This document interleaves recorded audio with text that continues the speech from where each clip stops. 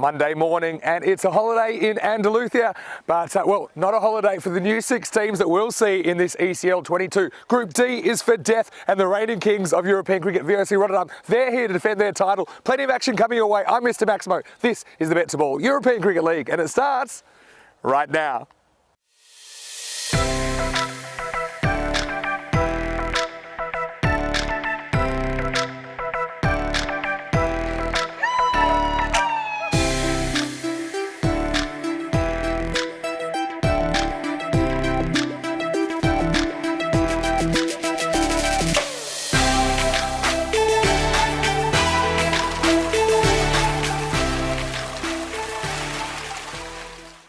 Good morning to you, wherever you're watching from around the world. It's Mr. Maximo here, Vinny Sandhu for the European Cricket Network, and welcome to Group D of the BET2BALL European Cricket League. Well, D is for death. I think this is the group of death. Everyone's talking about it, and particularly 5 of these 6 teams, I think they're really even. We've also got the Calpe Giants joining us at short notice. Of course, a lot of you would remember them from the night series around a month ago, but right now we're going to start it off with match 1, and it's the defending champions, the kings of European cricket in 2019, VOC Rotterdam from the Netherlands. They are taking on MSC Frankfurt, the German champions, in match 1. Why don't we go out to the middle now, where Rob Kemming, the tournament referee, is with the 2 captains. Come across.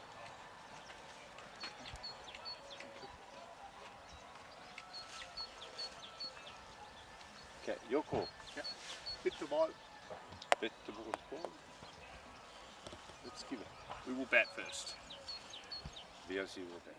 It was BET2BALL that was called, but Kiba is the way that it falled, and so that means that the reigning kings, VOC Rotterdam from the Netherlands, they have won the toss, elected to bat. I always think that's a good move first thing in the morning with a little bit of dew around. I think it's difficult to field and difficult to get that swing with the ball. So VOC Rotterdam, they will win the toss and bat. The last time they batted first at the ECL, they scored 222 against a German side. I can't see them quite scoring that many today, but still we do remember their heroics in ECL 19 where they were the champions. That was an 8-team event on that occasion, slightly different looking team. This time only 3 players in the squad that actually did win the title in 2019. And look, I'm looking forward to seeing Ayaz Durrani at the top of the order for VOC. Probably going to open up with Tim de Kock. So they do have a pretty strong lineup. Of course, we know cricket in the Netherlands, it's quite strong there. So it'll be interesting to see how they go. First up this morning against an MSC Frankfurt team where we last saw them in Krefeld, where they made it all the way to the final, weren't quite able to win that ECS, but they are previous ECS champions in Frankfurt in 2020. Adel Khan not here, unfortunately. It was a last-minute withdrawal from MSC Frankfurt, but we are going to see Mini Boom Boom. He's not so mini. He'll be at the top of the order. Probably going to open up with the captain, Sikander Khan. And look, I'm really looking forward to seeing how they approach it. We know that they're a T10 blasting machine.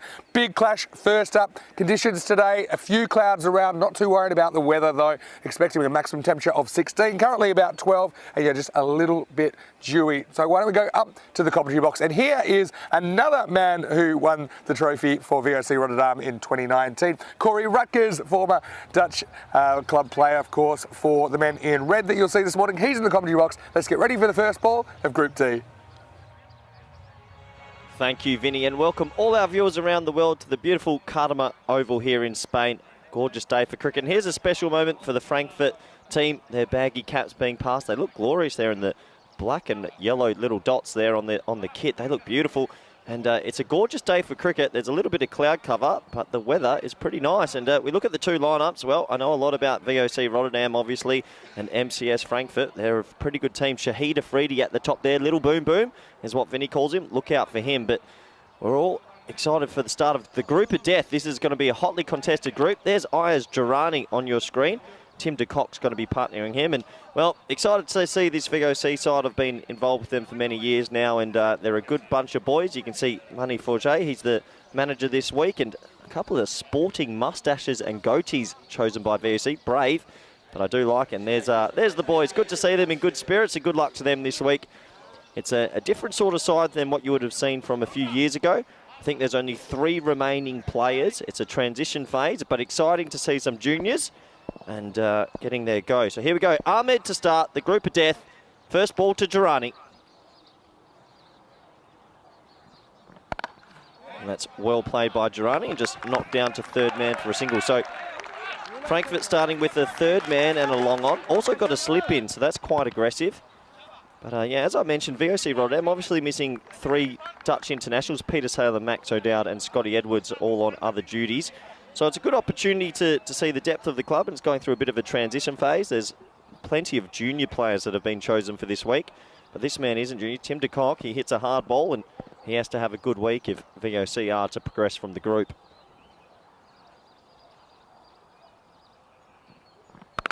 And he goes high over the leg side. It's going to land in no man's land. A little plug. But think about a second. Oh, it's going to be run out. Girani's run himself out, and it's gone. Well, I don't think there was a 2 there. It landed in no man's land, and unfortunately, Ayaz Girani's run himself out. A little bit of confusion, and it's going to be 1 for 1. And, well, it's early. Big decisions. And it was a nice little shot from Tim. And, well, we'll have a look here. It's good fielding. It was a good throw to the stumps, and that's Atik Arwan out there. And he wasn't even in the picture. Big confusion from the opening pairing. And unfortunately, that will be the first wicket for VOC, but not if you're a Frankfurt supporter. And Ayaz Girani, he'll have to go for 1. And a big wicket early in this contest.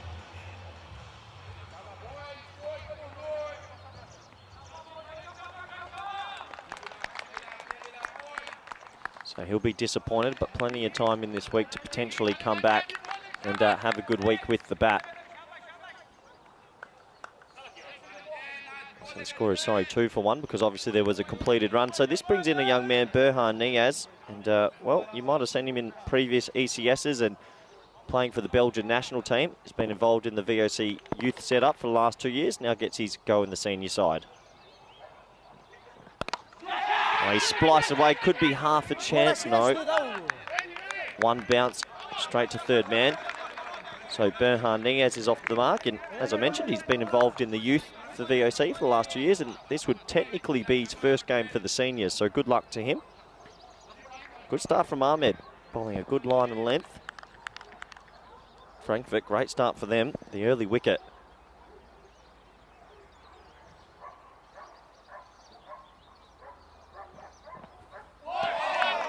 Really good bowling, sort of just keeping it away from him and a little bit of shape away. And you'll see a lot of this from Tim de Kock. He is a powerful player, and when he does get going, he hits a hard ball. There's Berhan Niaz on your screen. Good young man. Happy birthday to him. Turned 18 yesterday.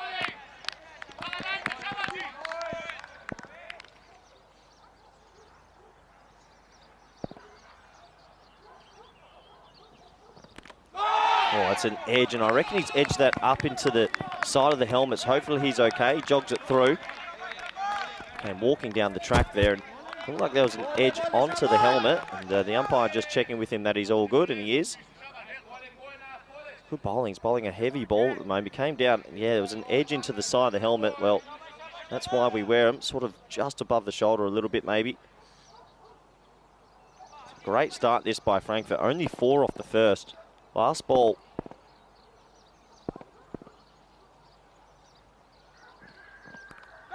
And that's a feather edge, and he's gone. Well, it's a disastrous start for VOC Rotterdam. It's 4 for 2 after the first. Ahmed's bowled a sensational over, and he's rewarded with the wicket. And what a great start here for Frankfurt in the group of death, we think. And brilliant bowling, really good, just scratching the surface, getting it to nip away. And he gets the young Niaz. Nice, safe catch there by the keeper, Walid Khan. Just gets a little bit big in him. It sort of nipped back in a little bit. And an easy decision for the umpire. Well, 4 for 2.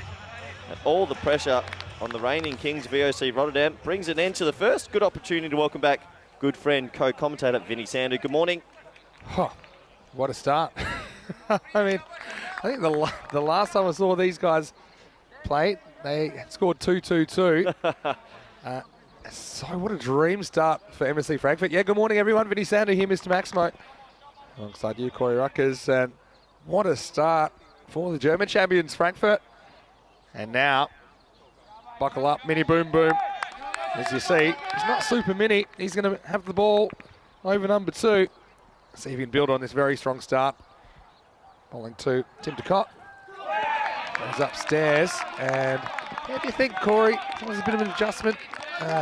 Obviously, these guys coming out of the off-season, obviously just kind of getting used to the pitch and the pace of play. Yeah, it does take a bit of adjusting. I know the guys from VOC have been training in the indoor facilities. I'm sure that Frankfurt have been doing a little bit of training as well, but that's nothing like match practice. So I reckon a few players might be a bit rusty, but during the week, as the week progresses, they get a bit better. Pitches up and gets through him this time. Well, watch how much this swings, Vinny. I mean, we've been saying these kookaburras all tournament have been going. This goes an absolute mile, and it goes late. Great bowling. Must have gotten around to the swing bag. Yeah, check this out. Oh. Really goes late as well, doesn't it? Pretty hard to catch up with. Takolka, we last saw playing for Sparta in the ECS last year in Capella. This is in the air, and it's just going to be away from the fielder. And they think of it too. It's not quite there. Not too many twos out there. We've already saw a disastrous run out of Girani in the first over. What did you make of that? Yeah, Girani's not the greatest between the wickets at the best of times, so he'll be disappointed. But this brings on a man that I think has to have a really good week, Yelcha Schoonheim. If VOC are going to go close to getting through the group, he's a powerful player, the oldest player in the team, one of the 3 remaining players from the reigning champions from that side. And if he gets going, he does hit a big ball. Yeah, can hit a long way. Long levers. Ill directed from Shahid Afridi Jr. Great to see him as well. He's a player we saw in Krefeld last year in the ECS. Have seen a fair bit of him. Also, he was part of their successful ECS winning side in Frankfurt in 2020. Why do you call him Mini Boo Boo? His name's Shahid Afridi. But why Mini? Because his full name's Shahid Afridi Jr. So Really? you expect him, he's going to be small. This one comes the other way. Oh no, there's a big run out opportunity and he misses. Wow. Oh, this could have been another calamitous run out for VOC Rotterdam. Well, I reckon they've started nervous here. I mean, that was never on, and if that was a direct hit, that could have been 6 for 3. And Mini Boom Boom be disappointed. He had 3 stumps to aim at, Vinny. Oh yeah, he did. This one just comes back, if anything. But then, look at that. Schoenheim takes his eyes off his partner, and then, yeah, this one. This is going to be one. A lot of chat out there from both teams. Do you think that Frankfurt, coming from Germany, obviously are on a bit of revenge after the final from a few years ago? Yeah, I think so. On behalf of representing Germany, on behalf. Findorf. Yeah, well, these two teams met last time against in ECL 19 to fight. Well, these two countries, I should say, and ECL. Findorf barnstorming run to the final where it all went wrong in 10 overs. Sean again. Quite a few that have been dug in. End of the second over, and very interesting start at the moment. VOC Rotterdam, the Dutch champions, they are 7 for 2. Well, you see the shot Tim practiced there, Tim de Kock. He needs to do a little bit more of that. They're bowling wide of off stump, and he's just trying to hit it all to the leg side. I mean, the offside's up in the ring. I mean, we can play cut shots, can play cover drives. You sort of find in this T10 format day one, people go a little bit too leg side. Yeah. I mean, there's nothing wrong with hitting the ball through the offside as well. There's plenty of gaps on both sides. You can see it's Calpe Giants in the group now. We haven't even had a chance to talk about that because it broke massive. really late on Friday. Failure to launch. It is a bit dewy underfoot, isn't it? Yeah, that's why I think it's a good toss to win him out first, but obviously, yeah, it's not quite going according to plan so far. Yeah, so Calpe Giants, who we saw in the Fatcode European Cricket T10 about a month ago, just down the road. Night Series champions represented here in the ECL. What a call-up for them. Oh, this is going to be the first one of the week. It's just picked up nicely by Yelcha Maximo. And a badly needed 6 to VOC Rotterdam. Yeah, what a shot by Schoonheim, and that's what he's good at when he just stays nice and still. He hits a long ball, Vinny. That wasn't a tiny 6. That went a long, long way. Yeah, and see, we're at the end now. Back to the end where these leg side shots from the right-hander will fly into the fan zone. And finally, a bit of positive noise coming from the Rotterdam bench. Yeah, so Calpe Giants, and yeah, it's a... Yeah, well done to them to organise a team last minute and help the competition out. Really great to have them. Was kind of announced during the final of that series that if there was to be a team withdraw for some reason, that those champions would take their place. So Calpe Giants, I have to say, they've got a bit of a mishmash of some of the players that we saw in that tournament, but still I think it's for the benefit of the competition when it comes down to it. So yeah, we'll see them a bit later in the day. It's good to keep that 6-team format. And Yep. It keeps the playing rules pretty fair for every team that's been involved, and it's great to have them here. Yeah, I think so.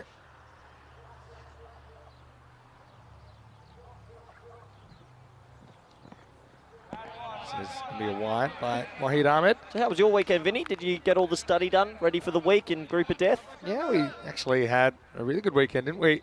And you're going to talk about the fact that you won the games night on Saturday. Shock. Yeah, pretty lucky. I was more a facilitator though, as you know. But yeah, it was a good weekend. Good to see these new teams arrive as well.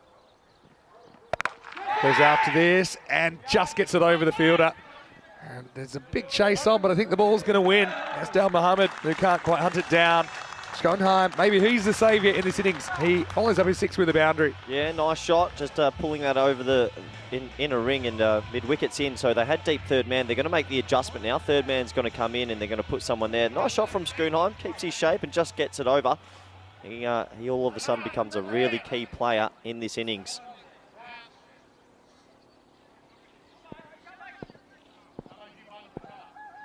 Good questions in the chat, which I'll come to in a second.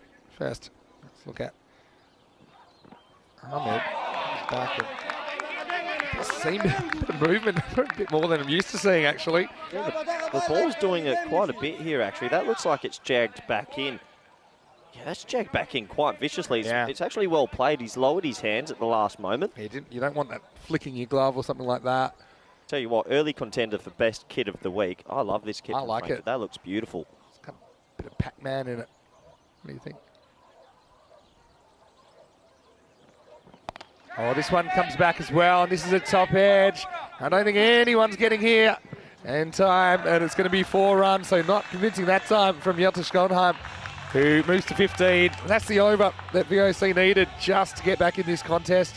Still with the ball to go, and it's a bit unlucky. You don't often have the fine leg back when you've only got the 2 outfielders at the moment. That's deep mid-wicket, deep long on, but it's a fairly safe shot. It's a safe shot because Frankfurt look like they're really trying to dig it in. They haven't bowled anything sort of what we call in the wheelhouse or the half volley length. It's all back of a length at the moment. Yeah.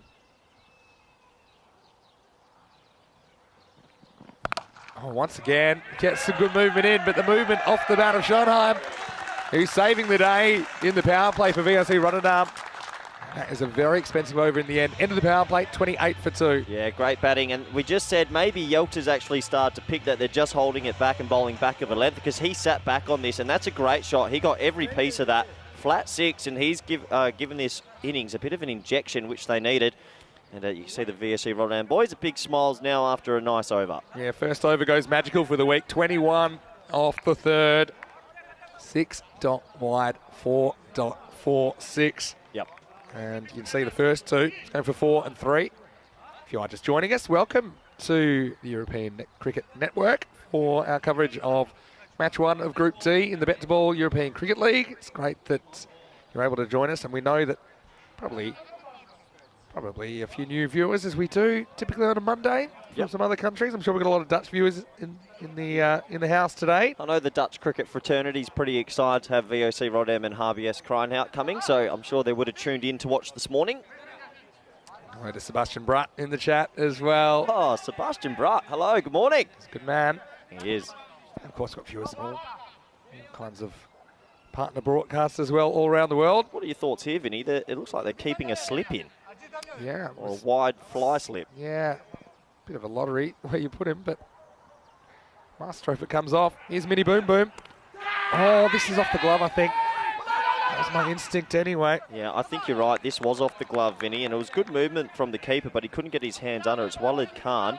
Half a chance? Yeah, I think so. I mean, again, we don't have the best angle, but, you know, sometimes the noise is just a glovey kind of noise. Yep. Straight off the glove, and I think it gets to him on the full. Not an easy one, but I think it's one that should probably be taken. Tim de Kock just struggling to get going here. Needs to get one out the middle of the bat. Not out.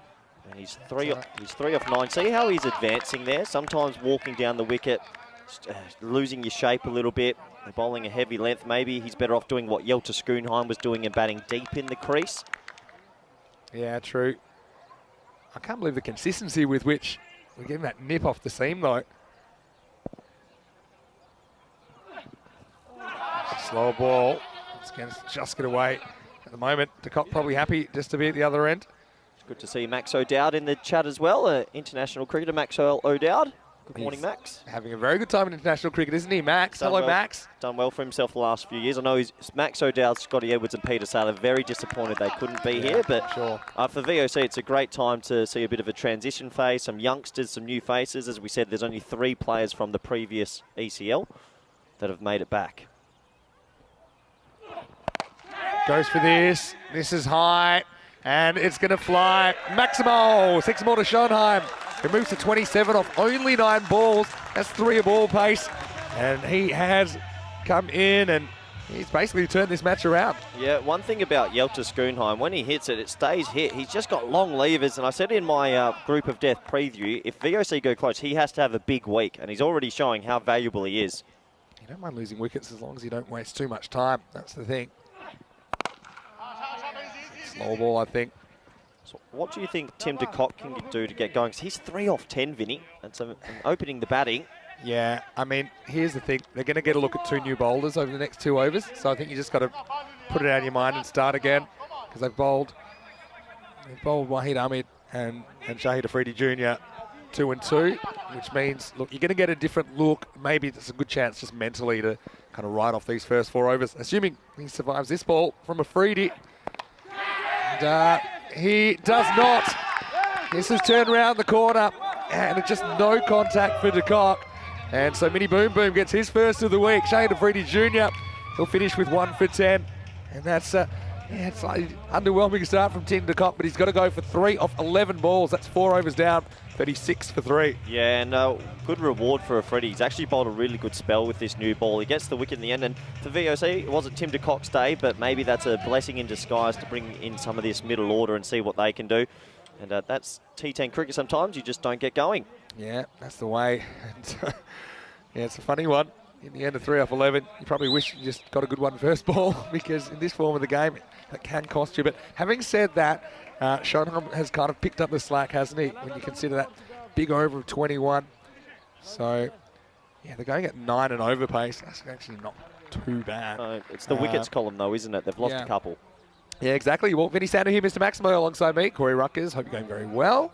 And you mentioned 3 players here from ECL 19 for the representative VOC Rotterdam. Well, there's a 4th right here. Corey, I mean, what was that experience like for you back in ECL 19? Cast your mind back 2.5 years. It was pretty special because it was a bit of an unknown at that stage, and we came across into Lamunga then. It was played, and after the first day, I think we realised how serious the competition is, the facilities, everything that the ECM provided. And then when we lifted the trophy on the 5th day, we said, oh, we desperately want to come back. So after a few Corona years, it's really exciting for the boys to be out here and playing. Yeah, magical moments, weren't they? And look, welcome to all of you guys. Big week, Group of Death, we're calling it Group D, because Giants have kind of come in at the last moment. So, I mean, they're going to find it tough, but what a great opportunity for them to develop their cricket further.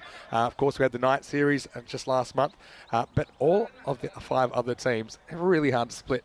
I think it'll be a fantastic and entertaining week of cricket. Moving to spin now is Javad Azizi for MSC Frankfurt. Oh. This is a pick up from Bomb Blue Star, actually, which we saw in Krefeld. Actually, the team that beat MSC Frankfurt in the ECS, but if they were Bundesliga champions, that's why they're here. As Piers Fletcher, notice that he has snuck out to the middle. His bottom edge into the ground, but yeah, Piers Fletcher is going to be an even more important player this time around, isn't he? Probably the most important player this week, captaining the side. I mean, he's going to bowl 2 good overs later, but he's going to bat in those top 5. And usually in the longer format, he's down at number 8 or 9, but Schoenheim's after him, but this is a chance, and it could be another wicket. It's held. And one thing they have done for the most part is they've held chances off it, and that's the captain, Sikandar Khan. Key player, experienced player for MSC Frankfurt. Schoenheim, his cameo comes to an end on 28. Spin does the trick. Azizi gets his first wicket of the week. And the score is 37 for 4. Yeah, so what Azizi's done well here, he's just kept it a little bit wide of off stump, knowing that he's probably going to come down, even though he bowled the wide off the first ball. Yelcha Schoonheim's played a good innings, but he's hit that one straight in the air, and he'll be disappointed to get out in a crucial stage of this game. But a good innings from him, given this innings a bit of momentum. But well done from Frankfurt. They seem to be picking up wickets at the right moment. And, well, that's going to bring in Arnav Jain, a good young player as well, really good off-spinner, and a bit more steady with the bat, a bit more technical than sort of hitting across the line, but he sort of needs to bat through, whereas Pierce Fletcher will try and keep getting on with it. Yeah, that's a big wicket at this stage. He didn't want to hang around, did he, Schoenheim, to the spin of Azizi. There's a little edge on there. There he is. It's 2 in 2. And Arnav Jain's going to have to go. First ball. Unbelievable, one that would have been a wide. He reaches, he gets a feather, and just like that, Azizi's on a hat-trick, 37 for 5. Yeah, that was a poor shot. That was really wide of the off stump. He's just trying to bowl wide hole here, and well, it turned a little bit. He got a feather edge. We heard it through the effects mic, and it was sort of a in-between sort of shot. Yeah, I mean, yeah, it's also, I'd call it, you need to have your eye kind of eye peeled for that wide to know that's outside the line. You can just take a run, take an extra ball. Obviously, probably a few nerves around Arnav Jain, and a disappointment for him. And well, let's talk about Javed Azizi. He's on a hat-trick, and we have not had a hat-trick the whole year yet. And now we're kind of approaching the 100 matches on ECN this year. I think this is match number 95. What's the average games that you get a hat-trick? Oh, 60? You normally get one a week or one every 2 weeks. So we've got a good 5 weeks now.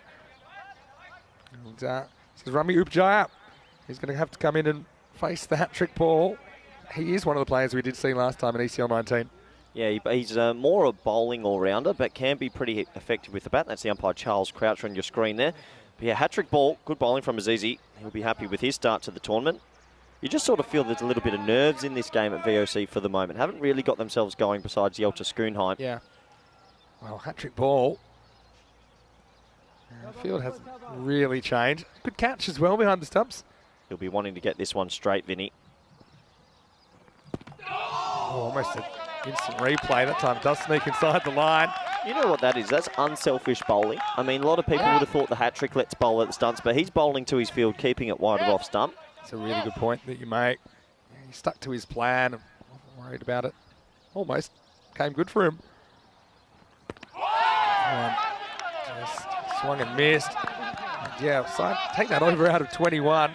The other 4 haven't been pretty for VOC. A few questions in the chat, keep them coming. I'll get to them when I can, but action out there in the middle right now. So, another dot. So, yeah, had questions about Calpe Giants. And as we hit the halfway point of this innings, it's 37 for 5. And what a good over that was. It was a double wicket over with just a wide off it. Yeah, really good bowling. 2 for 1. What a good start for Azizi. What I'm impressed so far with Frankfurt is that they seem they've got their bowling plans down pat, and they've bowled really well. They've bowled pretty wide of off stump, back of a length. Yeah. The seamer's got the ball to talk a bit. The off spinners come in there and bowled really well. The left armour. It's an impressive start from them in what we think is the group of death. I think every match is going to be hotly contested. And let's not forget this is their ECL debut, MSC Frankfurt, although they do have a fair bit of ECN experience in the European Cricket Series over the last couple of years.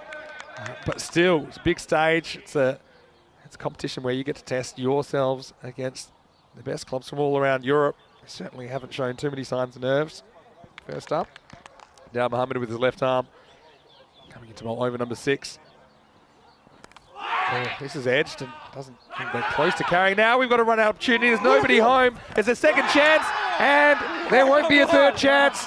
It's a run out, and it's going to be Upajaya that's going to have to go. Well, this is a disaster. And wow, what can you say about this? This is just chaos out in the middle. The second time we've seen a horrible miscommunication result in a run out for VOC Rotterdam. Yeah, absolutely. Good work from the keeper here to get a hand on it, and there was no real corn. Yes, no, yes, and then someone has to sacrifice themselves, and They're both ball watching. That's yeah, you can't be. It's great. Still, you just saw them, both of them watching the ball and not talking to each other. And the celebration there. And Frankfurt, well, they are miles ahead in this game. 6 wickets down now. 37 for 6. They could get rolled here, Vinny. And everyone's getting a chance to bat. Put it that way.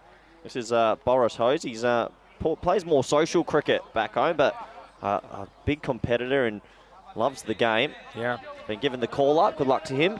Eventually, I'm going to get to what I was saying about the competition. Yeah, sorry, get it out there. No. It's just the pace of the game. That's what we've come to expect. This question from Liam in the chat. Is it their kind of regular squad because of the kind of essentially player draft previous to the night series? It's essentially, yes, a side that has some of the same players and some that you would have seen playing for other teams. But remember that cricket in that region is just kind of regenerating after 5 years where there wasn't any cricket. So I think we'll see a team that has quite a few familiar faces, but they wouldn't have all played for the Giants in that night series. You'll have some from Tarek, from Bavaria, even I think we've got a slogger or two in there. The slogger's a great name. Leg side. And yeah, so thanks for your question. I know we've got some of the players got listed for the Giants. The squad's taken shape over the weekend. Big Kenroy Nesta, big K-Ness. Oh, the flying bus. From St. Lucia. Originally from St. Lucia. Now we're going to have a run, finally. And Fletcher gets off the mark. Well, that was Hose. That's his first run. Fletcher's on strike now. Pardon me. Fletcher would have been off the mark, but it was a run out. Yeah. So he's back. So he's the key in this innings now. He needs to find a way to score at a good rate and not give his wicket away. Not easy to do. Feeling for this. Kind of awkward sidestep. Well, it's not awkward for him, Dal Muhammad, because it's natural for him, but you just watch the way at the last moment he kind of runs wider and actually jumps in. So it's unusual kind of set of angles that he has as he approaches. Now he slow balls it, and this isn't a good ball. And it's going to be a 7. Maximo Fletcher gets something that he can hit. And yeah, Muhammad, he's bowled so well, but he just gets it wrong with the variation. He pays the price. Yeah, well, you still need to put the bad ball away, and that's a bit of a freebie, and that's going to get Pierce Fletcher away. The first 6 for him. He's an important player, and he'll get a free hit now, Vinny. So if he can hit this for 6, it's a bonus. Yeah, certainly is. I can't change the field either. Muhammad's going to have to go back to plan A. He does. Slings this one in. You can see how he's an effective bowler with that angle. And he gets sliding it into the right-hander. Well, there's a few bowlers, like we know what Malinga did for his career, and there was a man in the PSL just now, I can't remember his name, was bowling similar, and no one could line him up. It's a very difficult thing to line up when someone's got his arm so low, and in the shorter formats, it's effective. It's harder to practice against as well. You can't practice against it. It's pitched up. It's nicely hit away by Hose. He's looked at home so far. A couple of singles. He's a good cricketer and a handy cricketer, but usually plays social league. Got the big call up this week, and I know he's really excited. Brings an end to the 6th. It's 48 for 6, but yeah, how can they get themselves into this match? You sort of feel they're going to have to go at 10s for the rest, Vinny, and if they can get themselves to maybe 88 or maybe 90, they have a chance. Yeah, I think so, especially first match of a series. I always expect the batting to be a bit rusty on a Monday. Yep. And I know you can have all the net sessions you like, but when you're out there in the middle and you've only got one chance with the bat, I think it's a bit more pressure-packed. It's easy. Shot. Gets hit away over cover. It's a really nice shot. And so Hose gets his first boundary.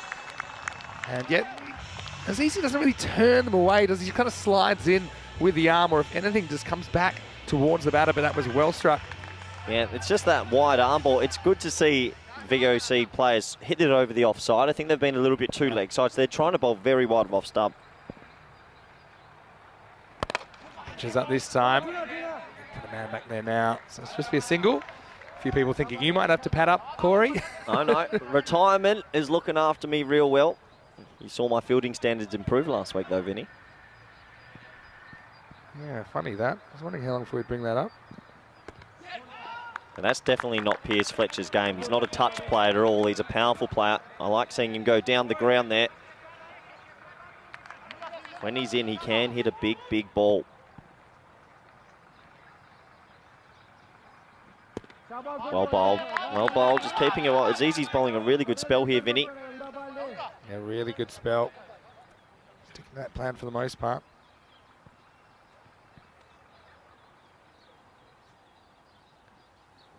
Oh, that could be a no. It's a no ball here. Yep, he's given it a no ball, so it's going to be a free hit. Well, the umpires are going to convene, but yeah, I mean, it's called from the square leg umpire, so it should stay. Yeah, true.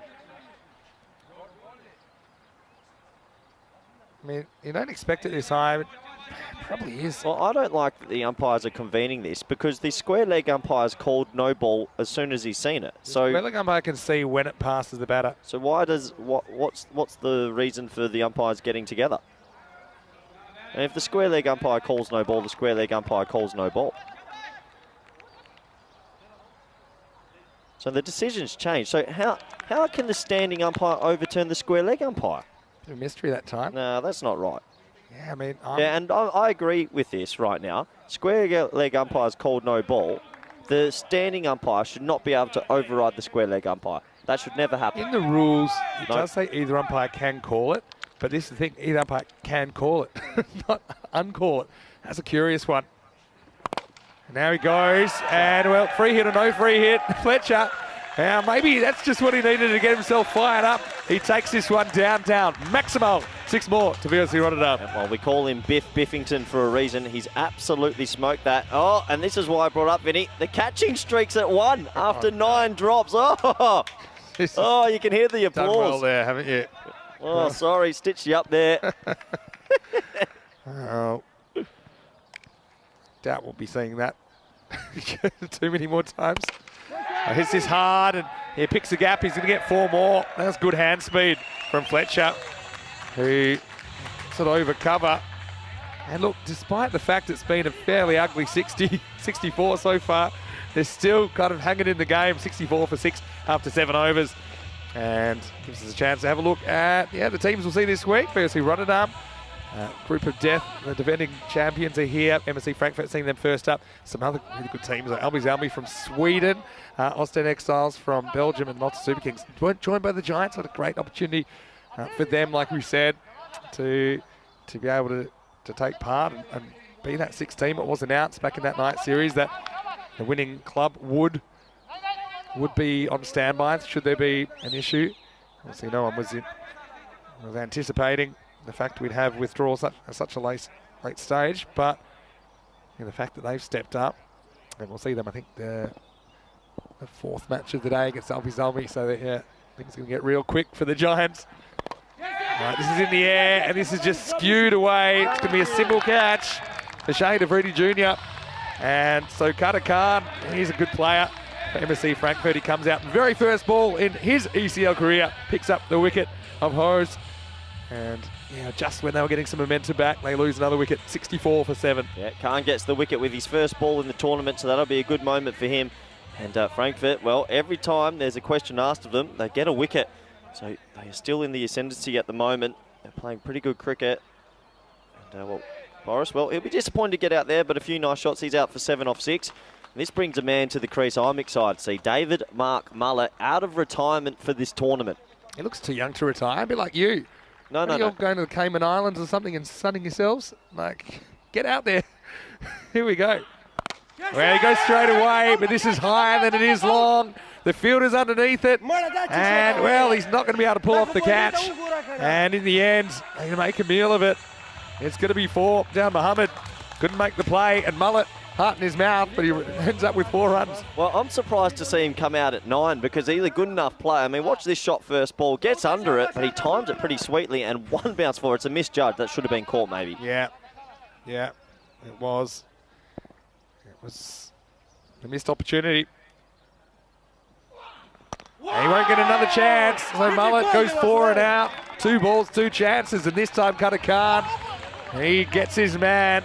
And so he's got 2 for 4 of 3 balls, all action all the time. That's what we're all about in ECN cricket as VOC fall 68 for 8. Yeah, they're in trouble of getting bowled out here. He just follows him in a little bit. I'm not too sure it was an extravagant shot A few of them have been out walking down the wicket where they're better off going deep in the crease. You can see there, comes miles out of his crease. That's just nervousness. Another wicket falls. See the stump falling there. Good strike rate, but he'll be disappointed not to spend more time at the crease. And now they're into the real lower order. Yeah, behind the clock as well, 35 minutes or so. Okay. But you do get allowances for extra extra wickets after 5. I know you get probably an extra minute per wicket. Yep. Also, that even things like the umpires coming together, then that probably gets accounted for. Nice is edged away, and well, once again we see just some basics not being followed. Batters not looking at each other. And, new batter out there. Yeah, so we saw that last week. The penalty runs happen a few times for teams that didn't start their last over in the time allotted. Brescia were guilty of that twice. Yeah, MSC Frankfurt have had issues in the past as well. Writers, was it an almighty heat. That's the old video game shot. He's held down the button too early. That one almost made me deaf when I heard the swing in my headphones. What an over this is from Cartama though. 2 for 4, and that 4 probably should have been a wicket. This is wide just. Gets a bit of the paint. So it's frustrating for the bowlers, but that's the way it's interpreted. I like it. I mean, it forces you to bowl at the batter, not around the batter. Good umpiring. Asad Ali, who's out there for the first time from Italy. One of the top umpires in Italy. There we go. That'll finish the over. So it's been such a strange innings. We've had some big overs, had some tiny overs, had a lot of wickets so far. 8 overs down, 69 for 8. Yeah, well, he's gone the old video game shot again. He's missed that by a mile, has Bart Routers. How far is that going though if he hits in the middle of the bat? I reckon he's edging that for 6 because he's swinging so hard. But yeah, you said it's been topsy-turvy. Well, the worm sort of shows it, doesn't it, Vinny? Look at it. It's like a water slide. It is, isn't it? That's the first time I reckon the worm's been effective. The rolling hills of Cartama. I've been really impressed with Frankfurt so far. I think they've bowled good lines, good lengths. They've kept it wide of the batsman. I think VOC have been guilty of trying to hit the ball on the leg side too much. Yeah. Which that last over. T10 teams do this at the start of the week, and then by the end of the week they start realising you can still play 360. Mohammed comes back in, and it's probably a good result, isn't it, for Frankfurt? Fletcher, who's the danger man. He's batting with the number 10 now. Pushes away, and he's at the other end now. Yeah, it's a tough one. I mean, you don't want to get bowled out here. You need Fletcher to face most of the deliveries, but you've got to be ticking it over as well. Can't risk too much on running between the wickets with 8 wickets out. Well done by Writers, who gets away from the strike. I think that's his role. And Fletcher will probably just try and score and hopefully pick up a boundary or two. Still a competitive total, you know. I don't think it's competitive yet. I think you need to get to at least guarantee 80. Yeah, 80 is what I'm thinking. Looks 71 like you're not going to defend. 80 you could. Yeah. I mean, we have to touch on the fact that without Peter Saylor, Max O'Dowd and Scott Edwards, that's your top 3. Yeah. So, I mean, if those 3 are here, I think they win the whole competition. I think you've got 3 international. I don't think any other team has 3 international cricketers as your top 3. Fair call. So, this team is going to be a more bowling and fielding orientated side.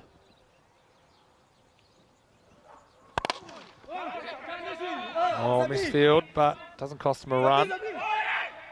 Could have thought about 2 on the fumble, but decided to settle for 1. Question in the chat from Sam Nick. What do I think about, would you if you change the rules so that bowlers could bowl both overs at once?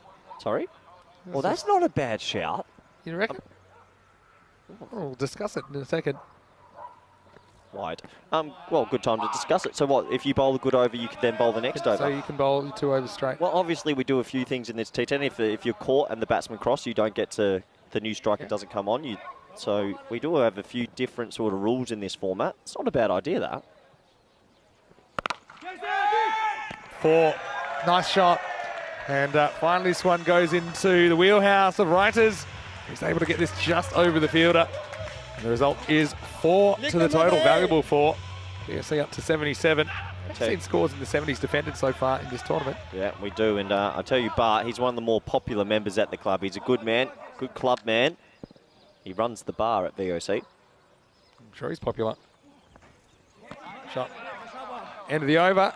And it's 77 for 8. Okay, I'm going to play the counterpoint. I don't often play the traditionalist, but I got to say, I like the not doing what you just said. I like having to change over because it requires the captains to juggle.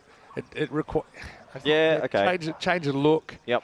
I know like in the 100 they have that thing But where you you could can bowl 5 or 10 balls in a row. It was 10 in a row, wasn't it? Yeah, they essentially you get 20 balls per innings and they're in lots of 5 and you can bowl up to 10 in a row. But you can't bowl 20 in a row. Yep. Right? All right, last overtime, card to card. That's a pretty good first one. This is actually going to be almost 4. I mean, he almost dug that out. It's almost gone all the way. Yeah, I think in the end. I think he thought it was 4 because they only jogged for a single in the end. That's a good bit of fielding because now that means Bart Rout is on the strike and instead of Pierce Fletcher. They should have got 2. They should have got 2. For sure. Slow ball, very clever. Fletch wants to go, and I think this is out. Yeah, I think he's gone here. You can see he's already walking off. We've gone to the third umpire. I think he's short of his ground here, Vinny. Yeah, I think so. And, yeah, he's already walking. I wonder about that with 8 wickets out. Desperate to get back to strike. Well, they could have run to the ball before. We're going to have a look at the replay. This might tell us, actually. Well, he might be close. He might. He's out. Yeah, he's for sure.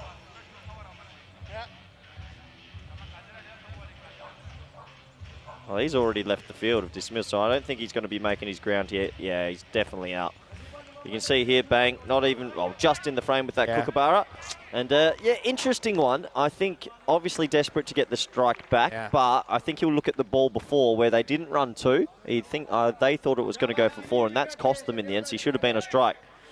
So that's going to bring on the young man, Seeb. We only call him Seeb. He's like Seal, only has 1 name. Is that right? Oh, he does 2 names, but that's his nickname. It's good to get all this inside info. Yeah, a couple of factors that I think if you had thought about that rationally. Okay, you do have riders out there who has hit a boundary. You give up so much. Now you're limiting your ability to attack on the last 4 balls because you're on your last wicket. Nice shot, mate. No, Seeb's a good young player. He's more traditionally a 50-over player. He'll bowl off spin and leg spin and top spin ladder. He's a mystery bowler. Forward to seeing him He's bowl. a mystery bowler. So I said, well, what sort of spin does he bowl? And everything. No one gave me a straight answer. No one in Dutch cricket knows what he bowls. 79 now. Goes for this and it's put down. Well, they can probably get 2. No, they don't want it in the end. Did get away from the fielder. I sort of understand that. I think if you take the risk here and get run out, you lose 2 balls. They got to bat the innings at least. That's true. I just thought it was a genuine 2. I don't think it was that risky. Okay. Because of how far it actually looks. He hits it again. Falcon. Yeah. A few of those. I'm going to miss. So, I mean, they've got that 80 we talked about. Well, 80, I mean, they've got a good bowling attack, VOC. They're more bowling and fielding side this week, I believe. Yeah, 80, you never know. It's probably under par, though, but you never know. Couple early wickets. Last ball coming up. He goes for it. And I think he's going to hole out here. He will. So it's going to be Van Vingerden, Seeb, who holes out off the last ball. And, well, VOC Rotterdam, very different story. The last innings we saw, they went through the 10 overs without losing a wicket in the ECL 19 final. They lose all 10 in this 10 overs. Bowled out off the last ball for 80. And I think that it's a pretty solid performance. The Khan, the captain, takes the catch. Got a shout out to Carter Khan, who he finishes with 3 for 8 off his 2 overs. And VOC, the defending kings of European cricket, they've got their work cut out for them to defend this total of 80 here in match 1 of Group D. But Corey, certainly they are the defending champions for a reason. I'm sure they'll be fighting very hard and trying to make things difficult for MSC Frankfurt. So maybe the Germans getting some revenge on the Dutch, but there's plenty of cricket still to play in this one. See the ground today.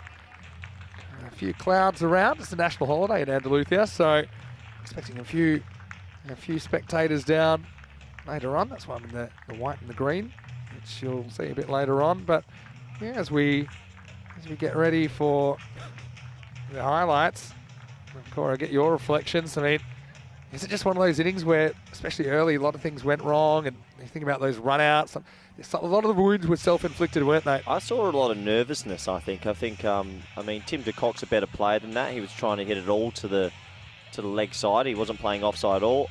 Ayaz Durrani was trying to run himself out, and well, that happened, didn't it? And then Berhan Niaz and Arnav Jan both getting ducks. They'll be disappointed with that because they're good players. So it sort of just felt that they were a little bit nervous. You nervous? There's something got... There we go. Yeah, and you still got the white and the green on. And, well, welcome to Group D, where spooky things happen.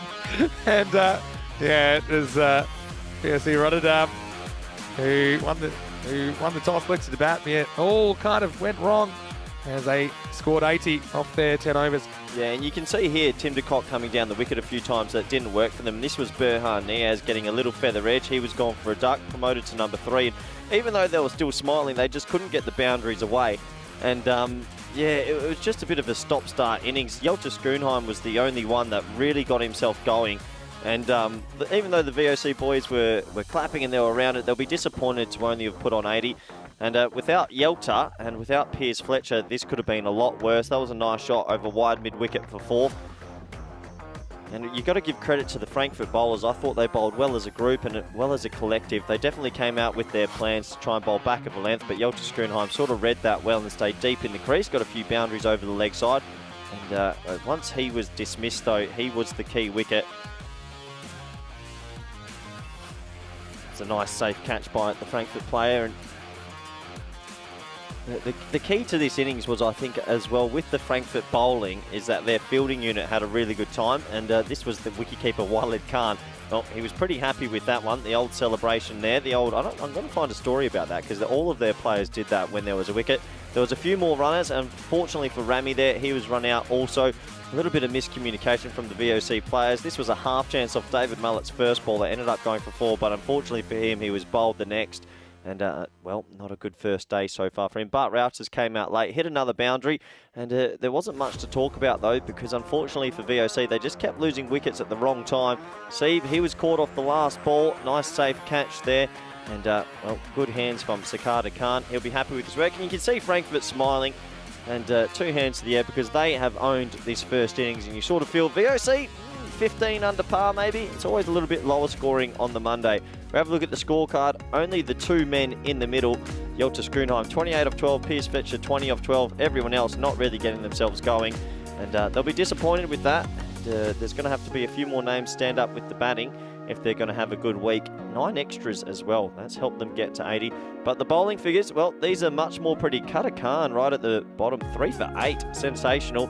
And, well, the Shahid Afridi, he's only got 1 wicket there. And you might think, what about Jawed Azizi, who's got 2? But his economy up 5. Sensational. With the new ball as well, he had 1 for 10. So that takes us almost, well, it takes us to the halfway stage. And you can see there, wickets in clumps. Doesn't help, never helps.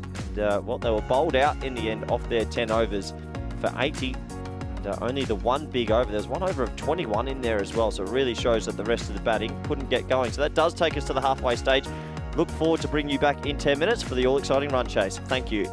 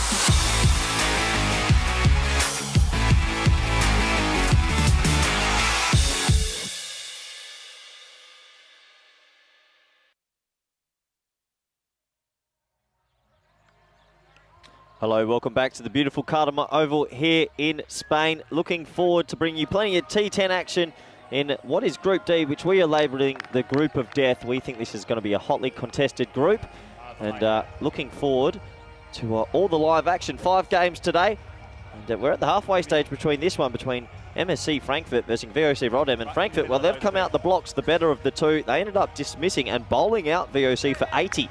So, not too many runs to score, but you know, in this T10 format, there's always a little bit of pressure early. And if they can get a couple of wickets, well, it's going to be game on. Looks like Piers Fletcher, the captain's got the new ball. And deep mid-wicket, and it looked like third man in place as the 2 boundary riders. It's going to be interesting to see how Frankfurt go about this chase. Usually in small totals, you see teams nurdle it round and get themselves under a bit of pressure. I think they're better off getting on with it and seeing what they can do in the power play. Looks like the captain, Sakata Khan's out there, and little boom boom, Shahid Afridi, he's facing. Now, Vinny has told me a few times he hits a big, big ball, so looking forward to seeing this. And, well, for VOC Rotterdam, the reigning champions, they're going to need to take a couple in the power play. Piers Fletcher at the top of your mark. Here he goes.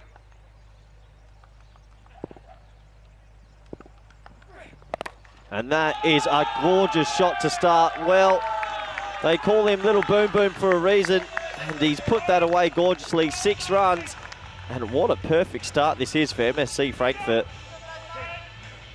Ball didn't really swing, it just angled in, and he just went with it. I mean, first ball, it's never easy to get it away that easy, and he's picked that up gorgeously. 6 runs, what a start this is. And I mean, VOC Rotterdam, they haven't lost a game in the European Champions League, and at the moment, that record is about to go if they don't take early wickets.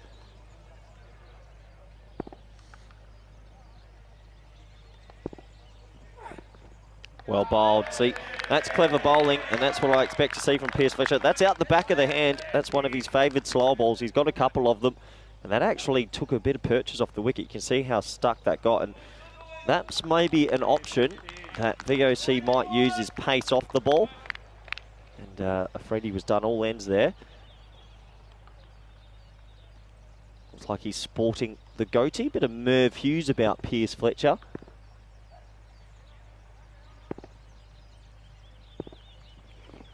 And he goes the short ball. Good option as well. And, well, I'll tell you what, lucky he got a bit of bat on that because he's not wearing a helmet. And to my kids at home, please wear a helmet. No, sorry, not my kids. Welcome back, Vinny. Come back to save you. I walked in and you're just talking to yourself. My kids. I meant, what are you it's talking Monday about? morning. I meant to the kids at home, home, not my kids. Jeez, scared myself then. Cutting into you. You're going crazy. All right, here's Fletch. Yeah, slow ball. Clever bowling. The first one disappeared. Wasn't that an intriguing start to the innings? Yeah, so it's been an interesting because he's gone first ball pace on, which was 6 over backward square leg. Then he's gone slow ball bumper, slower ball. So straight into the death sort of bowling mode, yeah, which I like. Yeah. And, yeah, you mentioned a bit of facial hair going on. Yeah, it looks like a few of the VOC Rotterdam boys are sporting mustaches or goatees, or might have been a team option. Just need 8 and over throughout this innings. Can't. Nowhere fast. So, very experienced campaigner. Probably another player that's not necessarily built for T10 cricket, but slowly kind of finding his way. Often see him batting at 3. Their regular opener, Adil Khan. Last minute withdrawal, unfortunately, due to travel reasons, but we see the captain at the top of the order. He'll be a steadying influence up there. This is in the gap, and well, now it's going to be touch and go. But well, they're going to come back for a second. Well, it's a terrible throw, air-mailed. Good throw, has kind of trouble there, I think. Yeah, I think he's overcooked that throw. That's young Sieb out there, and if he had got that a little bit flat, it could have been a run out. Brings an end to the first video, 9 for none. Yeah, 9 for none. So, yes, very warm welcome to everyone in the chat. And Innocent Noam, nice to see you in the chat. Saying Junior Afridi, going a bit like Senior Afridi. Now, after that first ball, and you could see what he was talking about. Helix as well. Just also wondering where your kids are called already that you just made That up? is a proper gaff, that is. It's Is Monday that like morning. the time that you told me you almost won the lot on The Price is Right, and then when I asked you one simple follow-up question, you went into a sweat and told me you made it up live on air. How was the story last week about Yorkie McYorkinson? It was pretty good. That's ridiculous. Anyway, Burhan Niaz, young Burhan Niaz, 18 years young. There he comes.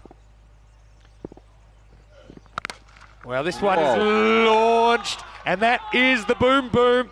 And another first ball of an over, and I don't think that one will ever be found. Maximal, 6 to Afridi. Whoa. Well, you told me Mini Boom Boom hits a big shot, and that was absolutely massive. That's cleared the tents by a long way. That is massive, Vinny. It's huge. Here it Oh. goes, fetches it. Have a look. That's a golf swing. Look, this clears the tents on the Where does right. it go? It's over there on the right of the screen, right at the back end. That's about it. That has to be an 85 to 90 metre hit. Keep going. That was big. All right, Burhan, over to you. Fletcher did well to come back in his over. Bangs this in.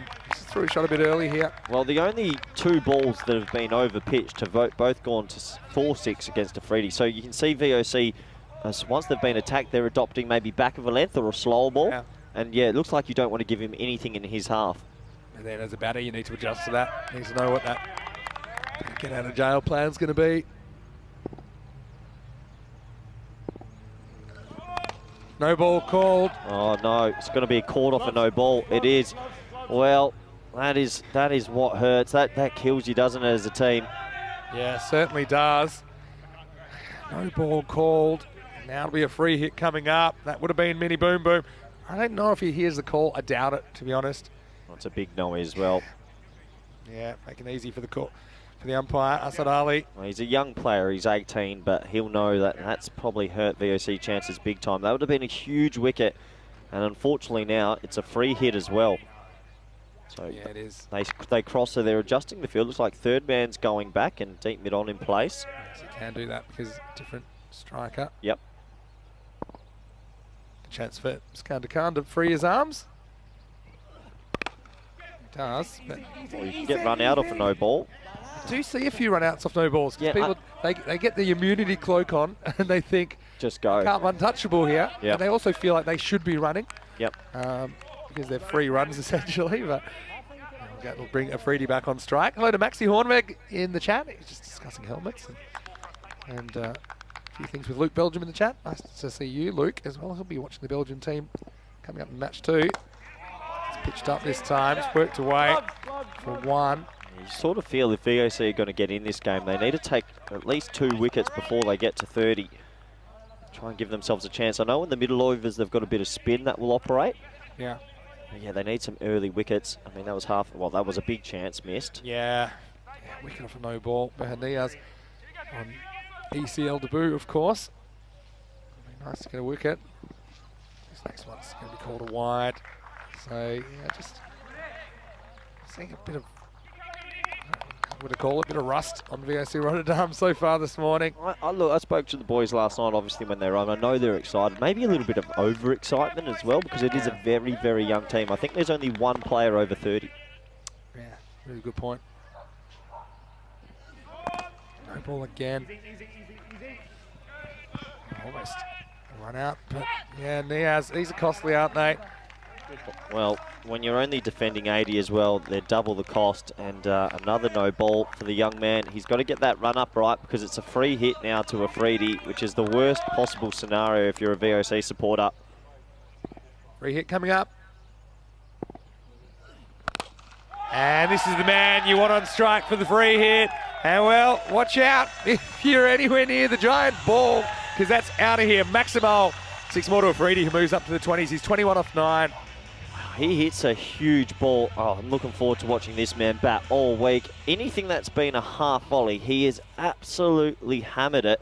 That goes miles. Look at the big European Cricket Network ball in the background. It flies miles over. like golf. It's gone into the moon. like- That's the greatest footage. Oh, this one, mishit, clunks it. That was great footage. That looked like it was never coming back there. It looked like when you're watching the British Open or something and you see the drive off the tee. Anyway, that's 2 overs down. The score is 29 for no loss. Niaz, magical for the wrong reasons. 20 come off his over. And now what do? Do you go to spin maybe? Yeah, and they do. Look, I can see in the background. Well, looking, these are the teams this week. You've got the Netherlands of VOC Rotterdam, Belgium, Oosten Exiles, Germany, MSC Frankfurt, Malta Super Kings from Malta, the Capel Giants, and it's a really tight group, we think. And they're going to spin here. Here's a really talented bowler. I think he's going to have a good week. Arnav Jain, I think I'm surprised also to see him not called up for the Dutch team anytime soon, seeing some of the names that are being read out. He's a good, talented off-spinner, young. Going to have a guess. I think he's 21. But a really talented guy, and good luck to him as he comes in. And it's hit in the air, half a chance, got to catch it. Oh, Tim de Kock almost takes a screamer. These are the half chances you need to take if you're going to get back in this game. But unfortunately for him, he gets a hand on it. And, well, it would have been a great catch, Vinny. Well, it would have been probably the catch of the tournament, and we've had some good ones. And it's look at that, bit of air time. Oh. What's going on? There's a lot going on. It's Monday morning, Vinny. Things are a bit funny on a Monday. It happens on Mondays. Anyway, John, we're looking forward to seeing him bowl. And a tall up and over off spinner. Now, this one's over, but not far enough, and it's going to be caught. So spin does the trick. It's the captain, Piers Fletcher, that takes the catch, and that's a wicket that VOC Rotterdam sorely needed. First wicket down, 33 for 1. Yeah, well, maybe that's going to help them get into this contest because it's all been MSC Frankfurt so far. And good bowling from him. He puts this one a little bit wider and gets him to cloth the shot. Nice safe catch from the captain there, Biff Biffington. And, well, they'll be happy with that, VOC. They need a little bit more momentum in this game. But that's a good T10 innings. You said little boom boom because he hits a big ball. Good innings. Yeah, it is. And he'll be disappointed. And that's the way he plays, 26 off 13. And I think he's just really loving being out there. Just remember, these players, they've had the winter. And, yeah, to be out there on the big stage, I'm sure it's a big thrill for Shahid Afridi Jr. And that is now the first wicket for VOC Rotterdam in ECL 22 as well. As Amin Khan comes into bat at number 3. Yep, they're going to have to go bang bang if they're going to get into this game though, because they're off to a bit of a fly here, Frankfurt. So Arnav Jain bowling his off spin, deciding to come around the wicket, wants to sort of slant it across the right hander. Deep mid wicket and deep mid on in place, still in the power play. Always difficult to be a spinner in the power play. He is used to bowling with the new ball though. Bowls with the new ball a lot at VOC. Yeah. It's good captaincy as well by Fletcher to bring Jain into the attack at this stage.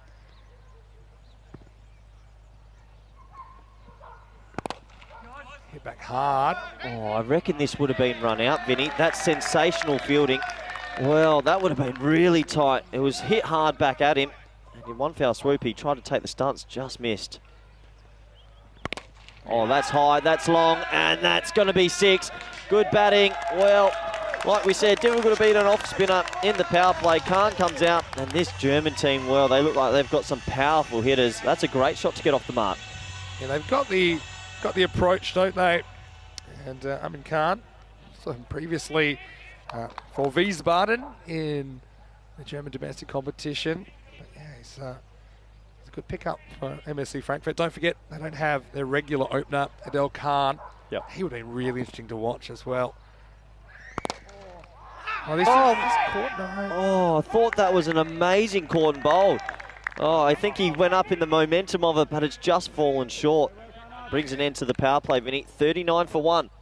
Action-packed. 39 for 1. Oh, look at this on the replay. Just bounced. Good hands. And he can't turn around, and then he realises, actually, I've got that on the bounce. So good sportsmanship as well by the young man. And, yeah, you see, they each had one magical over in the power play.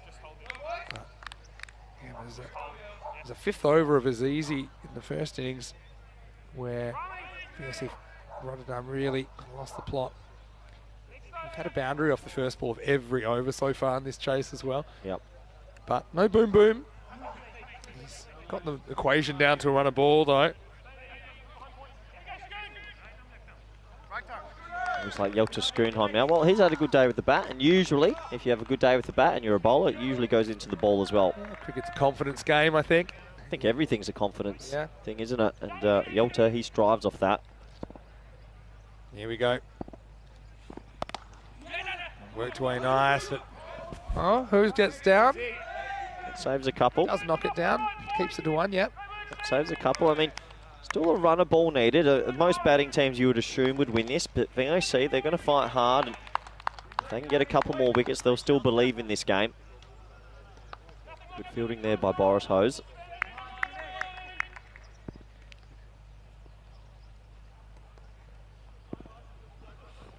Yeah, it doesn't really time this, but gets away with it. I mean, can't. That's the thing, maybe they can bring cover and point tight here and try and get the odd dot ball because they only need to run a ball. And, interesting chat at the moment from Hugo Fletcher. I'm going to come to that in a second. Saying as Pearce's younger brother, it's one of his younger brothers in New Zealand. He wants it on the record. The Fletcher family does not approve of Pearce's goatee. And we hope that his partner Merrill makes him shave it off. There you go. You can lead a horse to water, but you can't make him drink. Well, here we go. Rain around. This wasn't in the forecast. There is a bit of rain around. Just a quick shower. Well, that's going to make it even more difficult for VOC here. That ball's a bit going to be wet and slippery, and yeah, this is surprising. It's just started to rain, but they won't want to come off the field because if they do, in Duckworth Lewis, they're miles behind. They've lost. So they could have used this last over if they are going to come off because we've just got to the 3 overs as well. Yeah, which constitutes a match. It's a wild swing. Good bowling from Jelta. And just keeping it wide off stump, and it is raining pretty heavy here. You can see some of the ground staff moving in the background to the covers. We weren't expecting this. This wasn't on the forecast. I thought it was a bit of smoke coming across the field. Once again, the Dutch have brought the weather with them. I'm trying to leave it. They bring it everywhere.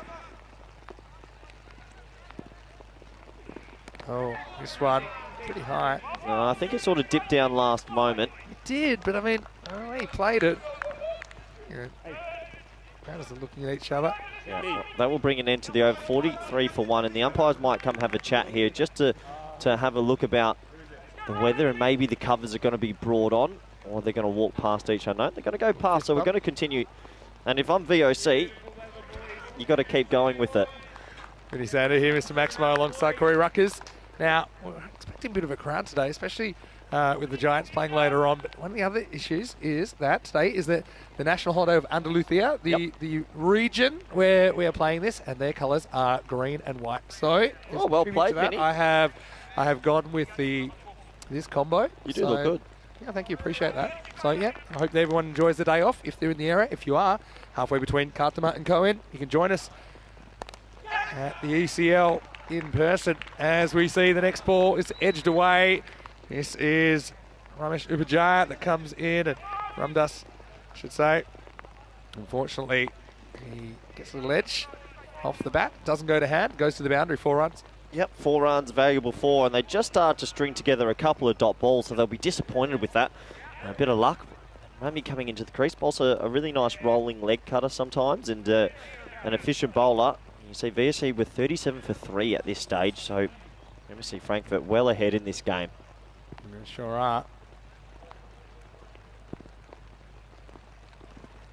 On the walk, a shot that needs to play at this stage. Yeah, it's one of those ones where they can nudge their way to the total, but you sort of feel with this German side, they just want to get on with it as much quick as they can and try and chase these runs down. Yeah, but I mean, it's a low percentage shot. Yep. Could have gone over cover there. Yep. Goes for it, but it's going to be a wide. Good call by the ump. Yeah, what can they do here to get themselves back in the game, Vinny?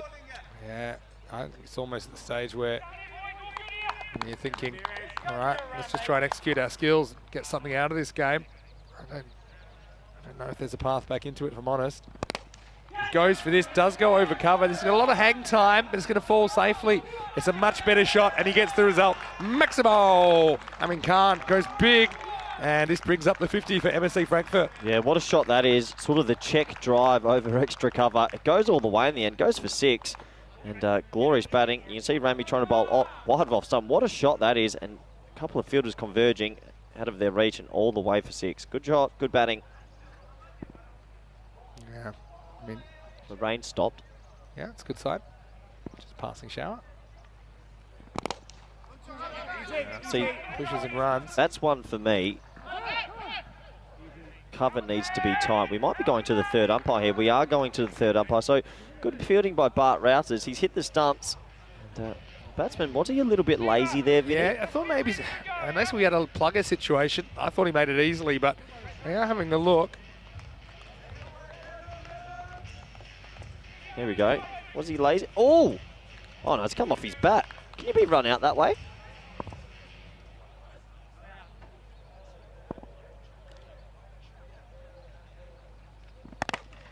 Sort of miscued into the leg side for 1.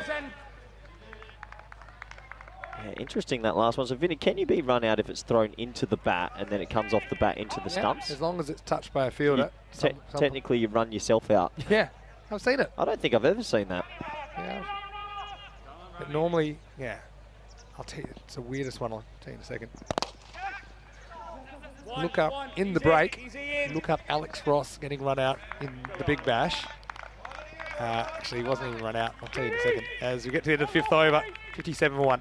It's probably the worst decision I've ever seen. He actually, there's a throw from the outfield, and Alex Ross actually runs to get out the way of the ball. The ball hits him and goes onto the stumps, and they check the third umpire, and he's in for the run out. But then they've said because he altered his path, he's trying to avoid the ball. The ball was, there was such a bad throw, it hit him. He was nowhere near the line of the stumps, and went on the stumps. They gave him out obstructing the field. Wow, really? It I've was not the seen worst. that. It was the worst. Like, well, don't turn off just yet. But in the break, maybe you want to look that up. Look that one up and give me your opinion. It made no sense at all. Well, it looks like Arnav Jane's going to continue the right arm off spinner with the slippery ball. It hasn't been VOC's game at all so far. And now they're fielding in the wet, which will remind them of home. Last summer in Holland, it rained every weekend. It was unbelievable. We had so many washouts.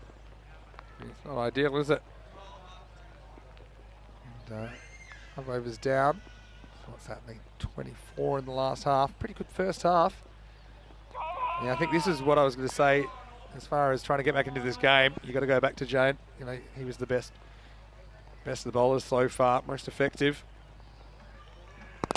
This is hit hard. It's not going to clear the fielder though. It's a good catch in these conditions by Pierce Fletcher. Well, the facial hair might be below par, but the fielding was right up where it should have been. And Jane gets another wicket. Again, smart to bring him back. And MSC Frankfurt, they lose Amin Khan for 20. It's 57 for 2. Yeah, and another wicket to him. And I reckon he's one of the more talented right arm off spinners I've seen. He bowled that wide of the off stump, trying to make the batsman catch up, and that's exactly what happened. Good catch by Piers Fletcher. It is wet out there. You can see it on the screens. Yeah, it is. In Europe, they will play through a bit of rain. And it's just part and parcel, I think, of playing this part of the world. The Costa del Sol's pretty good. What are you seeing in the chat? I'm seeing Max O'Dowd Maxie still there. there. It's good to see the VOC faithful around watching. He's in New Zealand at the moment, I think playing a bit of Auckland A's, and he'll be preparing for the New Zealand series. The Dutch are playing New Zealand soon. Yeah. Pretty exciting for them. Great to see some of the guys that we first met in ECL here on the European Cricket Network. Yep. Obviously they've been playing their trade for a while, but to see them have success in the world stage, the T20 World Cup last year, of course. See, that's one for me. I mean, they're well behind in this game, but you might as well have your cover and point tight here instead of on the ring. Yeah. You can't just let them block a one.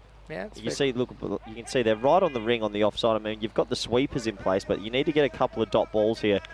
None of Jane, great spell from him, 2 for 11 in wet conditions. Oh, slides this one past. I can see what you're saying. It's been a bit of a mystery spinner. Subtle variations. He's clever. I honestly can't variations. believe he hasn't played for Holland yet. I mean, some of the players that are being picked, I think Arnav's done a lot more already. One here. So, throughout all of this, the captain has been there. Skandar Khan hasn't had a lot of the strike, but he's certainly batting with some intelligence, even though strike rate's not out of this world, but just making sure they don't have the kind of collapse that saw the VOC Rotterdam innings get derailed.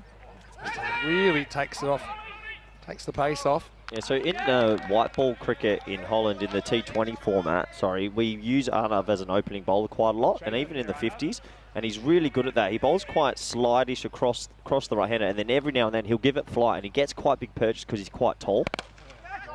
Yeah, I've liked that from him. I've liked the fact that he seems to be just one step ahead of the batter, sliding one through then, and the batter's expecting that one to be slid through. Takes the pace off, end of the over. Good couple of overs from Jane. I think he's been the standout in this innings. Finished with 2 for 13. The score is now 60, I should say, for 2. Yep. Well, you got Pierce Fletcher will come back for 1. Yelter will come back for 1. Got a decision to make. It looks like they're going to go to a 6th bowler here. So here's young Sieb, and only has 1 name, like Seal. That's his nickname. Doesn't have a last name. Yeah. Unbelievable. Well, it does, because it's on the screen. Can you say it in Dutch? Van Wingerden. Not bad. I'm saying it in my Australian accent, but... Okay, well, he's a mystery spinner. So he played his first few games of top class of cricket last year and came in and got a bag. Took 6, took 5, took 4. No one could pick him. I still can't pick him. All right, let's have a look.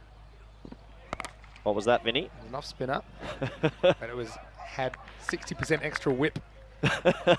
You're 1 from 1. Try and guess the next one. All right. It's not easy. I haven't got my iron yet. Could see him getting a bowl, though. It makes sense to go to another spin option.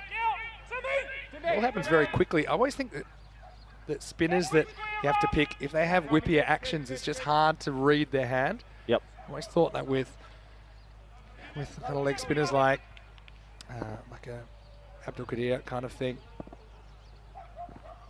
What was that? Just think that wasn't much. You sure? Have a look at that one. What was that? What was that? Go on.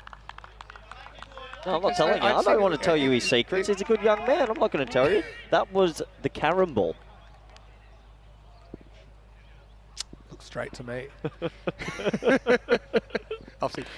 All right, goes through this, and yeah, no, I think.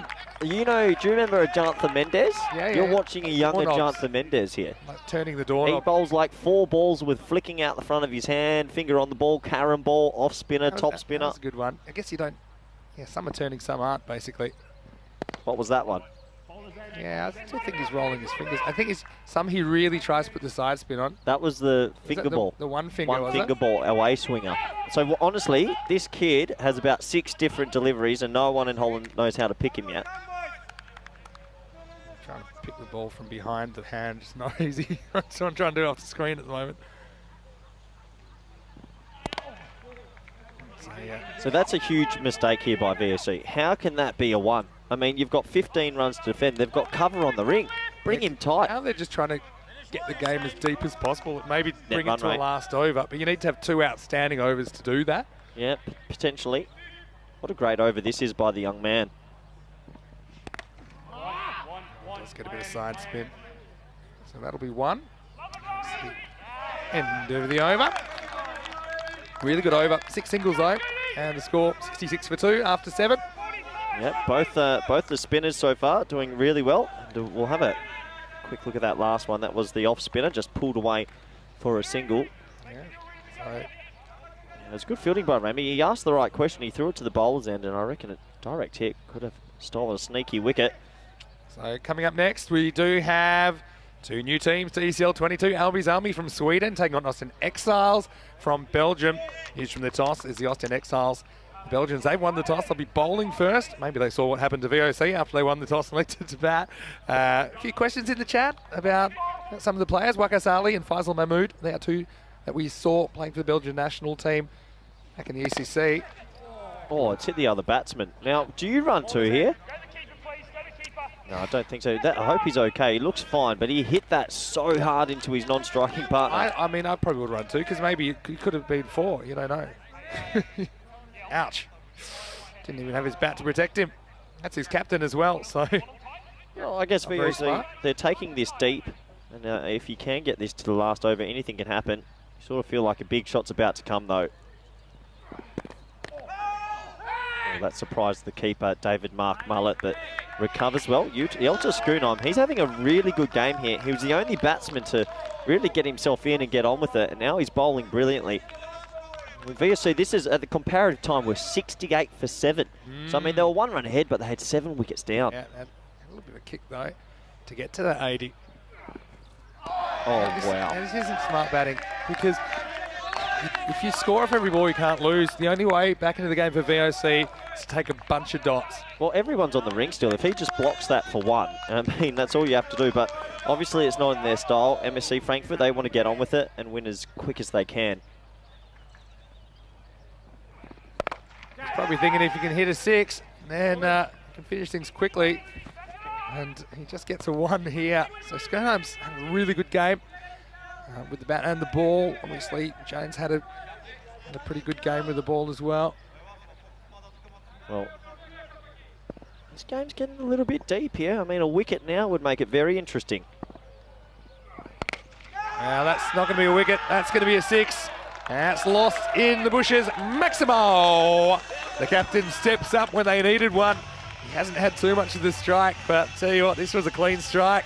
Schoenheim, he goes the journey, and that takes him within 6 runs of Rotterdam's total. Nice shot. Yeah, good power hitting. I mean, he came down the wicket and turned it into the half volley. And unfortunately for Jeltje Schoenheim, who's bowled a good over here, that one goes the journey in MSC Frankfurt. Well, they've been the better of the 2 teams in this one. They're getting close to that victory, only 7 runs away now. Got to say, a lot happening in the chat. Sorry if we can't get them all to you, because it looks like this one could be finished a bit early the way things are going. But to Hawk Moon, nice to see you in the chat. Always love to see you in there, as well as PRNK. This is edged and it's dropped. Oh no, it was edged, and you can see he's devastated. He got a hand to it. They needed the wicket, but that sort of sums up VOC's game. Yeah, it would have been a handy one, because it would have been the end of Skander Khan. And then you'd be left with Atik Awan, who's 6 off 9, and then a new batter would be out there. But as it is the end of the over. 75 for 2. Just the 6 required in the last 2 overs. Yep, that's an opportunity missed, and you feel like it sort of sums up VOC's match here. Just little margins. I mean, they'll be happy that they've taken it so deep, but it was the batting display that's let them down, really. I mean, if they had 100 on the board here, they look like a better fielding and bowling unit than batting at the moment. Yeah, well, VOC, they've never lost at an ECL. Well, this would mean every team has lost a game now that's ever played ECL cricket if we lose this. Except for MSC Frankfurt. Yeah, well said. Okay. There you go. See, there's always... Yeah. There's always a silver lining with you, Vincenzo. Well. You thought you were onto something. Look at the boys standing there. MSC Frankfurt very excited, obviously. They're 6 runs away from what will be a good victory to start their tournament. You have to go searching for Maya as well, because Maya is in the fan zone. Yeah, I saw that. Good on her to come. Hopefully you're staying dry at Maya. She'll be thrilled with this result. The Germans. Piers Fletcher coming back for the 9th. Now starts with a wide. It's not what you need when you don't have too many to play with. No, they've brought everyone in the ring here as well, but it just feels this whole match that VOC's been trying to play catch-up. It feels like MSC Frankfurt's been ahead the whole game. I mean, they've brought everyone in the ring here. It's the last hurrah. You need a miracle from here. Put your coach's hat on for a second. Your current Spanish national team coach, and a lot of high-level coaching. That could be a second for the over. Yeah, That's it's a no ball. Yeah, so it's the second one over the shoulder height for the over, and well, in the shorter format, you only get one. The first one was, and first one was a wide as well, so it wasn't.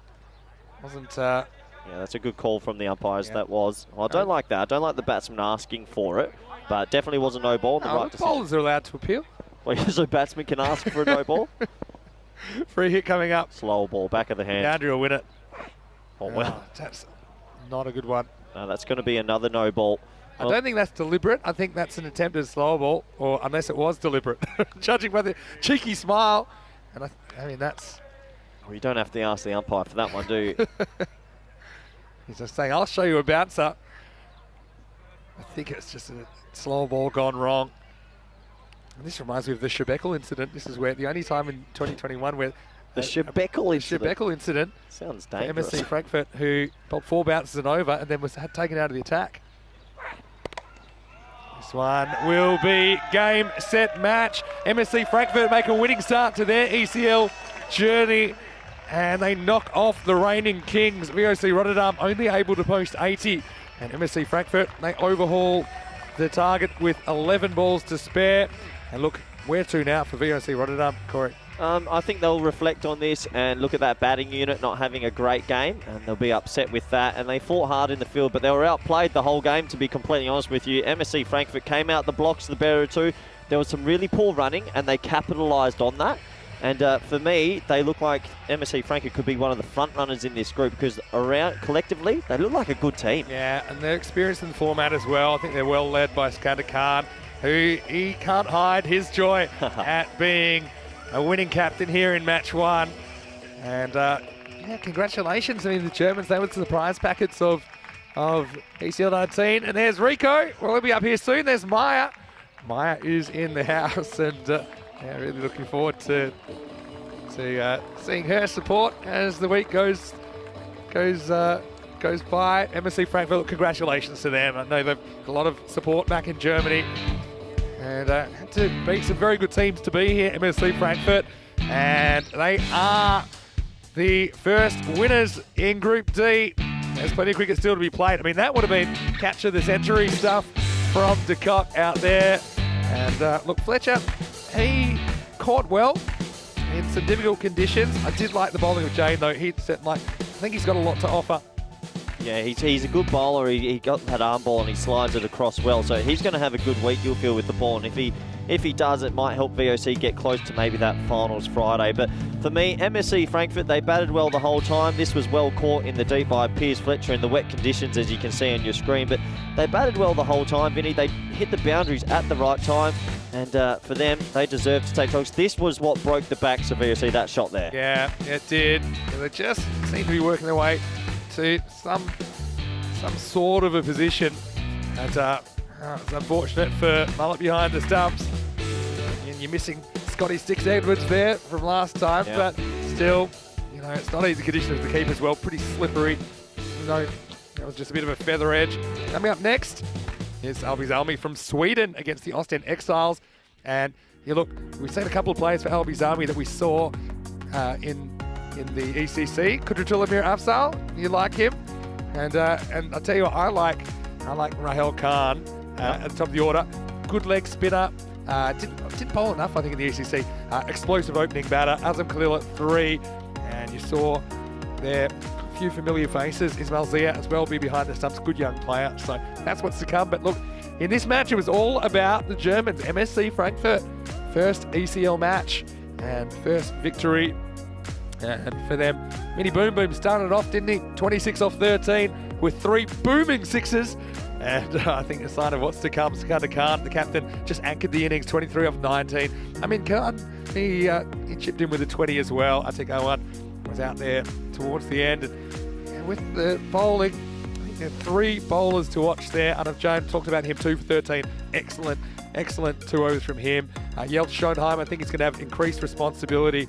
But I also like Steve Van Vingeren. I like the little mystery spinner. So you see wickets the problem for VOC in the first half, losing all 10 in their 10 overs and just not enough runs to defend in the end. Yeah, not enough runs to defend in the end, and they'll be disappointed with that. But let's not take anything away from MSC Frankfurt. They came out, they bowled well, they fielded well, and they chased it down pretty comfortably in the end. So they'll take the chocolates in what we're calling the group of death. They get off to a really good start, and I think we're going to see this all week, Vinny. We're going to see a topsy-turvy sort of group where everyone's beating everyone. Look, and don't forget, Ireland's team Brigade in Group B, they lost their first match on Monday morning terribly. Ended up, they never lost again. So, I mean, we've seen it happen before, but I think I agree that we're going to have a lot of close encounters. And, well, we're going to see one coming up between Sweden and Belgium, I think, as well. Yeah, absolutely. And that's what we're seeing a pattern in these groups, isn't there? That teams are figuring out the T10 format throughout the week, so that by the end of the week, they have their bowling combinations down pat and they have their batting combinations down pat. So at the moment, it's a bit of experimental. And then by Wednesday, Thursday, you see teams really hit their stride. Yeah, and clicking. And, you know, I talked about Brigade. What about last week? Brescia CC had a horrendous start to the week, but just timed their run. But anyway, MSC Frankfurt, you can only do what you can do in match 1, and they certainly did the business on VOC Rotterdam. The Kings, they fall on their swords, and we'll be back with more cricket in around about 20 minutes for match 2. Join us then, Vinny Sander here, Mr. Maximo, alongside Corey Ruckers and Rico Full. We saw that he's in the house too. Hope you're enjoying the action today on the European Cricket Network. You're watching the BET2BALL European Cricket League.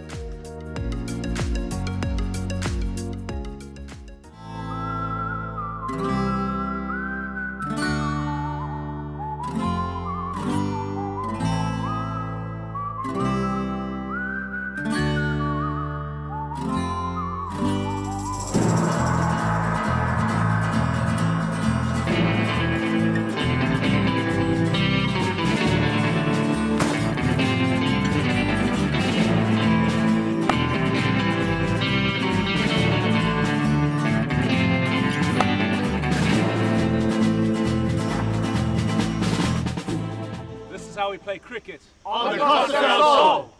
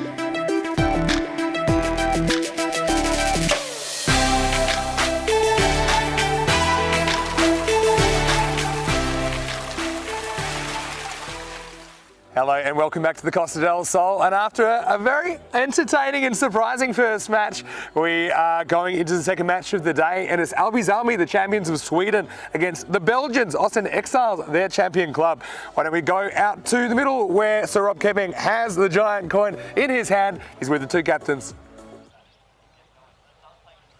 Your call. Don't blame. Yeah, keep it. I like to do ball first. You're betting? Here, ball. Yeah, thank you. Austin Exiles of Belgium, they win the toss and their captain Faisal Mahmood elects to have a bowl. Very interesting. We saw VOC Rotterdam winning the toss earlier today and batting first. It didn't really go according to plan. So Exiles being a bit more cautious, they're deciding to bowl first. Gives them a chance to get into the tournament, I suppose. I think I'll probably open up with Chowdhury Sahel and the captain himself, Faisal Mahmood, who is a player that we did see back in the ECC. They've also got Wakas Ali, who represented Belgium, and we know how well the Belgians played in that European Cricket Championship back in September and October last year. Alby, the champions of Sweden, they had to do it the hard way. They actually finished fourth back in the group stage of the ECS with a losing record. They went all the way, beat some good teams along the way. They beat the playoff. They won the playoff, I should say, against Gothenburg City to be here. They've got some players to watch as well. Rahel Khan, the captain at the top of the order, bowled some really good leg spin as well. And Azam Khalil, he's a bit of a mystery spinner, probably batting at number 3. Why don't we go up to the commentary box now, and Rico Full, great that he's joining us for the first time today with the news from the toss that Austin Exiles of Belgium, they won the toss in match 2 and they're going to have a bowl. Hello, good morning. The first time for me, Rico Full here in the house. And hello, cricket lovers around the world, wherever you're tuning in from. It's good to have you here. Group D, we're into the 4th week. 4 weeks off 6. First 5 weeks, of course, are the group matches. We already know who 3 teams will be coming back here on the 14th of March, which is going to be finals week. Tunbridge Wells from England, the English champions, and then the Irish champions will join the brigade. And then, well, last week, what a sensational week that was. Carlton beaten finally in the final by Brescia, the champions from Italy. Those 3 teams are there. Who will join them? Well, these 2 teams are looking to make a good mark. Well, Al-Bazami, they've got the likes of Azam Kahil. What a great cricketer he is, and great gentleman as well. And then on the other side, the Austin Exiles, well, look out for the likes of Sulaiman Mohammed. He's looking to impress with Babar there as well. And as you heard from Mr. Maximo, looking immaculate today. He gave us the information of the toss, and it was the Austin Exiles that elected to field first. So just being maybe a little bit cautious. But I also think maybe, perhaps, they're looking to make the most of these weather conditions. It was a little bit hazy this morning, wasn't it? We did have that shower, and maybe their thought is that perhaps the ball is going to maybe just do a little bit more early on, as things look like they're going to be drying up quite nicely here. Looking forward to a nice afternoon. Gentlemen, our men in black out there, Stefan Gooch, and well, a debutant as well, the umpiring front, Tyrone Peters. So welcome to Tyrone Peters. Tyrone is at square leg to start off with. Stefan Gooch, the umpire at the bowler's end. And also to everybody in this province of Andalusia, Feliz Dia de Andalusia. Yes, it's a holiday today, national holiday in Andalusia. So look, all I say to you, if you want to have some fun, why don't you come down to the cricket here, the A7059 between Cartama and Coin. Come on down, come and enjoy the fun in the fan zone and watch some very entertaining cricket as we get ready for the start of match 2 in Group D. And here we go, first ball. Oh, no, it's not. Just needs to adjust himself. It's going to be Chowdhury Sahel. A good start, good line, gets it right outside the off stump. Rahel Khan just electing to not see this one go past him. I think it was a good delivery. Just a good example of the bounce you can get from this end. Chance, first up, straightforward, simple, first wicket. Nicely held by Diwan Ali. So the first wicket goes, and well, he decided to play it this one. But again, I think he's done by the bounce. That's a very sad looking. Rahil Khan makes his departure. Well bowled again, it's that bounce. It's the bounce that gets him. And then he anxiously looks up at the ball as it goes behind him and sees it going to a fielder. And no mistakes there from, it was Sohail Hussain who takes the catch. The first blood goes to the Exiles.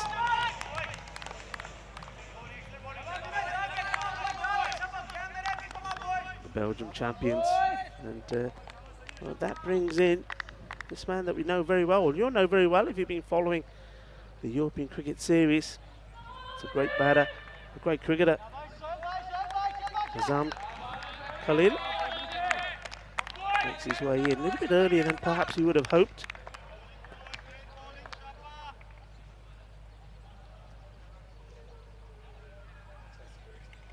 So Sohail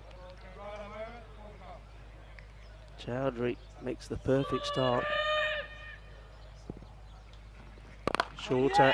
And, the first few deliveries, I think, for all of these batters, the teams playing the first match will be a little bit nervy, of course. Same with the bowlers. I think it just takes a day or a match or two to get into the swing, to take a risk on. If this hits, he's in trouble. He may still be in trouble. They're going to go upstairs here. And, well, yeah, Tyrone Peters says, yeah, this is close. Let's go upstairs. And this is work now for Joe Foster. Another new umpire here starting this week. Joe Foster's got some work to do here. I suspect that he's just a little bit short. He didn't really go quickly. And this is danger, I think. And we could have the non-striker gone without facing a ball. Shahid Ali, well, his heart is in his mouth at the moment.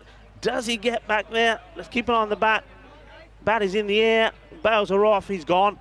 He's gone without facing the ball. It's going to be 2 wickets down here. Oh my, oh my. No, just saying that there's going to be a few nerves, a bit of pressure early on, and that highlights it there. I think that wasn't. It was a risky single, and I thought it'd be close with direct him. There you go. There's the decision. The finger goes up, and they celebrate. They've got a second wicket. And, of course, the most important thing is there's no run there as well. So that's 2 wickets down and not a run on the board.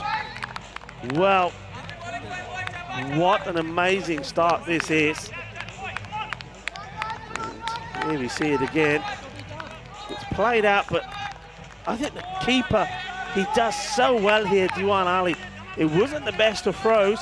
And, but what he's done is he's, rather than where some keepers would have just planted their pads in the way, he's gone down, he's taken it on the bounce, and immediately arms and ball in hand onto the stumps, and he's got his man. Disappointment. Now, scorers, are you keeping up with this? A real disappointment, of course, for Shahid Ali. Gone without facing a ball. Well. What a start this is for the champions of Belgium. West End Exiles.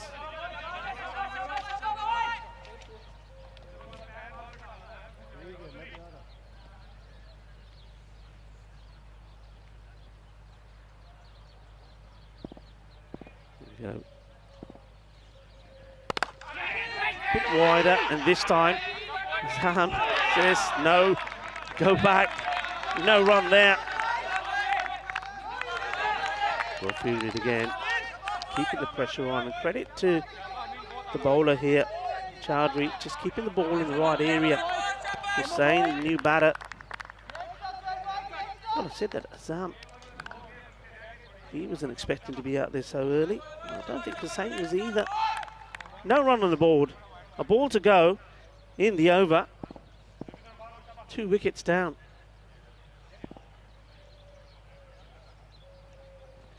Goes for it and gets it. Nobody out there, and this will go all the way. Smashes into the boundary fence.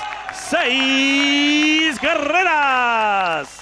That's what we're talking about. So he finishes with runs on the board. He finishes with maximum runs on the board. A nice hit. 6 runs from Hussain. So they've got started 6 of the first, but, and a big but, they've lost 2 wickets. And the man who'll be joining me shortly will say, well, at least they've lost them quickly. It means that the other batters have still got plenty of balls to play to try and get to a good score. Just thinking, rewinding back to the last time that we were from the hill end, or the lake end, I should say. I think a score of around 120 was par, but conditions were slightly different. It's far sunnier. It was a much better conditions for batting, whereas this week, and certainly the start of today, probably favours more the bowling side. Let's see. Second over. And this is down the leg side. A good stop there from Diwal Ali. Just a real loose nut in the bowler. That's very wide. It's Faisal Mahmood.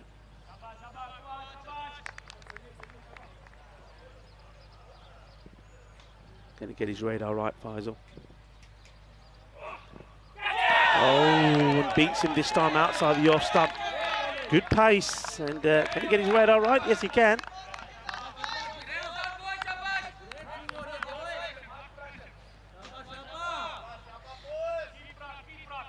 Yeah, that one comes in as well.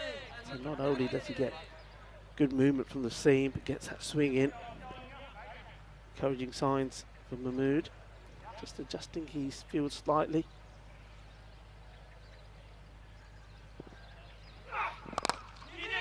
For the big shot, we get a single to a man at long on. Just having a look at the field. So nobody behind the batter. You've got a square leg on the boundary. And long on is back as well. Khalil off the mark. Time for Hussain to go back and strike. Ooh, well, he didn't know too much about this. He will get a couple.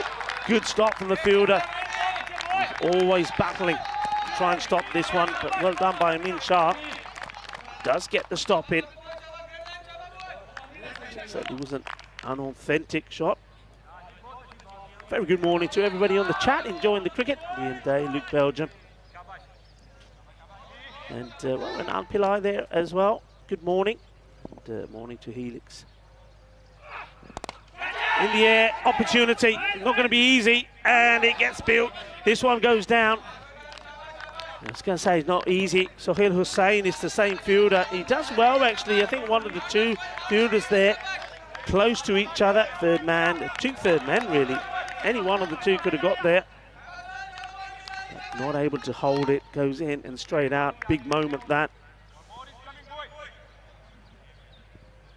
So Hussain being dropped on 6.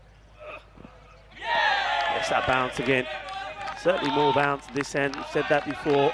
You bend your back, you'll get results. And the spinners get good bounce as well, which makes it difficult to play the spin. So really, you've got to be using your feet. You either got to go back into your crease and look to cut and play towards third, or pull, or go out down the wicket to meet the ball on the full. It's well played. A bit more zest about that delivery, a bit quicker, a bit sharper. Played nicely.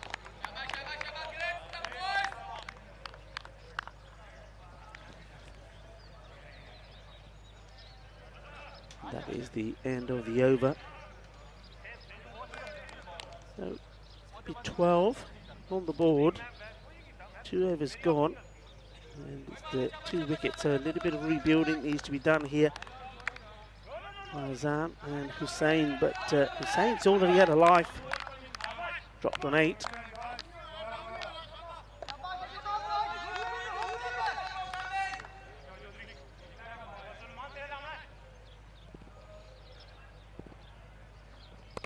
Khalil, that's a nice shot, and his fingertips on this, but he's not going to stop it. Fielding it, बहुत अच्छी कोशिश की थी, dive मारी अपने field ने Zoheb Hussain, but stop नहीं होया, लग गया चौका. So boundary. The first from Zam Khalil. That'll give him a boost. That'll give his confidence a bit of a boost as well. It's a nice shot. This time goes down the ground. One bounce before it goes to the man at long on. Here comes the throw. Nice to see Upstead Exile. They're really attacking every time they get the ball in hand, really making the batters hustle. Both of these teams would love to make a winning start here.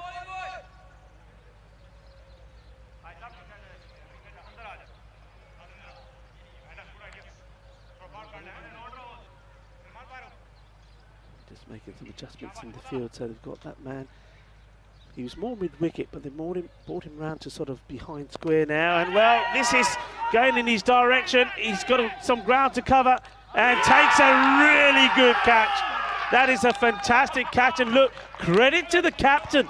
The captain, Rahil Khan, or Fazal Mahmood, apologies, makes the adjustment before that ball is bowled. They've still got some work to do. That goes a long way up in the air. But what a good catch this is. It's worth seeing it again. Look, he's sliced up. Look, he's kept his head perfectly still and then taken it away from his body.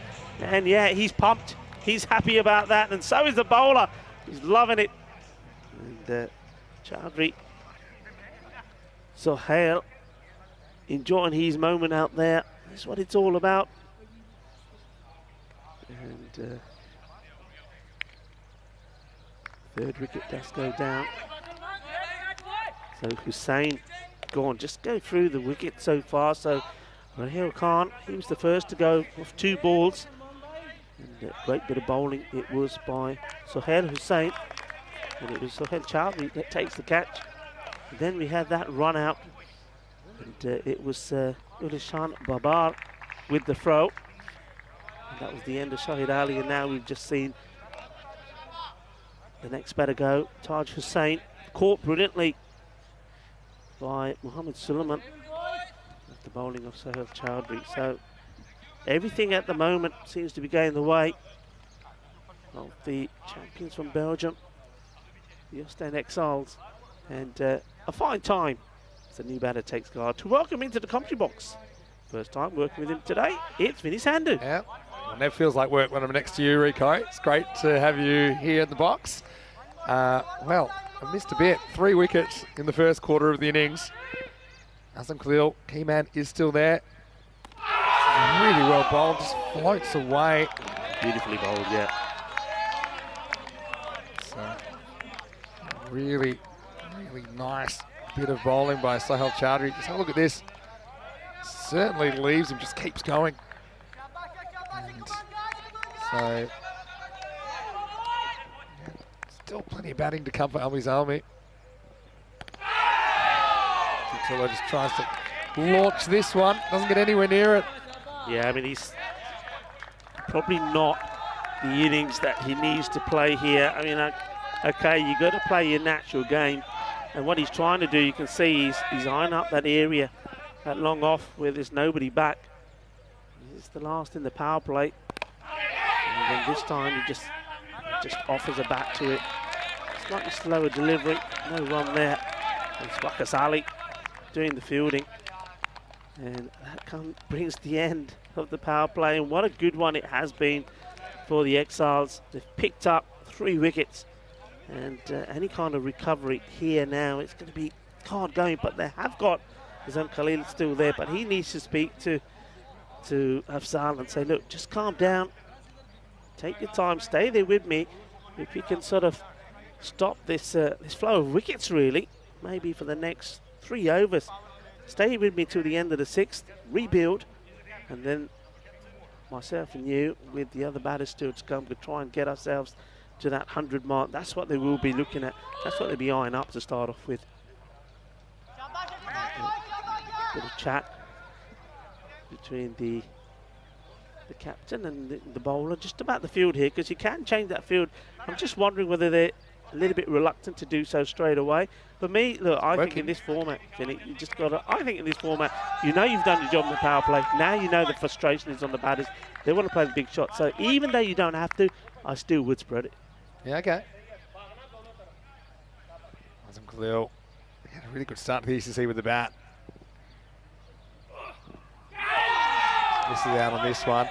This is Fazal Mahmood. Captain, doing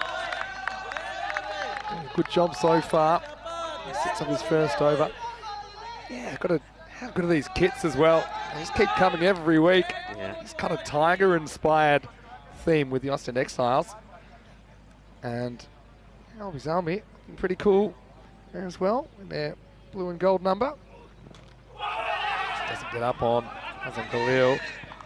Well, get through for one.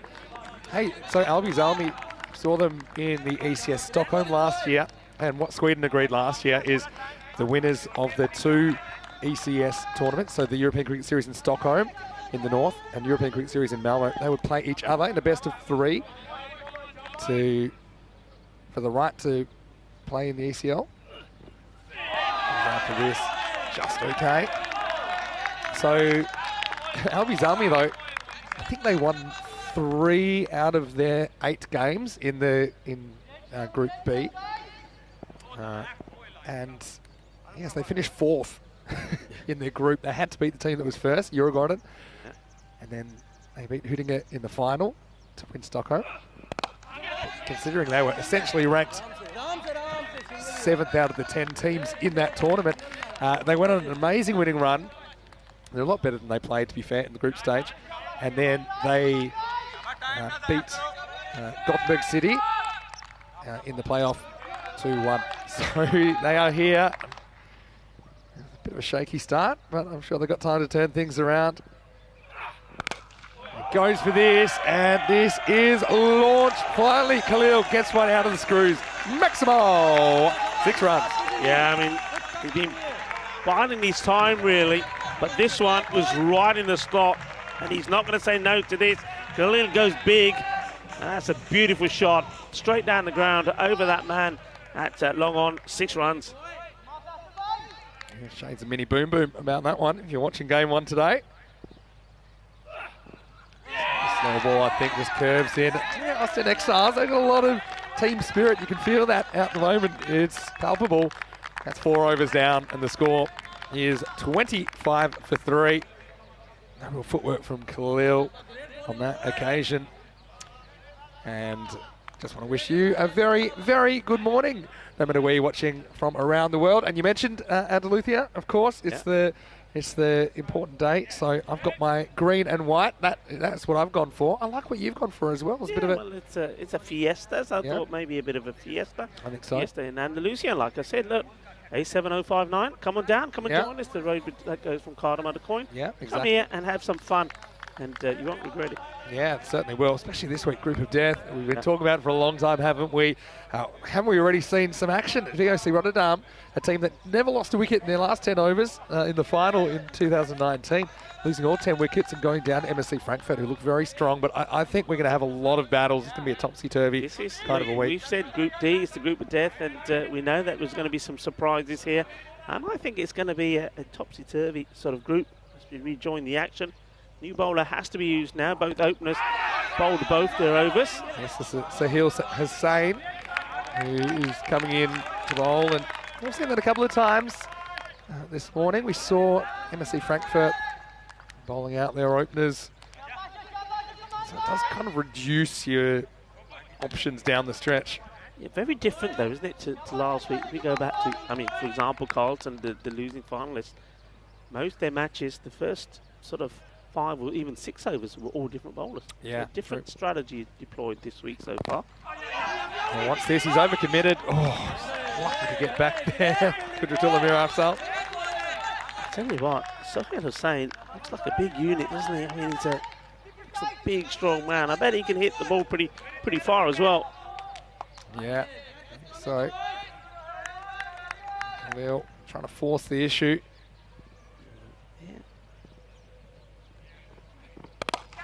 This time he hits it and he gets put down and he's almost run out and he's not. And we might have an overthrow, but we don't. A lot happening. The bottom line, Azam Khalil gets a life and the captain, was it cover, fires the moment, he gets 2 hands for it. It's not an easy catch, but I'm sure it's one that he feels like he should have taken. Yeah, I mean, this is diving to his right. But is it one of those, like to see it again, was it the landing where he loses? Yeah, it's when he hits the deck. It wasn't quite in the middle of the hands.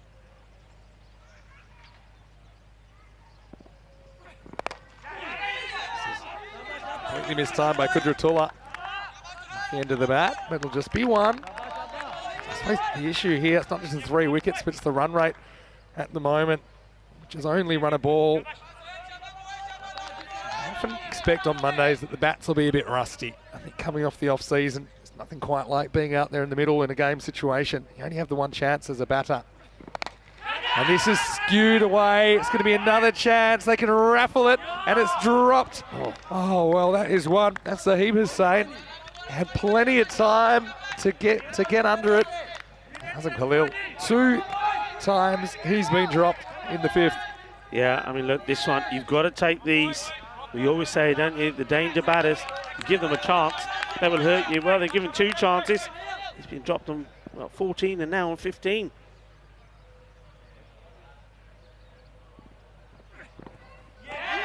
Miss. Kudratullah just getting a bit too obsessed with the leg side, I think, at the moment. That's the end of 5. It's 29 for 3. Well, Renel Pillay knows how good a player Azam Khalil is. He says you cannot give Khalil a second chance. And not long after that, you might as well say you should not give him a third chance. Third chance, yeah. But Kudratullah, since he's been out there, he's just got a little bit crazy. I think it's a bit of nerves as well, I think. There's been a lot of hard swinging from these teams this morning. I think you know bowlers are going to try and keep the ball away from you if that's the kind of shots you're playing, and I think just have a bit more of a cricketing shape. Hit the ball hard, but hit it correctly. Generally have a big gap over cover with this field. Good over though from Sahil Hussain, who only concedes 4. 2 catches put down. Yeah, Waqas Ali put the last one down, and you know what they do? They say, okay, you're going to put it down, and here's the ball. Now try and take the wicket. Ali would love to make amends. Slides into the pads. Waqas Ali's a good player. I think the second catch I had was Zahib Hussain. Sometimes you can't quite pick it when there's a few players around the ball, but Waqas Ali coming to the attack for the first time. Real walks at this. Just noticed there, Vinny, that Waqas Ali, as soon as he delivers the ball, he's running back to his mark. I'm just wondering whether they've just said a little word in their ear from the umpire to say you might be just running a little behind, trying to up the memento a little. Yeah. No excuses, really, in this inning so far. Edged and put down, and a third life for Khalil this time. He gets big on the keeper, Sultan Divan Ali. And, well, that's 3 times a lucky charm for Azam Khalil. He's been dropped to 14, 15 and 16. Waqas. If looks could kill, I think the keeper, he wouldn't be around too much longer.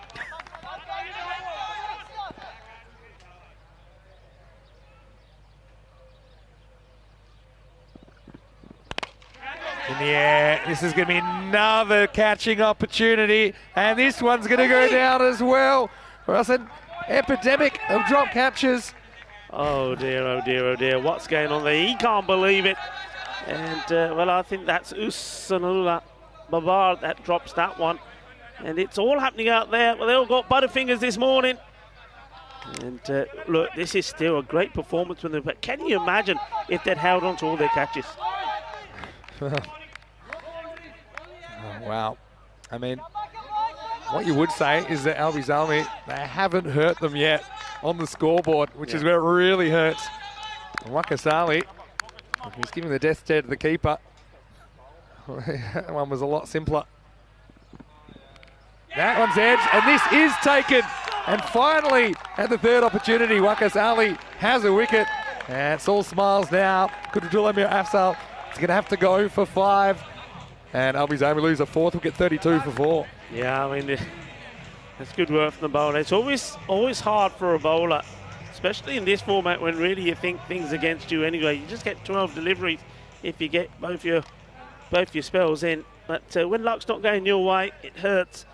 And those catches going down, you know you should have had wicket. You could have had Afzal, the big hitter, back already. But they've got him this time. He goes for 5 of 9. But how important are those drops against Khalil going to be? Yeah, that's exactly right. Kudratullah, he's better than he showed really in that innings. I think he'll watch that back and he'll see kind of where he's going wrong. He's trying to drag every single ball. It just becomes a bit predictable. It's just a matter of time until he was going to go down. Has to try and develop that offside game. Otherwise, the bowlers at this level, they'll find you out. They'll just keep the ball outside that off stump, and it's not easy to go and fetch it. This is Ziakan Alizai coming out at number 6. Yeah, so rates just dip below a runner ball at the moment. Driven, run on the hit, and they'll get there. And so ends the over as well. That'll be Zalmi, 33 for 4. He's getting that 5.5 and over. So look, 6 over check-in time. What can you do from here? I still think that they're capable of kind of getting the tour ball from here, which would get them to 81. And yeah, I mean, that's the kind of score that's defendable if you bowl and field out of your skin. That's just probably the minimum they need, although we have seen some scores defended in the 70s. But I think it's all a lot to do with Khalil. As far as Khalil can just click, he hasn't clicked yet, but if he can, and they can still post a competitive score. Yeah, I mean, yeah, you just have a look at those over scores. No over score over 10. Highest over score has been 8. So they haven't really put any pressure on the bowlers as yet, but there has been a lot of swinging and missing.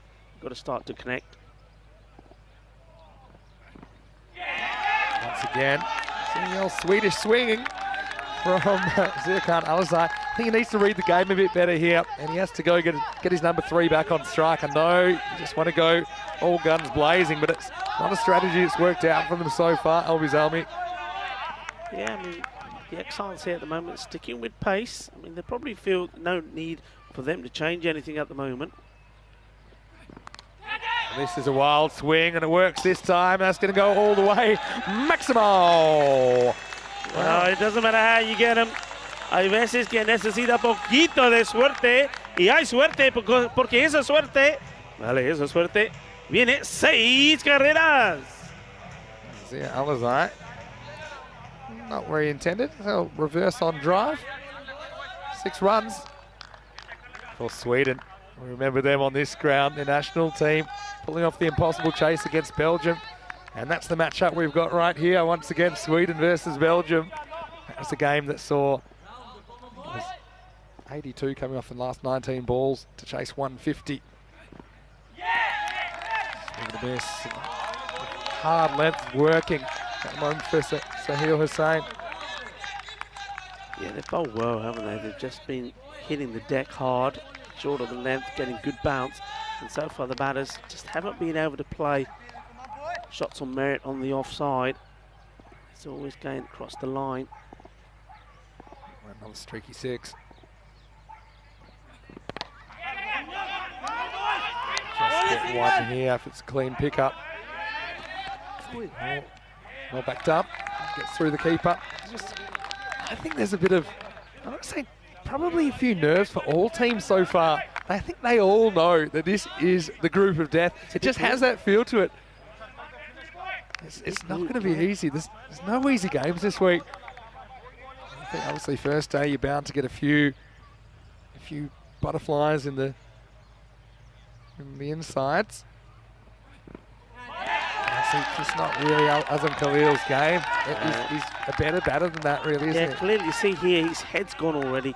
He loses his shape as he's swinging at that. And when you lose your shape, you're not going to make connection. He's just got to... I think obviously the pressure of the moment is getting to him. He knows he's only 40 on the board, coming to the end now of the 7th. So he's just trying to take everything on, but he's just not keeping his shape. No ball called. So we saw a couple of those. They should take another. Yeah, they will. This is not good from the keeper. I mean, this is going straight to a fielder, but Sultan Duan Ali charges across, gets a hand on it, deflects it away, and good vision from the batters. So that means Khalil will go back on strike, and well, he wants to be there for the free hit. Oh, well, there we go. Yeah, it's a tight one, but let's see when the umpire's called it. It's hard from that position, but we'll have a free hit coming up. This is disappointing for the bowler. Could have finished just with should have been just a single. Make him pay. He's the man he won on strike and a free hit, and he cashes in. Cha-ching for Azam Khalil. Just occasional bursts from him, showing what he's capable of. He moves into the 20s. It's the end of the 7th over. Albi's Almi, 49 for 4. Yeah, good shot. That's his second 6, including 1-4, as he gets to 25. And it's important now that he stays there. I mean, he's weathered the early storm. He's played and missed at a few, but that there, little things in matches, Vinny, changes the way things are going. You just think he bowls that ball, it was the 5th, it ends up just being a single, and the score would have been, 44, whatever, gets the no ball in extra. Yeah. Then the next one goes for a big 6. Yeah, he'll be very disappointed with that. Ridden his luck, he's had plenty of it. Okay, this is the group week format. You should be familiar with it if you've been following us over the last 3 weeks, but over Monday, Tuesday and Wednesday, we'll have the 6 teams playing each other, so 5 matches each. And then we've got Super Thursday, where the top 3 and the bottom 3 have vastly different experiences. That's why it's important to try and finish in that top half over the first 3 days. So Shah comes into the attack. He's going to wait for a single. In the finals Friday, we'll find out who will join Tunbridge Wells of England, Brigade of Ireland, and Precious EC of Italy. What a final that was. But yeah, it'll be an exciting week, I'm sure. Each one of these games still could go either way. So the breaking news, if you missed it over the weekend, is that Calpe Giants have come at the last moment as Petersburg Sporting unable to travel. So we'll have those night series champions. This is in the air, and he's going to be dropped for, I've actually lost count. I think that's the 4th time he's been dropped. I'd say 5th. 5th? I'd say 5th, yeah. Okay. 5th time. I think he's been One was Kudratullah out at deep point. This one is, he's just palm, pushes this forward, doesn't even let it go comfortably into his hands. Faisal Mahmood there. That's the 2nd time he's put him down. That was the sitter. So Alizai wants to keep swinging himself. Yeah, that one, I saw Mahmood just brushed in on it, didn't he? He could have. I think he was worried it wasn't going to carry, but then it ended up carrying really comfortably and just kind of hits the ball at pace, and out it went. Yeah, that's one. I mean, whatever the result of this match. Hit hard and hit for 6. Maximo into the giant ice cube. Khalil leading a charmed life. He moves to 32 with that strike. Yeah, I mean, look, it's going to hurt you. I was going to say this is what the Lost and Exiles were going to have to practice big time. They're going to improve their catching, because you give chances to teams, especially you give chances to players of the types of Azim Khalil, he is going to hurt you. And now he's just starting to get that momentum going.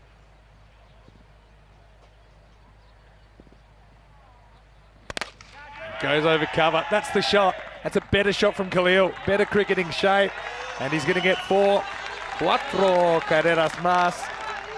And, well, a little bit of a kick along happening here in the 8th over. Azam Khalil, he's a guy who really impresses me with his attitude and his approach. And that's a nice, that's a correct shot to play for that ball. It's a proper cricket shot. It's a beautiful, and it's the first time really that any batter has played a shot out on the offside, a genuine shot. So, well, he's starting to get into his groove now. Now he's going to get more runs. This is going to be 4. And so just slashes this. It's the kind of ball he was missing out earlier. And we knew it'd be dangerous to drop him. Not once, not twice, not thrice, not whatever rhymes with that, 4 or 5 or 6 or 8 or however many it was. But he moves to 40. It's the end of the 8th over. 66 for 4. Yeah, and you can see now the difference. He's moving his feet well. He's keeping his head still. He's playing shots to all parts of the ground.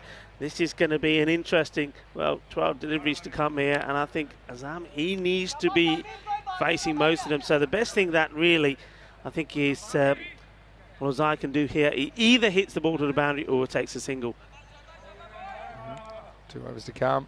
We talked about that 80 a second ago. At the end of 6 overs. And yeah, so getting there. Last 2 overs, 16 and 17. There's a bit of the Sweden from ECC about this because their first 6 overs, that chasing 150, were a bit below par, and then they came home with a wet sail. And now this is blasted, and Zia Alizai has absolutely smashed this one out of the ground. Maximal, and the carnage continues. Oh, what a shot this is. This is spectacular. That's gone a long way. And it's shaka time, because it's time for boom shaka laga. Slightly fuller, I think, allows him to play this shot. So they've had this kind of heavy length. It's a bit shorter than that. It has been effective. Wakasali goes the journey. I often say it all happens in the ninth. These two teams will both have this approach, this ultra-aggressive approach, which makes them so exciting to watch. We've seen some clean hits here. I'm not quite sure what that's about. I mean, he's shaping it up like it's going to be a short delivery. Goes again. This time it's going to be 6 more. Yeah, Alizai goes bang, Maximal. He hits this big, but something's happened here to Alizai, because as soon as he's hit it, I wonder if you can just keep the replay going on the batter. Looks like he's pulled his shoulder. He's hit this so hard. Well, that's what happens when you throw everything at it, including the kitchen sink. Oh. He's in a bit of pain here. Let's hope it's not too nasty and it's just a twinge. But yeah, he's felt this as he's hit this. Yeah, let's have a look here. There you go, you see. Certainly that shoulder. I mean, it's gone miles. It's gone absolute miles. You know, in a week where you're going to have to play anything between 5 and 10 matches, 6 and 10 matches, you don't want to lose somebody early. And he's really reacting right now, isn't he? Yeah, that looks painful. I mean, the magic spray is coming out. I don't know, when you see somebody in that sort of pain, you just don't think that that's going to be enough. I hope so. I hope it's the super magic spray. But I mean, look, first 2 deliveries he smashed for 6, and he certainly doesn't. He won't want to go off. Yeah, the thing is, if he stays, he needs to keep swinging that hard. That's the thing. Like, you see this just in the follow through. You can see something in that shoulder is bothering him. He's moving it around. Yeah. And you won't be able to stop yourself swinging. If he stays out there, he's going to keep going for it. But I mean, they're slightly running out of batting, I suppose. And lost 4 wickets. Yeah, he's got to make a decision. I mean, okay, he could say, well, look, I'll stay here and I'll just give you the strike. But then, if you can't really hit the ball hard, get somebody else in, because at least the other batter, okay, the option of the single will always be there, but at least the option of the big hit is there as well. Let's see. Alizai reacts. Wakasali's just been launched for 2 fairly large Maximos. It was an interesting delivery. He put it right in the slot again. The last 5 balls have all gone for either 4 or 6. This one won't. I thought for a second it might be hit well enough. Now he has to run. He almost gets run out. That was another opportunity missed. Yeah, the good thing there is there didn't seem to be any reaction after he hit that one. So he seems okay, even though it was a different, more flatter shot. There we go. Time for fireworks in this, the 9th. All happens in the 9th. 13 off the over so far. 3 deliveries to come.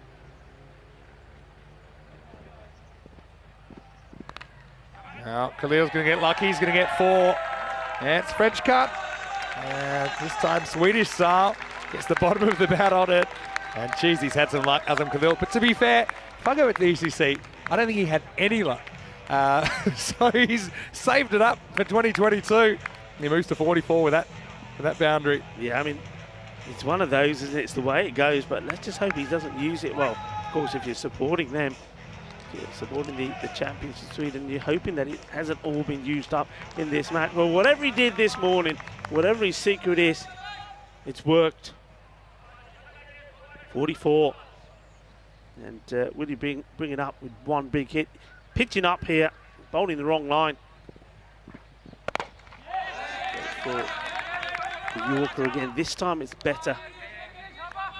The bowler loses his towel. Would have been interesting what the umpires would have decided if the ball got caught up in the towel.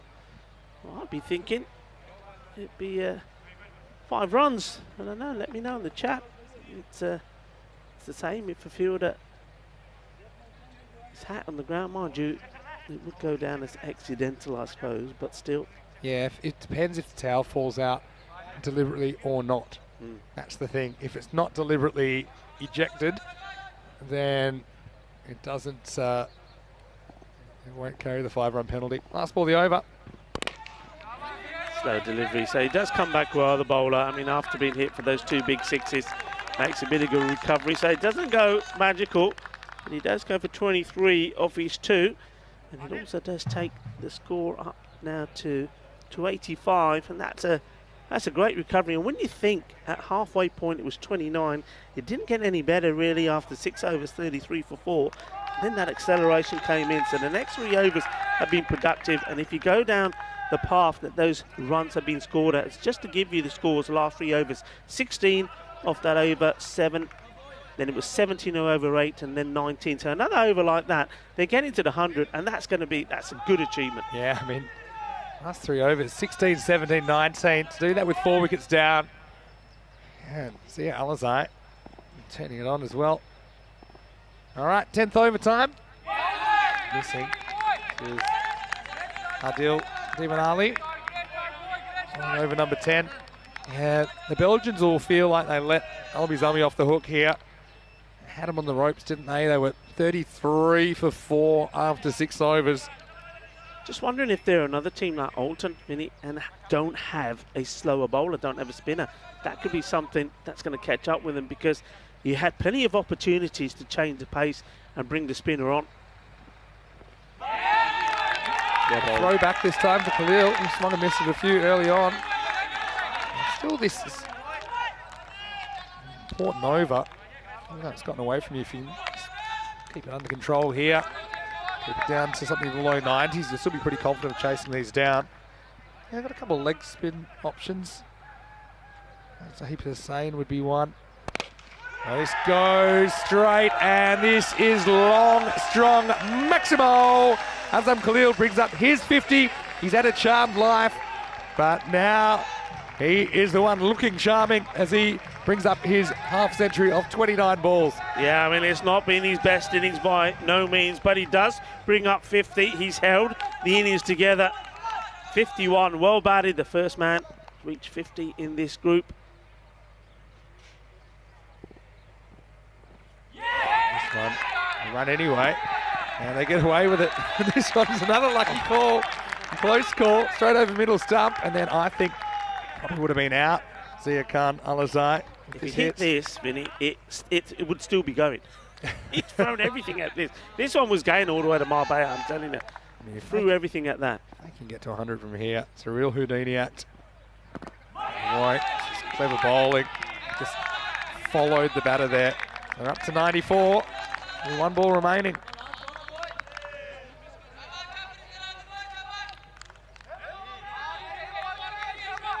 Pretty good over, I think, from Adil Divanali. He'll be looking to finish well. I'm liking the hair there for Diwan Ali. Good look there, sir. Good look. And the old cornrows. Liking it. What a great experience. When you consider that only 2 of this Austin Exiles squad have played here before. Get this. It's Clunk set. Probably come for 2 here. Why not? Go for 2, yeah. Good throw, has him dead. That's why you take it. Yep. That's exactly why you take it. And they couldn't execute. And I think the fielding there, the Exiles, they'll be disappointed. They let him off the hook. Azam Khalil survives yet another brush with dismissal, but he isn't dismissed in the end. He'll finish 53, not out of 30 balls. And Zia Alizai, very good as well. 24 off 13. They're going to finish somehow with 96 off their 10 overs. It's so strange because, yeah, in 3 overs, over 7, 8, and 9, they ended up scoring 52, which is over half of their runs in the entire innings. But still, they do have the runs on the board. I do expect some of the batters to be a bit rusty. And so I think 96, that plays a bit better than it will later in the week. Right now, it is Albizami with the runs on the board. Yeah, I mean, the smiles on the face of the man, Azam Khalil, as he goes back there to warm applause as he gets 50 on the board. Well, that's always a nice side, isn't it? The team's getting their baggies. And, well, bowling was good to start off with, and so was the catching. This one was safely taken. That was Hussain taking the first catch, and then a real mix-up, the run out, and it's Azam Khalil.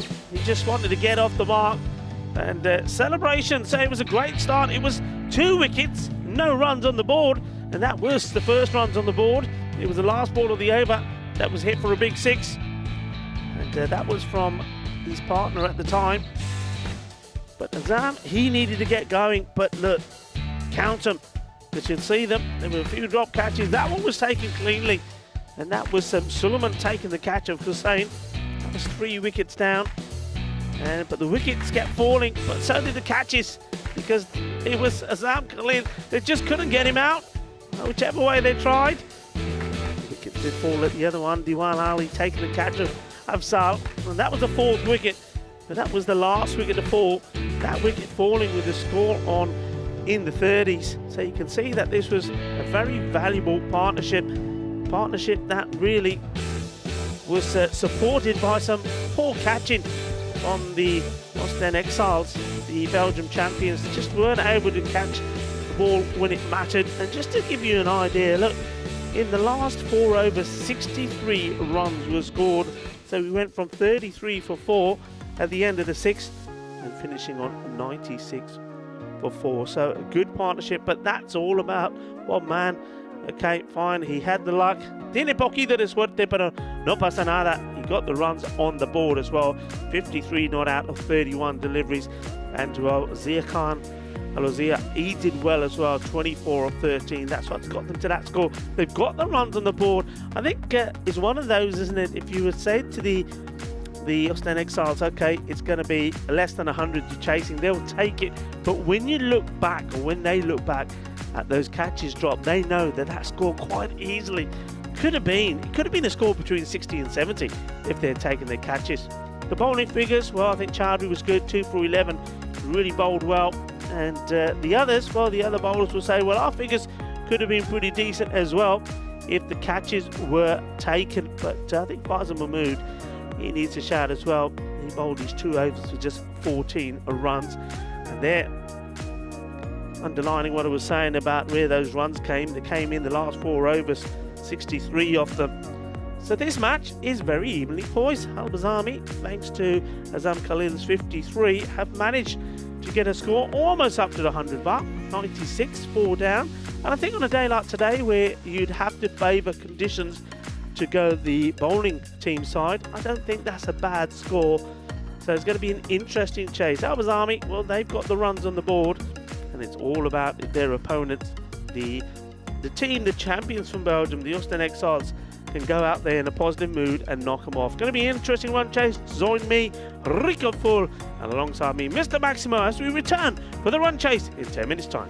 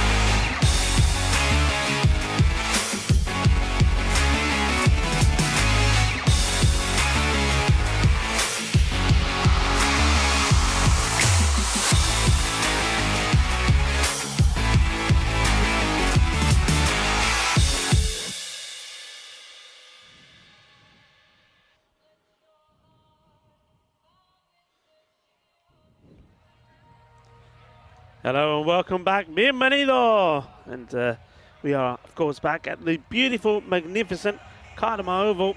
And you can see that from the pictures of, well, a drone, courtesy of our partner, Spring Productions. It's a beautiful setting in a lovely location, surrounded by the Sierra de Cartama, the mountains that are around this beautiful ground. And as we see the batters making their way out, Wakasali, Faisal Mahmood, they'll be hoping to make a good positive start in this run chase. I think the key thing for them is not to lose wickets early, to try and time the run chase to perfection. Going to need around 10 and over, that'll get them there. It's going to be the champions from Sweden, Albazami, they'll be wanting to take wickets early. They managed to get to, well, I think in the end, a respectable score of 96 at the target, 97. That's mainly thanks to a unbeaten 64-run partnership between Azam Khalil and Zia Khan Alozai. So they put their team, or got their team out of a hole, it has to be said, when they were 32 for 4. Will it be enough? As we get ready, the umpires, Stefan Gooch and Tyrone Peters, are ready to start the procedures. Still fairly overcast. I wouldn't say it's a particularly cold day. It's going to be Lemar Momand to bowl the first.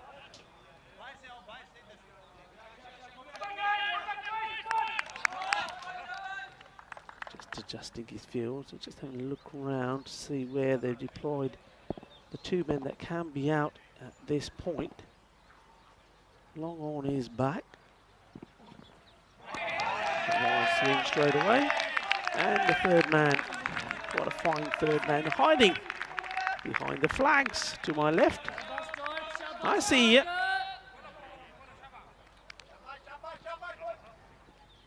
Dot ball to start with. It's a bit of a wild swing from Makasali. Momand. And once more, the left armour. Well bowled, right in the block. No run there, he says. Get back in your crease, we'll have you.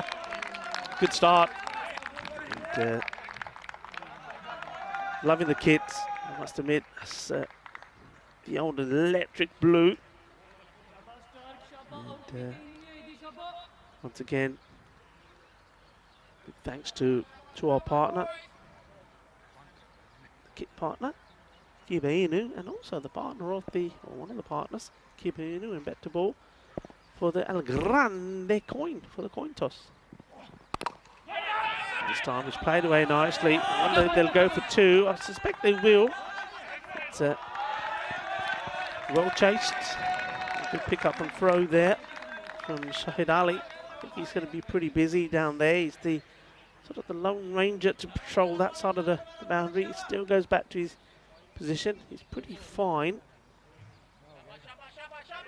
So the first runs on the board this innings. Two taken by Ali.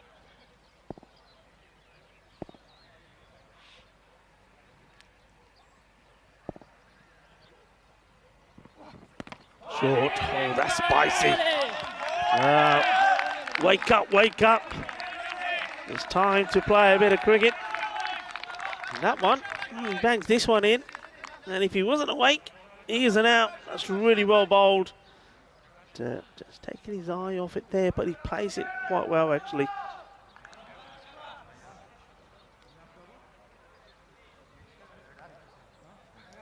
So what's the reply going to be? Was this one going to be the Yorker delivery? Will it be the slower one? This is what I like. The batter now, he's thinking, okay, what's coming here? Is he going to premeditate this shot? It's another short one. Takes a single. Good pace from Momand. And it's going to be very difficult to get him away, especially at that length, and it's fired straight into the body as well. This is good bowling.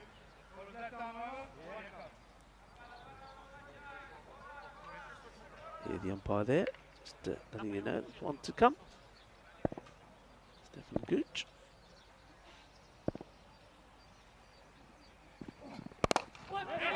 Well bowled and good finish. First over completed. Only the 3 runs on the board, and he gets a warm round of applause from his teammates. That's exactly what they needed to put the pressure on straight away. And you see already that rate, thanks to that good over, goes past the 10 runs required per over. As we welcome back into the commentary box, Mr. Vinny Sandhu. Yeah, thank you very much, Rico. It's great to be here. And good morning to you. If you're just joining us, we always have a few new viewers on a Monday, so welcome to you. If you are new to ECN, I'm sure we've got quite a few from Sweden and Belgium in at the moment, understandably so. Of course, Luke Belgium, one of our regular viewers. If you're watching this with interest, I'm sure. But a lot of good chats about Swedish cricket in the chat at the moment as well. ECN European Cricket Network. If you can, jump into the YouTube. As we're going to go with Taz Qureshi over number 2 for Albi Zalmi. Brings this in. This one gets big on the batter. That will be the one for the over for sure. You'll see there's a signal there. He lifts and keeps going. I'm not so sure that it was over the shoulder when it passed. Touch and go. He's called, fair enough. Yeah, I mean, that's why I never call a game after just a few overs, because Albi Zalmi were on the ropes. They just found a way to wriggle out of the noose. This is short again, and this one is punched. That's a really nice shot. It's gone all the way. Maximal. Qureshi, I think maybe a bit predictable. He was going to go short again. This time the batter was waiting for it. Yeah, I don't think Qureshi quite has the same pace as Wakazali, and therefore the batter is able to stand still, stand upright, and sort of straight back this for 6 runs. Manos Arriba from the umpire. Pitches up this time. Still get away with one. Faisal Mahmood back on strike, only faced the 1 ball so far. And these are the 2 players actually playing for the Austin Exiles that are out there in the middle. They are the 2 players that were part of the Belgian national team in the ECC. That was the international tournament, first ever international T10 tournament, in fact, back in September and October at this very ground. Belgium did so well, ended up finishing runners-up. Slides onto him, and so Mahmood gets off the mark. There shouldn't be any cause for panic for the Exiles. I think quite an experienced unit. Qualified on account of winning the T20 all the way back in 2019, and with no recognised competition for ECL qualification. Remember, it is the federations that decide what the qualification criteria is for ECL. Goes again, but doesn't quite get it. Could be trouble. Just doesn't quite get to Midon Azam Khalil, who's a very good fielder. Just a single. But, I mean, they let him off the hook, though, Austin Exiles, in the first half, didn't they? With the drop catches. I think Khalil was dropped 5 times. I lost count of how many drops it was in total. Just a bit of sloppiness, overthrows. And there's no way you felt that they should be chasing more than about 70. Last ball, the over for Taz Qureshi. With Yorker. Takes off with it and has to slide back. So, at the moment, like the first innings, it's the fielding side which has come out the stronger of the 2. 2 overs down, it's 12 for no loss. Yeah, I mean, like for like, they're exactly the same runs, 12. The only difference is, as we know, that Albi Zalmi, they had lost 2 wickets at this point. And that's a good call, isn't it, from the non-striker there, saying, no, get back. And he does get back, because otherwise we could have seen the first wicket. Just a very quick early look at the group standings. Well, MSC Frankfurt, courtesy of that win, well, they're right up there at the top. And one of these 2 teams is hoping to be level on the same points with them, and maybe, depending on the start on which they win, the better net run rate could be higher. This one's up in the air, should be a straightforward catch. Oh, it's another one that's going down, Vinny. There's something in the air around Cartama today. The fielders just can't catch the ball, and it's Shahid Ali that puts this down. Yeah, it's the big stage, isn't it? There's no easy catches when you've got literally millions of eyeballs on you. This one just loops away because they're in plenty of time. Can't bring it down. And this is in the air, but this is over the fielder. I think this is going to run away for 4. It does. So we've had a lot of drop catches in this match, haven't we? And on the first innings, the Swedes made the Belgians pay. There's a bit of a role reversal happening at the moment, 4 runs.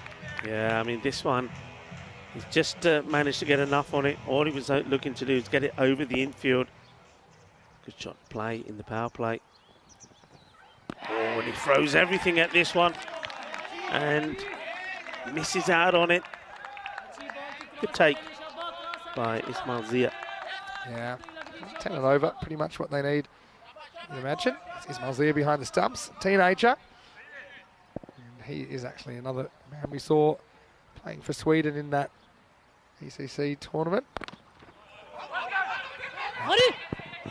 Get through for 1. No one seems to be able to keep their feet. We did have a little bit of rain and we weren't really expecting it earlier, but we had a bit of a shower towards the end of game 1, but seems to have cleared. Still grey skies, which you don't really associate with this location, but still the weather for the most part has been really good when you consider it's still technically winter. Goes after this, but picks out the fielder. Should just be 1.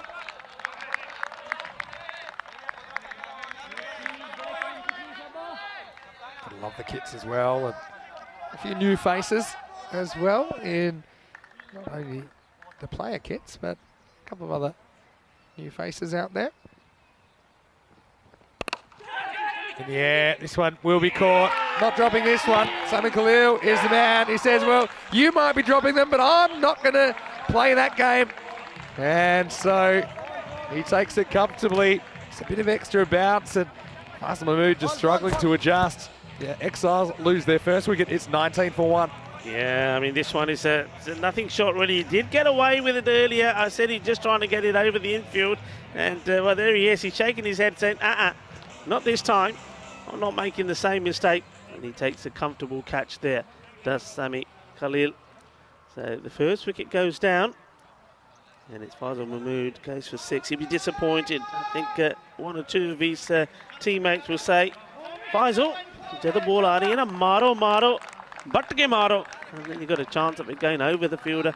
But there, when he just gave a bit of catching practice to the fielder. So 3 overs down now. And the score moves to, well, no. 19 for 1. Yeah, game in the balance. Mohammed Suleiman come to the crease. Hello to Andrew Batchelder, who's watching. And a bit of discussion in there about the glove incident last week. Come back to that in a second. Hello to Ian Clark, who actually brings that up. Benedict Chambers watching from Sweden. Hello to you, Benedict. Hope you're well. Tarek's in there. And Taranjeet, he wants to have a drop count in the match. Well, I'm out of fingers if we're doing that. I'll start borrowing yours. But Taranjeet Singh playing for Cluj last week, the Romanian champions. Good one first up. Into the power play, 19 for 1. Momand coming back for his second over. Yeah, Momand, I've liked what he's done here. First one, he's gone for the pitched up one, about as inside the crease as he's expecting probably the shorter delivery. And that's one that he would have hoped to get a hold of.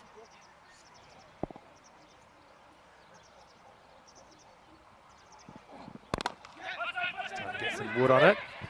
Let's have a go. Woo. I'll wake you up. It's a bullet throw, that. Bullet arm. I think it's smart because this week, it should be, if you've watched any cricket so far, Ismail Zia rocking the moustache. Didn't see that before. You've seen that sometimes batters can't slide their bats. So I think any time you can force them to slide their bat, do it.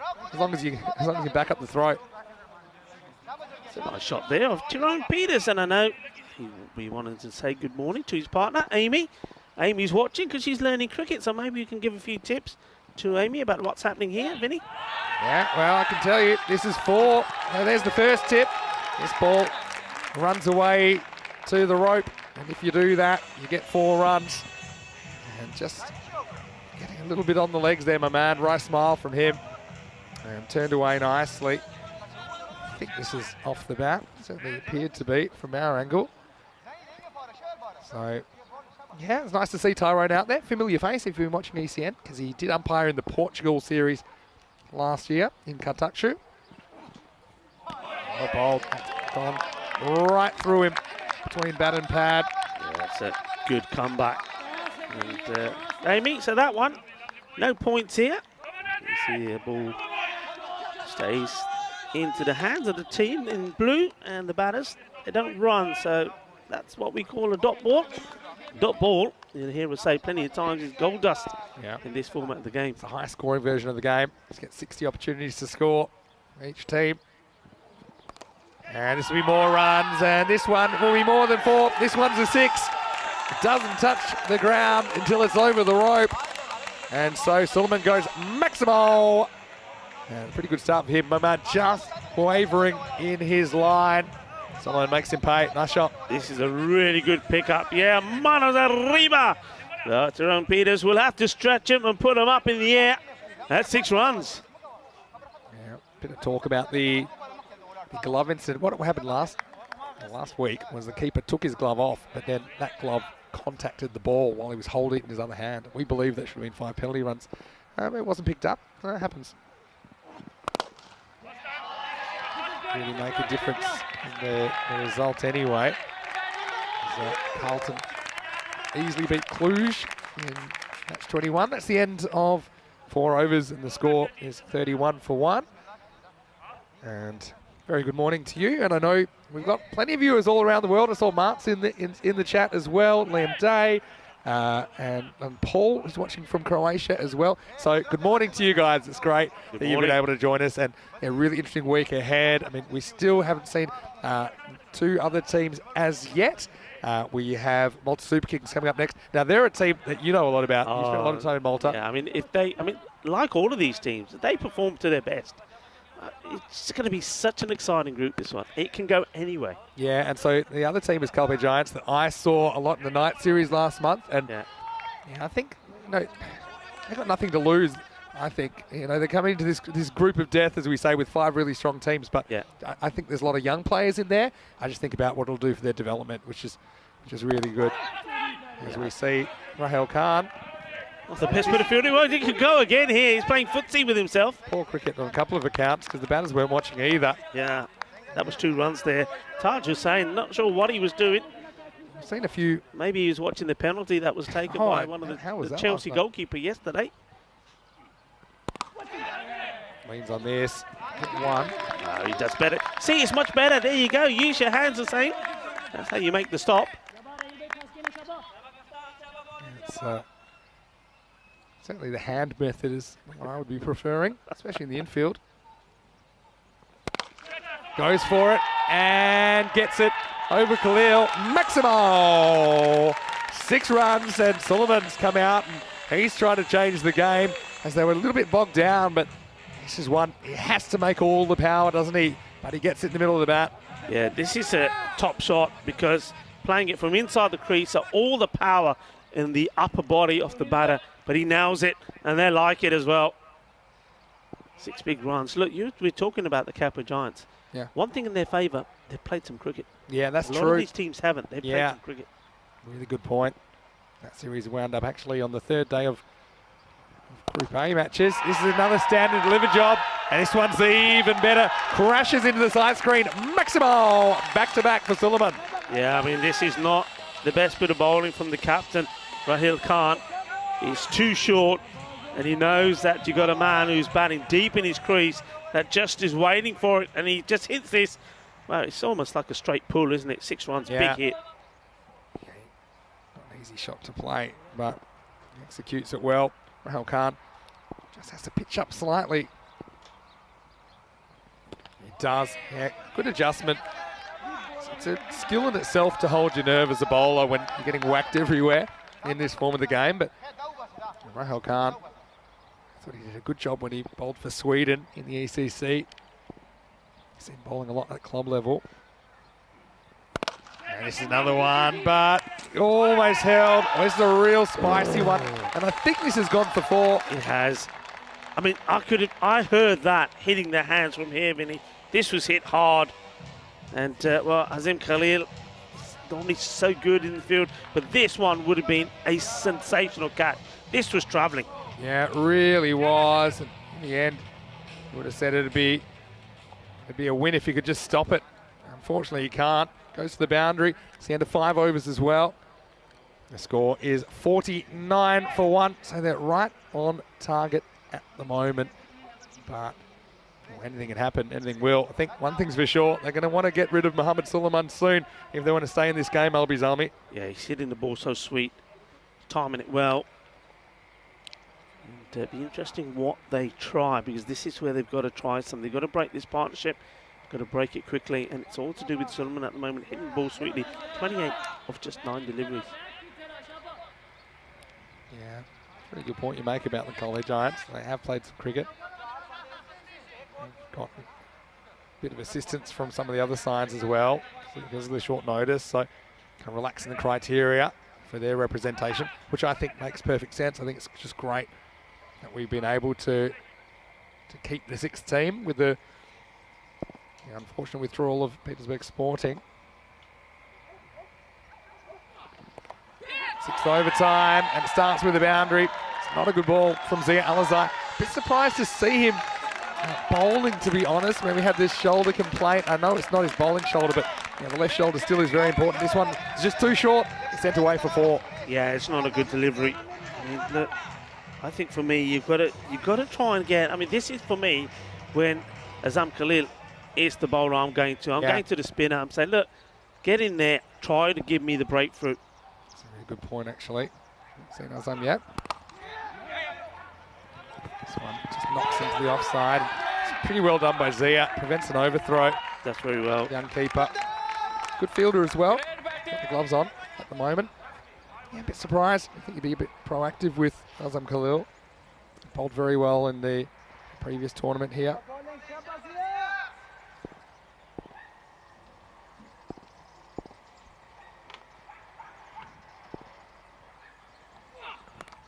Oh, this is just a wild swing off the length delivery. It's going to be 4 more. And Suleiman's having a good time out there. He's 32 off only 10 balls. Not where he intended it, but still, you make your own luck. And the Exiles, at the moment, they're cruising. Yeah, they are cruising. And 10 balls, and he's on 32. So you can see the way he likes to bat. But that's the difference, you see. I mean, we saw that wicket of Fasil Mahmood, who's just trying to push the ball over the fielder. And that's what I say. You're going to hit it hard. You get lucky. Need a wicket. Slow ball. Handy dot. I suppose maybe the positive is Azam Khalil, who's not an easy bowler to get after. In fact, you still have 2 overs of him at this stage. Yeah. That's a positive. Tolerate down, but not crazy. Currently 8 to 9 and over required. This one doesn't miss by much. That's really well bowled, and again, just playing around with his pace. This one's a little bit slower as well, but gets it in the right area, and gets the batter to commit. And oh, that has it missed. You can see what he thinks about it. Well, he's shoulder saying no way. It's apparently dislocated his shoulder when he was batting, so he's popped it back in and kept batting.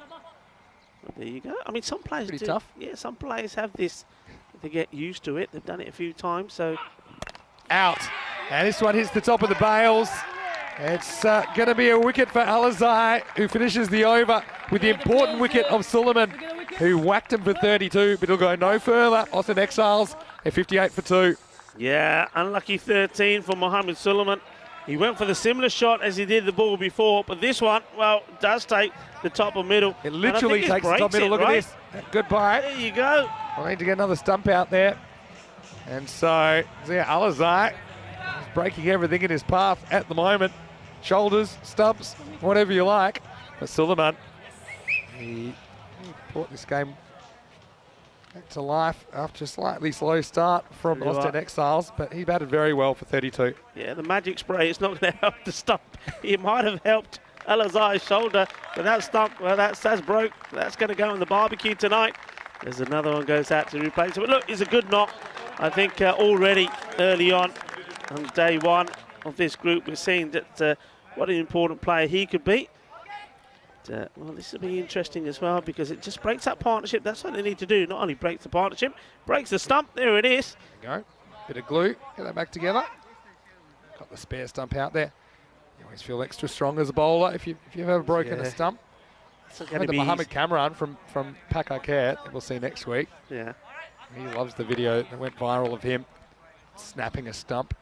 What? Just I reckon I'd pre-snap a stump. I reckon I'd pre-snap a stump and then try to hit it. just so I look tough. Hey, that's what as a wicketkeeper behind the stumps never broken it. You know, just taking the stump I remember quite trying to viciously. pull the stump out once to run someone out, and I couldn't do it. It wasn't strong enough. I've seen it done with a direct hit. But yeah, there you go. Here is Azam Khalil. Just be one. So yeah, game in the balance here. Pretty much the rate is bang on where they need to be. And, hello once again to everyone that's saying hello to us in the chat. We do appreciate your interaction. It's one of the kind of unique and special things about watching cricket on ECN is that you can ask us questions and say hello to us live. Good morning to everybody, and namaste to everyone that's listening and watching via fan code in sub-Indian continent. Nice to have you all with us as well. A lot of Maltese viewers just popping in. Yeah. Good timing as we got warming up. They're warming up. Coming in up next. The Super Kings, Malta Super Kings, yet to lose on ECN. They're 10-0.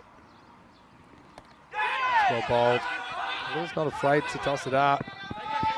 Get through for a bite. That'll annoy Ismail Zia, but still clever bit of bowling. Yeah, Diwan Ali there. He wants to go after it straight away. That was his first delivery. And going for the big hit over the top. You've got to be careful, haven't you? Because you've got two men back there waiting. And he's trying to take him on. And that just almost shaves the off stump. Just too much bounce. Takes it over the stumps, but yeah, didn't miss by much. Live action. Gets a bit of pad here. They should stop this. And in the end, there's a bit of football. Regardless, they were going to get two. Well, you've got to be careful. We've seen a couple of kicks over the boundary, haven't we? Sometimes Aman Zahid kind of kicks it away from Shahid Ali, but results two leg byes. Leg byes given there. And it's good. Good over so far. Just by taking the pace off. Batters now, especially with a new batter in there as well. A little bit uncertain. Oh, that's unfortunate. This has gone right the way through, and Ismail Zia not able to stop it. He's not easy to bat to, but I think he's also a challenge to keep to. Yeah, Ismail Zia just not able to read the line of this. And certainly not what you want at this stage of the innings. He's got your dark shades on. That's why he can't pick it. Mind you, I noticed when he was in his dugout, he had some pretty cool mirror shades. Yeah. Maybe he's the cool dude. He's a pretty cool dude. That was the one that went the other way, I think, from Khalil. And now this is a bit short, but it could be a chance. Oh, it's actually a pretty good effort. That's Kudratullah. So pardon me, that's Lamar Momand out there, pardon me. That's, he hits it at pace. He had to come in and come in quickly. In the end, Azam Khalil, well, he knows all about drop catches this game because he was the beneficiary of 5 of them. It's not the most graceful landing either. Chance goes down. Put that one with the rest. To be the last ball of the over. And Austin Exiles are going to finish 7 at 68 for 2. Hello to Michael, who's watching from West Coast, Australia. Well, that's my old hunting ground. And here's 2 teams that'll be hunting for their first win of the week. VRC Rotterdam, they just did not have a good time, did they, in the first game? And we've seen some of their players, like Giant, he impressed me. Also think Schoenheim had a good game. And the young spinner, Sieb van Wingerden, I liked him as well. Malta Super Kings, though, some familiar names there. And, pretty strong, top 5 or 6. They've got Amar Sharma with the ball. They've got Bikram Arora and Varun Prasath. They hold the record T20 national partnership for the 4th wicket, I think. 4th wicket, yeah. Don't forget Bishanai. Yeah, Ash. Oh, yeah. Get to see him for the first time. See if he can get. I mean, these conditions would be pretty cool for his Yorkers, maybe. He can swing the ball around. 8th over. Serves up a full toss, and not going to get away with it. 4 runs. This game hanging in the balance. This is well struck by Divan Ali. Yeah, it's probably the first real loose delivery that we've seen. It's wide, full, and well, the batter plays an authentic shot. Lovely timing, finds the gap, 4 runs. Hawk Moon in the chat. Hello, Neil. He's asking, is that a record? 5 drop catches from one batter. I don't think I've seen more than 5. I don't think I've seen 5, actually.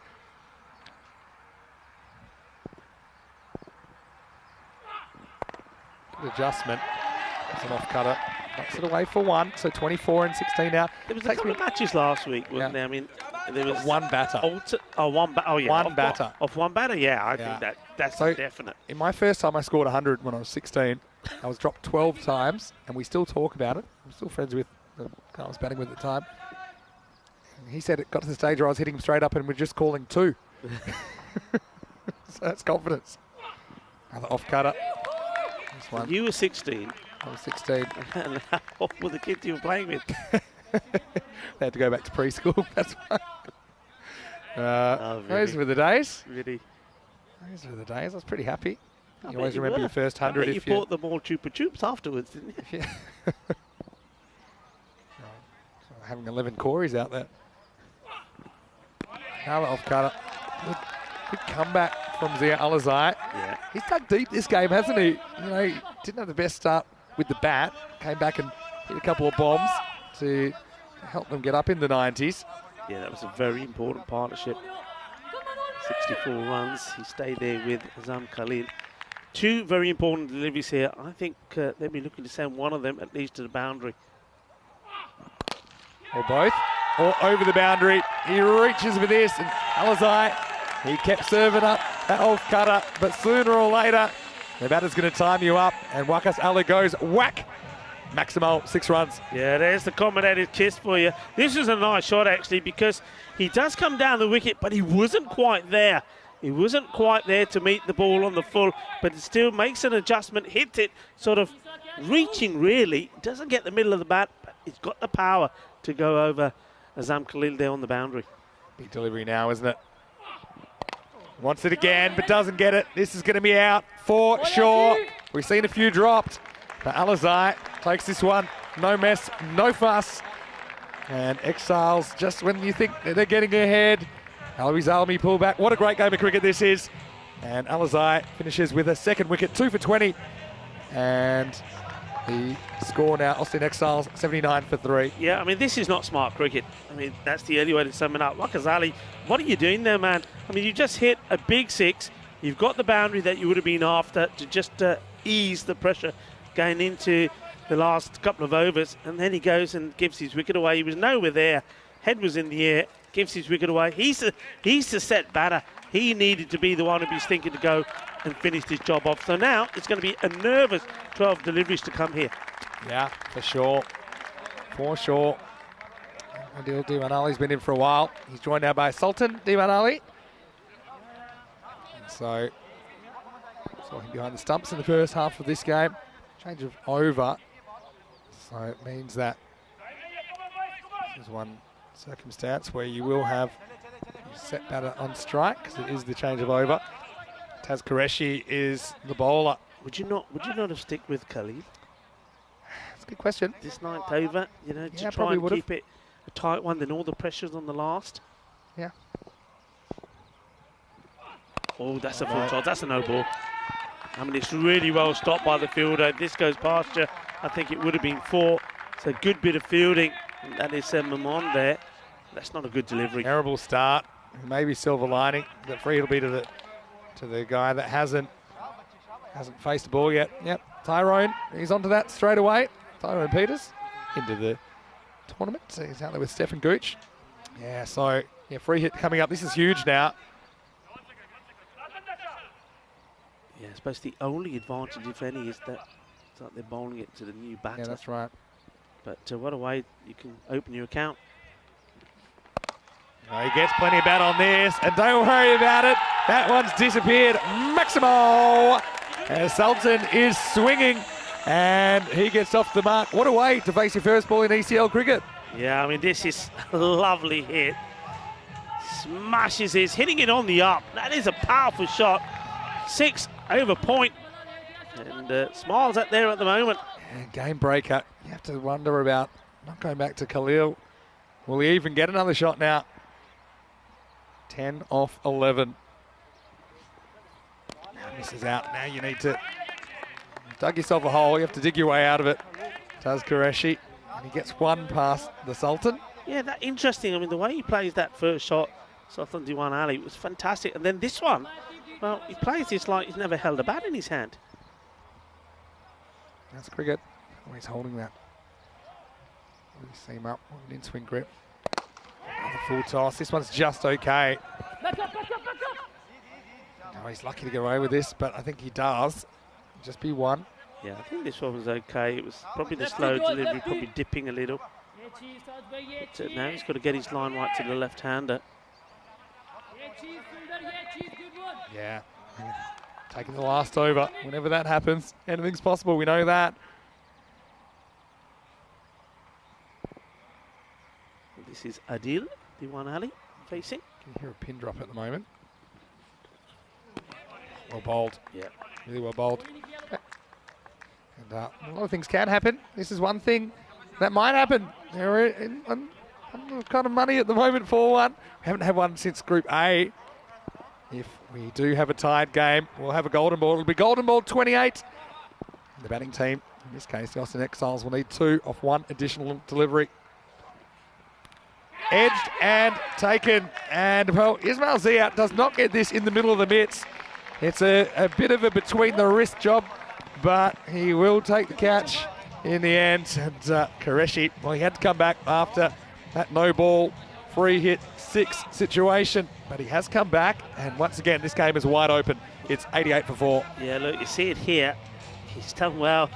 And he sort of hasn't caught it as you saw in the middle of those gloves. He sort of almost caught it with the wrists, but he keeps it close to his belly. That ball's not getting out. So, well, and a good time to get a wicket, because that means that it's another new batter going out there now at the moment. Oh. And I have to say, even though Sultan Diwan Ali did play a lovely shot, the free hit for 6 didn't look too comfortable out there. So this is going to be interesting times. We're definitely going into the last. Well, since that 6, the last 4 balls have been .1, .wicket. Ismail Zia, he'll be very, very happy that that didn't pop out. That would have been disastrous. All's well that ends well. Last ball of the 9th coming up. That all happens in the 9th. We thought we were going to see some close contests, Rico. This is not letting us down at the moment. Both these teams on ECL debut. Last ball of the over. Babar hits this in the air. And this one not quite carrying. And they're going to come for 2. It's a bit of a dodgy 2. Direct hit would have been gone, but they scramble back for a couple. That's the end of the over. 90 for 4. Rico, 7 runs will be required off the last game if the Austin Exiles are going to start their ECL with a win. Oh, well, what do you reckon? Have you got that tingle? I've got to say, I'm tingling all over here. Are we going to go to a golden ball? This one could have gone anywhere, could have gone to hand. And then, look, a better throw here. We certainly could have had the run out as well. You see here, just needed to be a good throw. Now, who are they going to go for? There's big conference going on, as you can imagine. And well, someone's walking towards Azam Khalil, and he's backing away. Now, someone's going to have to bowl it. They've got options. That's the thing. They do have options. I just think Khalil bowled such a good over. Why wouldn't you go back to him? Again, you've got like fairly new batters at the crease. I think he'll be the one they'll want to face least. That's what I feel. Yeah, I think you've got to get your field right as well, because it's probably worth trying to bring one of the infielders in, maybe each side, to stop them just pushing and getting away with a single. Yeah, so it's a tough one. I still think Exiles, 1 boundary. It's pretty hard for them to lose. 7 required off the 10th. Hit hard. Just 1 though. So 6 off 5. Yeah, there's nobody, so behind the bat, if you like, nobody on the boundary, all inside the ring. That allows this protection, sort of the baseball field that Corey would call. Yeah. Tension still in the air. Oh, this one just misses. It's the carom ball that goes the other way. And Azam Khalil, he cannot believe this has missed the stumps. It don't matter. It's a dot ball. That's a win. A dot ball. The wicket, fine, it's a bonus, but this is a dot ball. You've got a batter out there that hasn't got gain anyway. Good stop by Ismail Zia. I mean, if that gets through him, that's a disaster. They can win the game with one swing of the bat, though. That's the other thing. And this was a 6th swing, just not the 6th contact. It's going nowhere. This will be 1. Are they going to come for 2 here? Well, he wants it now. I think he's home. Oh, this is, you think? I'd like to see the bat. Is it down? Is it in the air? I'm calling this as in from You're a saying in? long way away. But I would, look, I think he had the right idea. I think you try and take the 2. Well, I'm going to be interested to see this. You get the side view on it. Here we go. Keep an eye on that bat. Is it down? Is it up? No, he's not anywhere yet. Yeah. He Does it is. plug? Oh, look how close that is. Is that on the line? Are the bails off? So you can't see the bails off there. Oh, this is a tough one. This is a tough I one for don't- Joe Foster. They're looking at it again and again. Now look, there is It's one there's frame. one that frame where follows. you can see they're broken, but are they broken? I think he just gets there. I think just. Looking at that from that angle, from that camera, maybe just. I think the batter has to be given, for me here, the benefit of the doubt, and he does. Not out, but only the 1 run. As so tight, and in the end, Zia's body position maybe cost him. 5 of 3. Yeah. And really, it doesn't actually make a difference as it wasn't for a run anyway. Yeah. But, yeah, I think they were thinking, get the same batter back on strike. I'm going to put that down as inconclusive. But, yeah, like I said, it doesn't actually change a run. So it's 5 off 3 now. This one down the ground, but just one. Well, about this form of the game, these kind of finishes, and Khalil, I mean, what a game he's had. He's dropped 5 times when he batted, came up with a half century. Now he's just trying to win the game for his team. 4 off 2. Oh, I guess this one slightly wrong. Needs to be stopped, and it's not stopped. It's game over. The Exiles do it, and well, they had to dodge the boundary in that last over. They were walking a tightrope, the Swedes, but in the end, it's Esanullah Babar who is the hero. And, well, heartbreak for the Swedish champions, Albi Salmi, but still, it's the first chapter of their journey. Good game. And it goes down to the second last ball. And it's the Belgians, Austin Exiles, that start their ECO with a win, winning in a thriller. Yeah, I mean, it was a thriller, and the highlights will show that. It was a good start, wasn't it? From, I mean, the bowling there, I think that was Tascareshi and Mamon. They bowled really well. They kept it tight, and you knew something had to give. And well, after chipping one to the field and being dropped, you thought, well, okay, is this going to be the same as the first innings? But no, it wasn't, because the second time round it was taken, and there was no luck for Fazal Mahmood. And I said, well, you've got to hit it hard. Well, that's what Muhammad Sullivan did. He came out there and he played some glorious shots off the back foot, and he was finding the range and the boundaries with ease. Yeah, it certainly was. And that was a really important innings when you look back at it. The fact that he worked that 30. And a couple of these, I mean, you know, Khalil, good field, that was a tough one. Yeah, but a couple of these they gave away. It was almost 2 teams that were intent to give the batters heaps of chances here in match number 2. Austin almost dislocating his other shoulder, but then breaks the stump. Zia Al-Azai, who, yeah, we had the replacement stump come out. But, yeah, I mean, that last one wasn't stoppable, wasn't an easy one. But we'll see it in a second as the Belgians just kept themselves in the running, and it never really got out of hand either. This chase, they needed kind of that 10 and over or so, and they seem to be knocking them off in over 7, 8, 9. And yeah, at the end, just got away from the fielder and saying, what? Is that saying, we won? Is that it? Is that it? Right, Is that match what you awareness. needed me to do? Yeah, that's Probably should enough. know how many you have, but he probably said, did that get to the boundary? Yeah, it did. So this is what's coming up next. And BET2BALL Rotterdam, they did not have a good start this morning, lost their first ever ECL game, and pretty comprehensively as well to the MSC Frankfurt. They're going to play a team that's on debut, Malta Super Kings, but they have been really good domestically. And yeah, just some of the names in the Super Kings lineup, I think that they'll be pretty competitive, but it'll be a different kind of an experience, I'm sure, for them to be here at the ECL, the Champions League of European cricket, against the best of the best from all the other countries as well. Mohamed Suleiman, top scoring, 32 off 13. Really important knock in the end. Wakas Ali, he stuck around as well for most of the chase, 28 of 24. As Adil Diwan Ali and Sultan Diwan Ali took it deep, and then Baba finished it off. And 97 of 9.5. Geez, you start looking at all these little moments, thinking back to the 4 byes, for example. Just a couple of misfields as well. As you see, the figures, and Zia Alazai 2 for 20. Wickets also for Kudratullah, Mira Afzal and Taz Qureshi. Azam Khalil bowled really well as well. They run a ball only, but unfortunately 4 of those runs coming off the last ball of the match, as we saw Austin Exiles win 97 off 9.5, defeating Albies Army 96. Look, interesting for both teams. I think a lot of positives, a lot of things to work on for both teams as well, but still I'm sure they'll just be happy to get that first one out of the way. I think that's a huge thing. Get the first match out of the way, and you're starting to feel better. Both teams know they can improve maybe with their fielding. They've got to take those catches because, well, going on from there, those catches, well, if you don't take them, they can be crucial. And well done to Mohamed Suleiman. He gets player of the match for he's 32 of 13.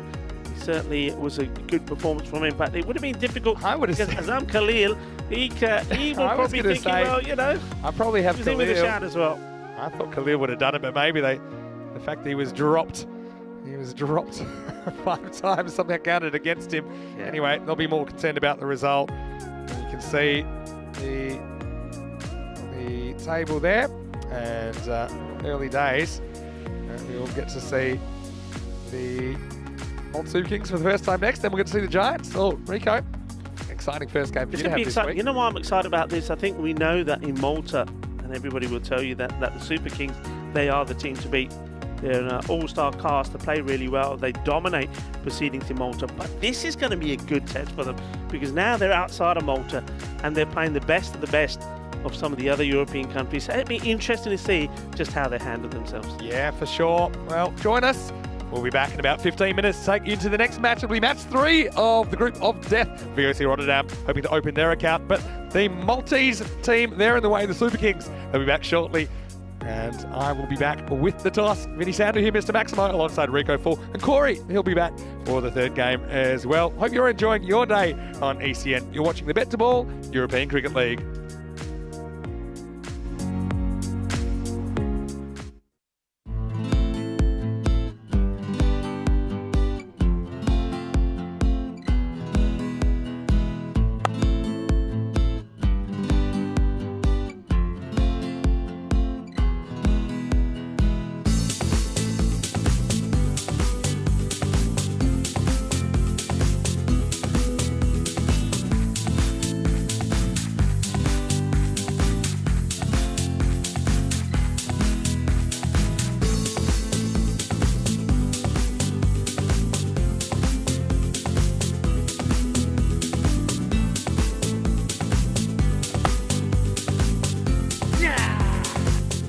This is how we play cricket. On the Costa del Sol.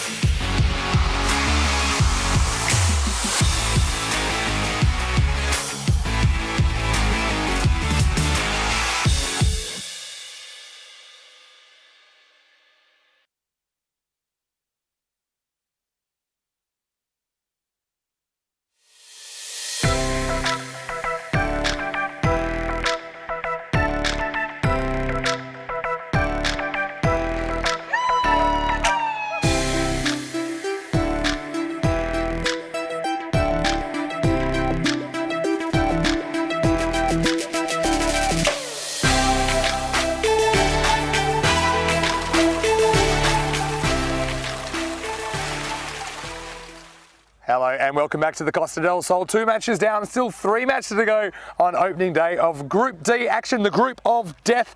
And now we are going to see match 3, which is VOC Rotterdam, the reigning kings of European cricket, who lost their first game of the week against MSC Frankfurt. Not a good performance by them, but they do have the chance to recover against the Malta Super Kings. First time we've seen Malta represented in the ECL. Why don't we go over to the match referee, Sir Rob Kemming, who's with the 2 captains.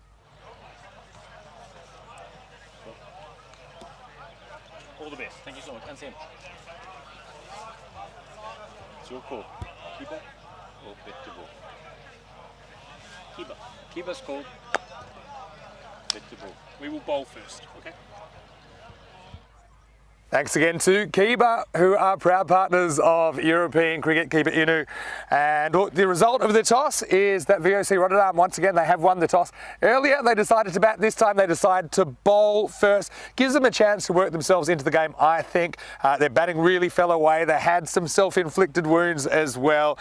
But VOC Rotterdam will be bowling first. There were some positives, particularly with the ball in that first match. I did like the bowling of Arnav Jain. I think he's a very clever spinner. And the youngster as well, Sieb van Wingerden. I liked his bowling as well, a bit of a mystery spinner, and Jelt Schoenheim had a very good game. So some positives out of that first performance, even though they didn't get a win on the board. Malta Super Kings are always excited to see them. They've never lost a game on ECN. They went 10-0 to win their European Cricket Series back in June 2021.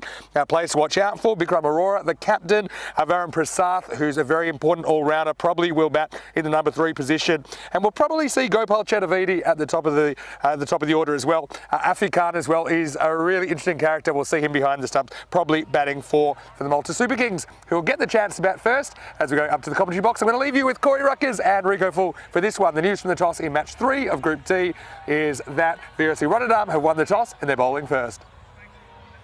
Thank you, Vinny Sandu, and welcome all our viewers around the world. And those glorious pictures here in Cartama, Spain. It's a nice day for cricket. Still a little bit of cloud cover, but it's warmed up, and looking forward to bringing you this crash. It's VOC Rotterdam versus the Malta Super Kings. And, well, VOC Rotterdam choosing to bowl first in this one. They were stung a little bit earlier today. They need to respond straight away, but this should be a pretty spicy encounter. We take a look at the 2 lineups.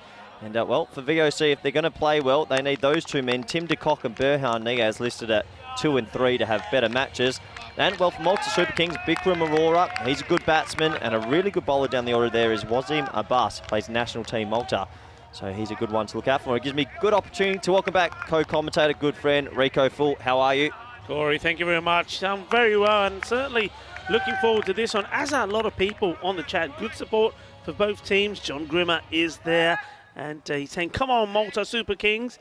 Good support also from Aman Ralan and Prakash Mishra, the captain of the Indo-Bulgarian team. Well, good match I think this is going to be. I mean, VOC Rotterdam, Corey, I mean, after that defeat, they'll be wanting to bounce back strong here. Yeah, absolutely. We see that sometimes in Group A, Group B, Group C, that teams start slow and then find their straps. I know VOC will be hoping for it. It's sort of like Brigade, the Irish team, started really slow and then got into it. So I know they'll be hoping for that, but I know you know a lot about this Malta side, so should be a good contest. Yeah, it will be. I mean, the Malta Super Kings, I think they're going to be a little bit nervous, I think, first up. I think they would have preferred to probably have taken the field first, that's for sure. So it's just getting over those initial nerves. I mean, Bikram Arora, if he can get himself set here, he can be quite a destructive bat, but he's sensible. He can stick around as well. Here's the first ball. And this is outside the off stump from Fletcher. Here's Fletcher, of course, the captain. He certainly wants to lead his team to a good victory here. I mean, it's one of those, isn't it? I think the way that the structure of the round robin is though it is important, as we know, to try and finish in the top 3 for obvious reasons. Also, the weather could also be one of those reasons we found out last week. But you don't have to hit your form straight away. You've got time. It's nicely played, doesn't time it, doesn't take the single. So you have got time to get yourself in form. And maybe from what we've seen, especially what we've seen last week, if you do get a loss in the round robin and you come good as a result of that, that's probably a good thing. Yeah. You probably don't want to be unbeaten all the way like Carlton, and then when you do lose, it's in the final. Yeah, what we've seen is a lot of teams that do suffer an early loss respond quite well and then learn the T10 format as the week continues. A lot of these players out there haven't played much T10, so it is a learning experience for everyone involved. Nicely played, just drops a bat on it. Yeah, takes a single. it's a good point you bring up, Rico, because from the team that won the first ever Champions League in 2019, there's 3 remaining players. Obviously, there's a couple of star players that are unavailable to do national duty. Yeah. So for a lot of the men out there, it's actually their first time playing Champions League cricket. It's almost a brand new team, so they'll also have to learn. And we're seeing a lot of teams, as the week goes on, by Thursday, it seems like all the teams then know how to play the format correctly. Yeah.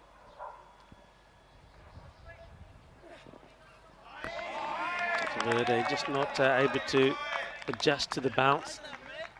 Piers Fletcher is getting here at the moment. The other thing, I suppose, for the VOC side, I mean, it's always going to be difficult when you're coming into a competition like this, and obviously you are the reigning champions, so you're defending champions, because people automatically are expecting you to be the same sort of team in the same sort of form as the last time they saw you. But as you said, this is a completely different team. Puts this one away nicely, but he gets hold of this. It's going to be 4 runs. Just helps it along the line. Not the best of deliveries. Strained down the leg and picked up beautifully. So Verde, he's off and running. Yeah, nice shot, just straying on the hip, and he sort of goes with it and collects it for 4. They've got deep square leg and deep mid wicket. No sort of fine leg, so nice shot, first boundary this match. And yeah, it's a good question, Rico. I think there is a little bit of extra pressure coming back as the reigning champions, and I think we saw that in that first game. There was a lot of nerves for the boys, so you'd imagine now that those nerves are done, they'll perform better in this match. And this is a nice shot. It's an intelligent shot. I think he knows that the third man is up. If he gets enough on this, it's going to be 4 runs. He plays for this, and he gets it right, Corey. Yeah, nice shot, goes with it, and that's going to end the first. 10 for none, no third man in place, and he just lifts it over. It's actually a really good shot. Smart batting and good start for the Malta Super Kings after a few dot ball start. 2 nice shots. And we got Scotty Edwards in the chat. He's obviously a VC who's watching from Australia at the moment. He hit the 137 in his last ever Champions League game, and it's good to have Scott watching. His question coming in is, are we going to see a bit of red mist? Now, I know what red mist means. Piers Fletcher's a hothead when he plays. He's an angry, and we nickname him at VOC Red Mist because he only sees red when he's playing. He's a fiery character. I think you'll like this bowler, Rega. This is Arnav Jain coming in. Tall, right arm off spinner. Really, really talented. Oh, gets an edge. Chase on for the fielder. Should get there. And does. They think of 2. They hesitate a little, but they do make it. That's good fielding. So that's the young Roman Harangi out there. He's just turned 15. So by my record books, he's the youngest player to play in the ECL. So good luck to him. Nice running from the batsman there, Tetravedi and Aurora. Good start from MSK. Yeah, and then you heard Vinny talk about Jane saying that he impressed. Floats this one up there. This is going to be a chance, and it is. It's been snapped up. The first wicket goes, and it's a big one because they've got the captain, Bikram Aurora, and he's normally quite a sensible batter. He sticks around a bit, doesn't give too many chances. Well, he's gone after him here, but the field has been set. And, well, there's a bit of red mist around the ground. Yeah, absolutely, and that's the first wicket. And Arnav, really clever bowling. So what he does, he darts a couple in, he usually gets a bit of bounce, and then he gives one a bit of air. And that was the one that's had a little bit of air, goes shopping, gets himself another wicket. And a good start for him in this match. And, well, disappointing if you're an MSK fan, because you would have wanted him to hang around a little bit longer. Yeah, I mean, he normally builds not just on his innings from Aurora, but also on the team's, because he takes the singles, he runs really quickly. But on this occasion, I think he just wanted, he saw it was there, he wanted to take it on, but when you haven't got that pace on the ball, it's going to take a big hit, and he holds out. Yep, absolutely. And well, Arnav, he continues his good day. He was a shining light in the loss earlier today for VOC. He took 2 for not many. And he comes again. Nicely played, deciding, opting to go onto the back foot and just sort of flick it into that leg side area. Yeah, so Arnav's been in the Dutch setup a little bit on the fringes of academy squads and under-19s and so forth. I think he's got a bright future with the Dutch national team, and surprised to not see him get a call-up recently, actually. He's very, very talented. There's not many right-arm offies that can do what he does, and he's tall, he loves the game. He's only 20. He might look like he's 20 years old. It's a very young VOC team. Yeah, gets this one to rise on the batter. I mean, he's bowling here to T10. He can hit the ball pretty well. But the man who's just coming at the other end, Magal, I mean, he's a sweet hitter of the ball. Great all-rounder. Can hit the ball really well. And he's been sent in here to try and make the most of the power play. Keeping there from David Mark Mullet. Good hands.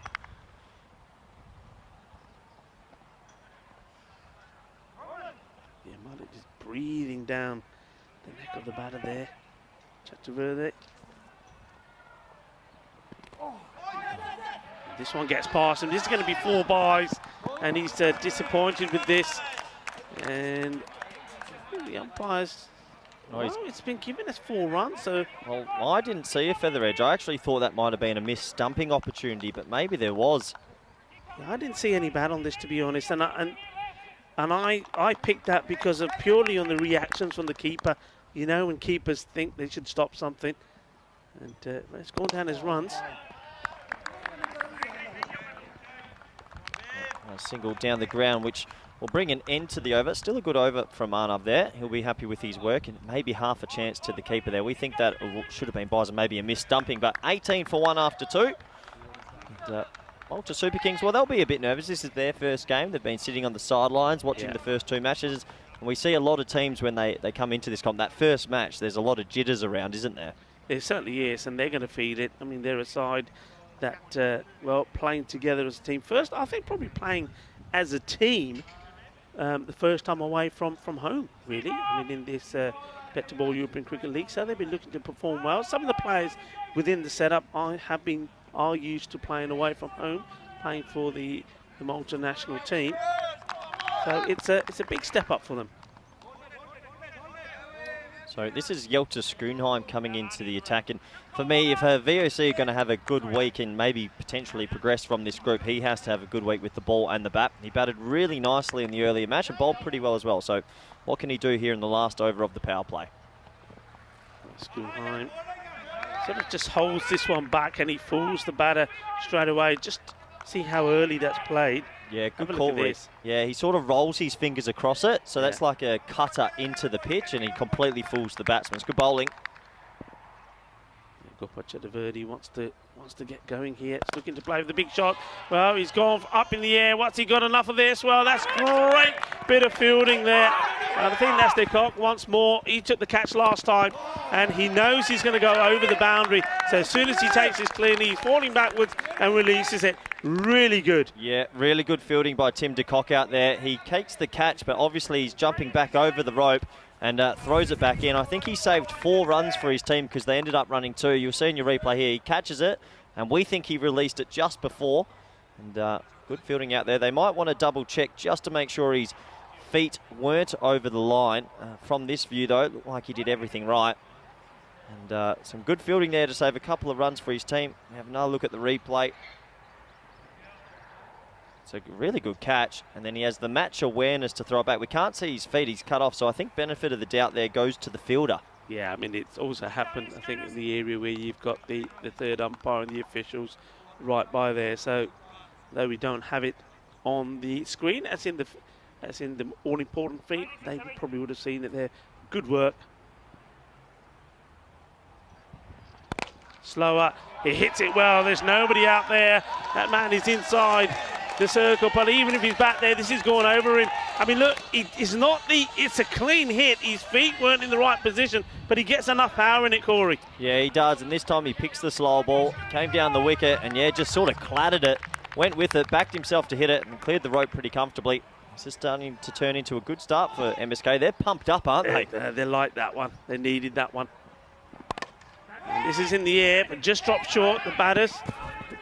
I think that's the right call. Probably not a single there. Good call that I think, from Fire Mughal. Well, good call. Well, we saw Tim de Kock field really well there. That's Ayaz Durrani there, and that's what we expect from the Dutch team, right? We saw with the English, Irish and Scottish, their fielding levels were a bit higher in the group. We sort of expect that with the Dutch. Their fielding should be top level in this group.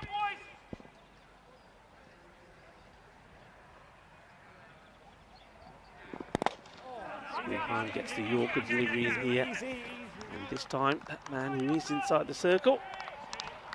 Giant there. That's the fielding. Oh, he's feeling. Schoenheim, yeah, I was going to say he's just holding his... Well, he's the oldest in this team. He's the oldest in this team by a few years as well. So hopefully he's okay.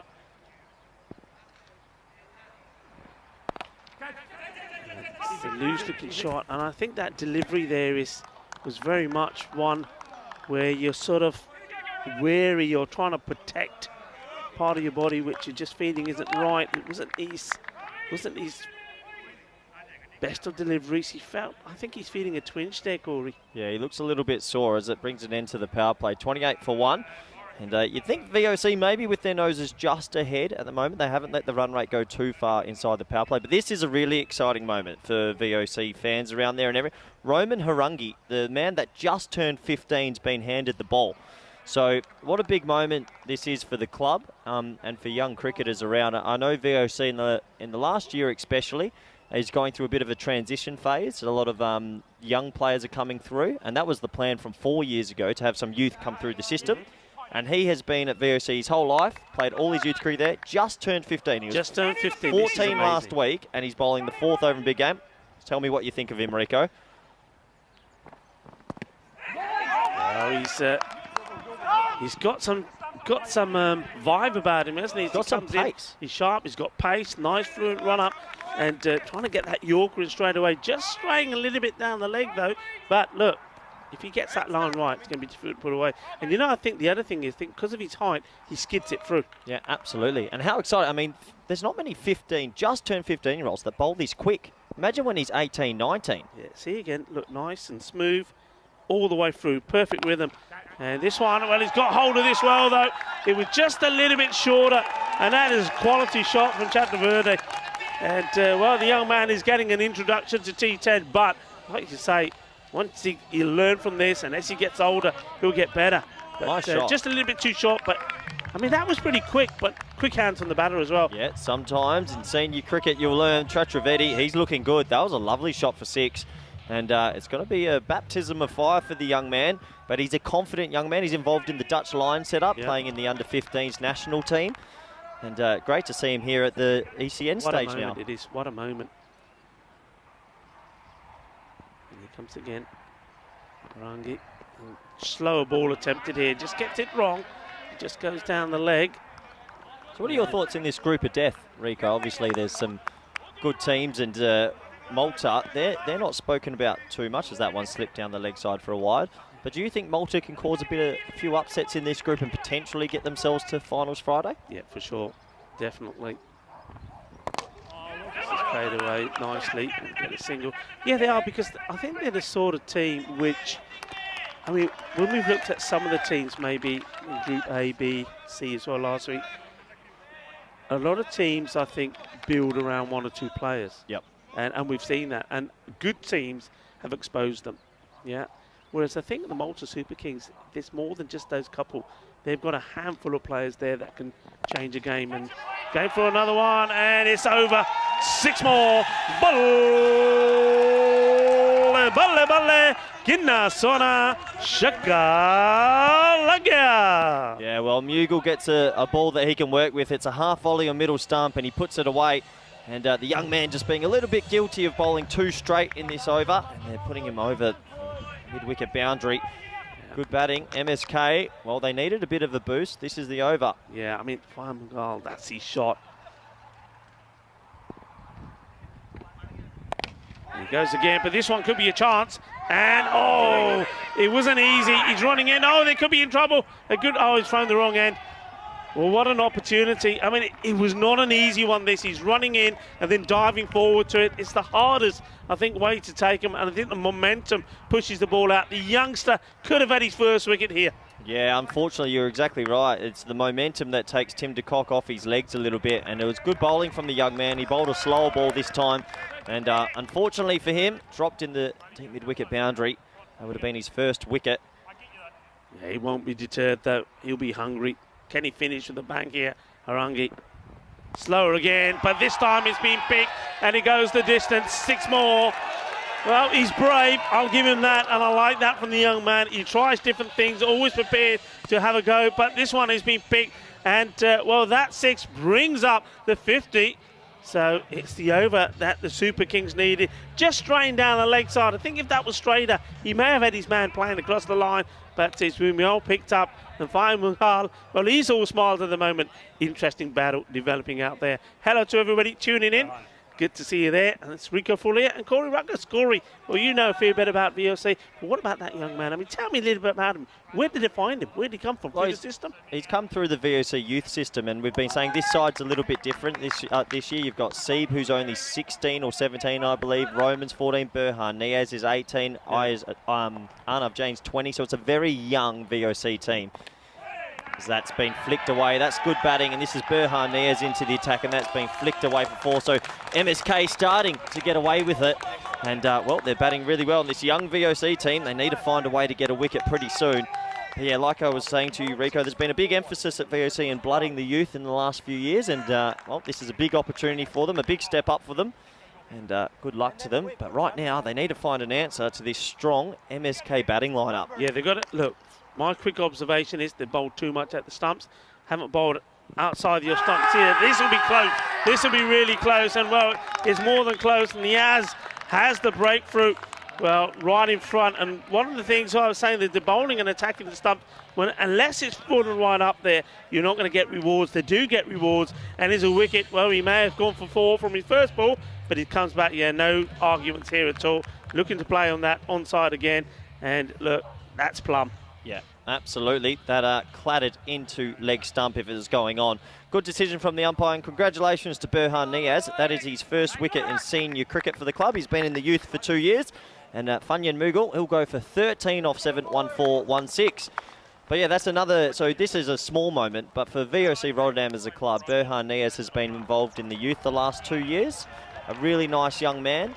And that will be his first senior wicket now for VOC Rotterdam. So these are the little things that you take when, I know you work with the youth of Spanish cricket and that. These are the nice things. You love to see kids coming through. Of course, absolutely. And the thing is, you know, when you're a youngster, when you come through the system, when you get a moment like that, I mean, he just picked up, first ball went for 4, he's come back, takes a wicket. Well, that's going to now have him on a buzz. He's going to be on a high, and he wants more. He's going to be hungry for more. And he's up against Varun Prasad, who comes in. Tall left-hander, a good all-rounder, and takes a while to get going, but when he does, he can hit the ball big. Starts with a single and make him hurry, then comes the throw. So that's one thing I'm going to be a bit critical of here, is that when a new batsman comes in, I'd love to see point and cover a bit tight. I still feel teams retreat just a little bit. It would have been nice if he was a bit tighter, and that could have been a dot ball. Yeah. But he's off the mark now, and yeah, Bikram Roy is a big player for Malta cricket, isn't he? He's big. I mean, we've seen the best of him in Malta when he's played. Oh, this is pretty full, and this may get called. This is quite high for me, and 6 runs it is. It's not being called a no ball, so he's lucky to get away with that. But we'll have a look at the replay. But what a shot! He's really good at opening those hands, isn't he? That's a gorgeous batting. Yeah, look, if I'm the batter, I'm going to be disappointed this one's not called. Burhan Niaz just overcorrecting that. Low full toss. Needs to get it right here. Just played away. It's a game of margins, isn't it, Rico? I mean, when you miss that Yorker length, it turns into a full toss, and batsmen usually cash in. I mean, if you miss it when it's too short, it turns into a half volley, and if you miss it too full, it's a full toss. It's just hard to land that Yorker every single ball. Yeah, that's the one thing that you get a batter in there that likes the ball straight. They're going to start playing those shots around. Just not attacking that off stump. I'd like to see a bit more outside the off. Oh, this is a full toss, and it's been hit big. Balle,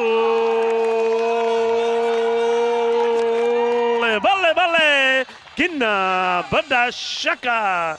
And see that the rock star, he's liking that one there in the bench.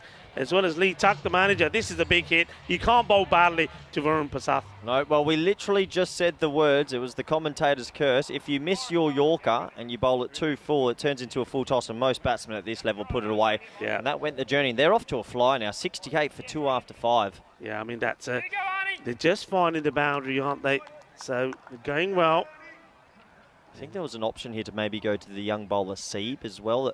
Another spinner. I think maybe spin to win might be the option for VOC. And they're going to Arnav Jain now, so he'll bowl his second. Yeah. And I think that's good captaincy, bringing a spinner on here. They need a wicket, and he looks like the most likely so far to take one. Yeah, just take the pace off and be bowling to the man they like to see, the batter, Chakravarti.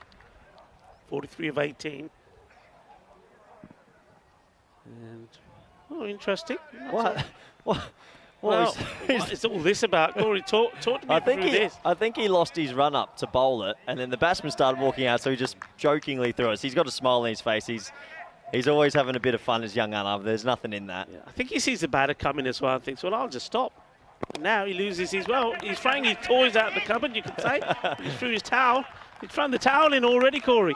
Yeah, his towel's fallen out behind there. Sometimes that can be called a dead ball, actually, if the umpire spots that, but came out last second. So 1 run. Yeah, he's a talented off spinner, and maybe a good option to bring him back in with the left-hander at the crease as well.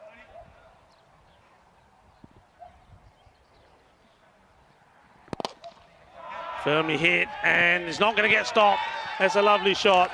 Pure timing, that's class. One of the shots of the day so far for me, Corey. Yeah, absolutely. Not many teams put a fielder there. He absolutely clattered that dead straight. 4 runs. And that was the sort of shopping ball. Gave that a little bit more air. And unfortunately, was hammered away. Yeah, nice shot. What's the reply going to be from Jane? Well, it's been struck firmly enough, but it's to the fielder. And the catch has been held. So Varun Prasad, disappointingly, I think, for him, after playing a couple of nice shots, he's hit 2 boundaries, has to depart. So another wicket for Jane. He does what he has to do. And this one, well, he's gone for it out on the offside. Maybe probably would have been better off trying to go the other way. And an easy catch. Well, he's saying it's easy, Rico, but it took me a while to pick it up. But he does take it. So another one taken by Fletcher. Yeah, nice catch by Fletcher, but Arnav Jain, he's doing what he does best. He just takes wickets, this kid, and he took 2 this morning in what would be described as a poor game for VOC. As Varun Prasad, he goes for 11 off 4, good little T10 innings that, but he has this happy knack of getting wickets. I mean, I've played the last few years with him. Yeah. We use him with the new ball sometimes at VOC. We open with a spinner, and he just has a way of getting wickets. He's got lovely control. Yeah. Lovely control. He's got a good attitude as well. I always like it when I see players out there smiling, smile on their face, yeah, enjoying themselves. That tells you a lot about the way they play the cricket. So a new batter comes in. Aftab Khan, the wicket keeper. It's well bowled, and a good ball first up to the new batter. Good bit of cricket, I like that. Yeah, absolutely. But I tell you what, if they don't get Chakravarti out soon, 44 off 19. I mean, if he bats another 5-7 balls here, he's looking at a big score. Asking the question, but I think the foot is down and it's beyond the line as well, so that will be not out. Good keeping though. That's David Mullett. He's come out of retirement for this week, so good to see he hasn't lost his motor skills. Is that right? He's come out of retirement? Yep, he retired 1.5 years ago, and he got the call up. And we need a wicketkeeper for the week, and he's the man. Scott Edwards is away, so Mullett's back. He's back, and he's looking pretty sharp behind those stumps. You didn't get a call? Retired. Well, so was Mullet. Oh, that's a full toss. And gets away with it. Well, they say, retire when you're on the top. We won the VOC Championship 3 years ago. That's it. It's not going to get better than that. Fair enough. That's the end of the over. So it's 75. So once again, a great bowling. I mean, 2 for 15 from Jane there. I think he's bowled really well. Yeah. Sensational bowling, and now we're going to see his spin twin partner. So I like to see this. This is the young Seeb van Wingerden. He really good bowler. He broke through to the top class team last year. He bowls everything, Rico. He's got a carom ball, a front of the hand, an off spinner, a leg spinner, a top spinner. Bit of a mystery man. He's young as well, I believe. Very young, and good luck to him. He bowled pretty well earlier today. Only got the 1 over, but he might get a couple here. Yeah, see the interesting field they bring in. bringing the field in on the offside, so they're expecting the attack to go down the leg. He's played all round this. Well, what a wicket this is. Well, Gopa Chakravarti goes first ball, Wingenden. It looks like he's halfway down the wicket, but he's totally done him. Well, this is why he's a mystery spinner and no one can pick this boy. What's he bowl here? I don't even know, and he's done him completely. Takes the stumps. That's a big wicket. What was that, Rico? Well, I tell you, I was about to say, well, it's a big loose note which is about to be thumped away, but he's done him. He's just, I think it's one of those which, I mean, he's wrapped his fingers all the way around this. He's got that interesting arm action as well. Yeah. Back of the hand, rolls the fingers on it, and Gopal Chakravarti, who scored 45 runs before then of 21 deliveries. Well, the 22nd is the first one from Wingenden, and he couldn't do anything about it. Mind you, they're pretty pleased with his contribution there. So they should be. It's a good start from him. But now this is an important moment, isn't it, for the Super Kings? They just need to say, right, we've got a good start. Even if from here on in we sort of go to a ball, that's going to be enough. Let's not throw wickets away and end up sort of, I don't know, 90 for 8 or something. They've got to just build on this. Yeah, absolutely. I mean, they've lost 2 quick wickets here, so they need to be careful not to get too many dot balls. But, well, he bowls slow through the air, but he uses his variations. We nickname him Seal at the cricket club. Seeb, one first name. He doesn't have a last name. And he's a bit of a maverick. He's a nice young boy. Yeah. Happy for him to get his first wicket of the competition. Have a look at his hand here and try and tell me, Rico, what do you think he's bowling? I did this with Vinny before, and Vinny didn't have a clue.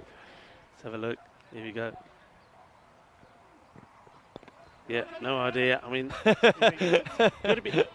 I think what also is, it's not just the hand, Corey. It's that action.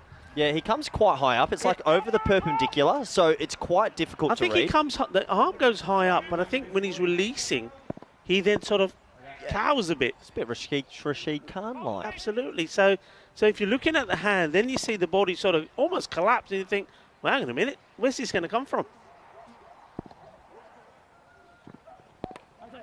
He's getting some respect here, isn't he? Yeah, I think it's important that both these batters, I mean, unless it's one that they really fancy themselves, they just take the few singles here, rebuild. The other thing, of course, with an action like this is there is literally no pace on the ball.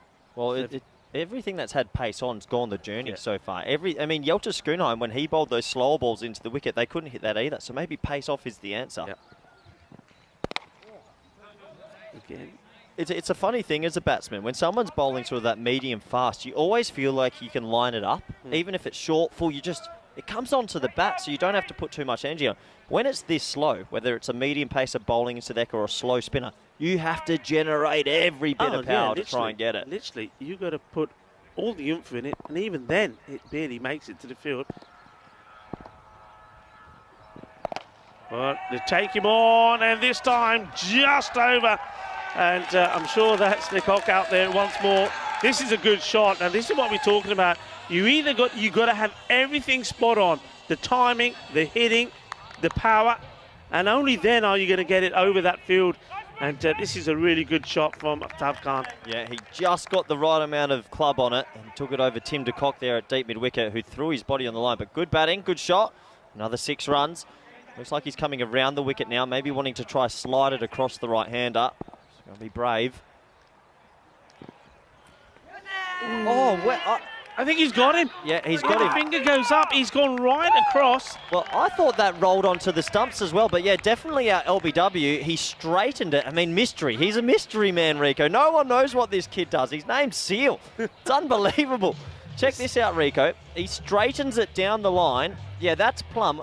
The ball rolled through. It rolled onto the stumps. It didn't take the bails off. Oh, he's absolutely delighted, Wingenden. And why shouldn't he be? He just picked up his 2nd wicket. But again, this is, I mean, Aftab Khan, he's an experienced batter. He's been there a while. And he decides to go back and across to try and play this. Well, he's trying to get it. You can see what he's trying to do. He's trying to pierce the field on the leg side. And totally misses it. And, well, the finger goes up from the umpire. And that's another one. That goes right at the end of the over. Well, a bit of work for one of our new umpires out there as well, Joe Foster. Joe Foster getting in the action. Hello, Joe. Good decision. That's a good, because he's come around the wicket. He's actually pitched it on middle and straightened it. And some umpires still might think it pitched outside leg, but that definitely pitched on. As we have a look at the groups, we're calling this the group of death. We think this is a very evenly matched group. And then obviously Group E next week, we have the clubs from Holland, Jersey, Spain, Portugal, Greece, and Cyprus. Looking forward to that. Who's going to go through this week? Tough to tell, as it looks like Rami, he's going to come into the attack and spliced away as that goes through the gap. He's got to get down here, Berhan Niaz, and he does. Good little flick to Yelta Schoonheim, and a run out's on here if he takes it. Oh, he just gets back. The ball sort of plugged from the throw. It hit the grass and sort of lobbed up. But a good fielding from the two men out there. Yeah, I mean, it's a bit of swing here as well. I think that was swinging away viciously. That's why the ball ends up there. It's the flick back. Sort of plugged the ball, didn't skid on and gave the batsman some extra time, but a bit of swing for Rami. Gets this one through. So you've got two new batters practically out there now. That's what wickets does, doesn't it? I mean, obviously it's still only T10, you think we can go at every ball, but wickets brings dot balls for the new batsman usually. It does indeed. Ajmal is on 4 of 4 deliveries. Sharma yet to face. And there you go again, you see. And this is all about the swing. Keep an eye on the ball. He's getting good swing in here. And unless you're prepared to come out your crease, you see, you're not going to get there. Yeah, he's getting that to go quite a long way, actually. In the 8th over, that's going. This one's a little bit high. Just keep an eye. The umpires, they say it's okay. Doesn't look like it's been signalled a no ball. So he might have got away with that. Every now and then VOC have been guilty of a high ball that's been put away. This time he missed out. Yeah, just asking the question about it, saying, so he wasn't that high. Oh! Oh yeah, that's what we're talking about. Well, we're in the Costa del Sol, and you know what that means? Sun, sea, sand, and sexy cricket. What a catch, Corey. He absolutely smoked that. He hit that so hard, and Rami's just put out his right hand, and it's landed perfectly in the mitt. Oh, that's a pluck and a half, especially off your own bowling. He smoked that. The noise off the bat. And as cool as you like. Look at him. Oh, yeah, cheers, boys. Thanks for coming. Calm reaction. Oh, wow. This is a great catch. I mean, this was motoring. It was absolutely motoring from Amjad. Now, he's going to go back there and say, guys, I couldn't hit it any harder. What do you want from me? Well, Mohammed Amjad, he'll goes for 4 off 7. And those wickets start to fall. And, well, up Hadaya. What a catch that is. Yeah, well, that's one for the highlight reel a little bit later. Absolute amazing snare. He's bowled a really good over here. We have another look. It deserves another look. He hammered this. Absolutely hammered it. It was out the middle of the bat. Bang. Oh, that is a great catch. It's a 1 in 100 catch. And the reaction is like, yeah, I do that every day. That's fine. Yep. That's fine. Nice and calm. Oh, that's great keeping. Fabulous. I think he was unsighted for a small moment there, and no, really, really good keeping. And Wasim Abbas, he can hit the ball long, but the first one wasted down the leg side. Good stop though, keeper. And this one shapes up to hit it big, gets a little bit of bat onto it. Not really expected. Gets a single. That brings an end to the overs. 88 for 6, and well, for me, VOC just in the last 3 overs with pace off the ball and some tricky medium pace seem to have got themselves back into this match. In the first half, it was all MSK. It's going to be interesting to see how they finish here. You have a look at the worm, and you can see that fight back, and it's come because of the wickets. Yeah, it's come because of the wickets. They've, I think, Giant bowled really well. Him coming on to bowl that second over in the 6th when they needed a wicket. Remember, it was 68 for 2 at the halfway point. Yep. So Fletcher goes to his main strike bowler. Which is himself. Yeah. Well, he's coming on here now to bowl the all-important 9th. Just having a check on this field. So he's got the 2 men back on the leg side. Got protection on the off as well. So standard field. He goes to the slow delivery. Yeah, so he bowls this single. He bowls it out the back of the hands, a bit like James Faulkner, and it's really, really slow through the air, and that's good bowling. He's done the batsman there, but they get the edge, and look at that mustache. What are your thoughts on that, Rico? Well, oh, that's gorgeous. That is 70s. Well, it's 70s, isn't that supposed to be in November? Yeah. Well, yeah. What month are we in?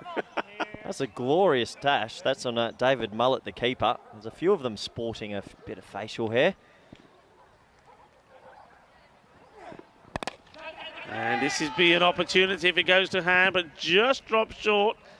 Good bowling. I mean, the other thing is all about how quickly players adjust. And I think Pierce Fletcher, he was hoping that the shorter attack in the first match, short deliveries, would work for him. They didn't. And he's changed it quickly, isn't he, coming into this match? And it's working. Yeah, absolutely. And you can see he's gone pace off, pace off. So interesting to see if he goes 3 in a row. Yep. It's clever. It's clever, Rico. So for me, if we look through this innings, I would say when the young bowlers, Burhan Niaz and Roman Harangi, there's a good point for them to learn. When they bowled their 12 balls of pace on, they got hit. Yeah. The older man, Yelta Schoonheim, Piers Fletcher, the spinners, all the pace off the ball has worked this innings. So something for them to learn as the week goes on. Yeah, definitely, yes. I mean, that over with the youngster did go for 22, went magical. As Fletcher comes in again. Slower again. Yeah. It's not very often you see 4 back of the hand slower balls in a row. Do you call him a spinner then? Is he a pace bowler right now? I don't know. I don't want the red dust coming my way. But no, it's just clever bowling because not only is he bowling the slow delivery, but it's where he's pitching it. I mean, he's not allowing the batter to drive. The batter wants to have a drive at it. And you saw in that occasion, even though that Abbas did come out to it, he wasn't able to get anywhere near it. So interesting to see if Abbas waits for this one or comes down again. He waits again. Up in the air, and it just doesn't go to anybody. So, no wicket, but it's only a single, and singles at this point, it's a win-win. Is that only one off the over? That's the... Was it ... I'm trying to remember. Yeah, that's the only run of the over. Sensational over this. I mean, if you had told VOC that they'd be 91 for 6 after they were on 50 off about 4 overs, and with an over to go, they would have taken that with both hands. So they've come back well here.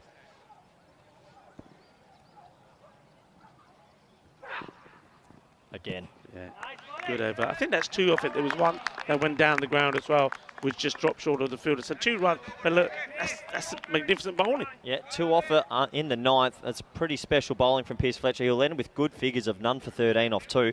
So all of a sudden, MSK may be struggling to get to 100.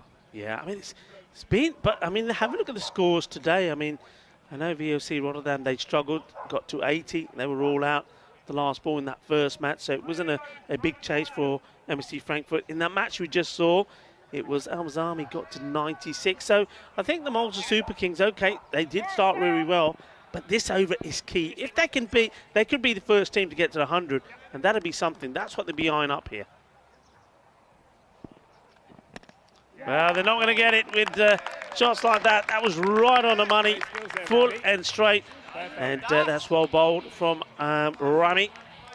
Rams it in there, gets the wicket. Well, he's a cool, calm customer. You saw when he took that cord bowled how relaxed he was. He just comes in here and lands a perfect Yorker. Maybe it was a low full toss, but missed it by a long way and collected there by the keeper. So another wicket falls, and VOC Rotterdam, well, they're mounting that comeback now after that early onslaught. Another wicket falls. That's going to bring Justin Chadju to the crease, but Wasim Abbas, he never really got going. Only 3 off 6 with 3 dot balls. You can see he's a little bit frustrated with that innings. Just at this back end, they've lost all momentum. And VOC showing why they probably are more of a bowling and fielding team this week. Yeah, they've really come back here, haven't they? They came back brilliantly. I mean, they were under the cosh, weren't they? At the halfway point, 68, so... Were they at 68 after 5, was it? Yeah, 68 after 5 for 2 down. So at that point, you're thinking, well, we're going to definitely go past the 100 mark, and we're looking at that 120, which we were saying a couple of weeks ago was past call from this end. And now, well, it's another one. And I tell you what, I'm going to call it early. If he bowls that line again, he's going to get a hat-trick. Well, we're going to see a first hat-trick. I think you're going to like this man as the week progresses. Look how calm he is. He just walks back to the toe. Mate, it's like he's just gone and done some shopping. He's so relaxed. Well, I said that when he took that catch, a call and bowled, I thought, well, this man, it's like he does this every day of the week. Just gets it up there, takes a sensational call and bowl. And now he's got 2 beautiful Yorkers in. This is called bowling at the death in the group of death. And, well, are we going to see that hat-trick We've had the hoodoo this year, haven't we? We haven't had a hat-trick all year, and usually we get one every 60 games, apparently. Well, I was told the only hat-trick that we've had so far is a hat-trick of burgers that were scoffed by Vinny over the weekend. Is that right? I think you were around. Not surprised. So, here we go.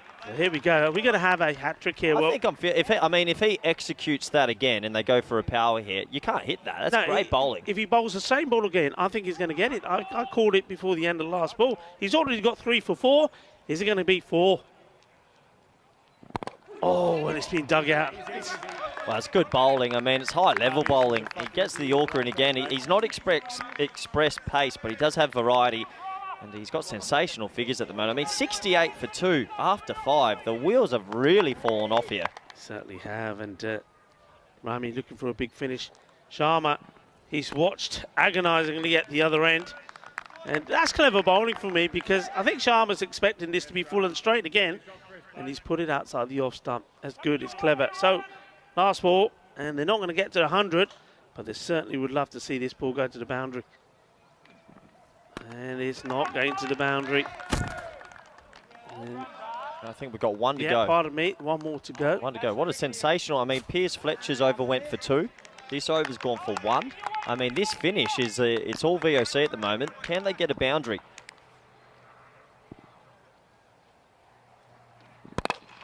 No, they can't. They'll get 1, or will they? They should go for 2 here. They will try.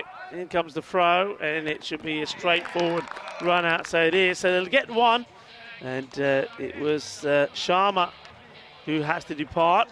But that's the end of the innings, and well, what a fight back that has been indeed. I mean, like I said, there was 68 for 2, and the score ends up on 93. So, well, you can work that out yourself. That means that in the last 5 overs, 25 runs. Yeah, 25 runs and for 7 wickets. And 7 wickets. Yeah, so you can see that they're pretty happy there as a group because at the halfway stage it was all MSK and the batsmen will trudge off there, but it's not really up to the lower order to hit the runs there. Someone from that top order needed to bat through and go on to a big score, but great comeback from VOC. They should have a lot of experience and, well, it'll be interesting to see how they apply themselves chasing this. You would say they're ahead at the moment in this game, but anything can happen in this T10 format. Yeah, it can. And the other thing that will frustrate the Super Kings is that in that score of 93, one man, Gopal Chakravarti, the opener, he made 45 of them. Nobody else really got going. We saw a couple of players play some nice shots, but weren't able to contribute as they would have liked to onto the scoreboard. And, well, that was the first runs. It was a boundary, just helped along the way. But then this man, Ryan, came in, and a good catch there from their cock. And one thing you'd have to say is their fielding was fantastic. You're going to see some amazing stuff. I mean, I think this one is to save. No, this one goes over, but we're going to see a save there in the field from the cock where he kicks the ball in the field of play. And those little magical moments when you see them, that's what's kept this score to under 100 as well. That's what we sort of expect from the VOC guys, that their fielding should be probably a higher level than the other teams, as that was picked up on the leg side for 6. But as a group, they definitely came back in that last 5, and it was that man, Arnav Jain, again, that took this crucial wicket that sort of opened up an end. And, well, the mystery spinner, Steve, he came in, a.k.a. Seal, did his thing, got a couple of wickets, and good to see how pumped up the young man is. He was so happy, especially when he took the second wicket. And, well, look, at this point, it was important because when you had Aftab there, and then Aftab just played a lovely shot to the boundary, and then he gets LBW, and then that, well, Rami, it was a Rami show because the corner bowl was sensational, and then he showed us the Yorker leg deliveries, and as he said, Corey, those last few overs, hardly any runs coming off them, but look, just 25 of the last 5. So the Super Kings, well, they were super the first 5, but not so super the second 5, and that's going to be reflected on that scorecard. Yeah, I mean, Chakravarti, it's a great innings, 45 of 22, but you need someone in that middle order to just turn one of those 13s or 11s into a 20 or 25. Only 3 extras, and I can only think of 1 opportunity in the field going down. So once again, the fielding was good from VOC, and well, they'll be hoping to chase this down. But I mean, if MSK take a couple early wickets like we always talk about, it's still game on.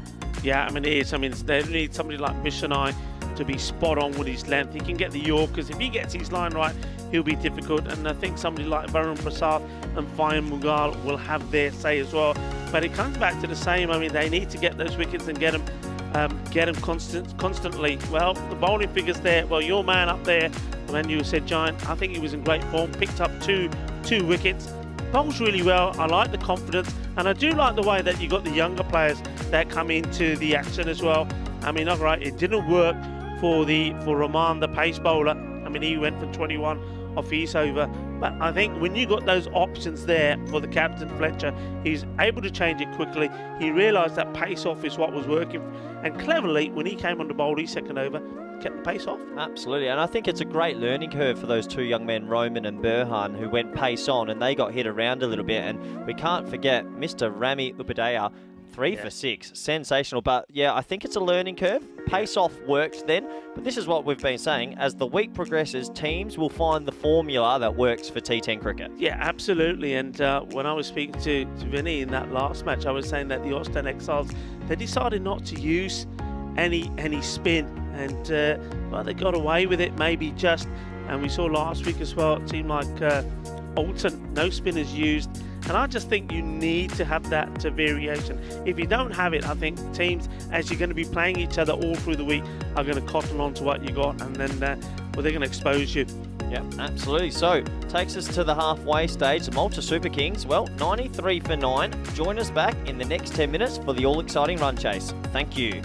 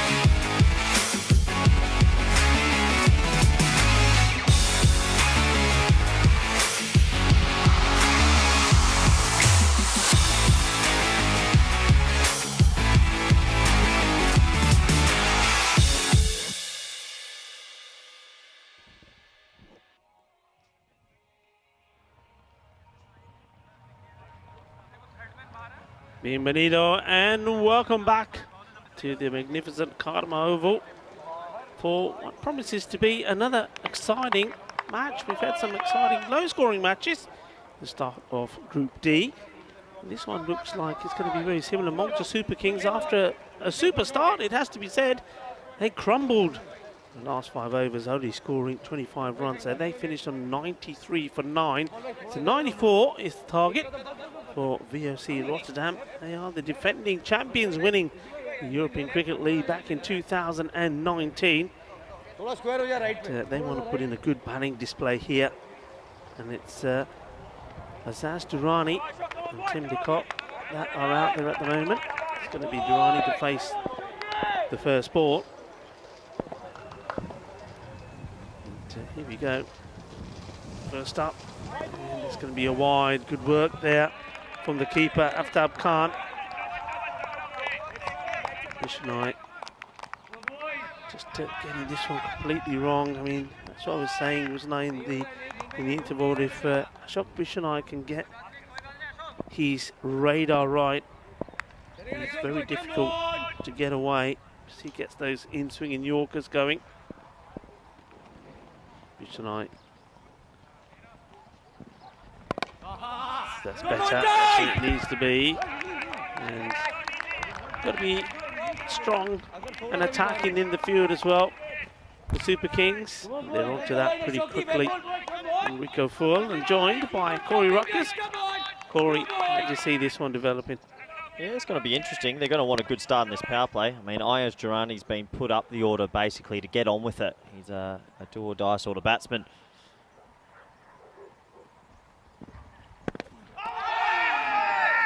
Bit of an appeal, but I think with this noise everybody hears is the bat of Durrani hitting the surface as it goes through. Well, the top 3 failed last game, Ayaz, Tim and Burhan Niaz, so they're going to want one of those 3 to now hit a bit of form, maybe bat through the innings and hit a substantial score to get to the runs. But I mean, if Malta Super Kings can take a couple of early wickets, they'll sort of feel that maybe they can defend this as well. Interesting change in the field. So another one coming across a square leg is coming into sort of like another backward point, isn't it? Yeah, another backward point. So, and the third man goes fine up. So a big gap there on the leg side.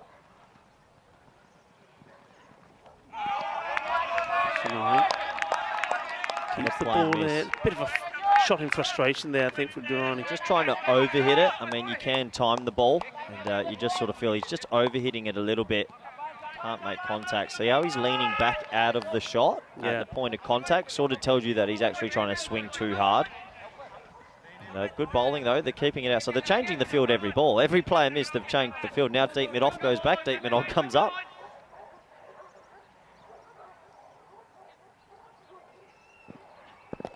Got him. Absolute beauty. Jagditafatte. That's a boogie, oogie, woogie. Kookaburra, fireball. And Bishanai comes good. This is clever from him. I just noticed the ball before, where he normally gets the ball to come in, he got it to actually cut away, and made me think, well, is this the one he's going to get right up there? And it was. That's an absolute beaut. And that's what Bishanai does so well. When he attacks the stumps, he's so difficult to get away. Boom! Jugged the fatte. That's the first one. And it's 1 for 1. Yeah, well, another big wicket early, and you sort of feel that VOC, this batting lineup, needs to get a couple of boundaries away just to take the edge off. And unfortunately for Ayaz Durrani, he goes again early, and not working for him at the top of the order just yet in this tournament. That brings out the young Burhan Niaz, and hopefully he can get himself settled. Yeah, 4-ball duck there. The only runs on the board courtesy of the very first ball off the innings, which was a wide. Since then, Bishanai has got his radar right. He's getting plenty of advice from people around him. And the only person he needs to be listening to is Bikram Arora, who just has a few words with him. So, can he get this one bang on the money? Niazi is the new batter. He's got to ball. 2 deliveries to keep out because of that wide. Oh, it's a beauty. Goes right through him. And Bishanai, he holds his head in disbelief. He can't believe this one has missed. It's late swing again. We've seen these kookaburras talk, and that is late swing. And just you can see the bat sort of closing there. He needs to just be batting with an open face and just hitting that through the offside. I still feel players are still thinking too much leg side.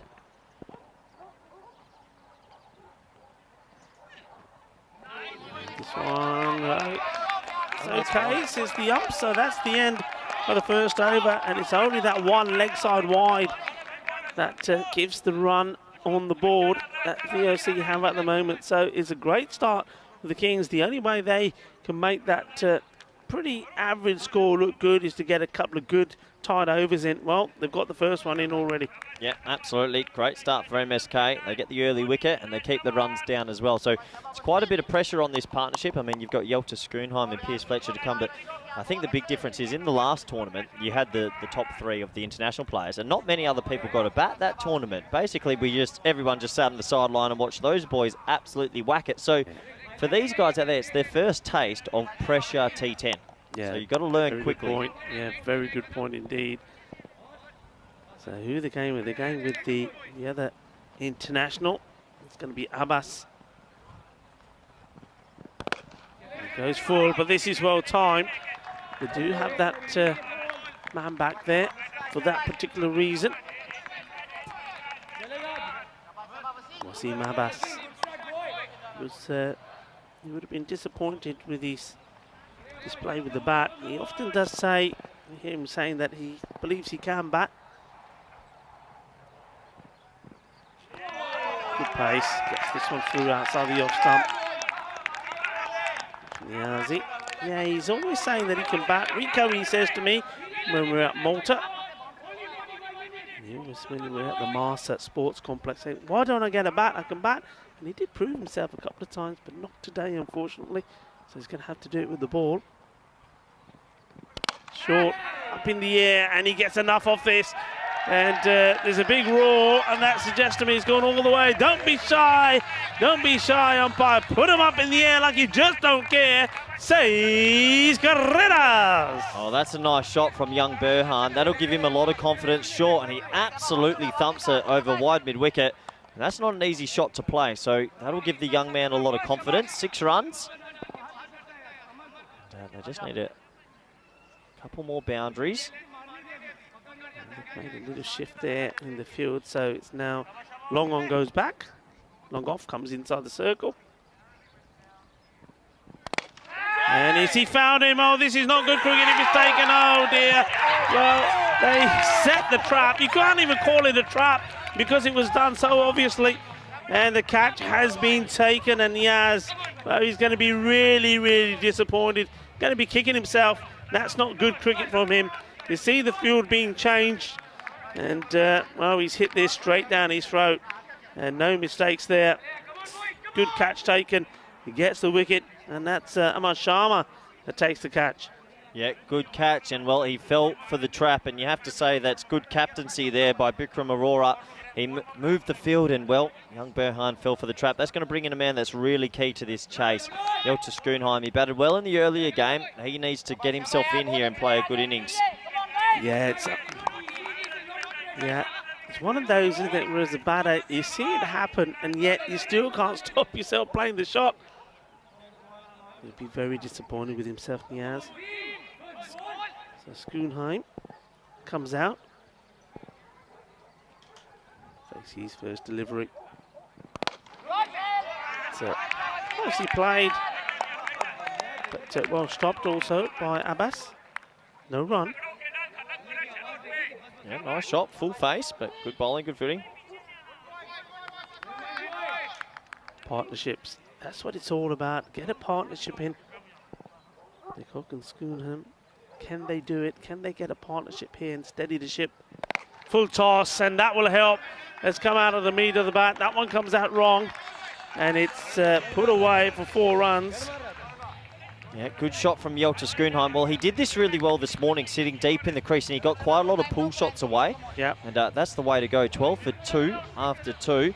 And this is the partnership. These are the main 2 batsmen of this VOC team this week. One of them has to bat deep. Yeah.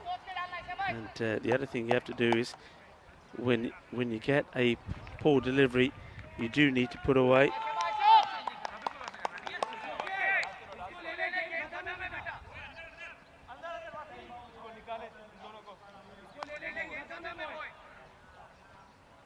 So, important over coming up here. 3rd over of the power play.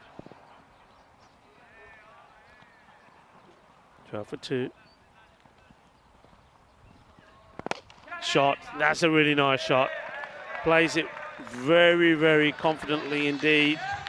And Bishanai, well, one thing with Bishanai is after a while, you sort of get to know what he's going to be trying to do.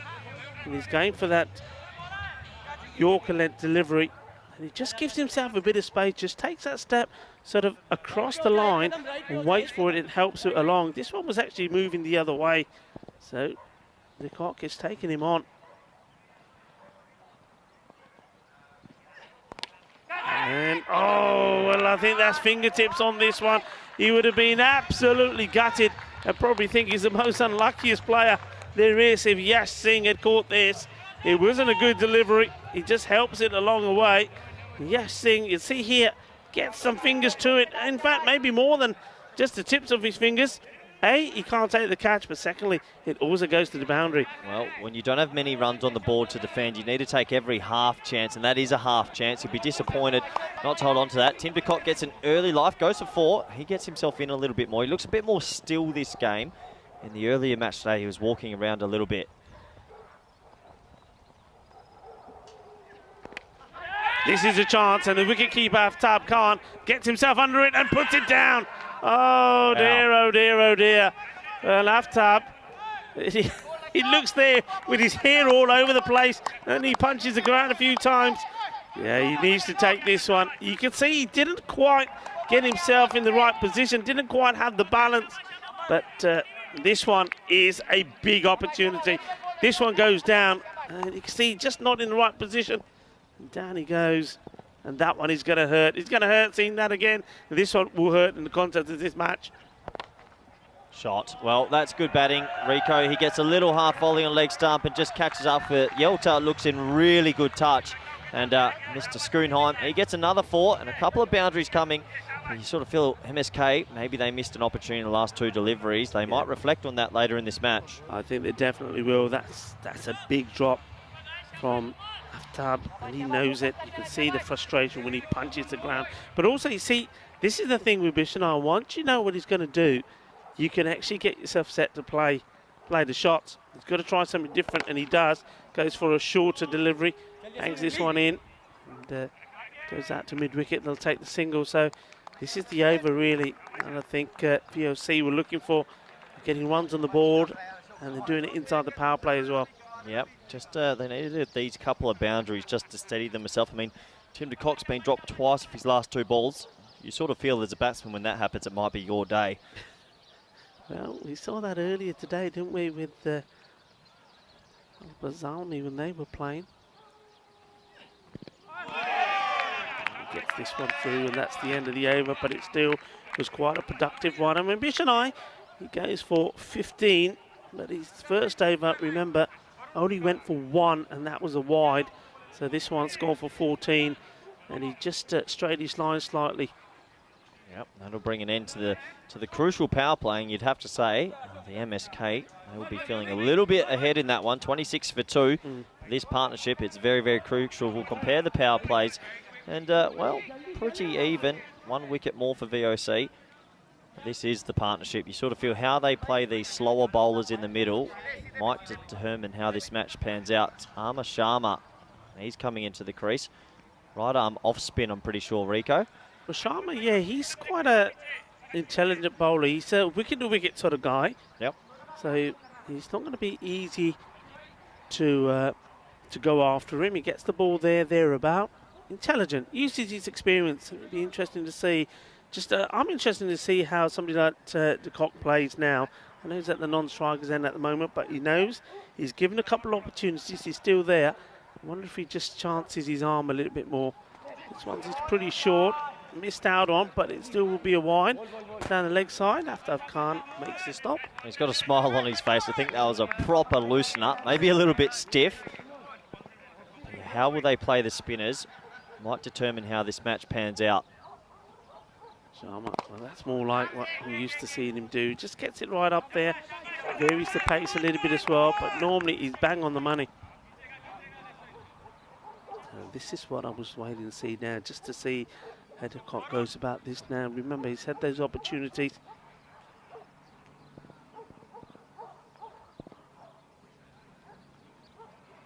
Short, hits it hard, and it's over the fielder. 6 more. Balle, balle, balle, Kinnasona, Shakalagya. Yeah, that's a nice shot from Tim. He's much better when he's looking to go straight. Sometimes he gets guilty of going across the line a lot, but he's got a lot of strength and he clubs that for 6. This one's a full toss, and this one will just go as well. You can't be bowling that. And the umpires, they'll have a quick look at each other about the height, but I think there's no signal, so probably does get away with it. But it's a Gundy ball, and if you bowl a Gundy ball, it's only going one place. It's going all the way, 6 runs. Yeah, another 6. He's clubbed that as well. He's really, really strong, is Tim, and well, when he goes straight, he always looks a lot better. That's good batting. He's off to a fly now, 22 off 7. So I'm under pressure. Short, hit firmly, it's a fielder there. Good pick up. We talk a lot about how the senior teams in these comps, or the English, Irish, the Scottish, the Dutch, their fielding level's different. And if he was caught last over, where he should have been, it would have been 3 for not many. So the fielding once again becomes such a big part in these T10 matches. It's huge. The thing about it is, I mean, the one-handed effort, I mean, okay, that could go either way. And that was Yas Singh. It was probably too high, but the one for the keeper, that's the one you've got to take. Oh, well, this one could have been another sensational one. We've already seen one great caught and bowled, but this one would have been sensational from Sharma. And it almost sticks. It stays there just for about a second before it drops. Oh, what a fantastic one this would have been. Yeah, absolutely. I mean, it's another half chance. It was a good effort, though. Give the bowler some credit. He got a full hand to it. We saw Rami take one earlier in the innings. That would have been the second one, earlier in the match, sorry. It just doesn't pluck. It has to hit in the sweet spot, and it just doesn't do it. And he's saying there, I think a few people are saying, it's okay. They're saying, why didn't you catch it? What do you mean, why didn't you catch it? It was a brilliant attempt because the ball, I mean, you can see what he's doing. He's bowled it. He's looking where the batsman's going to hit it on this side, moves that way, and it gets hit the other way. Does really well, gets the dive in. Like you said, if it hit there, you'd have it. Yeah, absolutely. But that's 3 chances now. Me and Rico really love our fielding and talking about what the fielding does to the game. But that's 3 chances, and if they want to win this game, they're going to have to catch everything. Yeah, I mean, as you know the old saying, catching wins your matches. With this one, is drifted down the leg side. Nobody's catching this. This goes right over the fence once more. They're not bowling a good line here at the moment, just bowling it too much into the legs. And, well, Tim, he's enjoying himself at the moment. Yeah, These boundaries are never going to be too big for Tim. I mean, he's a strong man. He's just picked that up beautifully for 6. So since his reprieve, he's looked much better. He's hit 3 6s, and that's really motoring this innings along. VOC, well, I think they'll feel like they're in pretty good control at the moment.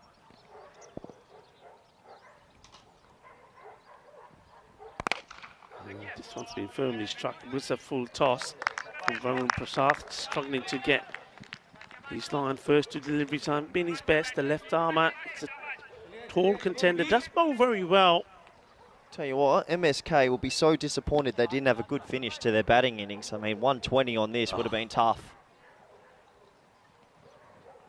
Slower, but again, down the leg. Who's going to get there? And, well, it goes down. And I think this is the case of one fielder getting in the way of another.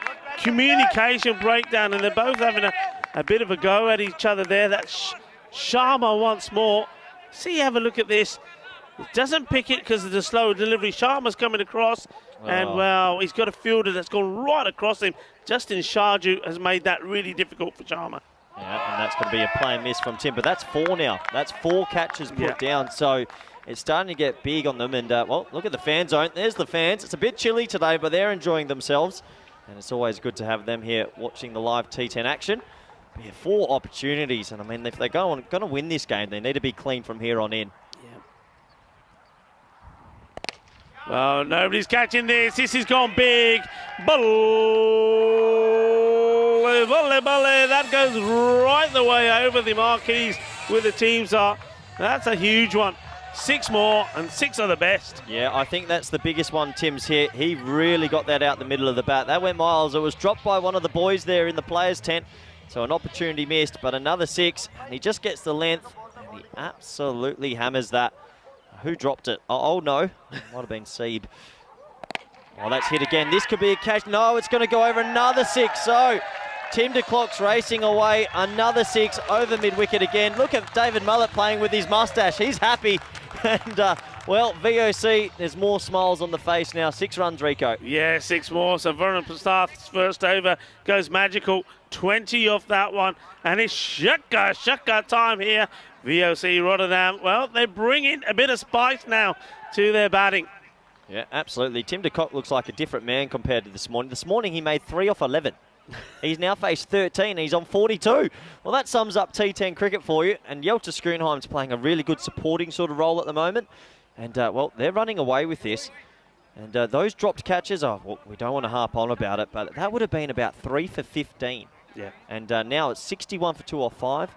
I mean, well, it was huge moments. Yeah, I mean, the sitter was by the keeper, you got to say, and that was the drop when he was on 9. Yep. So you can see just how quickly he's gone on to hurt you because of 13 deliveries, he's now on 42. This one should, it's just gone over the fielder. I'm interested to see just how far off the line he was there in the end. He does go back. I think it clears him anyway, but there you go. And give him a comb, somebody. Why don't you give him a comb? There's some awful facial hair for VOC there. But what do you reckon there? If he was right on the line? Tough one, I think. Certainly, he may not catch it, but he's saving the 6. I think when it was first hit, they didn't think it would have travelled that far, but there was enough leverage on it from Yelta Schoonheim. He's got long levers and got it all the way for 6. Looks like the umpires are convening for something quickly here, so not too sure. Maybe it's going to be a change of the ball. I think that ball's scuffed. Guessing the spinner on. So they're throwing everything they can at it. This is that shot. Maybe they just, great effort. But I just think maybe if he was back already, perhaps he could have maybe stopped it. But it goes all the way over. So they're doing it in boundaries at the moment and making it look easy. Now, one thing I know that's going to be very important, and we almost talk about this all the time, is net run rate. VOC Rotterdam, they lost the first match, but they know that if they can get a good win here and they're looking to do it in, well, rapid rate, that's going to really boost their net run rate and they could go to the top of the table here. Yeah, absolutely. It might sound like we're talking about net run rate too soon, but we have seen in Group A, Group B, Group C, teams are finishing on the same points and their net run rate's playing a big part if they get the double chance or not, as it looks like we do just have this little medical timeout for the bowler here. I think he actually had a little bit of tape on his hand that was white, and And I think you can't have that if you're bowling. Yeah, that would be absolutely correct. And the same would be, you see, sometimes the bowlers have like the white sleeves or bodies on their arms as well. And you can see Yash, he's got black, which is fine. But when it's white, because you're playing with the white ball, it can be difficult for the batters, so they will ask kindly for the umpire. There's a bit of chat in the group, in the YouTube chat. Sorry, a few comments come through. There is a bit of disturbing facial hair from some of the VOC Rotterdam players. A few goatees and mustaches. What are your thoughts on it, Rico? It must be a team thing. Well, it's got to be a team thing. I mean, I think we're used to seeing that in November, because in November there is I know we had our own very young tournament referee, Rob Kemin, who got the old goatee as well during that time. Here's a comment's just come through from Shabron85 saying Jeltje Schoenheim played for Netherlands. He actually has the most unlucky international career in history. Oh, go on. Got called up to play one game, an intercontinental match, 4-dayer. It rained. Never played again. And this one is disappearing as well. They're just hitting sixes for fun here. So the fireworks have started. Firework. Patake chalpe grande bitch. Patake chalpe, bhangra bhi bao, dol bhi bajao. Well, at the moment, all the dancing is coming from the VOC boys. Yeah, well, they've raced away with this now, and they're going to go to a commanding victory. You can't see them losing from here. They only need 21. This game, sort of like in the first innings, when they started poorly, then they motored home. It's happening again in the batting innings. Yeah, I mean, it's Singh. It's just every ball he's bowling is being picked up cleanly. And this one, well, it's not off the bat, but they should come back for two here. Oh, I think he got an edge to that, I think Rico. he gets a touch on this. Just a touch. It seemed to go very high. I'm not too sure. Yeah, it looks like, yep, signalled bat. Yeah, bit of glove or something. Bit of luck. Bit of luck, that's what that is. But good running, 2 runs. Get a chance maybe to pick it up here.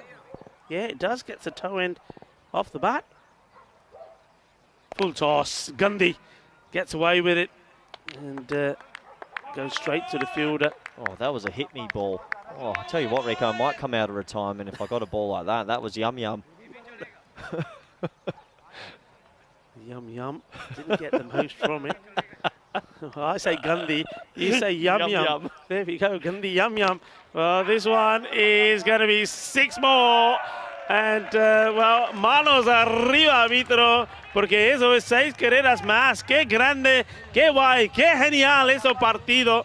Vale, el equipo ¿Quieres terminado eso muy rápido? Well, Tim de Kock, he said, if you're going to drop me, I'm going to get on with it and take this second life, and that's exactly what he's done. He's hitting sixes for fun. He's now moved to 48 off 14. We're going to see potentially one of the quicker 50s we've seen in the competition, and this is going to boost their net run rate massively. Oh! Oh dear, this is a no ball. It's got to be called. I wouldn't run here. If I'm a batsman, I'm saying I want the free hit. Can I say yum-yum again? Yeah, go on. That is yum-yum. It's a yum-yum, but I mean, your yum-yums don't get punished. Oh, that was the biggest hit-me ball I reckon I've ever seen, but it's single. Single, and this is another free hit time. Another over that's gone magical. It was a no ball, so this is a free hit. Oh, what's happened? Well, it's a no ball as well. So he signalled that off a no ball because it's bounced off the pitch, I think. Jeltje Schoenheim's having a laugh. What's happened there, Rico? Oh, he's got the lurgies, the bowler. Oh, he's got the yips. This partnership, 77-27. It's another free hit because that landed basically off the pitch outside the white line. So that's the right call. Yeah. Oh dear. Oh dear. Well, what's going on here? This is going to be another no ball. Now he might find himself off here because did he get a warning? Oh, that's got to be a no bowl before. That has to be a no ball. Yeah, I think he is. Look, he's being taken off. And, no, they've not called it no ball. No, what are you talking about? It's almost hit him in the neck. What are you talking about? I don't know what's going on. This is the weirdest over I've seen in a long time. That is not a no ball, really? I don't know anymore. Maybe we are playing baseball. That looked high to me. Oh, it's sort of just out of our screen. I reckon he's gone just a bit lenient. Should have given that a no-y. But anyway, that brings an end to an absolute chaos over. I don't think we're going to see him bowl again on your face. I don't think we're going to see him bowl again in the competition. My word. No, well, look, sometimes it just goes all wrong, and that's gone completely all wrong. He's gone for, I think, 25 in the end of that over. It is 86 for 2. This game's just been blown out of the water. What's happened? This has been such an interesting chase. I can tell you what's happened. They dropped de Kock on 9. Yep. He's now 1 away from 50. He's taken the game away from him. Yep, good call. This is nicely played. Tell you what, Ajmal's come in, left arm seamer, bowled a pretty decent pace delivery. I think he should have bowled the last over. That was a big mistake from the captain.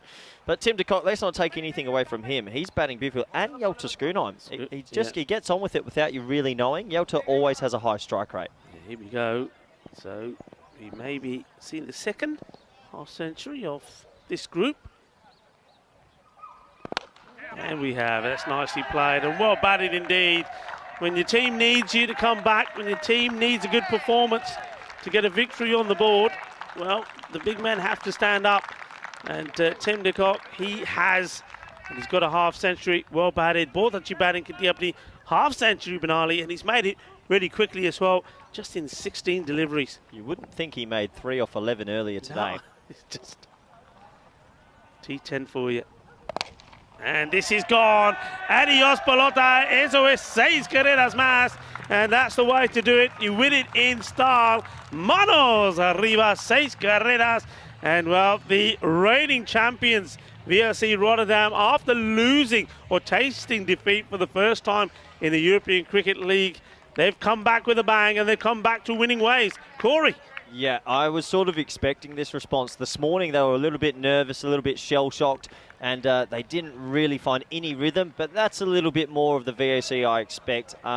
Even with their big star players missing, there is some good talent in this squad, and you've just seen 2 players put on a really good partnership, Yelta Schoonheim and Tim de Kock, who brings up a 50, and that will ease some nerves in the camp and for the young players, and I'm sure they'll go on to have a good week. For MSK, they showed a lot of ability in this game. I mean, they were on 63 after 5 and capitulated to being basically almost all out for 93.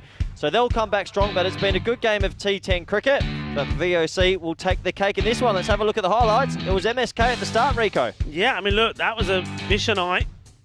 Getting one right through, knocking the stumps over, chuck the foot style, because Durrani was a 4-ball duck from him. But that just meant that, well, the setting was set for 2 men to get going. I mean, some of the bowling wasn't good. I mean, Yat Singh, what a terrible day he had. But that catch there, well, that was the one where it all went pear-shaped. Akhtar Khan behind the stump. You've got to take those. You put him down, you're going to get punished. And that's exactly what happened. This one, well, look, you've seen them taken, but if they don't hit right in the centre, can go down. Again, there you see, just not helping themselves. Fielders getting in each other's way, and that's the one thing that the Super Kings need to work on. They know they've got the ability, they've got the talent there to put in better performances than this, but they need to go back and do basically what VOC Rotterdam did. Regroup, think about it, come back stronger. Once again, it's another game we think the fielding difference has played a big part in it, because they put those 4 chances down and then these 2 capitalised. And we'll preview the next game quickly. The Kelpie Giants, they've come in last minute. I'm looking forward to seeing the young leg spinner Manav Nayak and also the big hitting Ken Roy Nesta. Anyone for you on Albies Army? Well, Albies Army, I think it's all got to be about the man, Azam Kahil, who scored the first half century in this group. He's going to be a good all-rounder to what?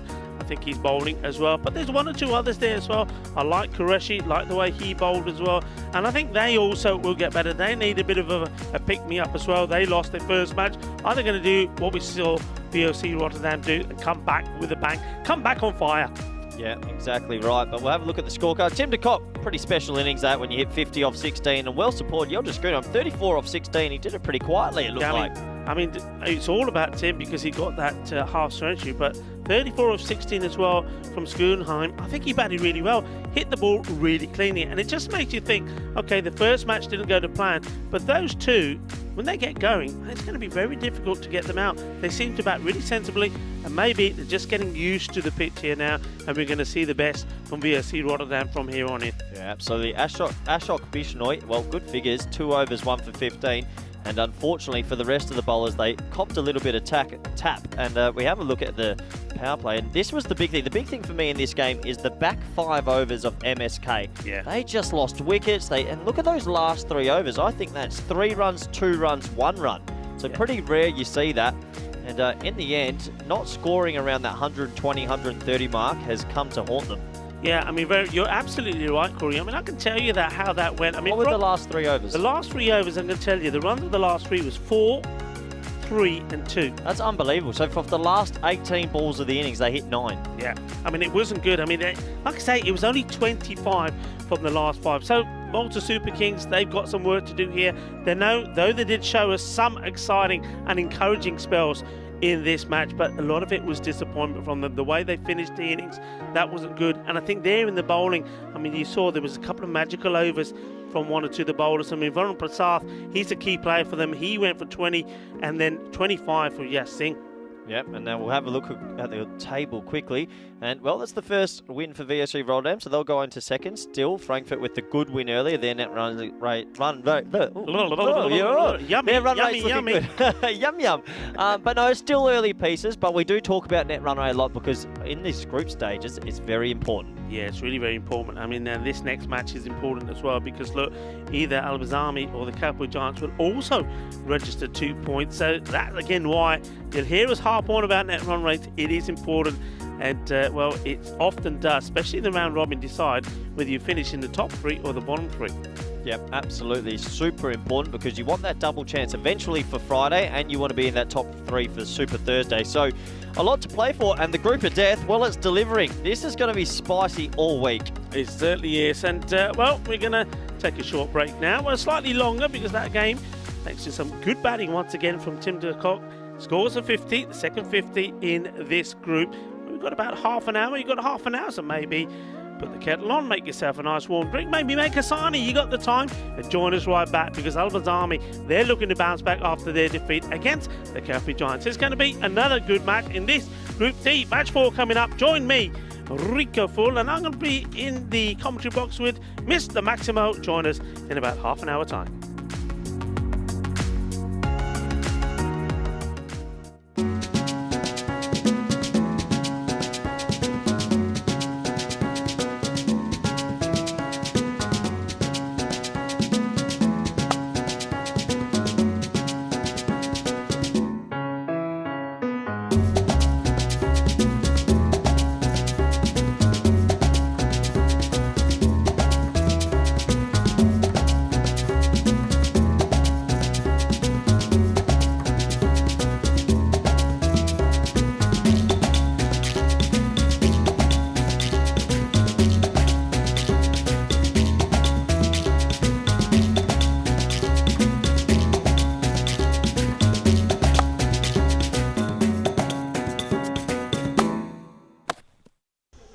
This is how we play cricket. On a crusted out song.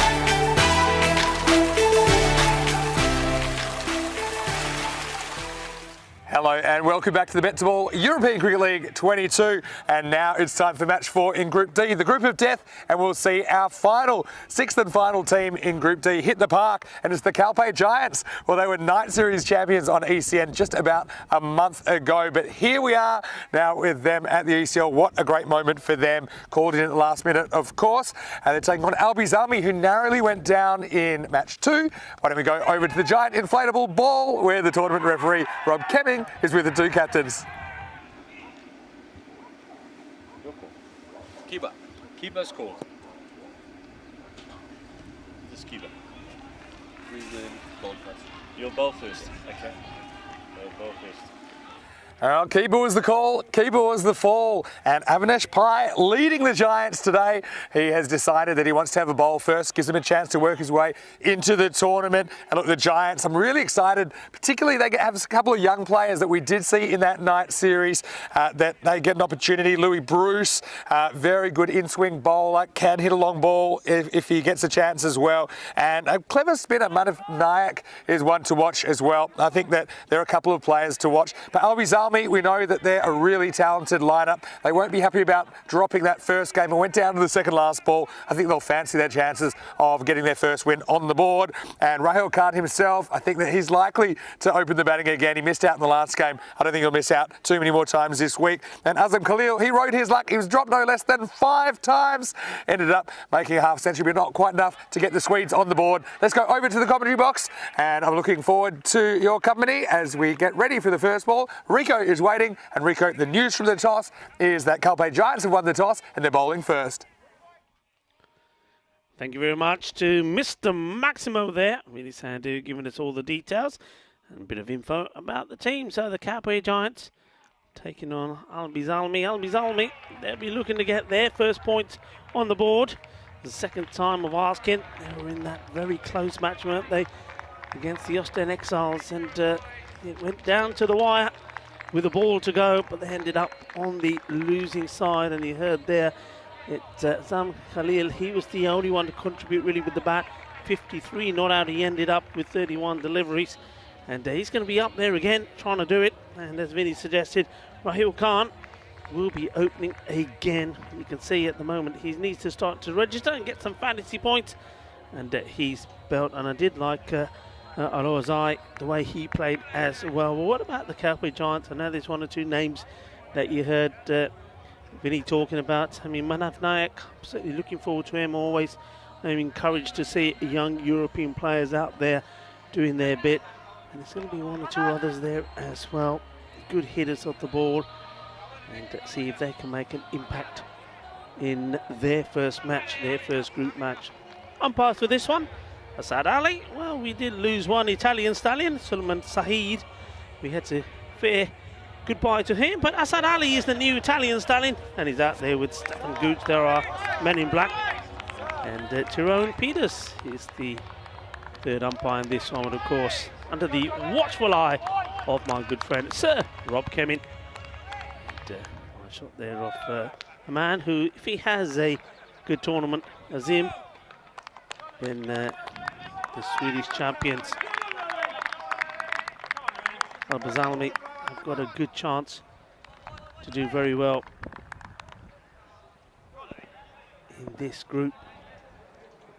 So it will be Rahul Khan on strike, and it's going to be Louis Bruce to bowl the first ball. And this is called wide. And it's going to be 5, so not the best of starts for Louis.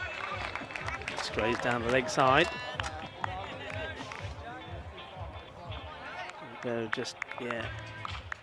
And despite the efforts of Andrew Crom, not able to stop that.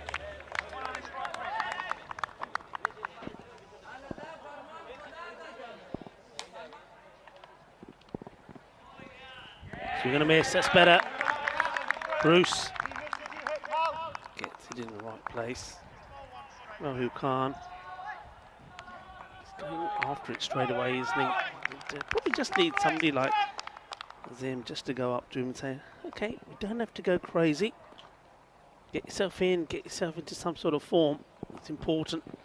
And Well, after getting the radar wrong with the first one, Louis Bruce has come back well. And, just wonder if Rahul Khan would just opt to just go on the back foot here and just guide this one towards third man. Interesting field, go on to that in a second. But no, he goes to play it towards the mid-wicket area, and a good throw, and it does hit, and this will be really, really close. And, well, let's have a look at this. It's a direct hit, and it's all about whether that bat gets slid in. They're pretty confident. That's a nice shot of the two youngsters there. That's Manav Nayak. Oh, well, we're going to have to slow this down. Maybe we can. He hasn't got the reach in, has he, with the bat? Let's keep an eye on it here. And he's gone. He's gone by a fair way. And look, that's a bad, you've got to say, bad technique from the batter. He needs to be really stretching that arm up. And the umpire will get the message in a moment. He's saying, can't hear. What did he say? Out. Okay, you're out. You're on your way. Finger goes up. And that's the first wicket. And it's a disaster, really, for that man. He just can't get going at the moment. So he's swung at it for you. But he has to make his way. That's brilliant, they're saying. And it was brilliant. So Rahul Khan has to depart. And the early runs on the board, those 5 wides. Rahul Khan going for a 3-ball duck, trying to get to the other end. Not able to do so, trying to register his first run. What a great bit of fielding that is. And well, you can see he's quite a dejected batter making his way back there. The captain just getting things going his way at the moment. We just see it again here. And it just doesn't get that. You see, also changing his direction. All of those things make the difference. If he carried on just running straight, he probably would have got there.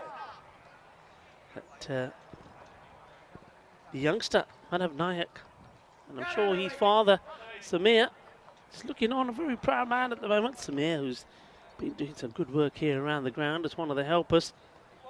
Well, his son has done him proud. Back to the action. Louis Bruce. Oh, that's an absolute beauty. What a peach this is. Beautiful delivery. Really well bowled. And Azam Khalil sees this one. Oh, that's an absolute beauty.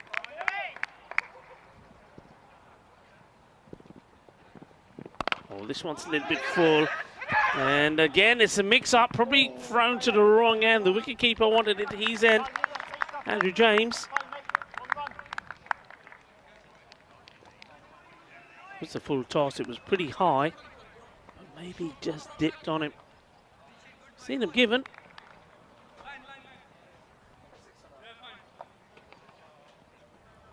Back to the action.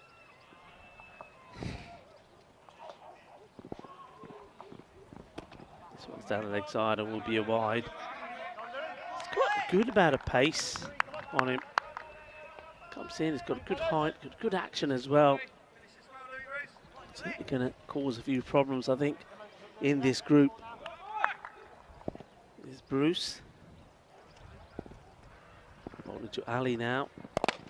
This is well struck, and not well enough though to get it over the infield. So Bruce gets a wicket here and a good catch taken, and it's Mark Goals that takes it, and they're in a bit of bother. 2 early wickets again, and this time Shahid Ali, he goes for a 0. No score, no runs from him. A nice catch taken, and you can see they're happy about it. And another one goes. Another batter is going to take a long, slow walk back. It's also the end of the over. 6 on the board. Only one of those off the bat. And, well, dugout are not going to be too enthusiastic. So once again, is it down to these two? As it is. Zia Khan, Al-Azhar, that comes back in. And, this could have gone anywhere. They quickly take a single. And one man who's quickly come running up into the commentary box is Mr. Maximo Vinny Sandy, because he knows there's a bit of action out there. These first overs are getting insane. Well, I got 7 for 2, including the wide after the first over. And that's 2 matches Albizami have lost a run out in the first over. And here's Carls. Oh, and as he planted his foot right down the wicket, asking the question, the keeper's all over the place. And I think maybe this is just straying down the leg side. Oh, there's a lot happening. I'm going to talk about... look at this first. Yeah, I think maybe hit from just alignment, sliding down. Shahid Ali, first game, if my memory serves me correctly, he was opening, got run out without facing a ball, and then he gets a golden duck. So he's been out twice and only faced 1 ball today. Carls is a really interesting character. He just kind of slided in. He also is an option to open the batting for Calpe Giants. And isn't it great to see them here? At really short notice, of course, Petersburg Sporting unable to make the journey ultimately. That's disappointing for them, but gives an opportunity to this Giants team that won the night series not so long ago. This time it's going to be elevated. It's going to be 4 runs. That's a confident looking stroke from Khalil, who had a bunch of luck earlier. He certainly made the most of it, but nothing lucky about this. Just a very good elevated cover drive. Yeah, it's a good shot. Well, he had his batting practice early, didn't he? And, well, he was helped a lot by the Austin Exiles. It gave him plenty of practice when he was dropped 5 times. Now he's hoping to continue in the sort of form he's in. And this one, he's trying to get it through the covers. But that 3 men in the ring there in that circle, just keeping that to 1. A question in the chat. What's the age range in the Calpe Giants team? Very interesting one. I know you've got Louis Bruce, who I think is the youngest. He's 16. And then the man that fielded that, Richie Cunningham, got him as 51 years old. Full toss this time from Carls. And this will just be 1 down the ground. There's Ian Latin. So we've got quite a few names from that night series that started in late January and went through to the start of February. So takes us to the end of the second over. 15 for 2. Certainly giving a good account of themselves. And you called it, Rico. You said that we actually have interesting info on the Giants, of course, having played recently. And they have had some cricket. That's one thing that the other teams haven't had. Yeah, I think that makes a huge difference. A lot of these teams coming from parts of Europe where, well, they've got freezing temperatures at the moment, haven't played since last season, so it's going to be a bit rustiness. Bruce will continue, and it's got to get a hand onto it, and does really well. That's a really good bit of fielding, otherwise that's going to go all the way to the boundary. That's Zach Simpson. He is a specialist in that position. Doesn't always look orthodox, but I tell you what, he gives it 100%. You might see him bowling some of his leg spin as well a little bit later. Really energetic, young player. That's what it's all about. But Louis Bruce, only 16 and a half years old, out there at the moment. Simpson again, and it's very good backing up. Gets there quickly. That's Al-Azhar. Yeah, so hello to Nilkesh Patel in the chat. Nilkesh did a great job umpiring over the first half of this tournament. He's gone back home with his family. Hope you're well. And hello to Mad Nomad in the chat as well, who had that interesting question about the age range. Oh, this is hit firmly, and has been stopped on the boundary. Well, had to be a bit of ducking and diving here for Azam. So I'll give you some other characters here, because I know you were watching a little bit of that series earlier this month, Rico, but that was Ian Latin that fielded that down the ground. He played for Bavarian that series, but have kind of relaxed the eligibility because of the short notice, which I think is a good thing for the Giants. Ian Latin, very good batter, good leg spinner as well. So got quite a few options here. Drags this one out to the leg side. Won't go to the boundary once more. It's well fielded. And what about that run out from Manav Nayak in the first over, the direct hit? He's a gun fielder, only 17 himself. Yeah. I feel like father, like son about him. He's a super player. Yeah. And I think we're going to see a bit of him with the ball as well. Trying to get a move on here. They are the Swedish champions. Talking about the good fielder, here he is. Nothing's getting past me, he says. Very confident young man, Manav Nayak. Yeah, he is, and he's just pretty calm. And even all his other teammates were going crazy when they saw that was going to be given out. He just took it all in his stride, didn't he? Last ball for Bruce. Once again, the running is good. This would be probably leg buys. And it is signal leg buys, end of the over. So power play does come to an end, and it's 21, 2 wickets down. So they're really poodling along. You haven't really seen the best of Al Bazalmi yet. And once again, it's down to these two to get them going. Remember, it was these two that rescued their team. They put that partnership on that was worth 64 runs, but again, it just wasn't quite enough. And just get the feeling that if the top order contributed just 10 more runs in their first match, they would have most probably ended up winning it. And they were just down a mine shaft in that innings at one point. And 33 off 6. Somehow posted at 96, I think it was in the end. As Carls is going to bowl out. So sticking with their openers in the first 4. He gets that York in, doesn't he? Been Right corrected blocked off. as well. Andrew Elliott in the fan zone has told me that Richie Cunningham, he's had a birthday since we last saw him on ECN. He's now 52. 52. So happy birthday was a couple of weeks ago. Doesn't look a day over 51 though. Liking this bowling from Goals. He's right up there, right in the block hole. And he's basically saying to the batter, this is where I'm going to bowl it. If you want to try and get runs off me, then you're going to have to try and do something. But you get it wrong, then I've got you.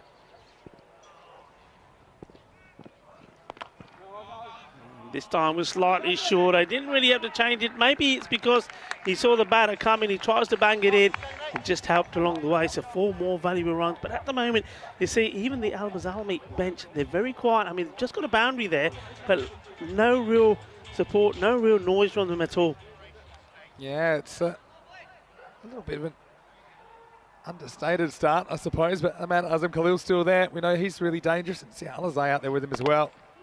And could it be back-to-back boundaries? Well, one man who's not giving it up and not going to get there, Simpson. 4 more. And it's nicely fielded there by Daniel Weston. Nice to see Mr. Weston doing a bit of fielding. Without the gloves. Take the ball, boys. They're getting more and more big names. We had the Turkish side as the ball boys on Friday, ball retrievers. Oh, they were fantastic. Yeah, Didn't brilliant, ruin us weren't that far. Moves early and he absolutely crunches it. Has got enough on it now. No, he hasn't. It's the full toss. And well, the catch has been taken, so the luck has run out for Azam Khalil. It was a full toss. He goes into it. He hit it pretty well, but not well enough. Yeah, I mean, just tries to baseball this one out of the ground. And it wasn't the best ball that Carls has bowled at all. And yeah, have a look at the height on this. I guess he's on the advance as well. That's It's fine, about yeah. top of the pad height. But Khalil, who'll be disappointed? Ian Latin. Yeah, he wasn't going to let that go through. Very powerful man, but that time was all about the soft hands on long boundary. But that's the way they play. They go for their shots. Azam Khalil, he falls first time today. He makes 17, and the score is 29 for 3. Yeah, I mean, that's a huge wicket, and they know it because one of the key contributors for Al Bazalmi has made his way out. So a new batter has to come in and needs to try and get a partnership going here now with Zia Khan Al-Zai. He was the only other one that scored any real runs in that match. Now Zia Al-Zai popped his shoulder out where he was batting, hitting a 6, and then popped it back in and kept hitting 6s before. Sami Khalil, a new batter. And Carls finishes with a dot. Pretty good spell by the openers. That's 4 overs down. And the score is 29 for 3. and gives us an opportunity to say a very good afternoon or good evening or good morning, no matter where you're watching from around the world. It's great to have your company. Vinny Sander here, Mr. Maximo, alongside Rico Full. It is the Dia de Andalusia. Dia de Andalusia, it is indeed. Feliz Dia de Andalusia. To you, Rico. And yourself, yeah. got the colours on, the green and the white. But isn't it great to have the Giants here? Totally unexpected call up. It reminds me of like a player getting a call that they're going to play a test match or something like that the day before, except it's the whole team has been pulled together in the last 48 hours. So we certainly wish them all the credit best. Credit to them. Well done, guys. A really strong start here. Here's Matt of Nyack. And he's a really clever spinner as well. Can turn it both ways. Look, I've only seen these players, some of these players I have seen actually during the daytime, but apart from that, I've only seen them in the surrounds of the Europa Sports Complex. At the moment, they really apply themselves well. And I think sometimes that's good. They haven't had too much time to think about it. They're just out there and they're doing what they've been doing. Of course, they had a 22-match series earlier this month. Oh, this has been absolutely hammered. That's 2 in 2 that have been smashed at him, and he stopped them. That's going to hurt. Is this a catch? I think it's on the full, but this is trying to catch a bullet. Bang. Oh, that's actually gone past him, and he's brought it back. This one is not a catch. This has gone the distance. Balle, Seis Guerreras. Yeah, it was big. It just plays this on length. And Zia Alizai goes whack. But Nyack, that won't bother him too much. He'll still kind of go about his business. That ball is spinning furiously when it leaves his hand, you know. Look at the spin he gets on this. Look at that. Goes big again. Just gets his length wrong. Well, this is Alizai saying, well, look, I can't get it past you when it's along the deck. So the only way I'm going to do it is go the aerial route, and he does. 2 in 2, 2 sixes. Keeping the pressure on now on the bowler. This is what they needed. Zalmi, they needed something. They needed some big hit. It's happened, but they know really with those 3 wickets down, a lot probably depends on Al-Zia here. This time doesn't quite get it right, but it's along the deck, and the key thing is like you said, Vinny, it's about his shoulder. He's had that difficulty with it. Look at this. Certainly puts everything into it. Ends up with the old 360. That's the proper follow through. That's how to do it. Alizai.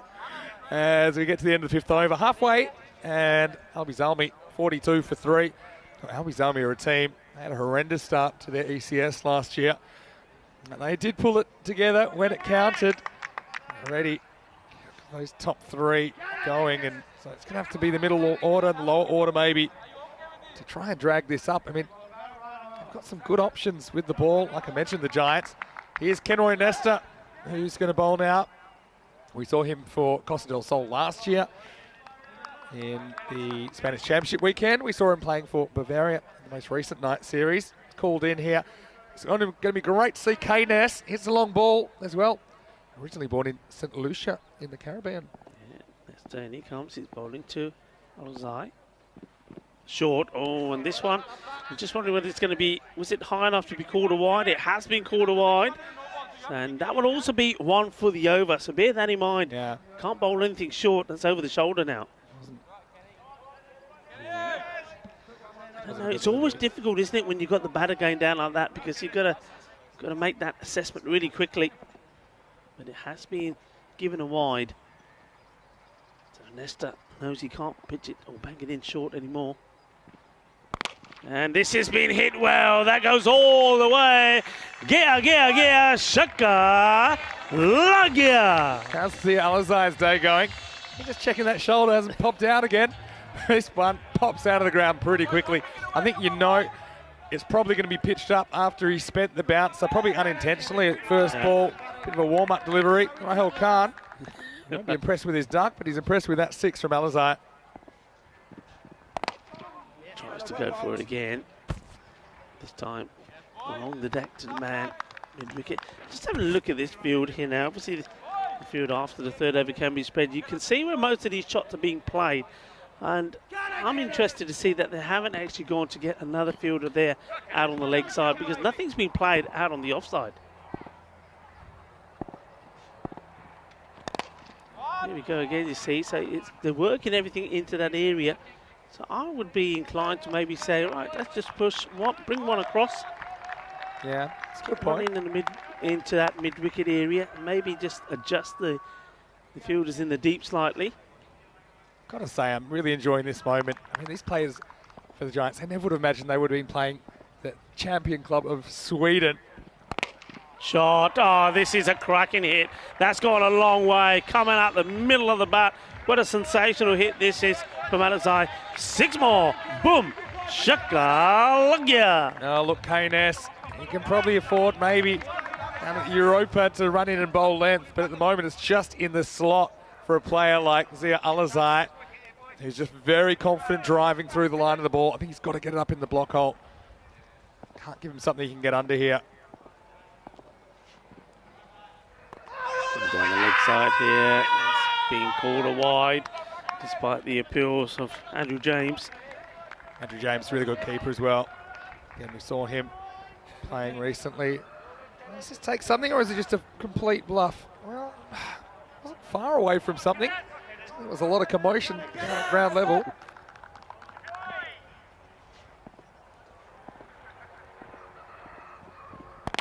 Oh, you can't put it there to him. He's just like hitting practice. 6 more. Shakalagya. Que grande. Que guay. Eso es 6 carreras más. Oh, ouch. This one is another one that's whacked away. I mean, this over goes magical with that strike. Yeah. And that's the difference, I think, at the level that we're talking about. And A few smiles now. Yeah, creeping in. And this time goes down the leg side. Well, now they've got one to catch. It's going to be taken. Oh, it has been. That's one of the umpires. Who's that? No, it's not. It's Maxby. He's saving the umpires. Oh, Maxi looking sexy. There's no excuse to drop catches. We've seen so many go down today. Max says, I'll stand right here and I'll take it cool as a cucumber. Cool, calm, clear. I love the way he just gets up, says, I've taken it, and he goes and sits back down again. Love it. Well, he gets a nice round of applause there. And Rob Kemming, he's smiling because he's protecting his equipment. I don't know about the Giants bench clapping a 6, though. they were enjoying it. Well, that went for plenty. 28 come off the 6th. Just the wriggle on that Albie Zalmi needed. Yeah, I mean, it's an expensive one. See this one, oh, it's sliced up the text. But look, I'm going to go back to what you were saying, you know, about the Capital Giants. Can you just imagine, we're in the 4th week here, they've been sitting watching this, and they've been saying, oh, this is great cricket, what a moment. And the next minute, they've got a call and saying, can you play? Amazing, isn't it? And here is the 52-year-old Richie Cunningham. Up in the air, long way, and it keeps on going. Oh, watch out, the camera crew. This is coming your way. Big hit, 6 more. Well, he's on his feet clapping now. I tell you what, there weren't any smiles on his face when those wickets were falling early on. 48 off 17, Zia Alizai. Richie Cunningham, who admits he's the kind of bowler that, I won't say how he described his off spin, but let's just say that, as Corey would say, he goes shopping for wickets.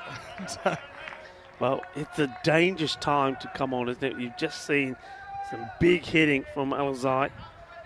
And now you're putting Cunningham on against him. Oh, he's got him. He's got to be gone here, surely. I don't think he gets his foot back. Well, super quick work. It took a while to get to the keeper, I have to say. But I think his foot might have been in the air here. Could this be it, the big moment? I think they're going upstairs. Yeah, they certainly are. So it's close. Yeah, look, keep an eye on the... I think he's... Oh. Where's the... I think the other foot's back. He just gets enough behind the line for me here. You see here, keep an eye on it. Just at that point, he's home. Yeah, he's home. Close. Just though. Yeah, close. I was keeping an eye on the other foot, which I thought was the one that he had to get back. That's what I thought. Uh-oh. Well, I tell you what, it's been called a no ball. I mean, I'd like to look at this again because this was dipping viciously. This might not have reached the stumps if the batter wasn't in the way. I don't think that is, you know. I really don't think that is. it's dipping viciously. Well, he plays it at the crease, to be fair. can't be out because it's a free hit. Don't get too excited. Yeah, Steph's fallen for it. It's all happening out there. It's all happening There's a out lot there. going on. And, it's fun to watch, I'll tell you that much. Cunningham. Well, he's got a few box of tricks up there. This one beats him outside the off. Tough to play against this sometimes because you just feel like you should be hitting it so far. Touch to the Pavel Florence circa 2019 about the bowling of Cunningham. Oh, he's gone now. This time he has gone. And well done. He's been called a wide. But Cunningham, well, he works his magic. Well, he's the little maestro, little magical spinner. Well, never mind how old he is. But all he needs is Andrew James to collect this one, and you know he's in trouble. He puts it wide up there. And that is, look, this is all a plan. This is what happens when a plan goes to plan. Thank you very much. A one-hander from Andrew James behind the stumps as well. And how do you like that? Richie Cunningham, his first wicket in ECL cricket at the ripe old age of 52. And you just felt that Sami Khalil just wanted to hit this to the moon no matter where it was. He needed the cue extender to reach it. He stubbed off a wide, and the score now is 81 for 4. Yeah, look, Cunningham, we know he's not the oldest player to play in an ECL, but he's got to be the oldest to have taken a wicket, for sure. Yeah, trying to think. Yeah, not many older that have played to take a wicket. Yeah, probably a good point. Yeah, I think Still can't believe. I think he is. Almost need to relay the ball back to the stumps. It was so wide. Last ball for the over. And this has just been played out into the gap to take the single. So he's going to stay on strike. And after all that, I thought, well, that's probably one of the most entertaining overs that we've seen. Goes for 12. So I think they missed a trick not sticking with spin because Nesta went the journey with his medium pace, didn't he, to Zia Alizai. He's on 49 now. And this is where we're at as we commence Group D, Week 4. We have Tunbridge Wells from England, the All-Ireland Champions Brigade, as well as Brescia CC of Italy, who pulled off the upset of the tournament. You'd have to say, in Group C, defeating Carlton from Scotland that hadn't lost a game the entire week until the final. We'll write in another team name at the end of this week, and then Group E, the final group week before the 6th week, the 14th of March. It's coming. It's 2 weeks today. We start Championship Week, Rico. Okay, they're going to go with Avinash Pai, the captain. He's a pretty clever spin bowler. Ooh, well, you're dicing with death if you want to take on the arm of Nayak. Yeah, really good fielding. Smart just to take the stumps, just in case. I think he does get back in the end. So he just leaves home for a bit. And there was a quick call, good enthusiasm. Yeah, just gets back. Not by much though. This is Ismail Zia, the keeper, who has come to the crease. So here's Alizai on 49. And he's going to do it in style. He absolutely clubs this over the boundary. That has been a brutal bit of batting. 55 he moves on to, with just 20 deliveries. He has really batted well. And he had to as well, Vinny, especially with Azam going early. Yeah, well, you're right. He's had to carry this innings, and he has. That one disappears. Yeah, I think what we're seeing with the Giants, I think the spin attack is going to be probably their best weapon. They've got some other spinners as well, like Zach Simpson's one that can bowl. Ian Lattin hasn't bowled in this innings. Asking the question, they'll go upstairs, you know. Again, this is all about how much of the foot is behind the line. This is great keeping from Andrew James. Got lightning hands. He's very confident. I just got a feeling about this one. And it's got to get back down. Oh, what do you reckon? Probably, how much of... Hold on. Probably I think just I can see one back. orange stud behind the line, so I think it's going to be not out. Yeah, probably just gets back. That is really close. Really close, but I think he's just made it home. And we wait for the verdict to come. Keep an eye on the umpires. They're having that communicated to them from Tyrone Peters. And here we go. So not out. Good work again from our officials. The men in black working well together there with the third umpire. Excellent work, gentlemen. Yeah, I mean, it just seems like that orange stud gets down. Oof. So close. So close. All right, back to live action. And this one hasn't been out the middle of the bat. And he takes a catch. He goes down, but with ball in hand. And that's fantastic from the youngster, Manav Nayak. He's rising to the big occasion. Takes another one. He'll be one of the best fielders this week that we'll see. It's great that he gets this opportunity in ECL cricket. And it is the captain, Avinash Pai, that takes the wicket. So he falls back. And Avinash Pai leading the side. Poor Edgeler, unfortunately, he's got a back issue. Has ruled him out of the week. He was the man that led the Giants to the title just earlier this month. But it is Pai who sees that ball come out of the sky into the safe hands of Manav Nayak. But great knock from Alizai, striking at 250, 55 off 22. No fours, but 8 big maximos out of that 55.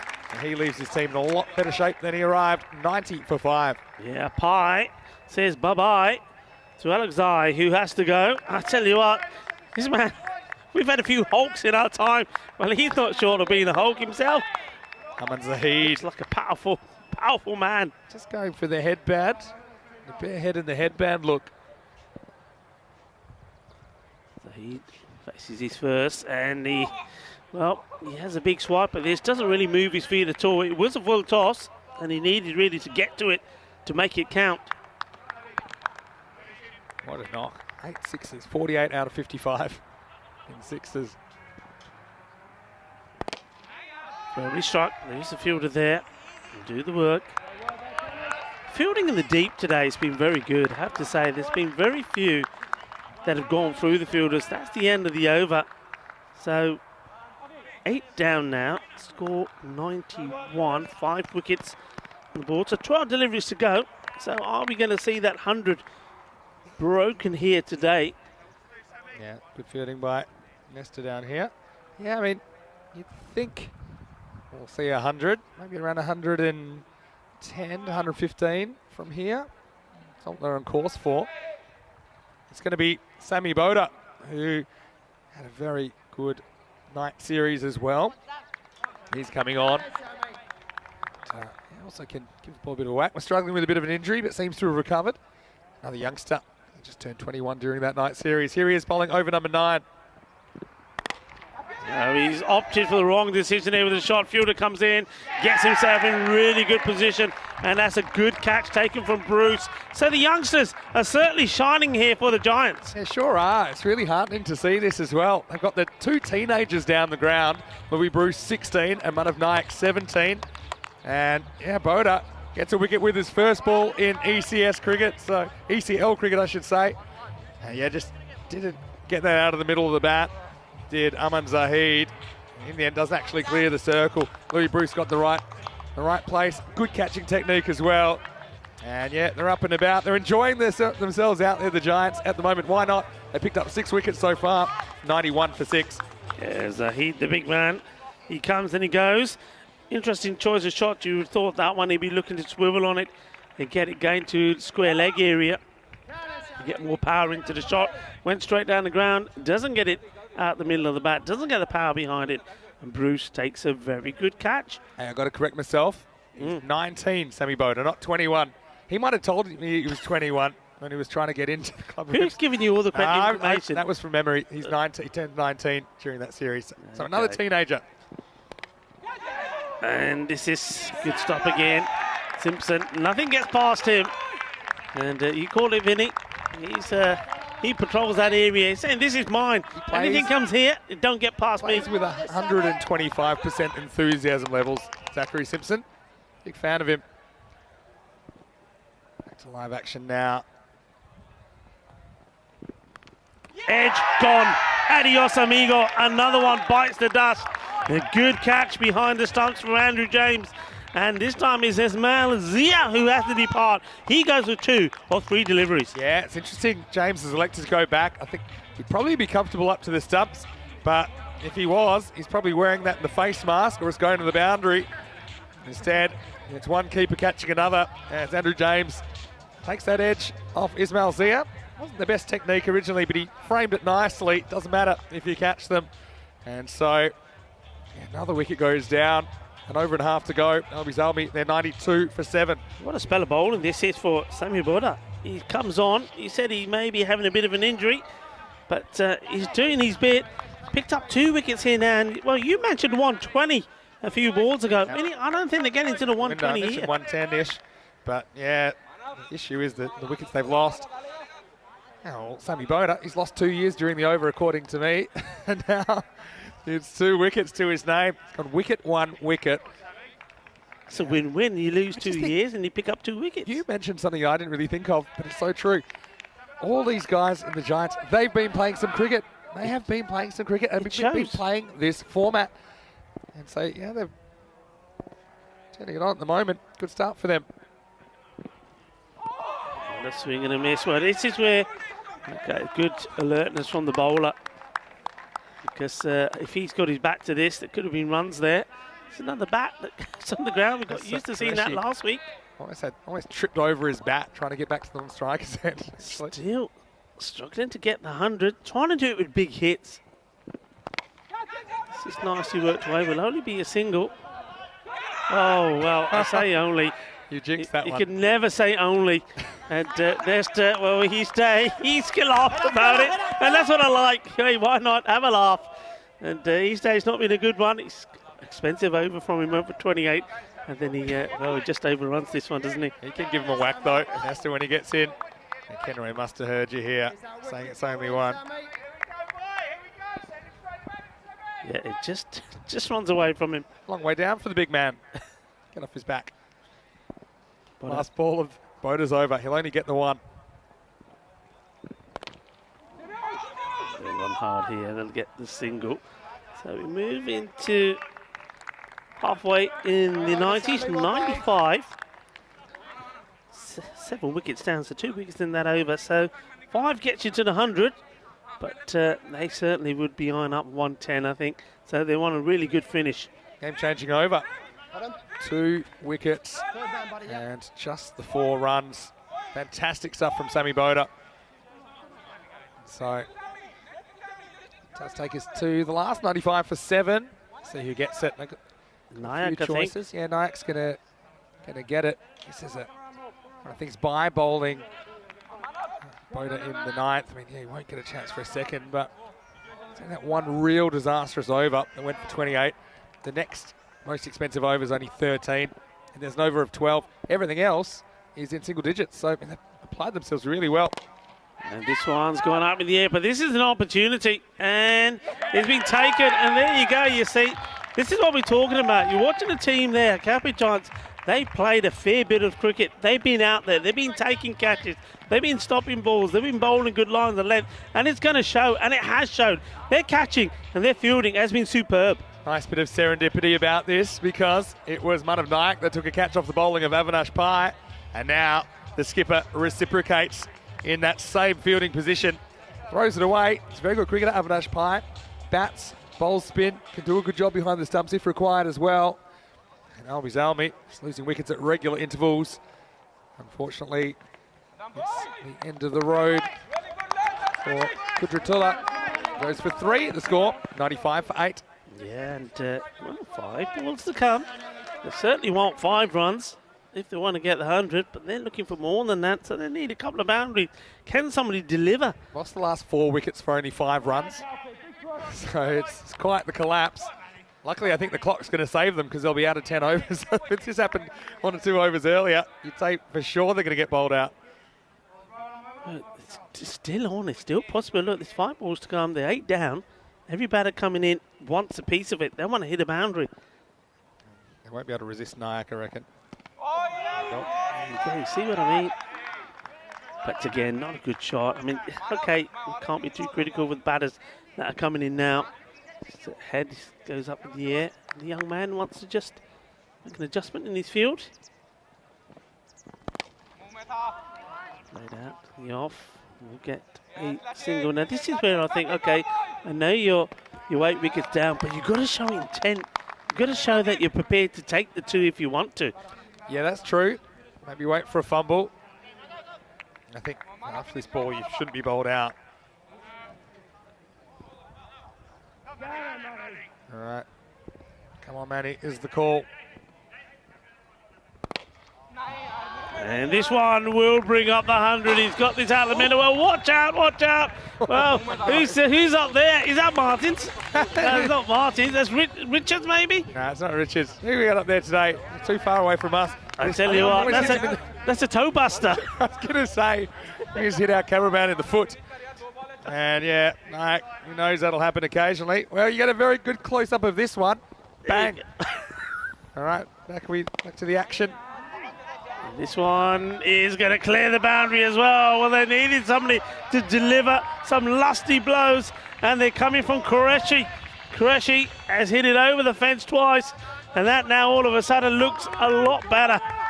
108. I think I'll be really happy with that, considering the kind of revolving door of batters we've had from the Swedish champions, Albies Army. Last ball coming up, 108 the score. It's got to fire this one in, doesn't it? Quicker and shorter, and gets an edge.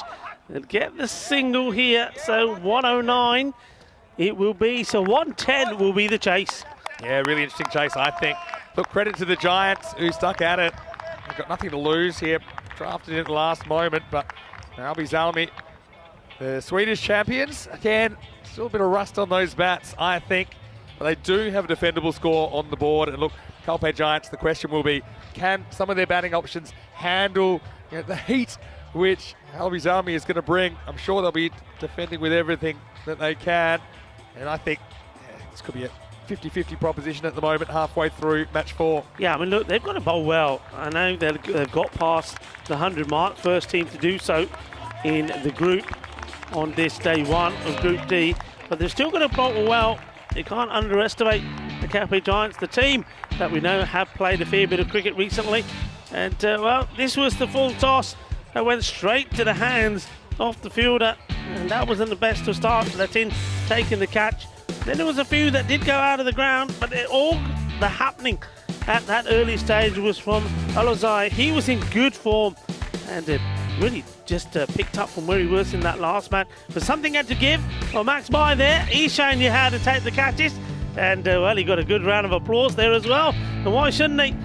Part of the European Cricket Network team. Well, then it was time for the skill of this man. Wasn't he good to watch? Well, Cunningham, he had them in all sorts of bother at times. And did pick up a wicket and got smiles on his face. And that was a nice touch. Put your bat in the air as the 50 came up. Well, he got to 50, 55, and then it was time for him to say goodbye because a good catch taken. Well, once more, the youngsters, Manav Nayak took a really good catch there, taking a catch and falling on his back. And we'll see more youngsters in action as well, with the ball, bowling, and with the catching. And Bruce Wanesta, he's had a day in the field that he'll want to forget, or maybe he's going to make up for it with the bat. And, this one was in the air a long time. Umpire says, yeah, I'll take that. Another wicket goes down. And then Nayak coming on to bowl there at the end. It started well, didn't it? The first couple of deliveries, he picked up his first wicket as well. But unfortunately for him, it was Taz Qureshi that decided to show that he is an option to come higher up the order, maybe for Albies Army. He hit a few big hits. That's something for them to ponder about. But have a look at that again. Once again, the innings dominated just by one batter. First time round, it was Azam Khalil in their first match, but he went early, getting out to that full toss. So it needed Zia Khan Alozai to bat well, and he does, 55 for 22. And that little sporting role there right at the end, how crucial was those two big hits, those big boundaries? That brought up the 100 and pushed them on to 109 for 8. So 110 required. Have a quick look at the bowling figures. Look, I think Bruce was sensational. One wicket taken, conceding just 12 runs. Also good work there from Giles. He bowled really well. Was very happy to see a bowler just attacking the stumps. Picks up 1 for 15, and now there was that one disastrous over for Nesta, and then there was also a big finish towards the end there with the over from Nayak. That was quite expensive as well. The final one, he went for 1 for 27. So it's an interesting story. Didn't start so well. The power play just 21, but then you had that one over for Nesta there in the middle that went for 22, 28 in total. That really You can see that reflected on the old Manhattan. But they brought it back up until right to the last over. So 109 being put on the board, 110 exactly required. Good innings once more from Alizai. But really, what Al-Bazami will be saying to themselves is like, come on, we need some of the openers, or at least one of the openers, to get going, getting runs on the board. But they'll be pleased to see Taz Qureshi hitting the ball big there at the end with 14 not out of 4 deliveries. Is it going to be another interesting one? Well, with a score like that, I think so. Is it going to go down to the last over? I believe it probably will. Rico Full here and Vinny Sandhu join us back in about 10 minutes' time for the conclusion of match number 4. It's going to be a cracker.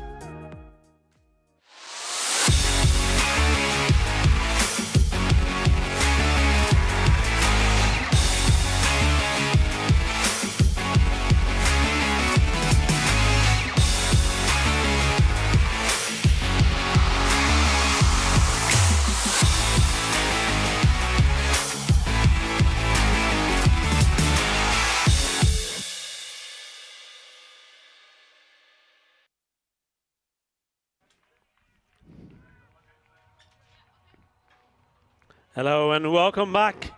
You're watching the BET2BALL European Cricket League. It's the Champions League of cricket. As we see the umpires, Asad Ali and Stefan Gooch, lead the players back on to the field of play, the field of dreams for European cricketers. And, well, one of these two teams will register their first victory. Bizarrely, they'll be hoping to make it their first in their second match after losing the close one to the Oxten Exiles. Went down to the very last ball. And the Kelpie Giants, well, they'll be hoping to, well, this probably would be a bit of a giant scalp for them. I'm sure it would, to get a victory over the Swedish champions. They're opting for Bruce and Gals to open the batting. Well, they opened the bowling and did pretty well. And now they've been asked to do it with the bowling, with the batting rather as well. Bruce is going to be facing the first delivery. And they'll be hoping to give their team a good start. And still a bit of cloud cover around. A lot clearer than it was earlier. Can actually see some blue sky in the distance and just a gentle breeze. Nothing, I don't think that's going to cause any issues out there to either the bowlers or the batters to get ready. And it's going to be this man. Certainly did like the look of Momand. I think he was very sharp, very quick. And he bowled a very good line as well. So he's going to be a handful in this power play. In he comes, left armour. Played to the man to mid-on. No run there. So quick scan of the field. There's only 2 men and out, remember. And they've opted for third man and long on. Everybody else inside the ring. Time to welcome back into the commentary box, Mr. Maximo. Yeah, it's good to be back. Interesting they've gone for Louis Bruce at top of the order. Had him listed at 8. Had him listed at 8? Yeah, but he did open in that night series. Who's your snitch? Who's giving you the info? I've got him listed at 8. Not that he can't do it, but the thing is he's quite young. He hasn't quite necessarily developed the kind of power game yet. He's got a good technique. Thought they might have gone with someone like Avinash Pai or even Ian Latin, top of the order. This is all right, it gets once on the board. Yeah, maybe they're just looking at Bruce to play the role, somebody who stays there and the others work around him. You've got to keep out some good bowlers first up as well. You know what I mean? So, yeah, they've just look up and down this lineup. I think it's be a bit like the bowling, and they just seem like they've been doing it for a while, the bowling and the fielding. And so, you know, this guys will be really interesting. Mark Chaus as well. Originally South African. And yeah, he is in his regular opening position. Facing up to Momand. And well, that's one way to get him. That's going to be 4 runs. And inside of the bat, the bowler can't believe it. But as you say, you're going to swing hard. And then maybe luck and fortune will be on your side. Fortune favours the brave. Oh, he'd be a bowler. Just clever, gets his leg out of the way of this one so that he can inside edge it. And Carls is off the mark with his first ball in ECL cricket going to the boundary in unintentional fashion. And they need to just find a way to stay up at the rate. My only concern with Bruce there, sometimes he struggled, got bogged down a little bit in that night series. But, you know, at the moment, so far so good for the Giants. My man wants to break through.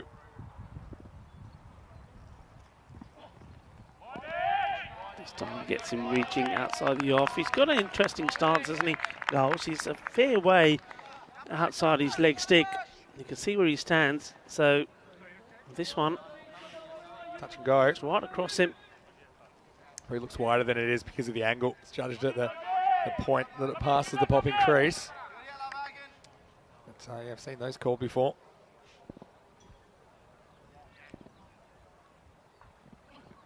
Short, and goes through him again. Just having a swing. You see, I mean, I would say Howes needs to be looking to hit that over the top on the offside. Nobody back, so he makes good contact. It looks like he would make good contact. I think that's going for the boundary. Just trying to play all the shots down the leg side at the moment. Yeah, it does favour that leg side a bit. Sometimes we had this kind of gale force wind off the water as well down at the Europa. That everyone was trying to hit everything to the leg side. Bit of a holdover. Certainly struck, but to the fielder, picks it up and gets a good shy in. And, well, this one, I think would have been close. I don't think he was going to get there, you know. I think even when the bat goes down, I think the bat goes down before the line, and I think Giles knows it. He's got a smile on his face. You can smile about it now. Yeah, you watch this. The ball would have hit the stumps the ball hits before him. that bat goes down. The ball hits him and he's not quite in when it hits him, so Long probably way out. a good indication that he wasn't going to make it. Anyway, he survives. 6 for no loss after 1. And look, some of these players for Calpe Giants, they've got some form in their belt in the local club competition yesterday. I know that Kenroy Nesta made 100. I know that Andrew James made a quick fire 60 in pretty quick time. So we see some of the players and some of our Spanish hombres really enjoying the cricket. I was speaking a bit of Espanol with them. I don't think they could understand anything else. That is hombres. Yeah. There they are. They spoke about as much English as I spoke Spanish. So we had a really good conversation. Look, it's really nice because, I mean, as we've mentioned before, it's a holiday here in Andalusia. And it is nice to have some of the people around. Do you know what they were saying to me, though? Come by. Yeah. They were saying, how come this isn't bigger in Spain? Because they were absolutely loving it. Yeah. It was really entertaining. Is Qureshi misfire? Yeah, I mean, it's a good point. And the thing is, the only way it will get bigger is for people like them to spread the word. Yeah. You know, go out. And so that's what I say, you know, if you're new to this, whether you're watching it on YouTube, spread the word. Tell your friends. Yeah. Tell your family. Tell people to watch it. And if you're in the area, come on by. Come down. Watch the cricket. Watch it live yourself because it's nothing better than watching it live. Upish. We'll drop. Look it up on Google Maps now. You can look up European cricket, Cartama. You'll find the location of the ground. So if you are on the Costa del Sol, I highly recommend it. And I know a lot of people would love to be here in person. I know that Maya is here in person. One of our regular viewers has made the trip. But you know, big thanks to everyone for your support so far. It's just dropping. Good technique from the fielder there. And it's, of course, our man, Azam Khalil. Half a chance to 2, but Carls is not the man to try and take that on, I don't think. Hello to Kitty Hundley in the chat, and she's very kind as well. I really do love the support we have from all over the planet. So many people do love the slightly unusual beast that is European cricket, but it's very, very entertaining. Shout of no this time, and Gauss has to go back. Yeah, I mean, Gauss is smart. He's backing up because he knows he's not the quickest, so he's trying to pinch an extra metre or 2, but you have to turn the ship around on that occasion. He does get back. Hello to Lorne Burns in the chat as well. Sure, Lorne would love to be playing this week. What's my prediction? Prediction is they need to get a move on. Good take, and they take him on. Oh, once again, a better throw on the stumps, and it's gone. Gauss, he's living dangerously. You can see he wants to get to the action end. Keen to get there. Well, I'm going to say it's a good calculated risk, but I'm only saying that because Ismail Zia misses the stumps. Otherwise, I'd say it's unnecessary. They do get Carls back on strike, and yeah, I think we'll be facing up now to Qureshi. Shot, but straight to the fielder. And I thought he's got hold of this better than it was. It was there for the taking, and he's been eyeing it up, hasn't he?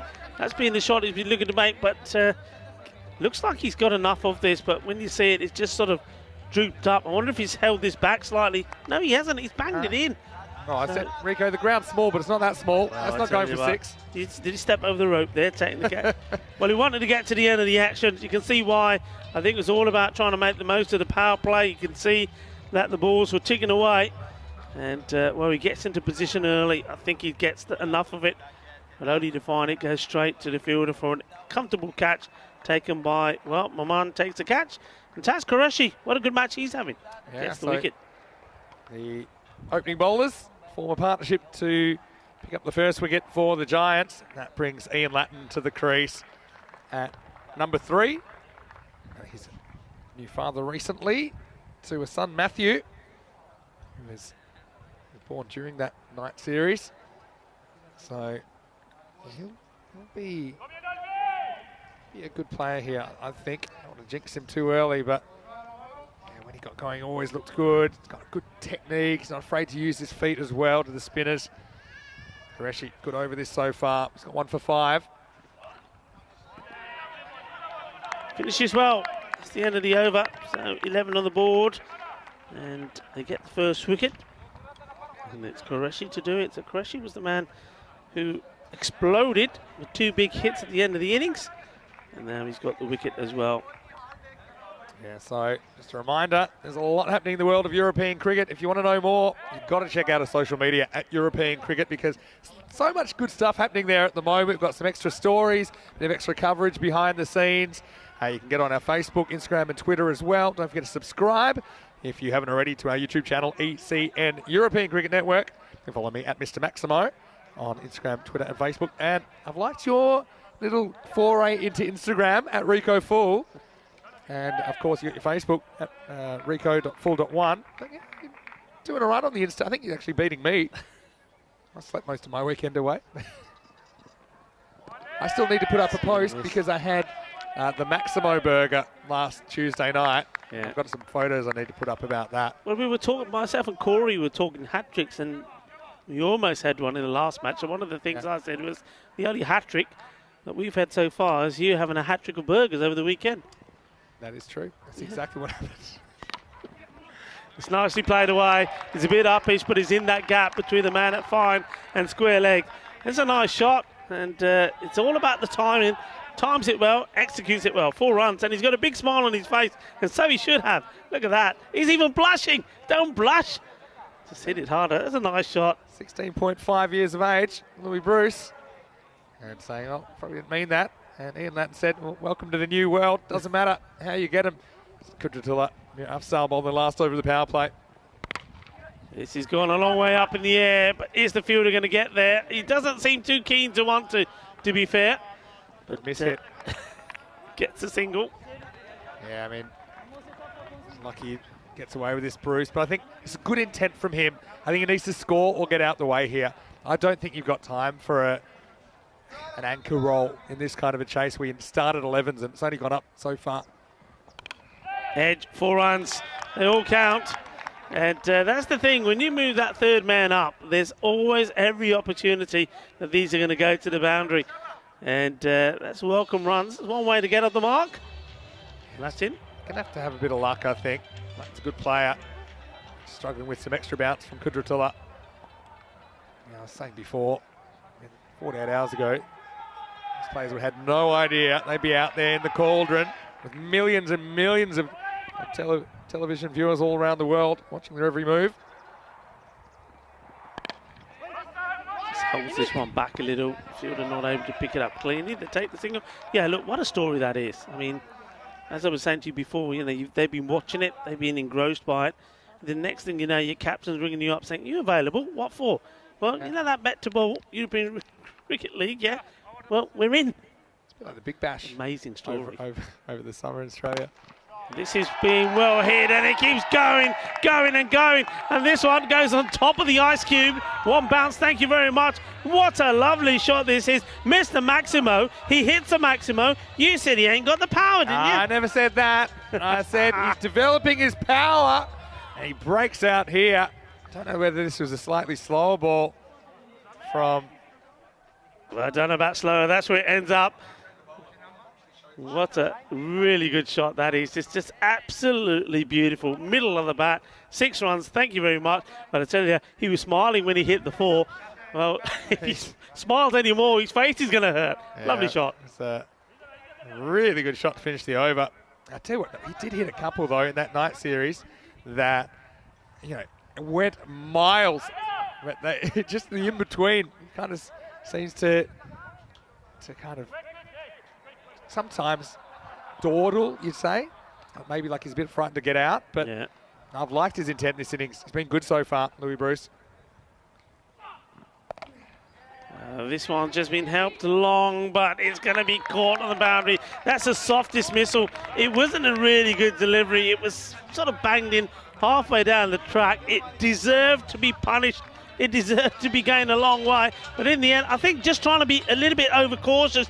He thinks, I don't probably have to hit it as hard, but he did because there's a man right there. Takes a good catch. It was a slower ball first up from Zia Alizai and just held around the corner. Good field placing as well. Lamar Moman down there. He takes his second catch of the innings, but it was the lack of pace on the ball in the first place that meant that when Latin just helps it on its way, it didn't have what it took to get over the rope. So disappointment for Latin on ECL debut. He falls for 5 and it's 27 for 2. Yeah, I mean, it's disappointment because the way, I mean, the end of the power play, courtesy of some good shots from Bruce, they were where they would like to be. 27 it was. Now losing that wicket, the very first ball of the 4th over. It means that, well, this man will have to come in and make his day a little better. He wasn't at his best with the bowling, got punished a little. 28 he's 1 over went for. And then a few hiccups in the field, but he's got bat in hand. And this is where maybe he's going to shine. Coming off 100 yesterday as well. Big K-Ness. Well, it's not a bad start, or is it? Yeah, that one's out of here. Maximo! First ball in ECL. Challenge accepted. K-Ness starts with 6. Yeah, that's the way I do it, he says. Doesn't matter. I know this ground pretty well. And a nice pose, he said, take my pictures. Don't worry about it. It's going for 6. And it does, comfortably. What a good shot that was. Alizai, it's a slow ball. Got to get outside off stump to Nesta. There it is. Slow one again, so he's playing about with his pace, isn't he? It's a fast off spinner. It's not that fast, actually. But yeah, that's how he bowls. Is he rolls his fingers on the right-hand side of the ball. It pops as well, doesn't it? It gets a bit of pop on this surface. Gets a bit of bounce, a bit of turn as well.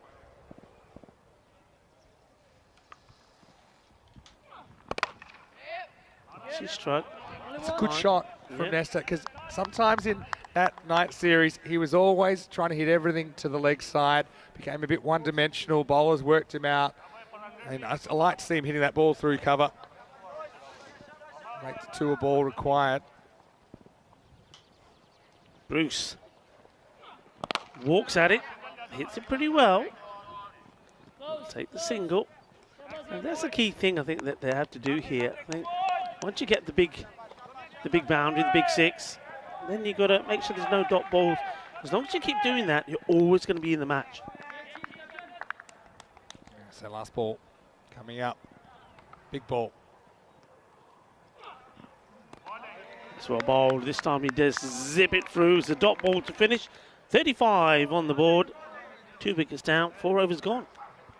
So, very, very warm welcome to all of our viewers. It's great to have you with us on this, the first day of Group D, the group of death, as we're calling it. At the moment, you know, a lot of close matches, and that's what I really thought we were going to see this week. Yeah. We saw VOC Rotterdam, the Kings, stumble to their first loss in ECL cricket. First game of the day. Good start by MSC Frankfurt, who we won't see again until tomorrow morning when they play the Giants. That'll be an interesting one.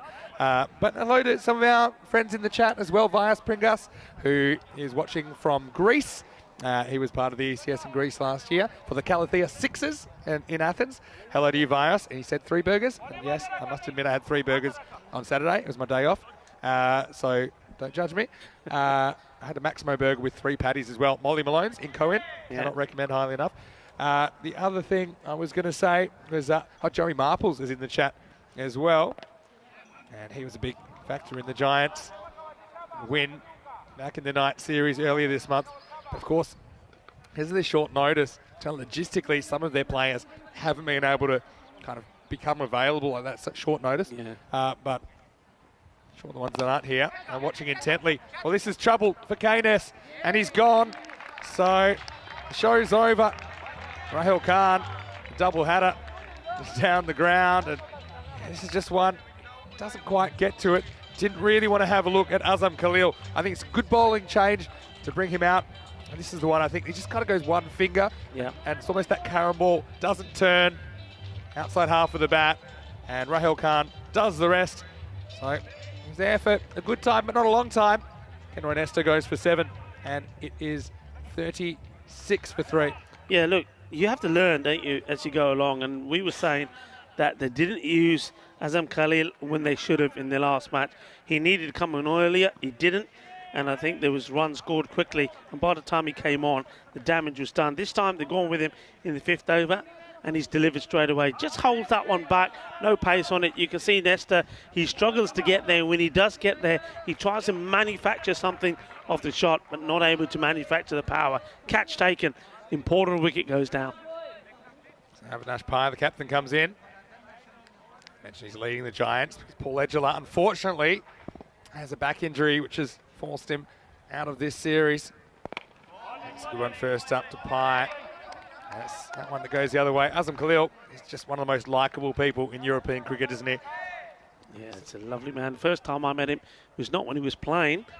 That was in Malmo, if you remember, Vinny, but he was part of the organising committee there, and what a lovely man he was. Short, it's played, trying to get it into the gap, doesn't quite do it, doesn't get the power in. So this is quite an important phase here now, because with those couple of wickets going quickly, this is a nice tidy over. The last over was a good one. Alizai got it hit for a few towards the end of his spell. Now they just need to keep things going, and a boundary is what they've been looking for. At the moment, they're just happy to go tiki-taka for a bit, just to maybe try and rebuild.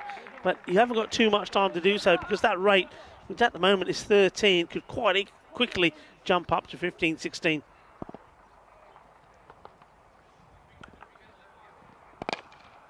And this one, I think he may have just found the gap. He does. That's a good shot. He doesn't get the power there. This is about placement. Look, if he gets his wrong, a little bit to the left or the right, there's a chance of being caught here. Yeah, has to get it just right. 4's called now. And get a good look at it here. Does get a decent distance down the pitch, doesn't he? And yeah, so it's just one bounce over the line. They'll need more of that, won't they? Won't they? As we get to the end of the 5th over, the score 42 for 3. Yeah, 42 for 3. But look, like I said, it's important to get the boundaries in, because by doing so, I tell you what, 5 over mark, they are even Stevens. 42 for 3 it was with Al-Bazalmi, and 42 for 3 it is here. That's what they've got to keep doing. Take the singles, but keep looking for that one boundary and over. Struck firmly along the deck. Fielder comes in, keeps it to 1.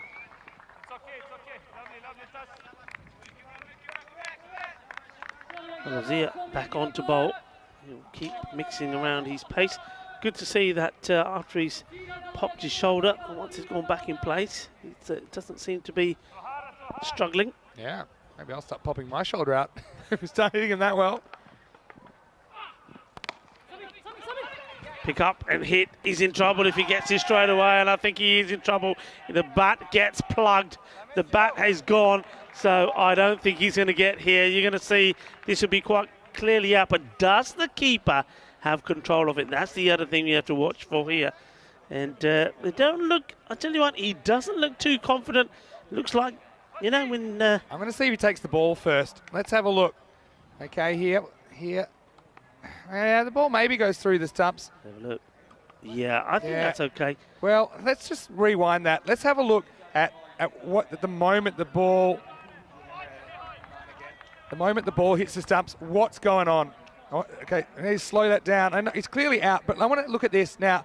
What breaks the stumps? See, I reckon, go back one frame there. I reckon the glove breaks the... I reckon the glove breaks there, you see? I don't think it's broken by a hand holding the ball. If I was umpiring this one, I'd say not out. And because the rules say that you can break it with a hand holding the ball, I don't think it is holding the ball. Even if it's technically touching, I think this is one where the benefit of the doubt should go to the batter, in my opinion. It's a good spot, because you can see that that right hand, the right glove, seems to be catching the off stick before the ball does, and I think that's what they've been looking at. Yeah, and correct decision made. Yeah, look, even if the ball then subsequently makes contact with the stumps, don't matter. It doesn't matter. Well, it's very hard to tell. If there was one bail on, I guess the other ball could knock the other bail off. But I think it's a good decision. Even if there was some ball on stump there, I think ultimately the hand broke the stump and it wasn't holding the ball. Good work. Great camera work as well by the guys. Good work by Spring Productions, and good work by the umpires as well, getting it right. And this one, well, cuts him in half. He does well, I think. He's going one way and has to readjust himself. And this one does come off the bat. This is, for me, it's a good stop. Look, it's gone pretty quickly. Yeah, just wasn't balanced there to be able to take the kind of step necessary. It's kind of wrong-footed. Ismail Zia, he's in the action, isn't he? Young keeper.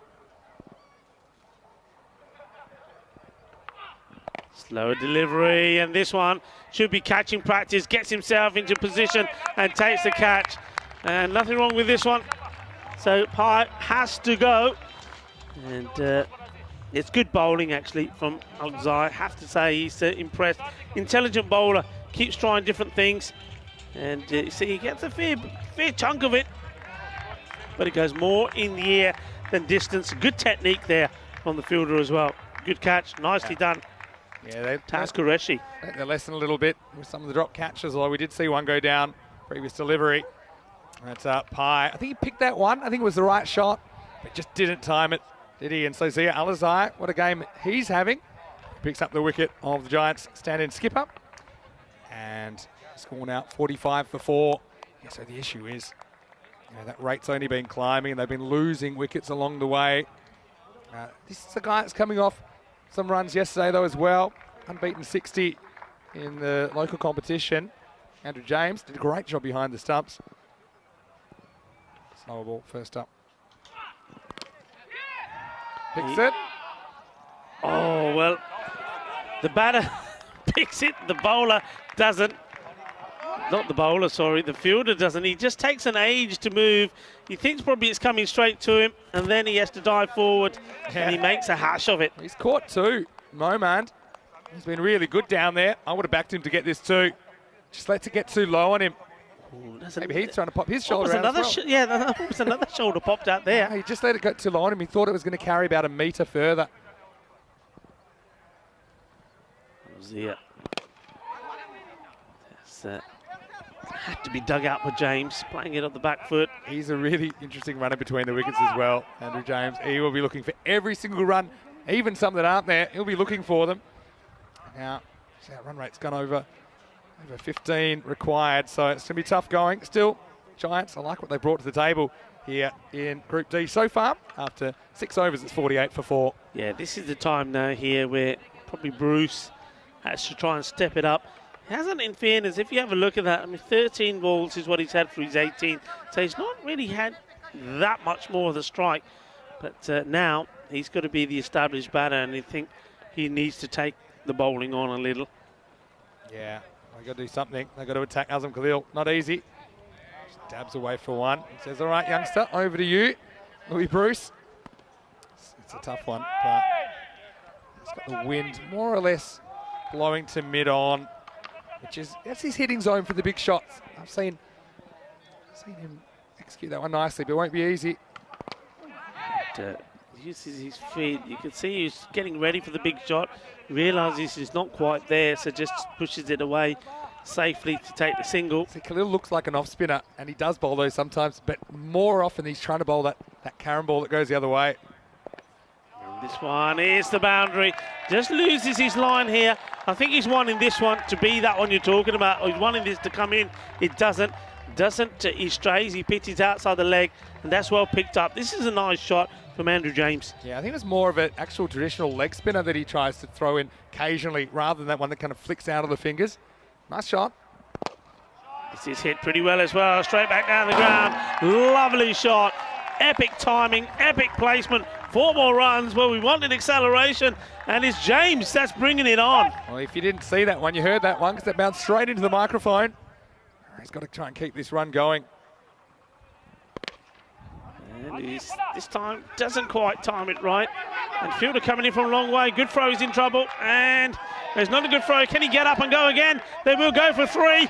And cheeky. I think they're probably going to get there. Are they? Oh, we're going to go upstairs. I think Bruce probably just makes it back, does he? Here's the thing. They ran even though it bounced off the bat, Ben Stokes style. But the thing is, they might have caused a run out. He grabs it there. What a good slide this is. You haven't seen too many good slides on the grass. It's a good slide, but he would have been out. I mean, if the ball had hit, he'd be gone. So amazing stuff happening up there. I didn't even see how the stumps got knocked over. So that's the 3. Don't see many threes. I got to say, I know it's. There we go. Okay, there we go. Here's the 3rd. Okay, come back. All right, keep going. There we go. That's because it was the wrong one. 2. He's just home. Yeah. Here we go. And this time the bat This time. does plug but past Yeah. the line. Once again, he's got this. I mean, again, I don't know if he's touching the stumps there before he's got I the think ball. that one was just okay. Breaks it with his arm, but after the ball's in his gloves. You can break it with your forearm. Well, just a regular 3. Okay, this will be a moral issue about running off the bat. See, T10, apart from the fact it almost caused a wicket, T10, I don't know, like you're kind of scrambling for every run possible. And in baseball, it's kind of throw or beware. So I'm okay with this form of the game. 62 for 4 off 7. Coming up next, the last match of the day, Austin Exiles. And they are taking on the Malta Super Kings. Exiles had a narrow win over Albizami earlier.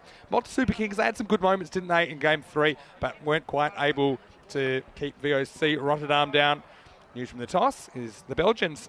Austin Exiles won the toss, elected to bat first. So this time they will get to bat first. Super Kings will get to bat second. So they're doing the opposite thing from earlier. I don't think that's a bad thing at all. And that game will be starting in around about half an hour, just over, right here on ECN. Wide delivery. So coming back into the attack is Taz Qureshi. Been impressed with what I've seen from him so far. It's helped them get past 100 mark with the bat. 2 big 6s, and he's bowled pretty well. Just lets himself down with that first one, but he's another one who just very clever with what he does with the ball. Got some good slower balls as well. This time he just seems to have lost his radar between finishing his first over and the start of the second. Credit to Bruce. He survived where his teammates have perished so far. Apart from Andrew James, who's out there. Bruce, the only other player to get to double figures. Needs to go big though, needs to accelerate. Struck firmly, but once more not able to beat the fielder. And on this occasion they decide not to take on the arm. I really love in this Group D how so many of these teams have played so much T10 cricket now. They're doing all these little things, pushing for these extra runs, the way they have that intent with the bat. I just think they really know their game quite well. And yeah, see some interesting contests. Well, it was full, and well, a one-handed attempt there from the fielder. And where are they running to here? I thought that Crom was in good shape to get back there, Andrew James. Taj Hussain, I think, is the fielder that's having the attempt. It would have been a great catch. Almost pulls off a worldie. In the end, he looks up, wondering where his cap's gone, where the ball's gone. And in the end, that's just a long single. Long single. Qureshi. Short. It's going to be another wide, I think, is it? Oh, this one is not called. Maybe it wasn't as wide as it looked, I think, just because the way he was reaching for it. Andrew James sucking in the big ones. Yeah, that's fine. Yeah, that's okay. Just snuck in. Just going down the wrong line, wasn't he, the batter? Just backed away slightly, made it seem wider than it was. Qureshi once more to James. And this time they will take the single. Qureshi will do the tidying up himself there. Don't mind the ones. The ones aren't going to hurt them, especially with this required rate per over now. Approaching the 18 mark. Yeah. It's boundaries. That's going to help. Louis Bruce Help the Giants. Louis Bruce, pardon me, that time. That gets that one away for a single. Got to say, that's Giants can be very proud of their efforts so far. Albizami though, just some of the bowling fielding coming through. That'll be a wide. I don't think it will, you know. That's a huge wide. I think he's got this Not on here. very much. Let's have a look. I mean, he's. See, that's what this is the thing. He's outside off stump, but he's only off stump by a wide, by a stump, and it's missed the line by a stump. Take it back. Yeah, that one needs to be called. I hate the line moving. I don't think the line should move there though, and certainly not by that much. To be fair, come back to that in a second. Up in the air, and the keeper should take a straightforward catch and does. So that's another wicket that goes. So Andrew James, I think he's added some value to the innings. He's played some nice shots, hasn't he? But he does have to depart there. And just getting maybe a little bit frustrated. He does get 2 fours in that 16. And he just loses his head a little bit here. And a nice, comfortable catch taken by the wicketkeeper, Ismail Zia. Yeah, so it's always going to be tough. And they tried to keep it moving. Eventually skies one, Ismail Zia. Again, got the case of one keeper catching another, but still, I like the hustle from James. He goes for 16. And the score is 67 for 5. Yeah, he gets a nice round of applause as he goes back, and yeah, deservedly so. I think they've done themselves proud here. KP Giants, I mean, we know that's 1 or 2 players quite naturally not able to play because it's very much a last-minute thing. Them coming into this BET2BALL European Cricket League, I think they fielded really well, apart from a couple of overs that didn't go their way. They really did keep the pressure on the Swedish champions and Bazalmi. And with the bat, well, if 1 or 2 things had gone their way, it could also be a different story, but they really got something special to do if they're to get back into this match now. Yeah, I think they're going to fall just short, but still, I'd like to have seen. They've had plenty of highlights. Bazalmi, though, I think they'll be really happy just to take some points away from day one. I think they were disappointed with how they played against Ostend Exiles. I think it's just confirming what I thought we were going to see out of the group of death, that any particular game, anyone can win. Let's just see who puts together the best week of cricket. And this is beautifully picked up. That's 6 runs. Ball, balle, balle, kinna, sona. Well, that's a nice shot played by Bruce. He said, I've been here long enough. You're going to bang it in short. Well, fetch it.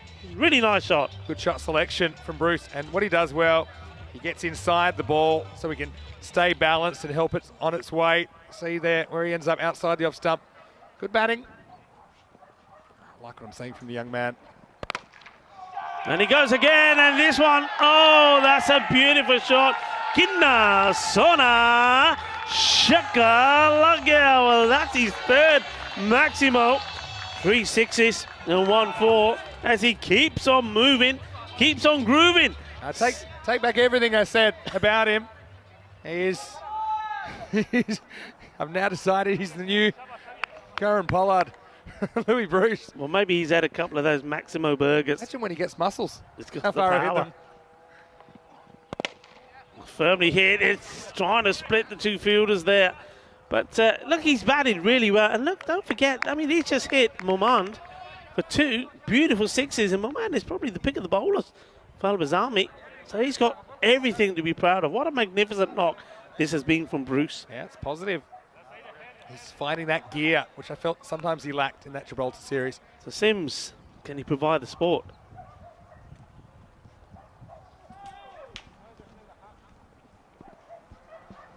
Entertaining night series. All right, daytime now. Oh. That's the difference, isn't it, between a new batter coming in, it's not seeing the ball well, has to adjust, and something like Bruce who's been there a while. Yeah, that's exactly right. Yeah, Sims coming in at 7. It's between a rock and a hard place here. Might as well just pin your ears back and try and hit this for 6.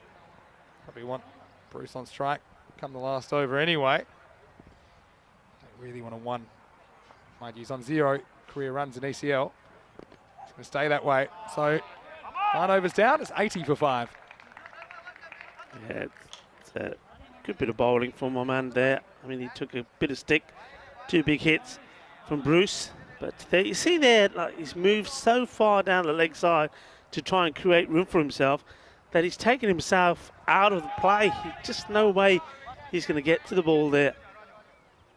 Say hello to Sam Houghton, who was playing for the Giants in that night series, but of course, I suppose he's already participated in this ECL for Zagreb Sokol, so obviously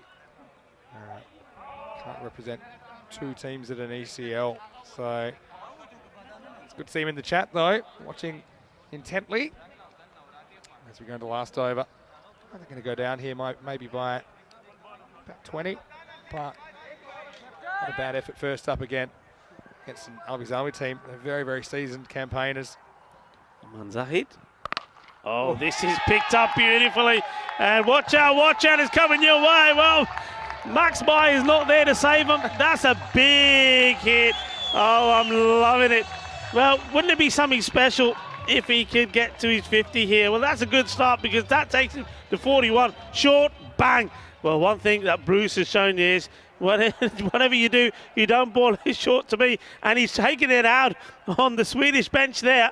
He's saying, there you go, boys. It's a cannon coming your way. Wow. This is now his top score in ECN cricket. It's another short one. Oh, here we go. Pawtucket time. They're dancing in there at the moment. They can't believe it. Jagdev Hatte, sei carreras más. Hold on a second. They needed 5 sixes at the start of the over, and we've gone 6-6. So now you need 3 sixes in 4 balls. Yeah. And, well, you've got to ask questions of the bowler as well. You bowl it short, he's going to punish you. Can he get this one pitched up? Well, he's looking cool. He's chewing gum, but it's 2 sixes of 2 balls. Then he comes on to third. And he's gone for another, has he? Oh, yeah, oh, yeah, oh, yeah. Bowl.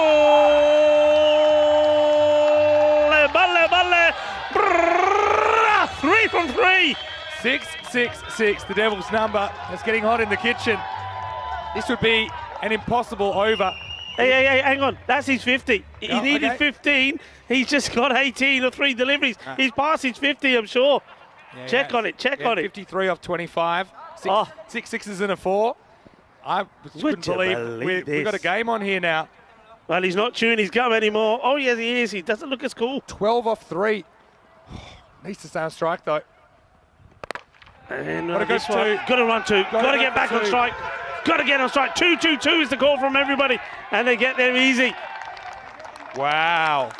Wow, how about this? This guy is 16 years old, Rico. 16 years old. I tell you what, people around the world that are watching, take a note of that name because you're going to see a lot more from this young man. And take a look at that score as well.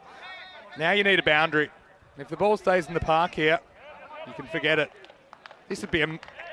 What's more amazing than a miracle? 10 of 2. Well, this is all about making players' dreams come true. Well, this boy, his dream has come true here. Boundary coming up. Trust me, boundary here. Hits it hard. Chase on. They've got to run. You've got to just keep running. He just doesn't get the middle of the bat. And in comes the throw. Keep going. Do they go again? Nah, you got to keep him on strike. No, but here's the thing. You almost need to go for a 3 there, because then at least you've got some chance on the last ball. As it is now, you need 7 to tie. Yeah. Now your best chance is you hope for a wide. You hope for a wide or a no ball. But if you don't get one, it's adios. Well, what an over it's been. Zahid. All right, last ball. Here we go. Goes for the slower one. And, well, they'll run the bye. And... well, what an exciting finish. That came from nowhere, didn't it? I mean, the 9 overs came to an end, and it was 80 on the board. The score or the target was 110. 30 was required. And then, from nowhere, Bruce, well, boom, boom, boom. 3 big sixes, and everybody thought, well, look, game on. Well, there's smiles on their faces here now. But I tell you something, well, the bowler, Zahid, he's smiling as well. But he won't want to look back at that over. That was expensive. It went for 22. So they do get their victory. They have got 2 points on the board. But look, a lot of credit to the Capel Giants, and especially to that young man there. Bruce, you were magnificent. Take a bow. Take a bow. That was an exceptional knock from Bruce. Yeah, I mean, it's really, really good to see the way that he's obviously learnt from watching himself back in the night series. He launches 5 sixes in the last 2 overs to get them tantalisingly close in the end.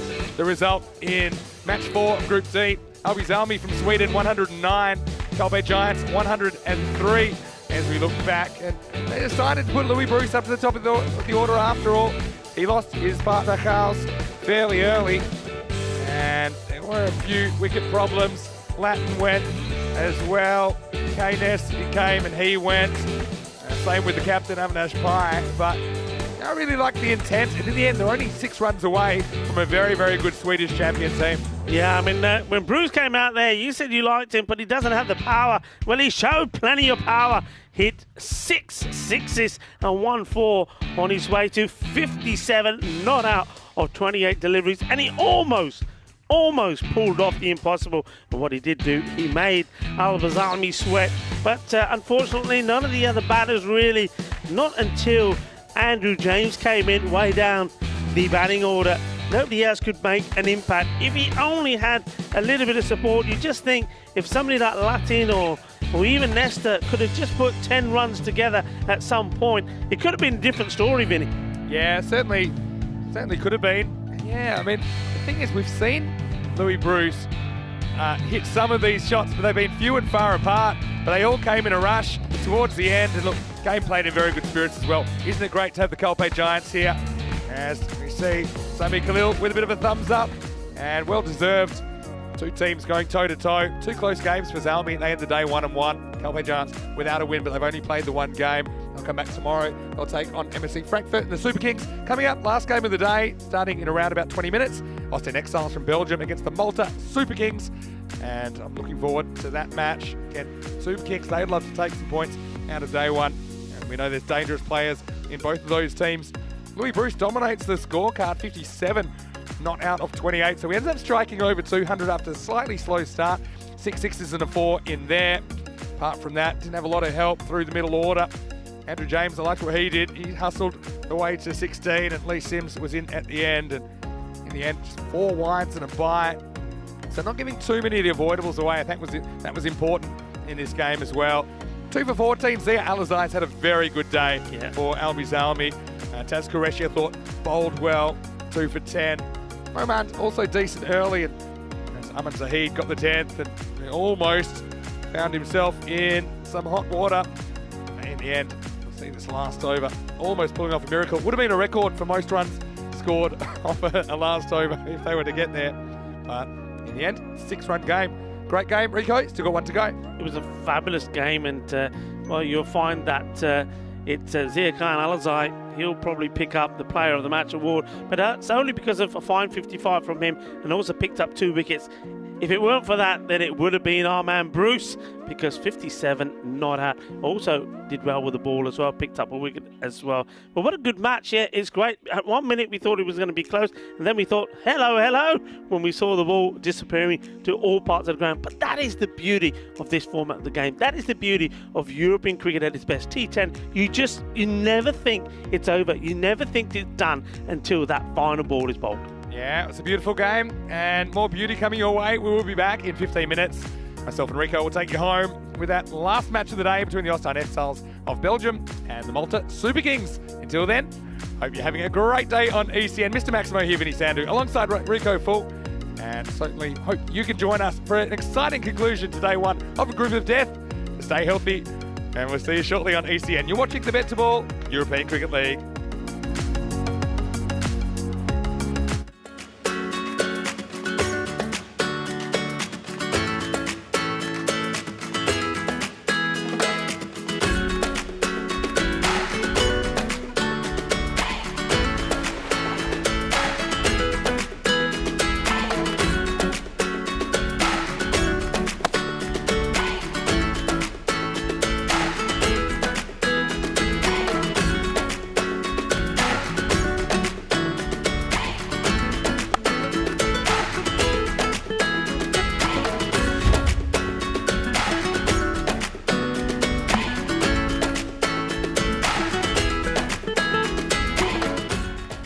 Where we play cricket.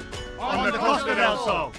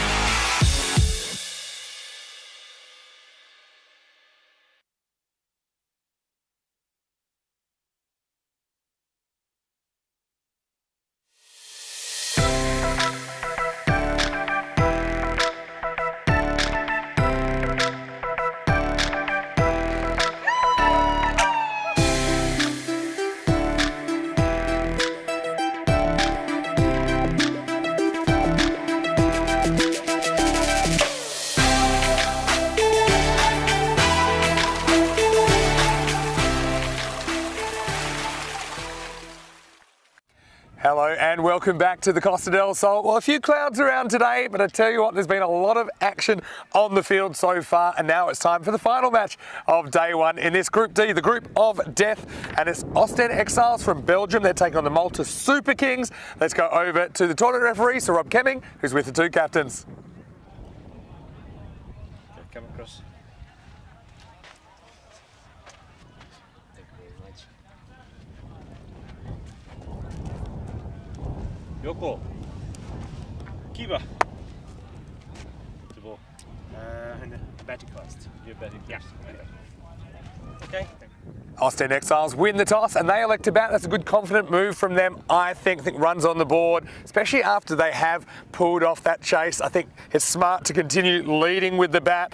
And look, the captain will be a bit disappointed with his performance, I think, in the first game. Faisal Mahmood is a key player, probably will open the batting and the bowling, put a couple of catches down, but I know he's a player. If he clicks, they're going to be really, really dangerous. And Wakasali, he's the other man, isn't he, that we have seen before at the ECC, but it was a bit of a team effort, to be honest. It was Mohammed Suleiman that broke the game wide open with a quick fire 30 as they chased down that score that was just shy of 100 against Albi Zalmi. Malta Super Kings, though, they had some good moments, didn't they, against the defending champions, VOC Rotterdam. Ultimately, they weren't able to put up a victory, but still, I really like the batting of Gopal Chaturvedi. He is a man who probably will see opening the batting. Aurora, I'll expect a little bit more out of him as well this game. So let's go up to the commentary box. Rico Full is there with the news that in Game 5 of Group D, it is Ostend Exiles. The Belgians, they've won the toss and they'll be batting first.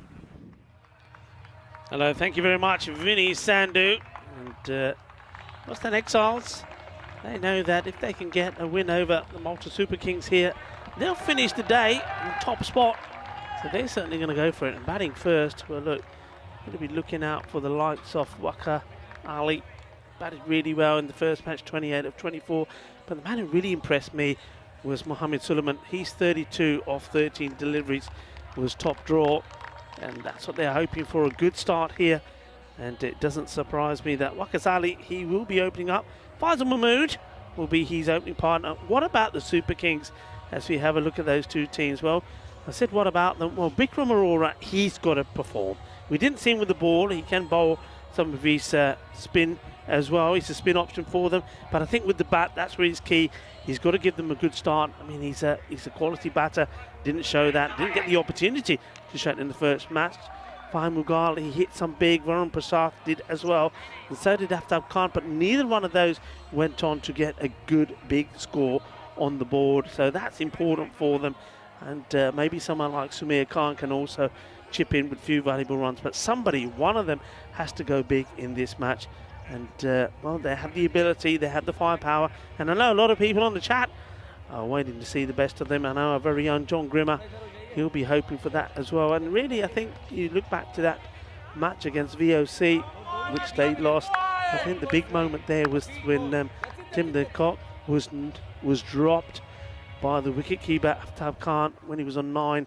And then he went on to pile on the runs in a knock of 50. Not out of just 16 deliveries, so they've got to take the chances when they're there. That's what the Super Kings need to do. There was good signs of their batting. They started really well, but then they just whittled away. They wanted to bounce back with a bang, and if they can register a win here, then this group will be very, very evenly poised. And well, it will also underline the fact while we do say it's a group of death because there's so many good teams in it, that it can go any way. Let's get ready to start. The umpires, and the two new men, Tyrone Peters and Joe Foster. Welcome, gentlemen. Here we go, game on. First ball. Swinging away in the air, but always dropping short. That's a good stop. They do take the single, and it's Bikram Aurora, the captain, who gets his body in the way. And here he is. You can always tell who the captain is, because the captain takes the responsibility of taking the bowler's cap. And a few smiles on the face of the fielders as they run around trying to stop this one. Bishanai wanted to get these Yorkers into play straight away. This one, oh, it's not a good one. And has this taken anything on the way through? No, it hasn't. So a wide ball signalled, and it's going to be 5 of them. If memory serves me right, something similar in his first spell, and he'd be disappointed with that. But, no margin for error. He goes down the leg side, and Aftab, this time, looks like he's got a little band that's holding all his locks together.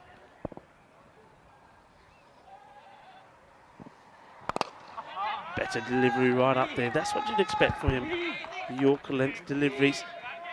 One thing he did find though, he bowled a pretty good over first up in that match against VLC.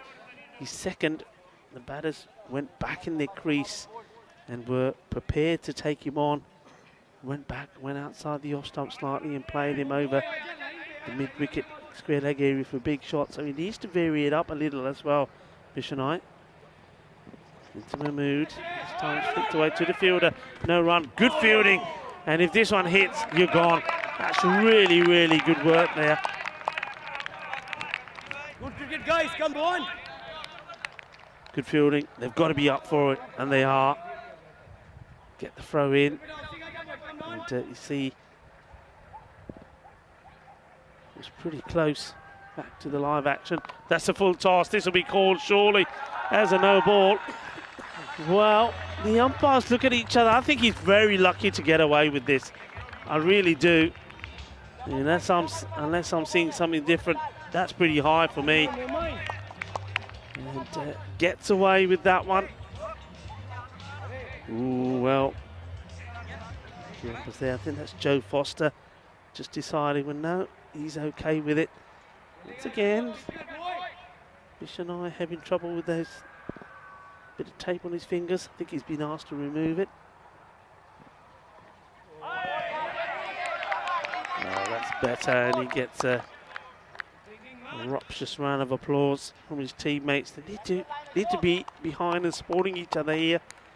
Bishanai, can he finish well? 11 on the board already. Most of that damage done courtesy of those 5 wides. Kazali on strike.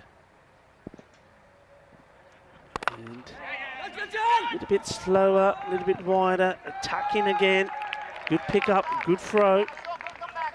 This time it's Fire Mughal, the other left armour in the team. That's the end of the over. So 12 come off it. And Bishanai, see, here's the throw. And the bat does plug again on the line. I tell you what, if that's a direct hit, the same point of contact, I think he would have been out. You've got to get past that line. It's one thing that we said a lot last week, because a lot of batters were having that difficulty. There was a lot of bat plugs. You've got to slide your bat in and run on the edge of this pitch. Slide the bat in, otherwise you're going to be in trouble. So first over done with. It looks like they're going to stick with what they did first time round. So it's going to be Wasim Abbas. It's well bowled, good pace. He gets through Ali.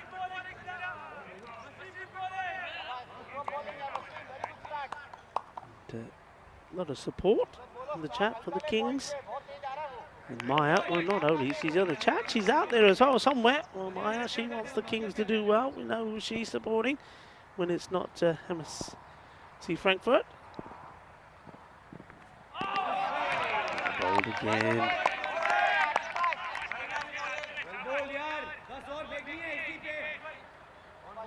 Ali just not getting into line with it. You see, he's getting that foot forward, but not where it needs to be. Doesn't want to bowl the same one again, I wouldn't have thought. So maybe something different here from Abbas. Maybe slower, maybe shorter. Well, I tell you what, it was certainly quicker. Aftab Khan, for me, just not getting the ball clean in his gloves. It sometimes takes a bit of time, maybe for the keeper, just to get used to the surface, get used to where he wants to be standing. And he's, you see, he's constantly just remarking where he stands. Fuller, and hit straight, but hit out of here. Good hard hit, using the pace of Abbas. And this time he goes all the way for 6 runs. Firmly struck.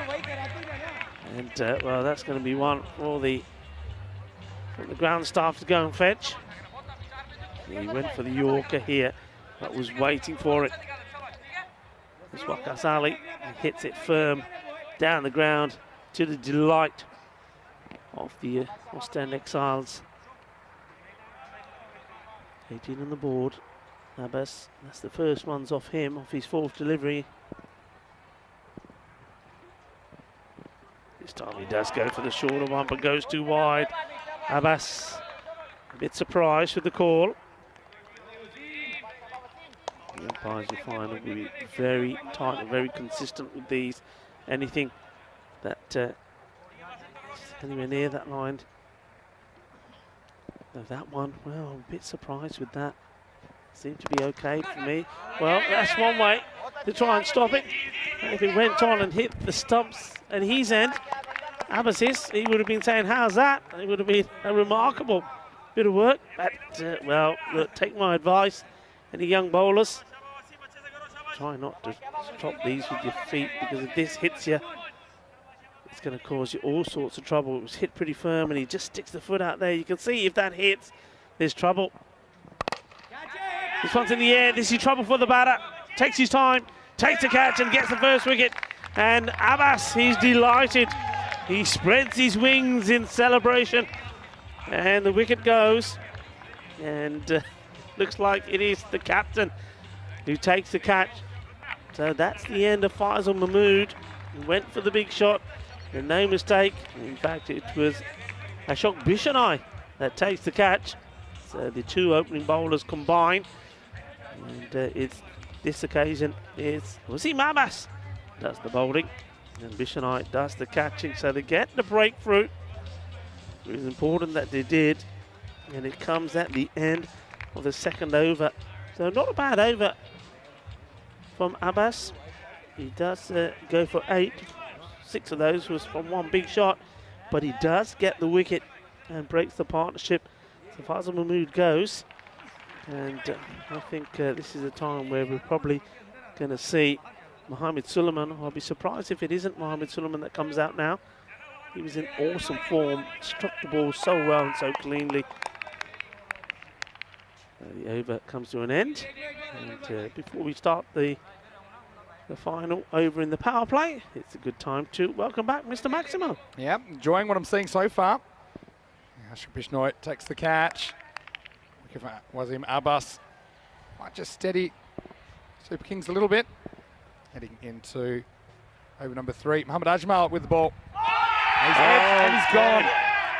Yeah, just angling across. And that's 2 in 2 balls. Malta up and about. Oh, this is well done. And so Tab Khan does take the catch when it matters this time.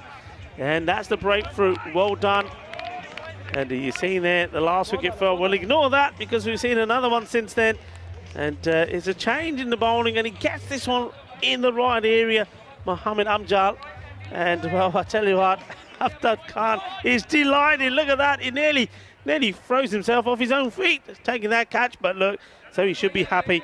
He didn't have the best of times in the first match. And he needed something good to happen to take that error from him in match number 1 against VOC out of his head. That will do just that. 2 wickets down.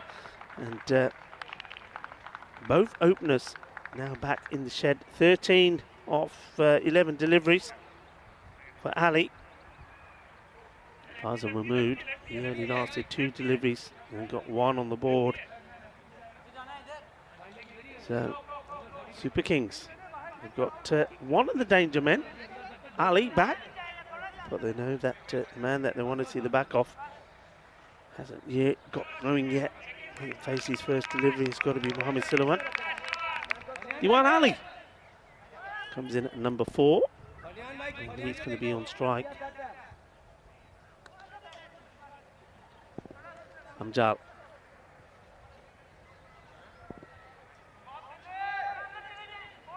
Yeah, what a good start for Ajmal. Left armour. He's a wild card with the ball. Last over the power play. Push and run. The Super Kings, they had some good moments, didn't they, against VOC Rotterdam. They couldn't kind of keep that pressure on after taking some early wickets, and in particular Tim de Kock batted very well. But this is a chance for them to get ahead in the game, I think. We know that the Belgians are explosive, to say the least. Suleiman, he pitched the player of the match in the last game for a quick fire 30 off only 13 balls. He's out there at the moment with Adil Diwan Ali.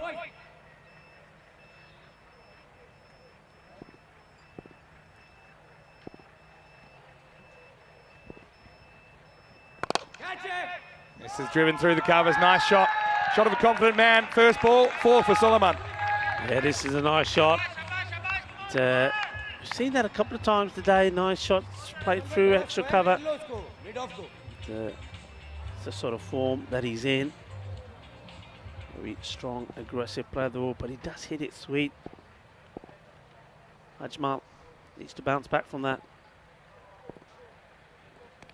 Oh, he gets a little something on the way through. Now, what's this off? It's off the bat. Just probably the gloves more than the bat. Suleiman. Well, the first one was classical. Second one a bit fortunate, but does get away from Afi Khan behind the stumps. Results 4 more to the Austin Exiles. Yeah, getting it on the gloves. The thing is there that the bowler, he started well, didn't he? I mean, the very first ball that got him the wicket, Ajmal, was the perfect delivery, going right across the right hander, making him reach to play. Then since then, he's been more at the body of the batters.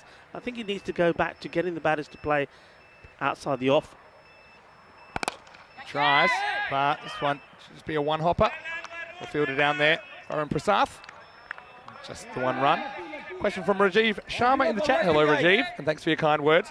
Says he loves the fun jerseys and the colour. Did I choose the colours? No. The colours are based on their normal shirt colours, their kit colours. So Malta Super Kings probably normally have more of a red than black, but they kind of swap the colours around, which I like, because VOC Rotterdam, they have the red. So I think it means you can pick out the teams. And yeah, these motifs, these logos that you see, really cool. He goes offside, doesn't really time it, and just out of the grasp of the fielder, Wazim Abbas. Come back for a tight 2 and they get there.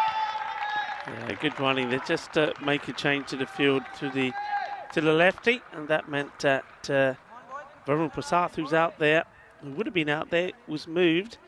If they kept him in that sweeper position, he would have been there to take the catch. But well, they may be able to do that now. That's the end of the power play. And Super Kings, they're right up there at the moment. I mean, that would help. There's a couple of runs taken there. So 32 for 2. It's about a draw in the power play. What do you think? 32 runs, 2 wickets? Yeah, I think at the moment it's fine. I mean, I think the Monster Super Kings, I mean, if they've done their homework, I know it's early days, they know it's Suleiman that they need to remove. If they can get him and get him before he goes big, I think they'll really be looking to get the squeeze on. Yeah, for sure. See, they turned a spin. It didn't really work for them. Super Kings in their last game. It's Varun Prasath, left armour. Oh dear, that is a no ball. And that one is going. And where it lands, nobody knows. Maximo halfway to heaven. Prasath goes for 7. Well, we saw him last day of the season in 2021. Prasath was batting, got one of these, hit it accidentally for 6 behind him as he was trying to get out the way. This time he's dishing it out and he pays the penalty. 7 runs, doesn't even count as a ball. Yeah, I mean, this is a naughty one. He's going to get a word as well. That's his first and final. And if it's the first ball that comes out of your hand, it's always worrying. It's going to play with him upstairs in his mind. Free hit as well. Better ball, same result. And this is going a long way, hitting through the line. Suleiman looking dangerous once again in match 5. Maximo back to back. Yeah, I mean, look, he's a good player. He doesn't need any freebies to get into the rhythm, and the no ball certainly helped. And then, well, this one, I think this is all about Varun Prasath just making sure he hits the deck, but it's right there, it's in the slot. An unholy 13 off the first ball of Prasath, but good comeback. This is where we see what bowlers are made of as well, when they take a bit of tap early in the over. We have seen some good comebacks today, and certainly that one will settle the nerves a little bit, I think, for Varun Prasath. Yeah, I mean, Prasath, Super Kings need him to be at his best. Oh no, oh no, it's going to be trouble. Trouble in the fan zone, trouble everywhere else. Maximo again, and Prasath, I think this is going to be curtains for him. Yeah, this is the end of his bowling. in this match because he would have got a word surely with the first one, the first and final, and this one's going to be high as well. So, yeah, he's got to go.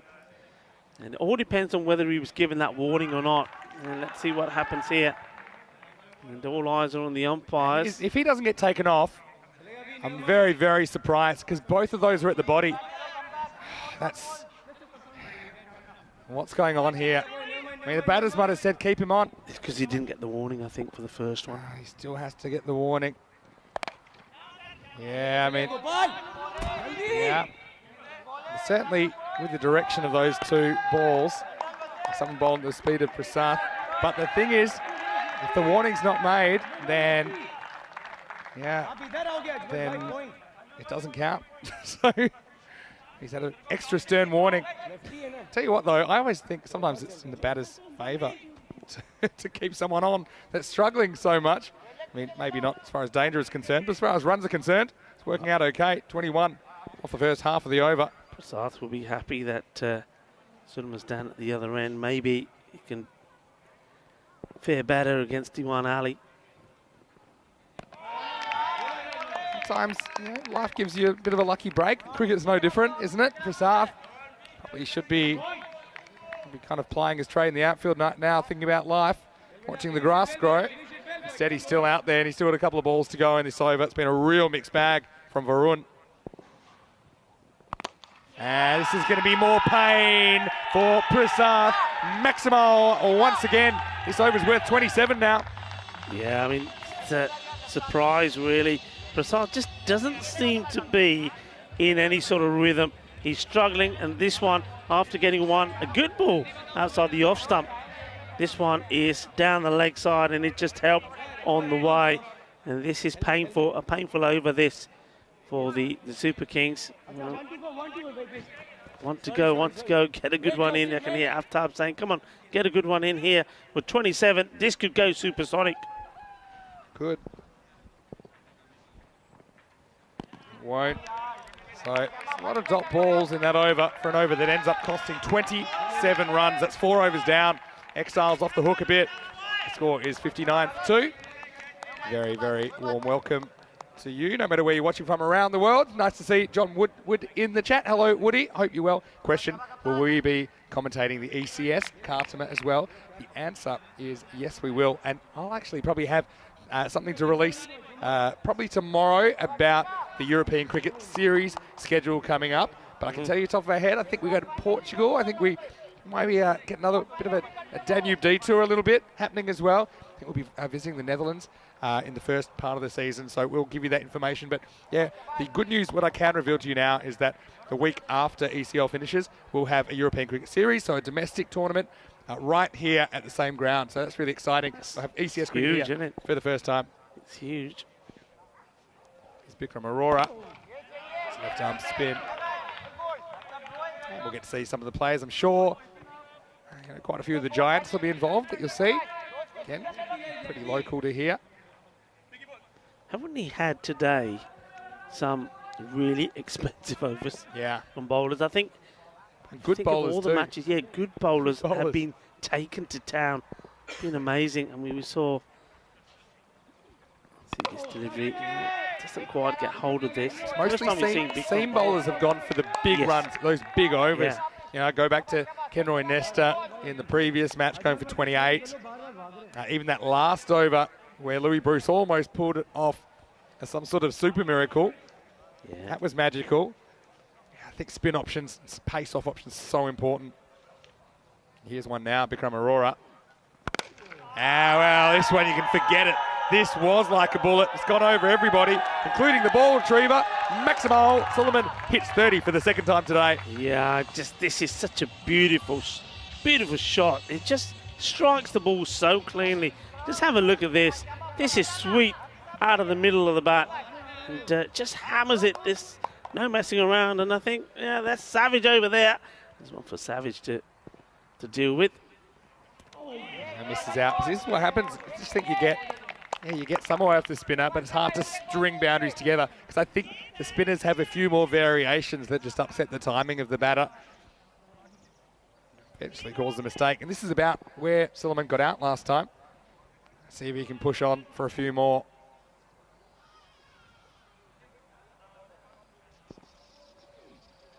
Well, he wants to, and there's 6 more.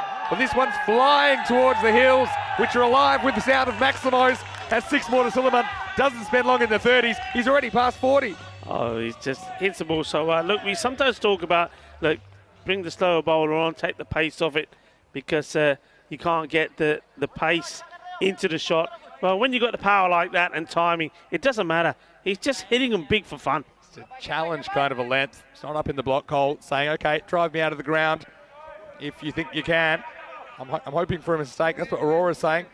Suleiman is saying, keep him coming. He's 41 off 12.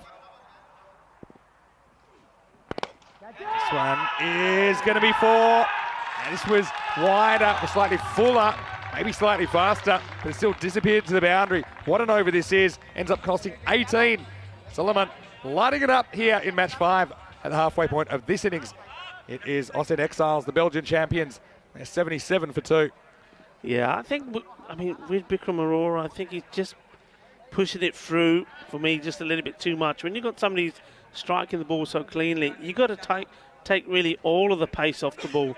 So, in other words, just got to drift it and flight it out there. Try and encourage Suleiman to maybe play a different shot. Because it's slower, maybe he'll go across the line, maybe he'll make a mistake, maybe he'll miscue. But when you're gonna zing it in like that, I think, well, with the way he's timing it so sweet, he's going to go over the boundary. So, 77 at the halfway point. Strange innings. Had just 20 off the first 2. And 12, so 32 in the power play, but then 27 and 18.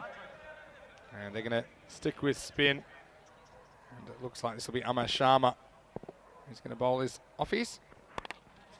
Thick head. Oh, there's a rock star, Samir Khan, in the action. He can't get there on the full.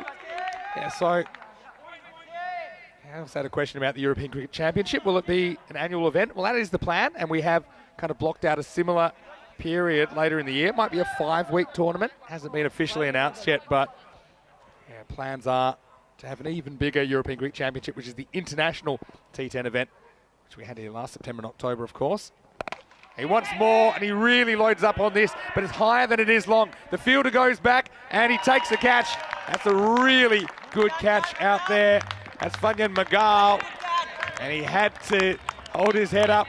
And Mohammed Suleiman, well, he gets close, but he won't crack the half century, but still good striking from him. He ends up holding out for 45, well bowled by Amar Sharma, who gets the wicket, breaks the partnership, 78 for 3. Yeah, look, this is what I'm talking about. I was saying the difference between maybe Sharma bowling here and that from Aurora. Aurora's pushing it through. There's a bit of zip, there's a bit of pace in it. Sharma, no pace in it, it's slow. And, well, a man who's been hitting the ball hard, Suleiman, even though he makes good contact, that is such a good catch from Funyan Magal. Yeah, it almost popped out. Ends up pretty much just in one hand, but doesn't matter if they stick. Suleiman's had a good day, hasn't he? The distance of some of those sixes was massive. They're almost over 2 boundaries. New batter comes to the crease, Sultan Diwan Ali. So we get to see Adil Diwan Ali and Sultan Diwan Ali. And the Sultan will be swinging, facing up. He does, and he gets this pretty well. He finds the fielder. Bishnoi down there. And now, this is loose cricket. And now they might give away another overthrow. They're too tired, so they're going to stick it 2. That's not good, is it? I mean, they're enjoying it, they're having a laugh about it, but I tell you what, the Super Kings are not. How can you not love ECN cricket? I mean, basically, even if you are just watching on the bench, see the funny side. Belgians, you've got to love the way they attack the game.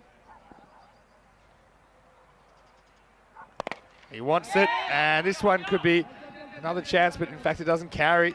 He's lucky he didn't get more of that time. Just a single. Yeah, it doesn't have the legs of Funyan Magal. A little smile back to Sharma saying, not this time, but I'm here, I'm waiting. Change the field to the left-hander.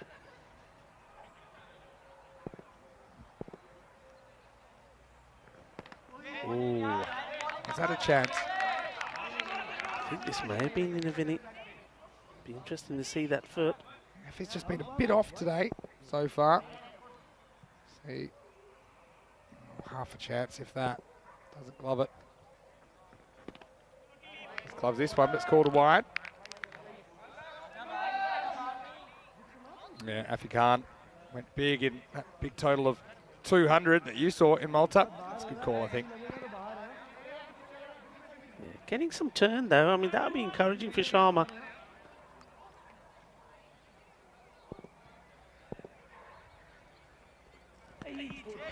And once again, lack of pace just forces an error in timing from the bat of the Belgians. And after 6 overs, the score is 82 for 3. Yeah, now this is the point where the Super Kings now, knowing that Mohamed Suleiman is back in the dugout, they'll need to be at the best there. And I'm just wondering whether this is probably where perhaps bring back Bishanai in this over. He's got one to come. You've also got Abbas there. This is where I'll deploy them to come back, because basically you get a couple of good overs in here, then you stop the runs, you stop this score being around the 120, 130 mark if you pick up a few wickets. So I think it's worth going with either Bishanai or Abbas in this one. Still want the game to get away, I think, the Malta Super Kings. Sirid Roy is going to come on with the ball, and I think they're just thinking spin because the pace is getting walloped. So look around, if you're the captain, pick Ramora, spot a spinner, get him on. This time it's Sirid Roy. So leg spinner, just dips a bit at last moment, still full toss. Yeah, I do think, even though we have seen some big hits off the spinners as well, they've been just a little bit less frequent than what the medium pacers have got.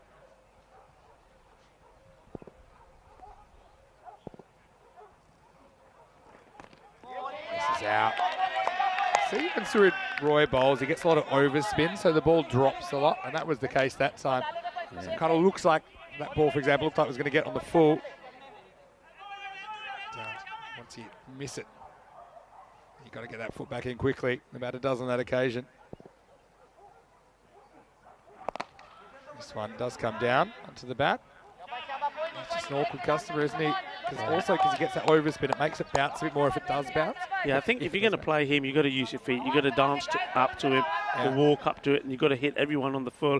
But you've got to be brave enough to do it with the keeper standing up. There's the quicker one. Now it's going to be dropped. And now it's poor running. They just walked the one. I think he thought he was a dead duck. But in the end, they do get a single.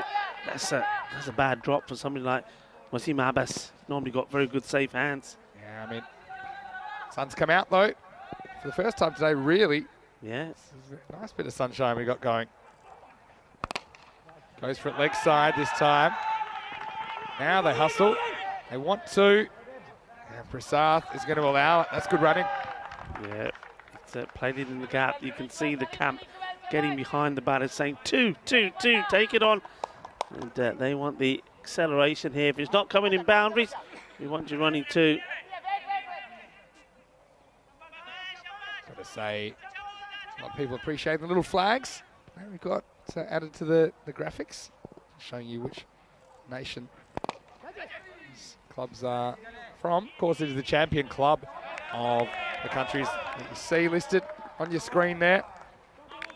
As we get to the end of the 7th over, what's the next side? 88 for 3. Coming up tomorrow, more cricket action. Have a look at that blue sky coming out. I'm liking that. Hopefully we get more blue sky tomorrow. And it will be starting at 8 a.m. GMT, 9 o'clock in Central Europe, 1:30 p.m. in India. And you can see we're working towards the end of Group D, and which club will get to write their name on that list. Yeah, absolutely. Tunbridge Wells Brigade, and last week in incredible style, Borussia will be coming back on the 14th of March for week 6, finals week. Back to the action here now. So spin continues. And this one's just a little bit too wide. And called it 2. So we've got Adil Diwan Ali here on strike. Still in the game here, Malta. Wide, good eye. There's Batty. And not to chase those. We've seen some some batters chasing. That's what we've got tomorrow. MSC Frankfurt, get to see them a couple of times. That'll be good. Giants, like what they brought to the table today. And, well, VOC Rotterdam. Which VOC Rotterdam will come out? Yeah. They've got 2 games tomorrow. And so the Belgium versus Netherlands will be a very interesting one in match 7. And we'll get to see VOC Rotterdam again in the last game of the day. This is stumped. He's stumped by a long ways. He's stumped off a wide. Clever bowling. And again, it's not necessarily smart cricket from the batter who makes up his mind that he wants to go. And yeah, he skips down, and Afi Khan wasn't going to miss that time. Not the first time we've seen this one today. How wide was it? It's pretty wide. And look at that back foot, actually.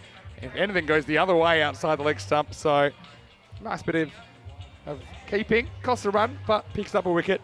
Yeah. Exiles now 91 for 4. Yeah, you can see he had a plan, didn't he? He was consistent. I mean, first 2 deliveries were wide, but he just wanted to keep him outside the off stump, and that was a bit of pressure for the batter there, Diwan Ali, and he just wanted to get bat onto ball, and he thought, okay, I'm going to go after this one. But it was pushed even wider, and good work from Aftab Khan. He gets the stump in, so he's having a much better match behind the stumps, taking a good catch and now stumping as well. So yeah, as you said, Vinny, the Super Kings well in this match. I think they've deployed the spin at the right time. It's worked for them. They've slowed that rate down. And well, at one point, just to remind you, the halfway point, the score was 77. Yeah. So it's been a really good fight back. Haven't had a boundary since. That's Nula Baba, the new batter. He was the hero in the previous game, hitting a boundary off the second last ball of the match to seal that one. Sometimes people say, oh, is it fair? You can get stumped off a wide. See, I think it is. I think the laws are right with that one. I think that was clever bowling. You give up a run, you pick up a wicket. Oh, this is hit, and hit pretty well. Now Sultan swinging again. Maximal, 6 more to the Belgians. Top shot. And this one is all about the power and timing. And well executed as well. Here we go, wait for it. Boom! Shaka-lagya! Love the white ball flying through the blue sky, Rico. It's actually turned out to be a beautiful afternoon. The sun is out. This is more like it. This is what we want. Me like it, me like it. The sun is out. And we're watching some great cricket. Tossed up. And what I was about to say is tell that to the players on the offside who are looking straight into the sun now. Man, not enjoying it as much. Well, that was nice. Good use of the shades by the fielder. He's got the forward cap, backward cap combo. Yeah, he can't complain. He's got 2 caps to keep the sun out. He's got the shades. Just the 1 pair of sunglasses we could see. Push and run. I think they'll get away with it. So it brings up the 100. But still, it's been a good comeback, hasn't it, from the Malta Super Kings. But, I mean, regardless of what happens from here, they're going to have to bat really well. Yeah. A couple of their stars are going to have to fire, I think. Want a few more out of the captain, Bikram Aurora, for example. Just a bit of a ball inspection. So I don't like that one. Sharma saying, well, if I was Sharma, I'd stick with it. He ain't done bad. Joe Foster out there. And the umpires, they've got all sorts of tools. I thought he was going to... Sometimes you see them with a lighter to burn a bit of the seam off. Have you ever had that? Someone has. I have seen that. Yep. Easiest thing to do though, if it's no good or a bit of the seams come out. Can you imagine if there's a bowler that's using a bit of hair gel to shine it, get the lighter out? Oh, this one's hit. And how far? Not quite far enough. Good sound off the bat, but it's going to cost him his wicket. Well, the new ball does the trick for Amar Sharma, who finishes with 3 for 17. Great performance from him. And Austin Exiles, they lose another wicket. 100 for 5 after 8 overs. Yeah, and it's well taken there, Bishanai. And just watch this. It's up in the air. Bishanai takes his time, takes the catch, and wait for it. Wait for the Jaka there, Fatte coming up, the old celebration. And he says, here we go, Jaka there, Fatte. That's the way we want it. And Sharma, well, I don't know if he did get his wish with the chain of the ball, but it was whichever one it was, it worked for him. Gets another wicket. 2 overs to go then. And Sultan Diwan Ali.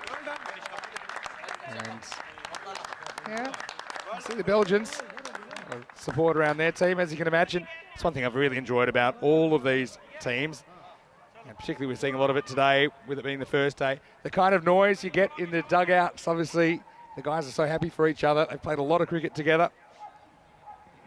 It's a good leg spinner from Sharma. So, pardon me, of course, change of over. So, Srid Roy's back. Didn't expect Sharma to bowl a leg spinner. Off the end of the bat. Probably just get one here. Yeah, but there's a lot of buzz around the ground. And with the sun coming out, it's even nicer for cricket. Yeah, it certainly is. And it's nice to see plenty of people here enjoying the cricket in the fan zone. This Fiesta, Dia de Andalusia as well. Bit short, so he goes after it. And I think he's cleared the fielder. Maximo! That one entertains the fan zone as Zahib Hussain, that is, gets off the mark. Very first ball with a 6. Yeah, it's Dia de Andalusia, is a Fiesta. And the Kookaburra decides, well, I'm going to make my way up the steps and into the bar and maybe have some refreshments myself. Victoria Saveza, but in the overspin there, made it bounce even more, but it was well picked by the batter. Better ball. Still hit well. Might come back for 2 here. Phil's got to do a lot of work. The hesitation kills it. And just end up with a single. Yeah, you've got to keep the pressure on. It's good work again. The fielders, they know that if they can just pluck away here, keep it tight, avoid a flurry of boundaries. Oh, this one is a wide. It is just turns outside that blue line at the point it passes the crease. I think that was a fairly good call. What's your thoughts here? Yeah, that's touch fair and go, but yeah, so get away with that one. Babar, the hero of match 2. And this time he skews it. It's miles in the air. Afi Khan's after it. He's having flashbacks about high balls, so he has a ping. And I think after all, that'll be 1 run. Gets 1 run. And, well, Khan. Afi Khan's happy he didn't reach that. But it's his reaction on the throw believes he probably would have had his man here. I think it would have been out if he hit, but he wants something to aim at. Does well here. That's a good pickup. Good one-hand pickup. Gets the shine. Out. They're going to go upstairs here, but I think the batter's already walking. Zahib Hussain. He did hit the Maximo earlier. It's over. See this one here. I think, oh yeah, we'll slow it down, but just seemed like the bails went before the bat came down. Yeah. Just out. And so, you'll see that's good bowling as well from Surid Roy. And yeah, the batter just had an inkling, didn't he, that he was gone. So Afi Khan, nice bit of keeping. He's building his confidence little by little. And that's the end of the 9th over. Once again, we see the last ball of an over bringing a wicket. It's 110 for 6 with an over remaining. Yeah, look, this fight back's been good. I mean, they've just stuck to the guns.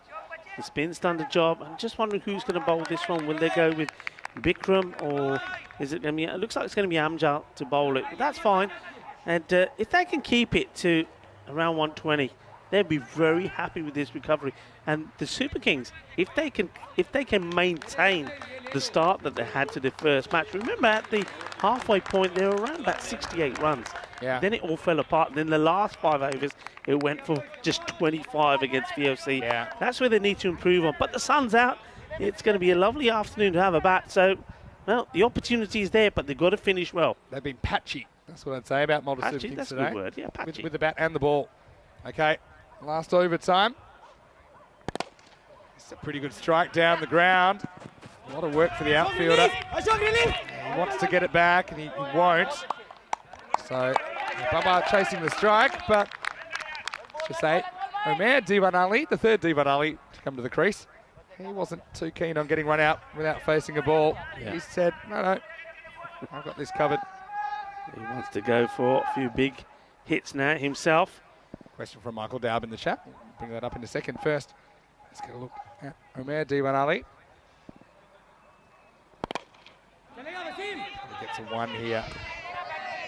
So he was asking about the batter getting stumped off a wide, and Do they still get the run? And yes, you do.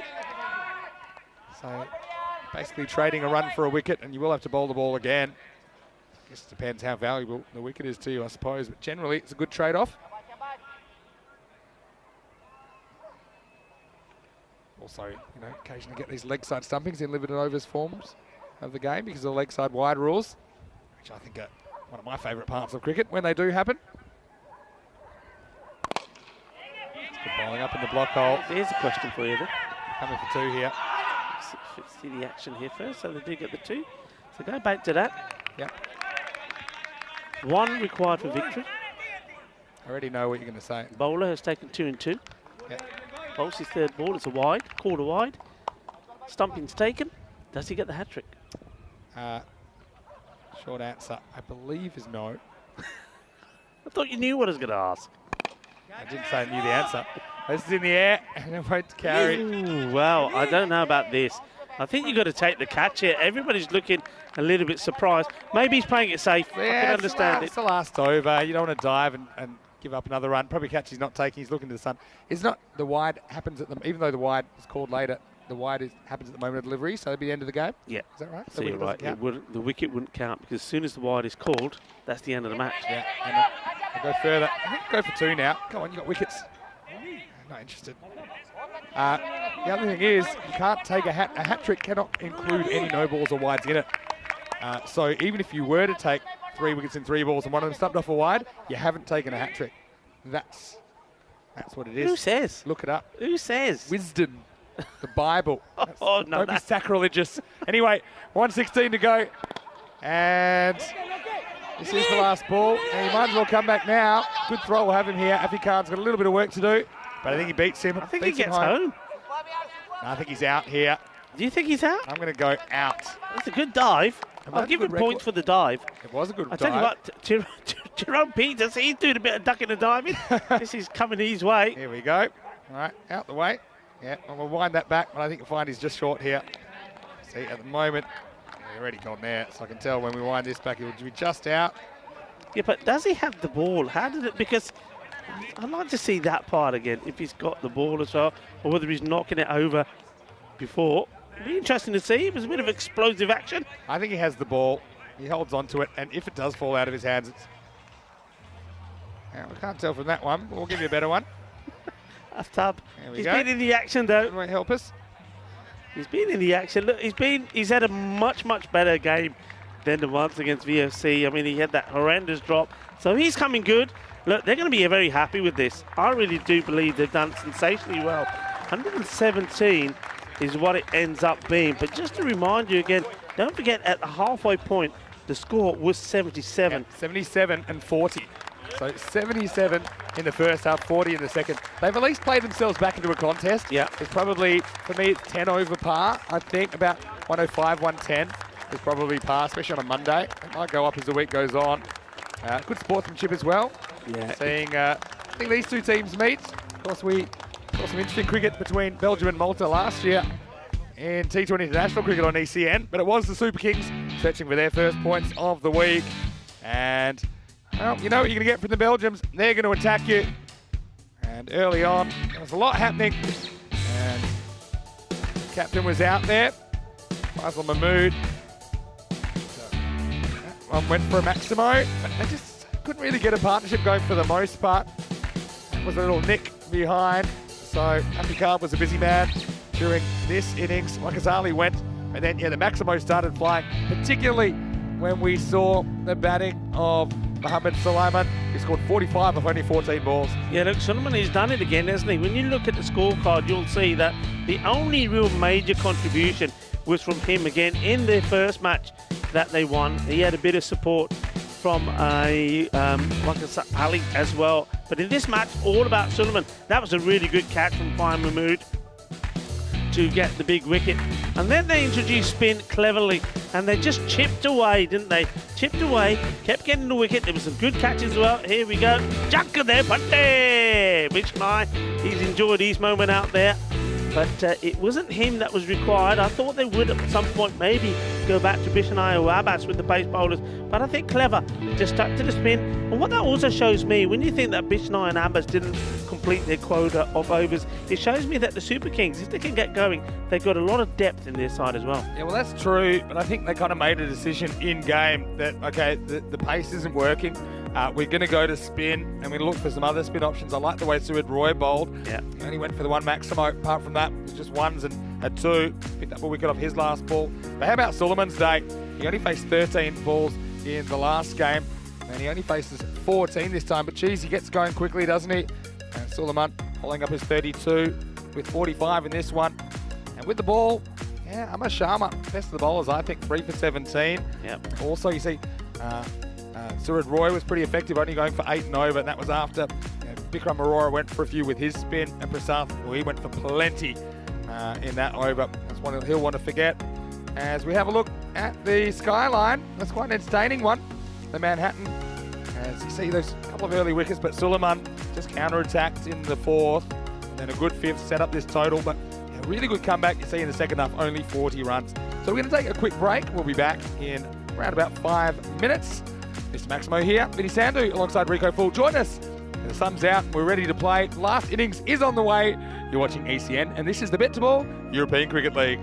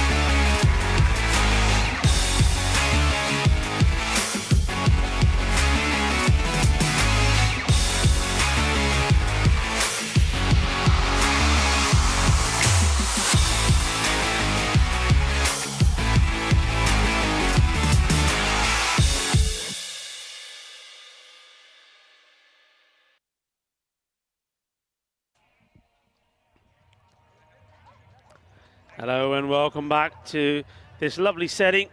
And when the sun is shining, it looks even better. Yes, we're back in the host city of Malaga.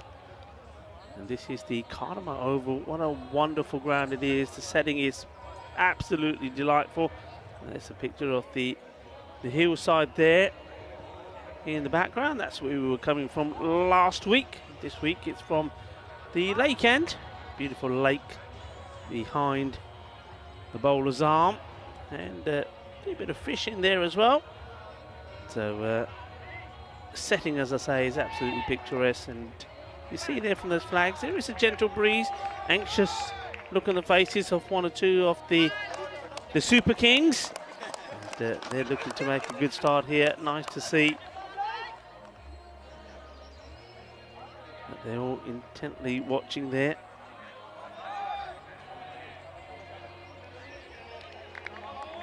It's going to be the same in terms of the batting for the Super Kings, and like I say, the start was perfectly fine, so they're going to go with Gopal Chaturvedi.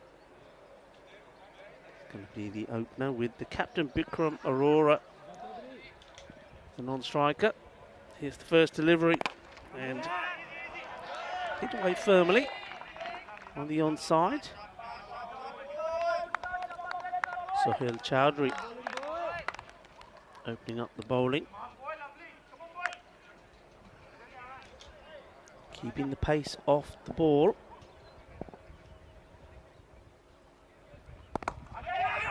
Firmly hit, wants it, but sent back, and that's a good shout there. Chaturvedi. Bikram Arora is a very good runner in between the wickets, and I've seen at times at the Marsa International Cricket Ground when he's in, he runs singles very quickly, very keen to get going. You see there, drops it, and he'll back himself to get to the other end. And gets himself off the mark. They've got to pace themselves here pretty well. I mean, that rate is starting at about 12, or just under 12. They won't want it to go beyond that. They'll be looking for a good power play, and a good power play, if they can get that down to about 10 and over, they feel they've done their job. This will be called a wide. So just going a little bit too far outside the off stump there, Chowdhury. Yeah, gets a good bit of movement. And this is better. This is good bowling, good keeping as well from Sultan Diwan Ali.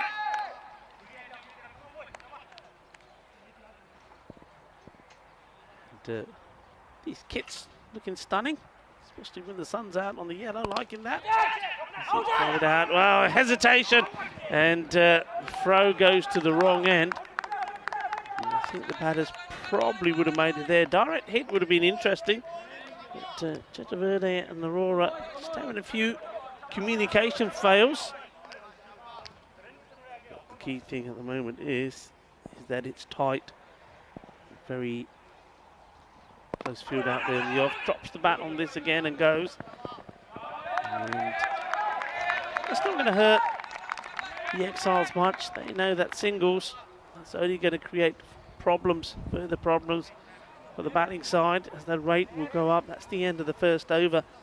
And you can see there that without a single, without a boundary, it's just a low-key 5 runs. So that rate, as I suggested before the start of the over, creeps up. Who would they go for here?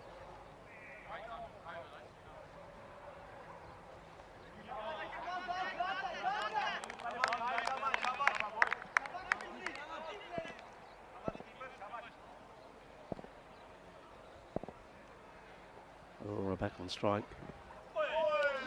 Clever batting. Just knows this one's going to be a wide from Mahmood, and just sort of steps inside it.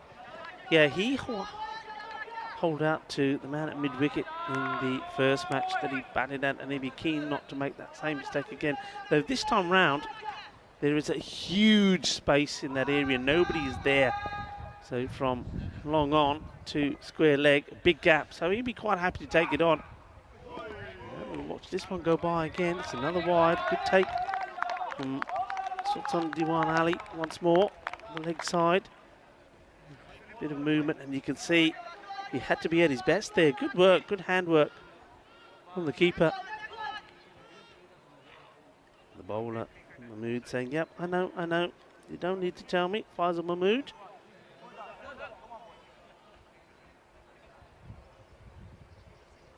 Can you get this one right?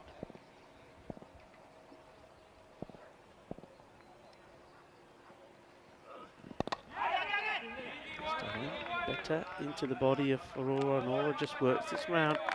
Seems quite content to make a steady start, Aurora, and just bide his time before he starts to play some of those shots.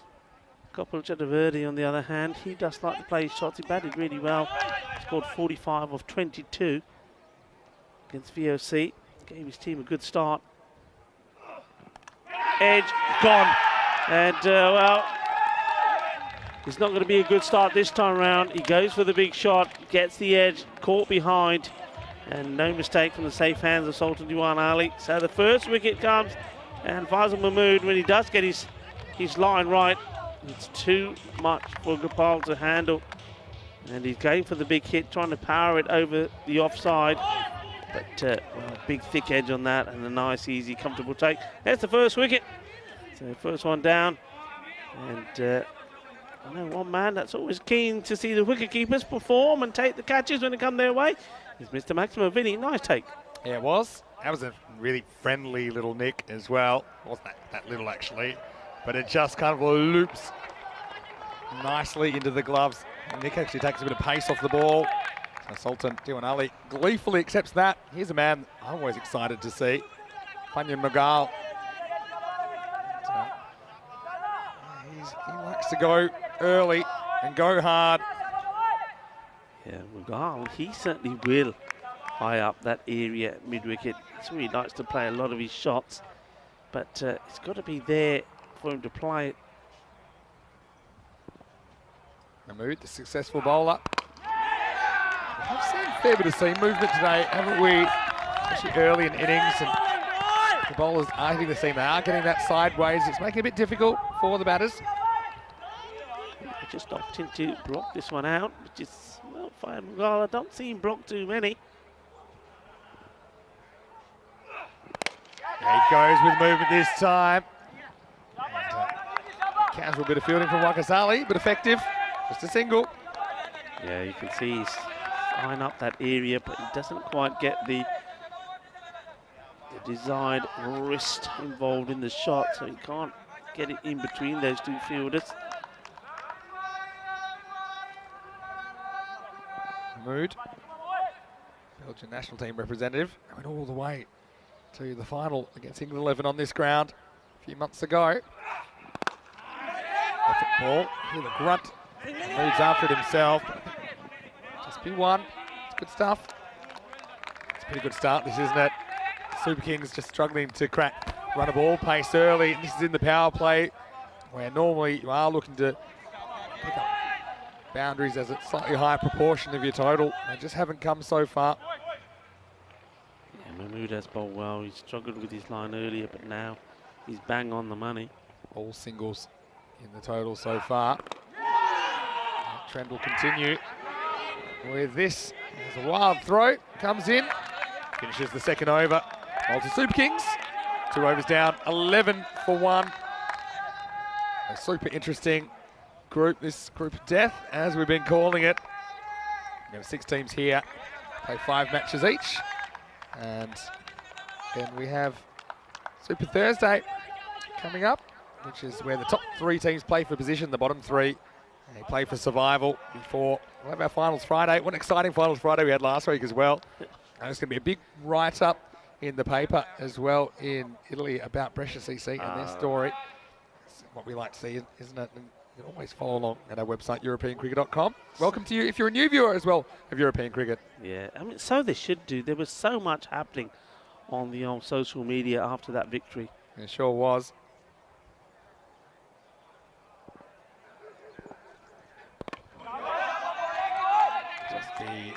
Another single. They've got to break the picket fence here. I'm just wondering if the Super Kings here, they know that they made a blistering start against the UFC and then crumbled. Whether this time they're saying, well, let's just maybe be a little bit more cautious at the beginning and save some of our big hitters towards the end. But the thing is, if you're too cautious, you can find the game slip away from you. You don't want to overdo that. Quick ball, finds the gap, luckily so. And this is going to run away for 4 runs. So Bikram Aurora hasn't really hit his traps yet, but he is a very talented player. We know that. And he doubles his score with this cover drive. Yeah, he's a quality batter. And when he's in full flow and when he's in good form, there's, well, very few better to watch than him. And getting a boundary there, that will make you feel a lot happier about things.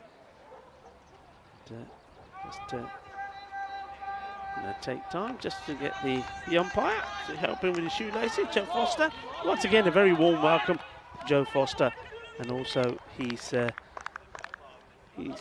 compañero out there, Tyrone Peters. They're making their introduction to this European Cricket League. This is their first match standing together. Chowdhury goes elevated again. This time he's going to get 4 more. Aurora, he's slowly coming together. He moves to a dozen. Yeah, once again, he knows where the fielders are. So believes if he executes this well, it's a safe shot. And he does. Gets it over. It's a slower delivery, just swinging away. But you can see there, just 1 bounce 4. Has prompted the change in the field now. So long off, goes to the boundary. And he slices this one, and he's not going to get lucky. Catch taken. And just by making that change, Aurora tries to do something different. He's just trying to get his wrist into play and hit it over out the offside. He's not able to. And delayed reaction from Sohail Chowdhury. But he'll be very happy with this because catch taken, no mistake, and they get the prize wicket of Aurora, who, well, after a steady start, started to play a few shots, but he goes. And good catch taken there by Omar Diwan Ali. So the captain of the Super Kings has to depart for 12 of 8 deliveries. Yeah, it's disappointing. Just felt like gotten away with a couple. They went really out of the middle of the bat, were they? But setting him on the right course, but they lose him. And now they'll have a new batter at the crease. And here's a man that hasn't had a good game so far in match 5, Varun Prasad. But he is one guy, as you saw earlier, and he hits them, they go miles. They're 2 big hitters out there. They need to lift the rate. They have the batters out there that are capable of doing it. Yeah, they do, and it's just, like I said before, it's one of them getting in and scoring 50, being supported by 1 or 2 other batters also contribute, and they'll get to this score. But they've got to get themselves in. They've got to find themselves in a bit of form. Fine Mughal, we know how quickly he can score runs.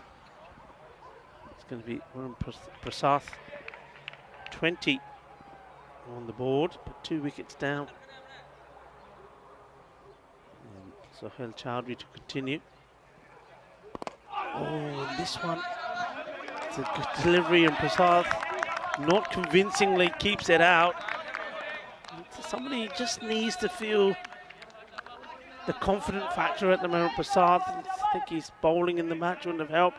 That one really expensive over. Can he come good with the bat?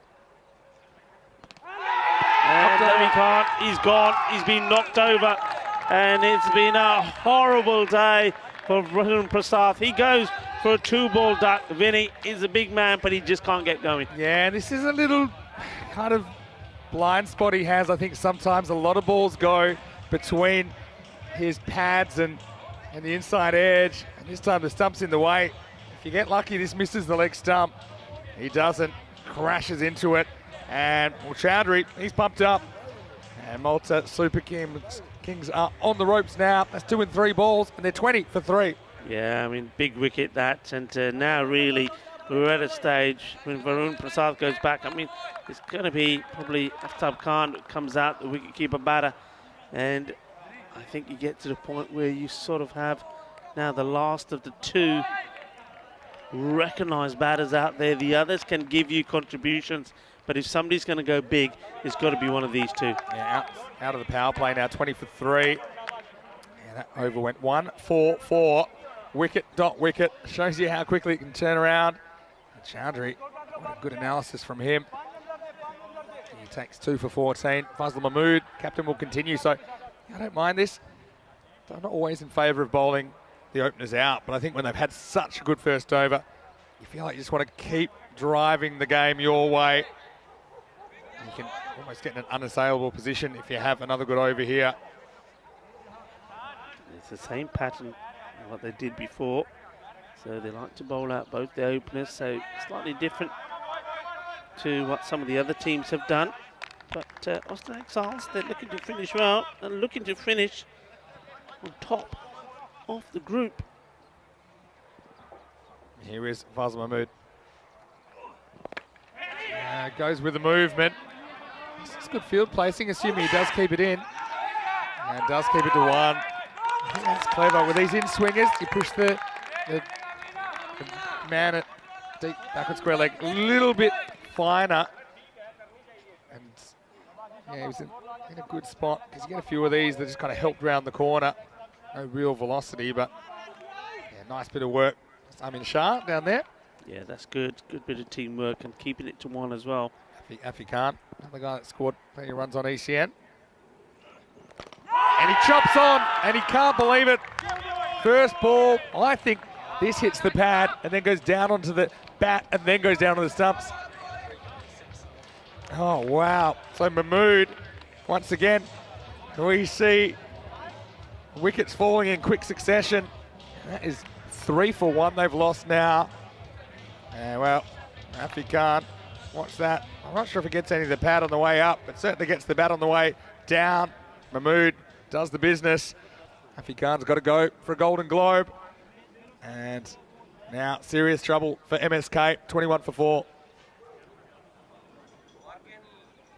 Yeah, he's very, very disappointed. You see when he just sort of took a moment when he was out there and sees the ball shatter into his stumps and then makes that slow, long, lonely walk back. Well, things got better for him behind the stumps. He had a much better day. In fact, he had a good match in the field, but with the bat, well, when he was called upon, nothing happened. So now it's the rock star who comes out, Samir.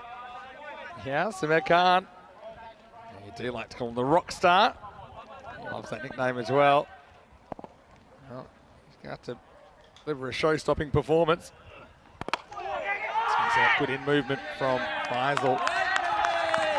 Certainly getting the ball to talk. It's one thing to have the movement, have the ball moving around, but nothing to control it. That's what he's done very well, I think, in this innings. Starting it outside the off stump and really attacking the stumps. Attacking play also saves runs. This one up to the leg side. Samir gets off the mark.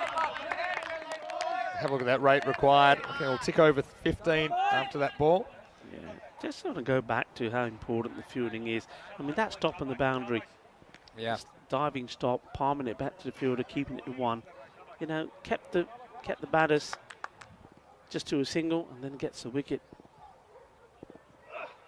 Miguel's had enough, so he goes aerial and he gets it. Maximo! Badly needed for Malta. And I think Miguel, he's going to have to really put together a counter-attack if they're going to get back in this game. But he hits this one nicely and he gets 6. Yeah, I mean, this is a nice shot. And stays deep inside his crease, gets right underneath this, and you can see he sort of lofts it there. And 6 runs. Yeah, it's a smart shot. And going with the movement, gets inside the ball nicely. Mahmood, last ball of his spell. Identical figures at the moment to Sahil Chowdhury. Right. Almost sneaks in, but good call by Joe Foster. He's had a pretty good first day out there in the middle. ECL debut. Congratulations to Joe, who we last saw umpiring on ECN in the Czech Republic. He was the man in the centre of that famous golden ball where They basically snuck an extra run while the fielding side weren't watching. They were celebrating. Handled that well. And this is handled pretty well by the batter. It's a laser beam flat over. Sharp. Maximo to finish the over. Kings are swinging. It is 35 for 4. Yeah, the rock star, he's smiling. He hasn't interfered himself, but this one, it's interesting where the fielder is here. I mean, surely he's got to be on the line. And you see, it's a fair way away. And I'm just wondering once again if he's on it, he's got an opportunity to try and maybe stop it or even take the catch. Yeah, that's right. He kind of came rushing in, probably thinking it might not carry because of the trajectory. It was fairly low. Low for a hard hit ball. Many sound to hear Mr. Maximo alongside Rico Full. They're looking quite colourful today, actually. Yeah, I've enjoyed it, and I hope everyone's having a great day in the fan zone. Big thanks to everyone in the fan zone. We want to say thanks to you. Hopefully you've enjoyed your day. Give yourselves a big round of applause.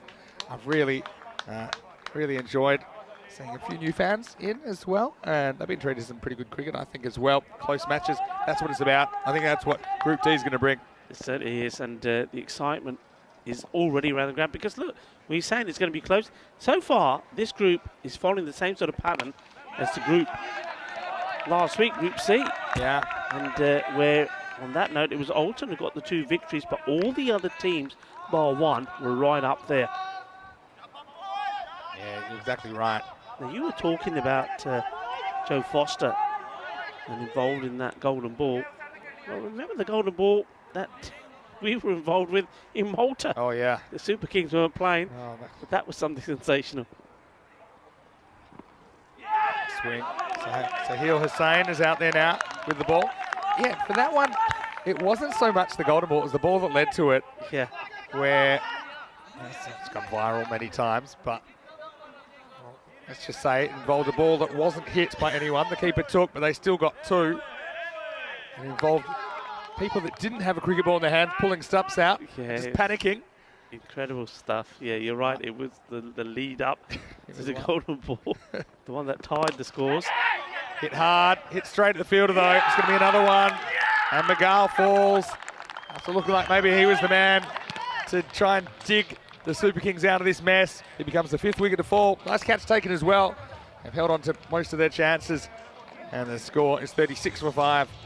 Yeah, I mean, they just seem to be doing everything right at the moment, don't they? I mean, okay, early days, you could say maybe they're just a little bit too relying on the batting of Mohamed Suleiman and Wakasali. But I'm sure that other batters will shine as they play more matches. But with the bowling and in the field, they've just looked really good.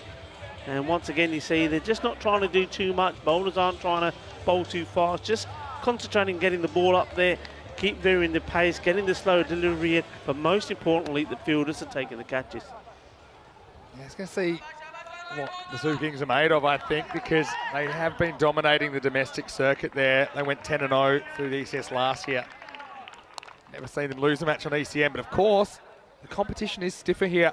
No doubt about it. They're against the champion clubs of a range of European countries.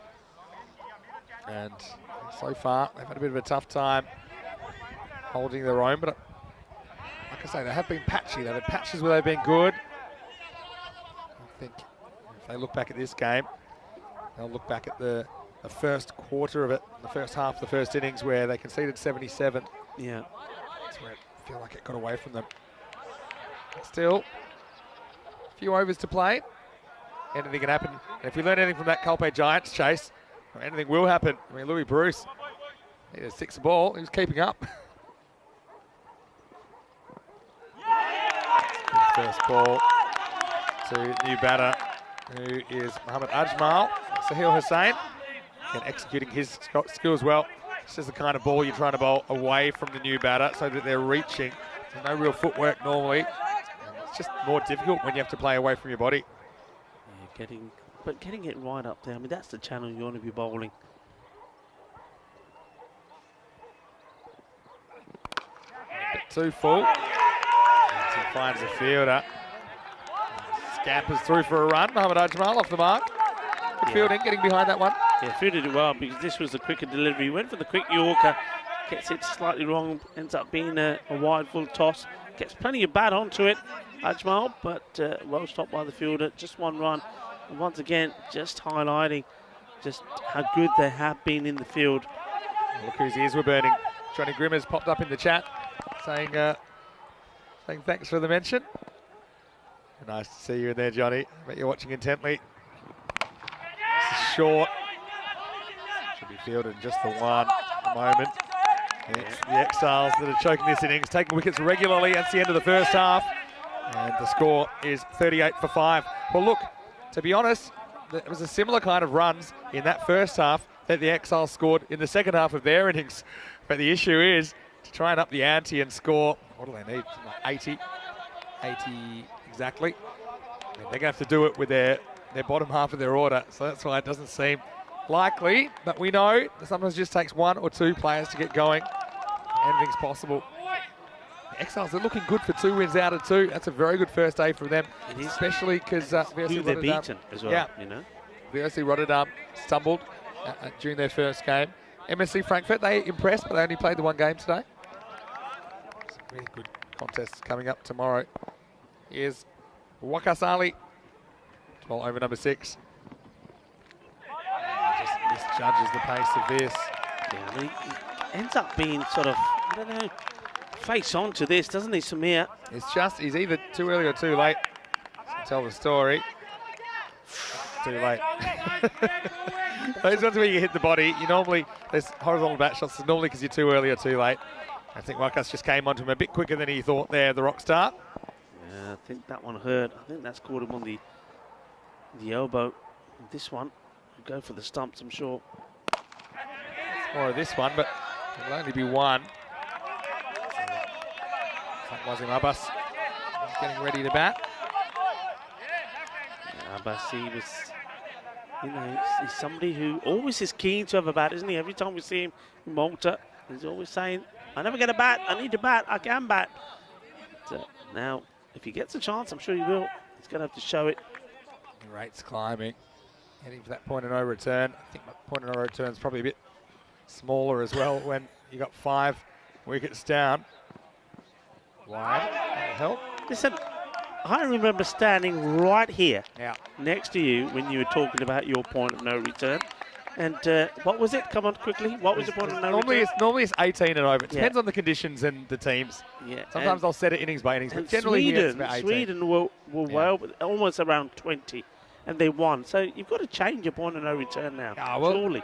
Well, I'd probably change it down. I mean, it's 99.9% effective, my point of no return. That was it. And look, you remember I did 1,000 games last year, right? That's the I incredible did over change. 1,000. So if I'm 99.9% effective, then, you know, you can have your 1 in 1,000. I just remember you standing saying, they can't do this. Yeah, They can't do it. and- They did it. It was an amazing match. Go back and watch that one. No bad on this. Yeah, I think from memory it was day 4 of Group A of the Dream 11 European Cricket Championship. If you get a chance tonight, go and find the match between Sweden and Belgium. The impossible chase, we called it. And just watch the last 4 or 5 overs. There's your homework, everyone, for tonight. We don't have a night series at the moment, so go and maybe, I don't know, brush your teeth, get your gym jams, and watch 5 overs of cricket you won't believe. Sweden versus Belgium in the Dream 11 European Cricket Championship. You'll find it on our YouTube channel. Just the highlights. Oh, this is trouble. And he's not going to get there in the end. And overruns it. He's running, just What was this? running in the right direction. What was this running? Just have a replay of him hitting it in the air. He's running. He was like, I don't know. Speedy Gonzalez. Well, it wasn't. The legs were moving, but he wasn't. I think he was. He just Very a slowly. lot of steps, but didn't go very far. This is probably how I'd describe it.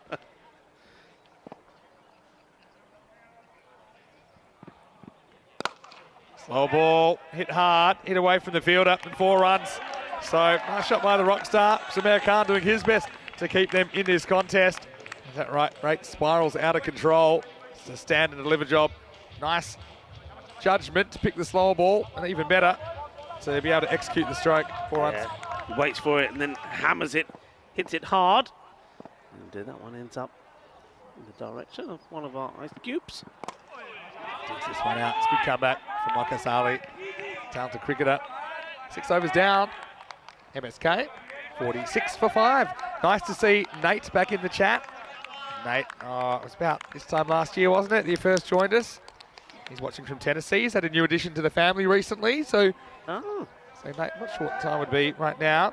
He's in Tennessee, so I'm going to guess it'll be something around lunchtime. So thanks for spending some time with us. Yeah, thank you. And congratulations. Yeah, he's a good man. Big fan of the Punjab Lions in Punjab Warriors, I should say. Punjab Lions we'll see next week from Cyprus. But Punjab Warriors. That whole series last year in Barcelona was great, wasn't it? The Pepsi and Panit show. Pretty well by the Rockstar, but probably just get the one. Now the Super Kings have to probably start recognising if they don't get this total, they want to get as close as possible. Because in a group that's so tight, so tightly bunched, we know how important that run rate will be. And we've gone past the point of no return now. We're over 18 and over required.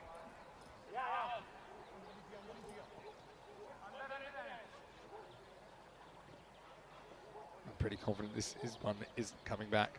Just between you and me, Rico, and everyone else. Well struck. I think it's be a really nice day, hasn't it? We had the cloud cover for most of the day. Don't change the subject. Let's come back.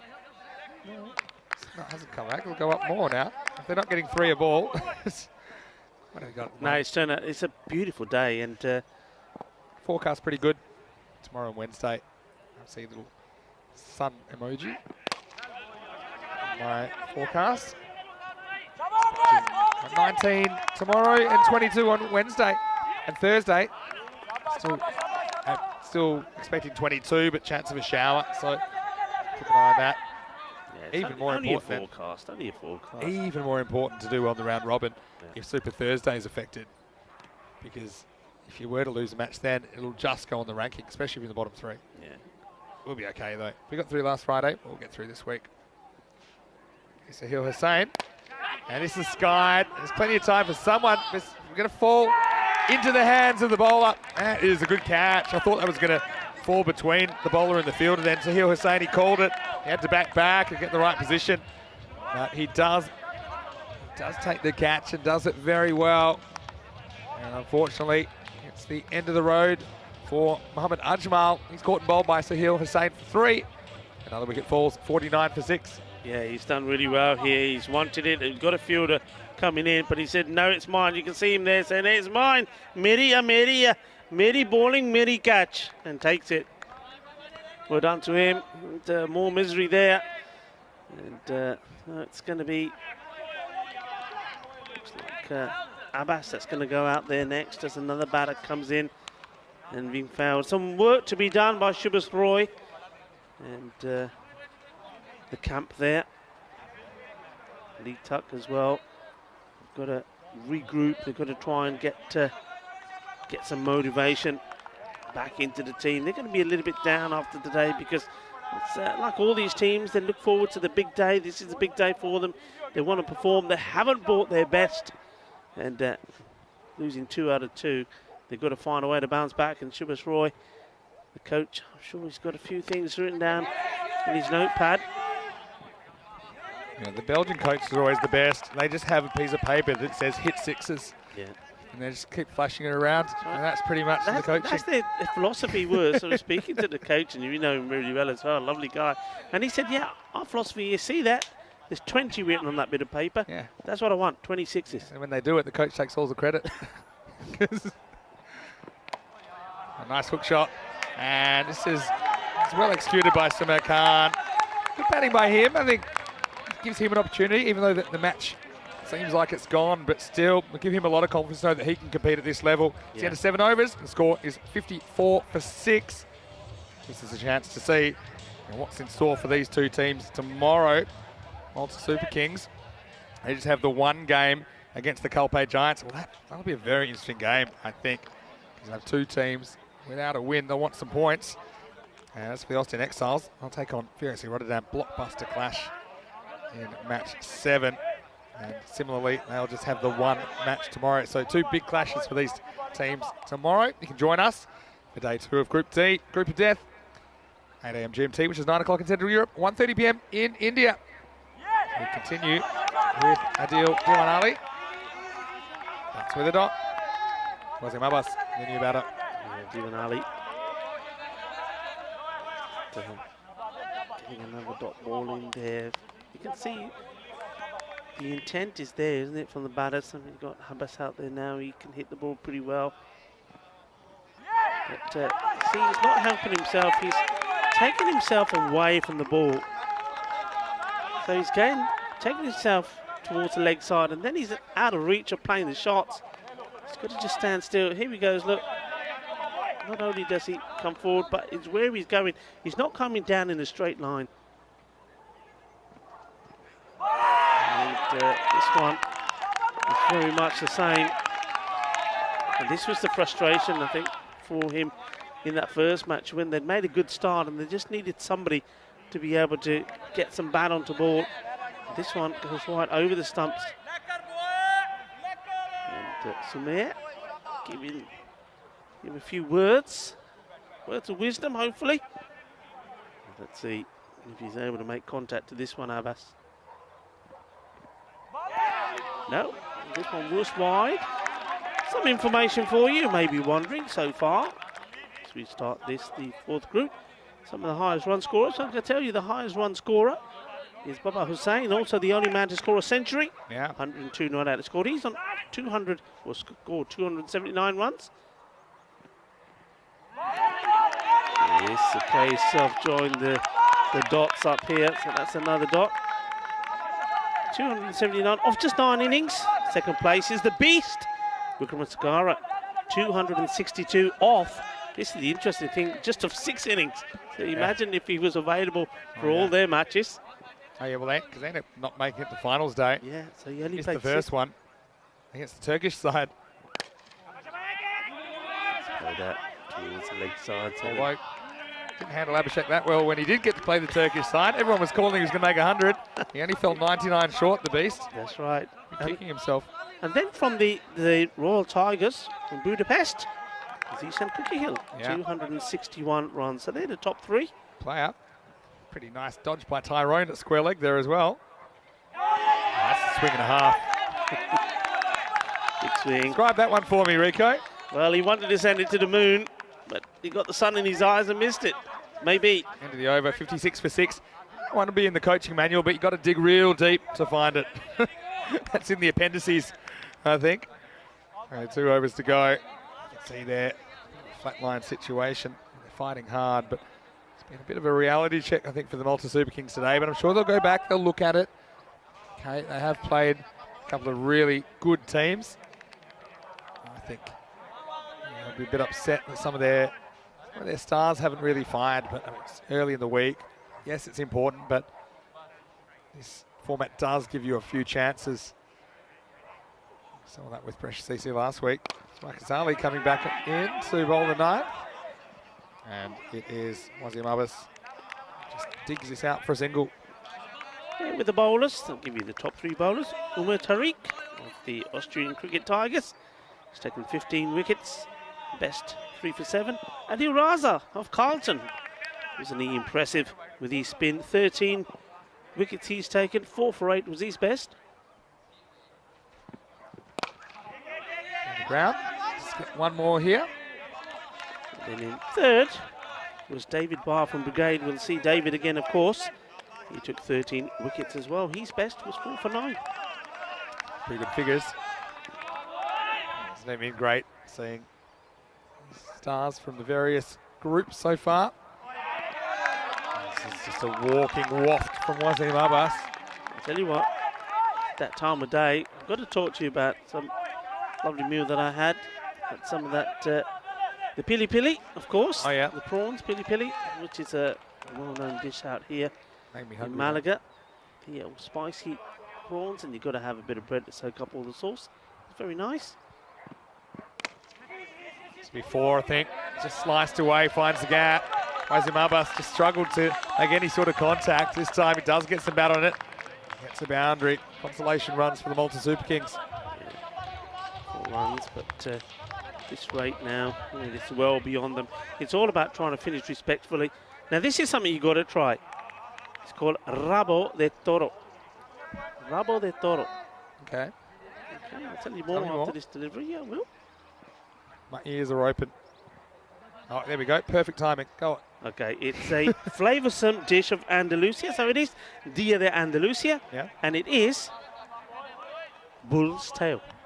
Oh, I thought you were going to say something else then. Bull's tail. No, Okay, that I I'll wanna say try. that its tail is diced into thick chunks and gently stewed for a few hours with red wine. Sounds like a tall tale to me.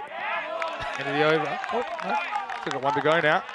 Spooked me You're with getting the... carried away. You just want It was the fake ball. to get out of here and have some rabo de toro. Yeah, and it's a bit of stock in there, tomatoes and other vegetables.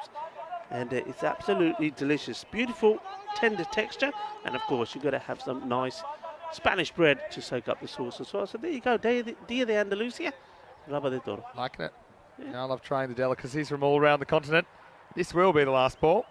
Might change the score though. A swing and a miss for Abbas. Just finding it a bit hard to make contact most of the time at the moment. 9 overs down. It is 62 for 6 as we head into the last over of day one.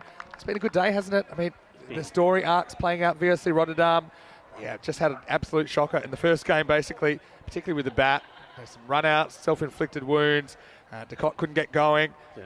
But yeah, credit to MSC Frankfurt. We'll see again tomorrow. But yeah, it's been good to see all the teams here on day one. Yeah, I mean, going with VOC, the thing is, it's the way you come back after defeat like that, and that would hurt them because they lost their 100% record as well. But they came back well, and that's what the Super Kings have to learn. Bang. That's going to be 6. That's a good shot from the rock star. He just leans back and smacks this one over the wicket. The rock star gets funky. It's showtime for the rock star.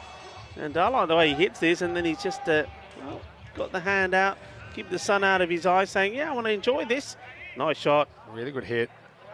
I mean, again, when the bowling goes up a notch, you need to find people that can handle it, and Samir Khan has handled it better than his teammates in this innings, to say that.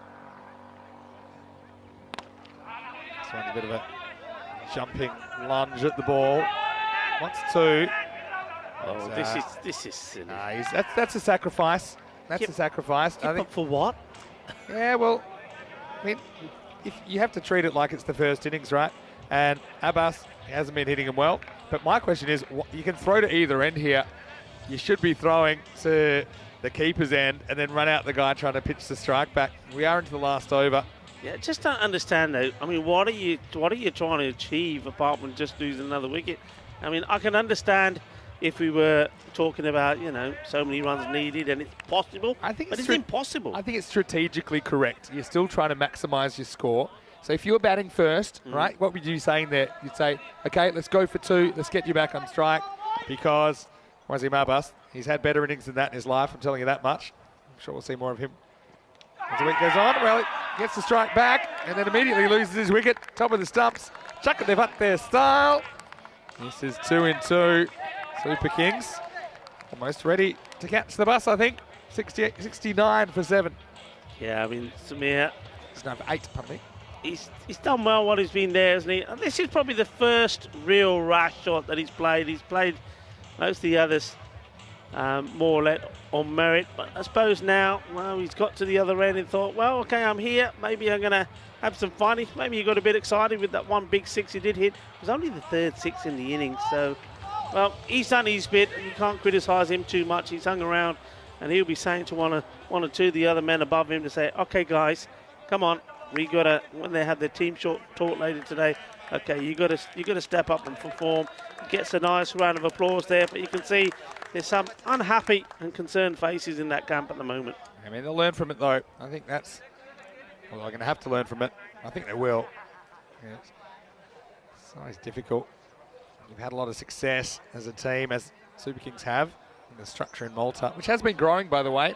Cricket in Malta, as you know, Rico, has been a bit of a resurgence lately. It does have a proud history, cricket in Malta. Yeah. You can see Russell Crowe playing a game from time to time when he's over there. This will be 4. And he just reaches for this. Bishnoi comes out, and he gets a 4 straight away.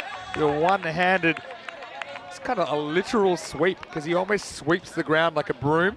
Yeah. It's not really a cricket sweep, but regardless, it was 4. Yeah, he gets the length, gets the width, and just guides his run. No, you're absolutely right. Look, Malta, the cricket is really on the up.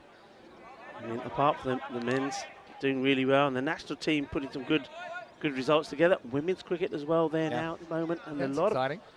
of talk and big push on women's cricket. This is a nice shot straight down the ground, and it doesn't quite go to the boundary. And they think about 2 and they take it on. If it was a better throw, would have been interesting. So they do get the 2. Big groan from the fielder, not happy with his work. Yeah, so just going back to that, women's cricket is really on the up there. Playing a lot of women's cricket, a lot of coaching. I know that Lee Tuck and Shubhas Roy, who are both here, are involved with that, as well as the junior cricket as well. So cricket on the up, and I think Malta, the Super Kings, they'll be on the up as well after this day. Yeah, well, that's going to end it, Rico. And ending on a positive note, because, of course, cricket in Malta, there's good things happening, but on the field today, they're just a little bit short of where they needed to be. They had 2 strong opponents, BET Rotterdam, who were on a bit of a rampage after dropping their first match. Malta ran into them in match 3. It's going down, and they lose their second of the day to the Austin Exiles. But look, credit to the Exiles. They've had a good day.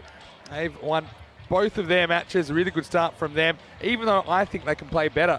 I think they were carried a little bit by Mohammed Suleiman with the bat in particular, but still, I mean, think about all the catches they dropped in that first game against Albies Almy. But end of the day, wins are wins. They've got 2 of them, and it's always a positive when you're winning and you feel like you can still improve your game. Yeah, absolutely. Look, if you play bad and you win, and it doesn't matter how you do it, it was a close encounter, wasn't it? But they got the win. But they put it right. They came back and they performed in this time. I mean, they were immaculate in the field. They stopped the balls, they dived around, they took the catches. And maybe reliant again on Mohammed Suleiman with the bat. But when it came to the bowling, a big team effort. They're going to go away tonight a very happy team. Happy because they sit on top of the table. Yeah, well, they created a bunch of chances today. That's what you could say about the Belgians. They didn't take all of them earlier, but they were a bit better in this one. As Malta Super Kings just needed to push it out to a ball or so. Just losing wickets consistently. Prasath, he went for a duck. Disappointing day for him. Again, this is where you know what you're made of as a player. My coaches used to say, and so look, everyone can make runs, take wickets, take catches when they're playing well, but can you do it when you feel like you're not quite at your best? So you've had a day like that, you really know kind of what your composition is. If you can come back the next day and perform at the level. Good catch by Sahil Hussain there. Had to go do some work off his own bowling. And well, by this point, just with a constant flow of wickets, the target was out of hand. The Belgians, they're having a lot of fun out there. What is it about the Belgians and this ground? They just love it. And remember, the national team had a bit of a slower start, even though they ultimately made it to the final of the European Cricket Championship back in 2021. And right now, perfect start for Austin Exiles. As far as the points column goes, they'll have 4 points for their first 2 matches. And they will top the table at the end of the day. Samir Khan, the rock star, he tried his hardest, 23 before being bowled by Omer Divan Ali.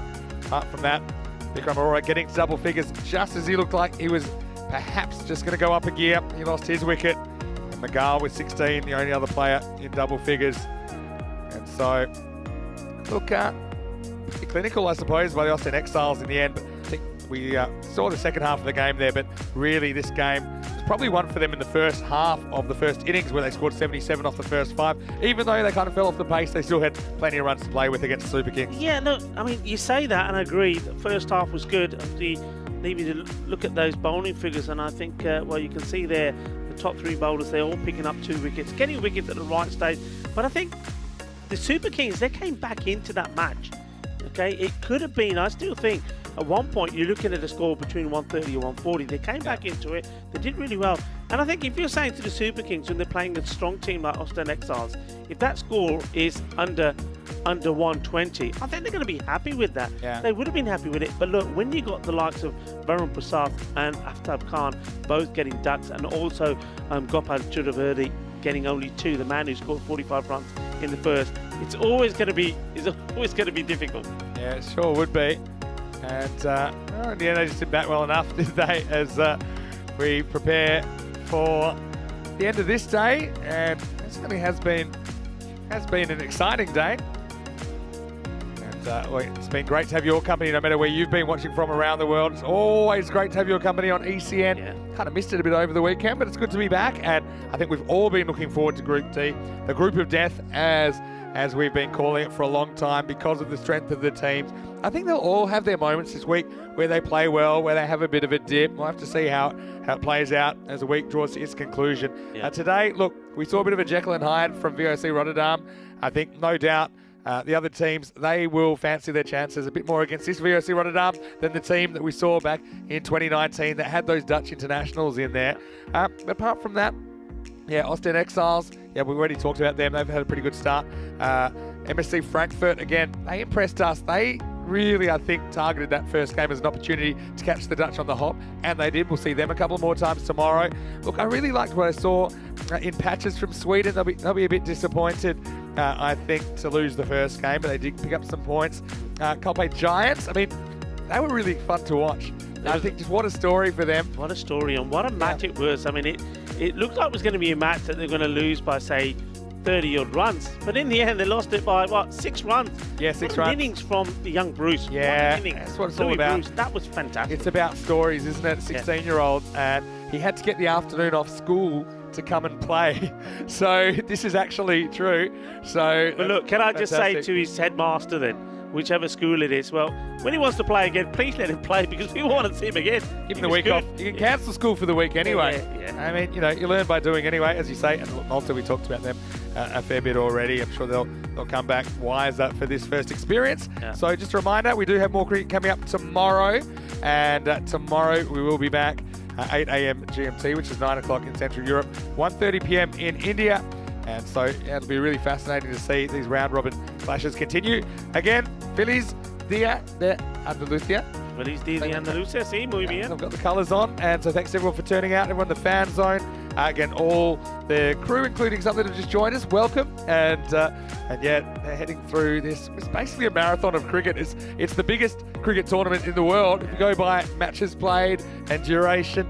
And look, it's great to have you on board. Thanks again to you, Rico, to Corey, of course, and look, thanks to all of the viewers mainly. Thank you so much for your support. And I know a lot of you have been looking forward to this group. I don't think today disappointed, and there's going to be more exciting action coming your way tomorrow. Yeah, it certainly is. It's been a great, what I say, fiesta of European cricket, and a lot more come tomorrow. I can't wait. I'm looking forward to it. Look, here's a couple of things you can do. Go to our social media, and amazing things are happening with our social media at the moment at European Cricket on Facebook, Instagram, Twitter. I think we're also doing things like YouTube Shorts and all this stuff that I didn't realize exists, but it's all happening. And thanks to Toby for his work on the social media side of things. I really loved what he's bringing to the table. And yeah, you can also, don't forget, if you are watching on YouTube, subscribe to our channel, ECN European Cricket Network, as it's super important. And we're always growing our audience, and it's great to all the new viewers. Again, thanks for sticking with us, and we will be back tomorrow. But until then, this is Vinny Sandu, Mr. Maximo, alongside Rico Full. Hope you've had a great day. Don't forget, head to our website, europeancricket.com. Find out more. Everything you want to know about European cricket is right there. But on behalf of the ECN and the European cricket family, we love you so much. We'd love you to join us again tomorrow for day 2 of the Group of Death, Group D action on the way. You've been watching the BET2BALL European Cricket League. Good night. Hasta mañana.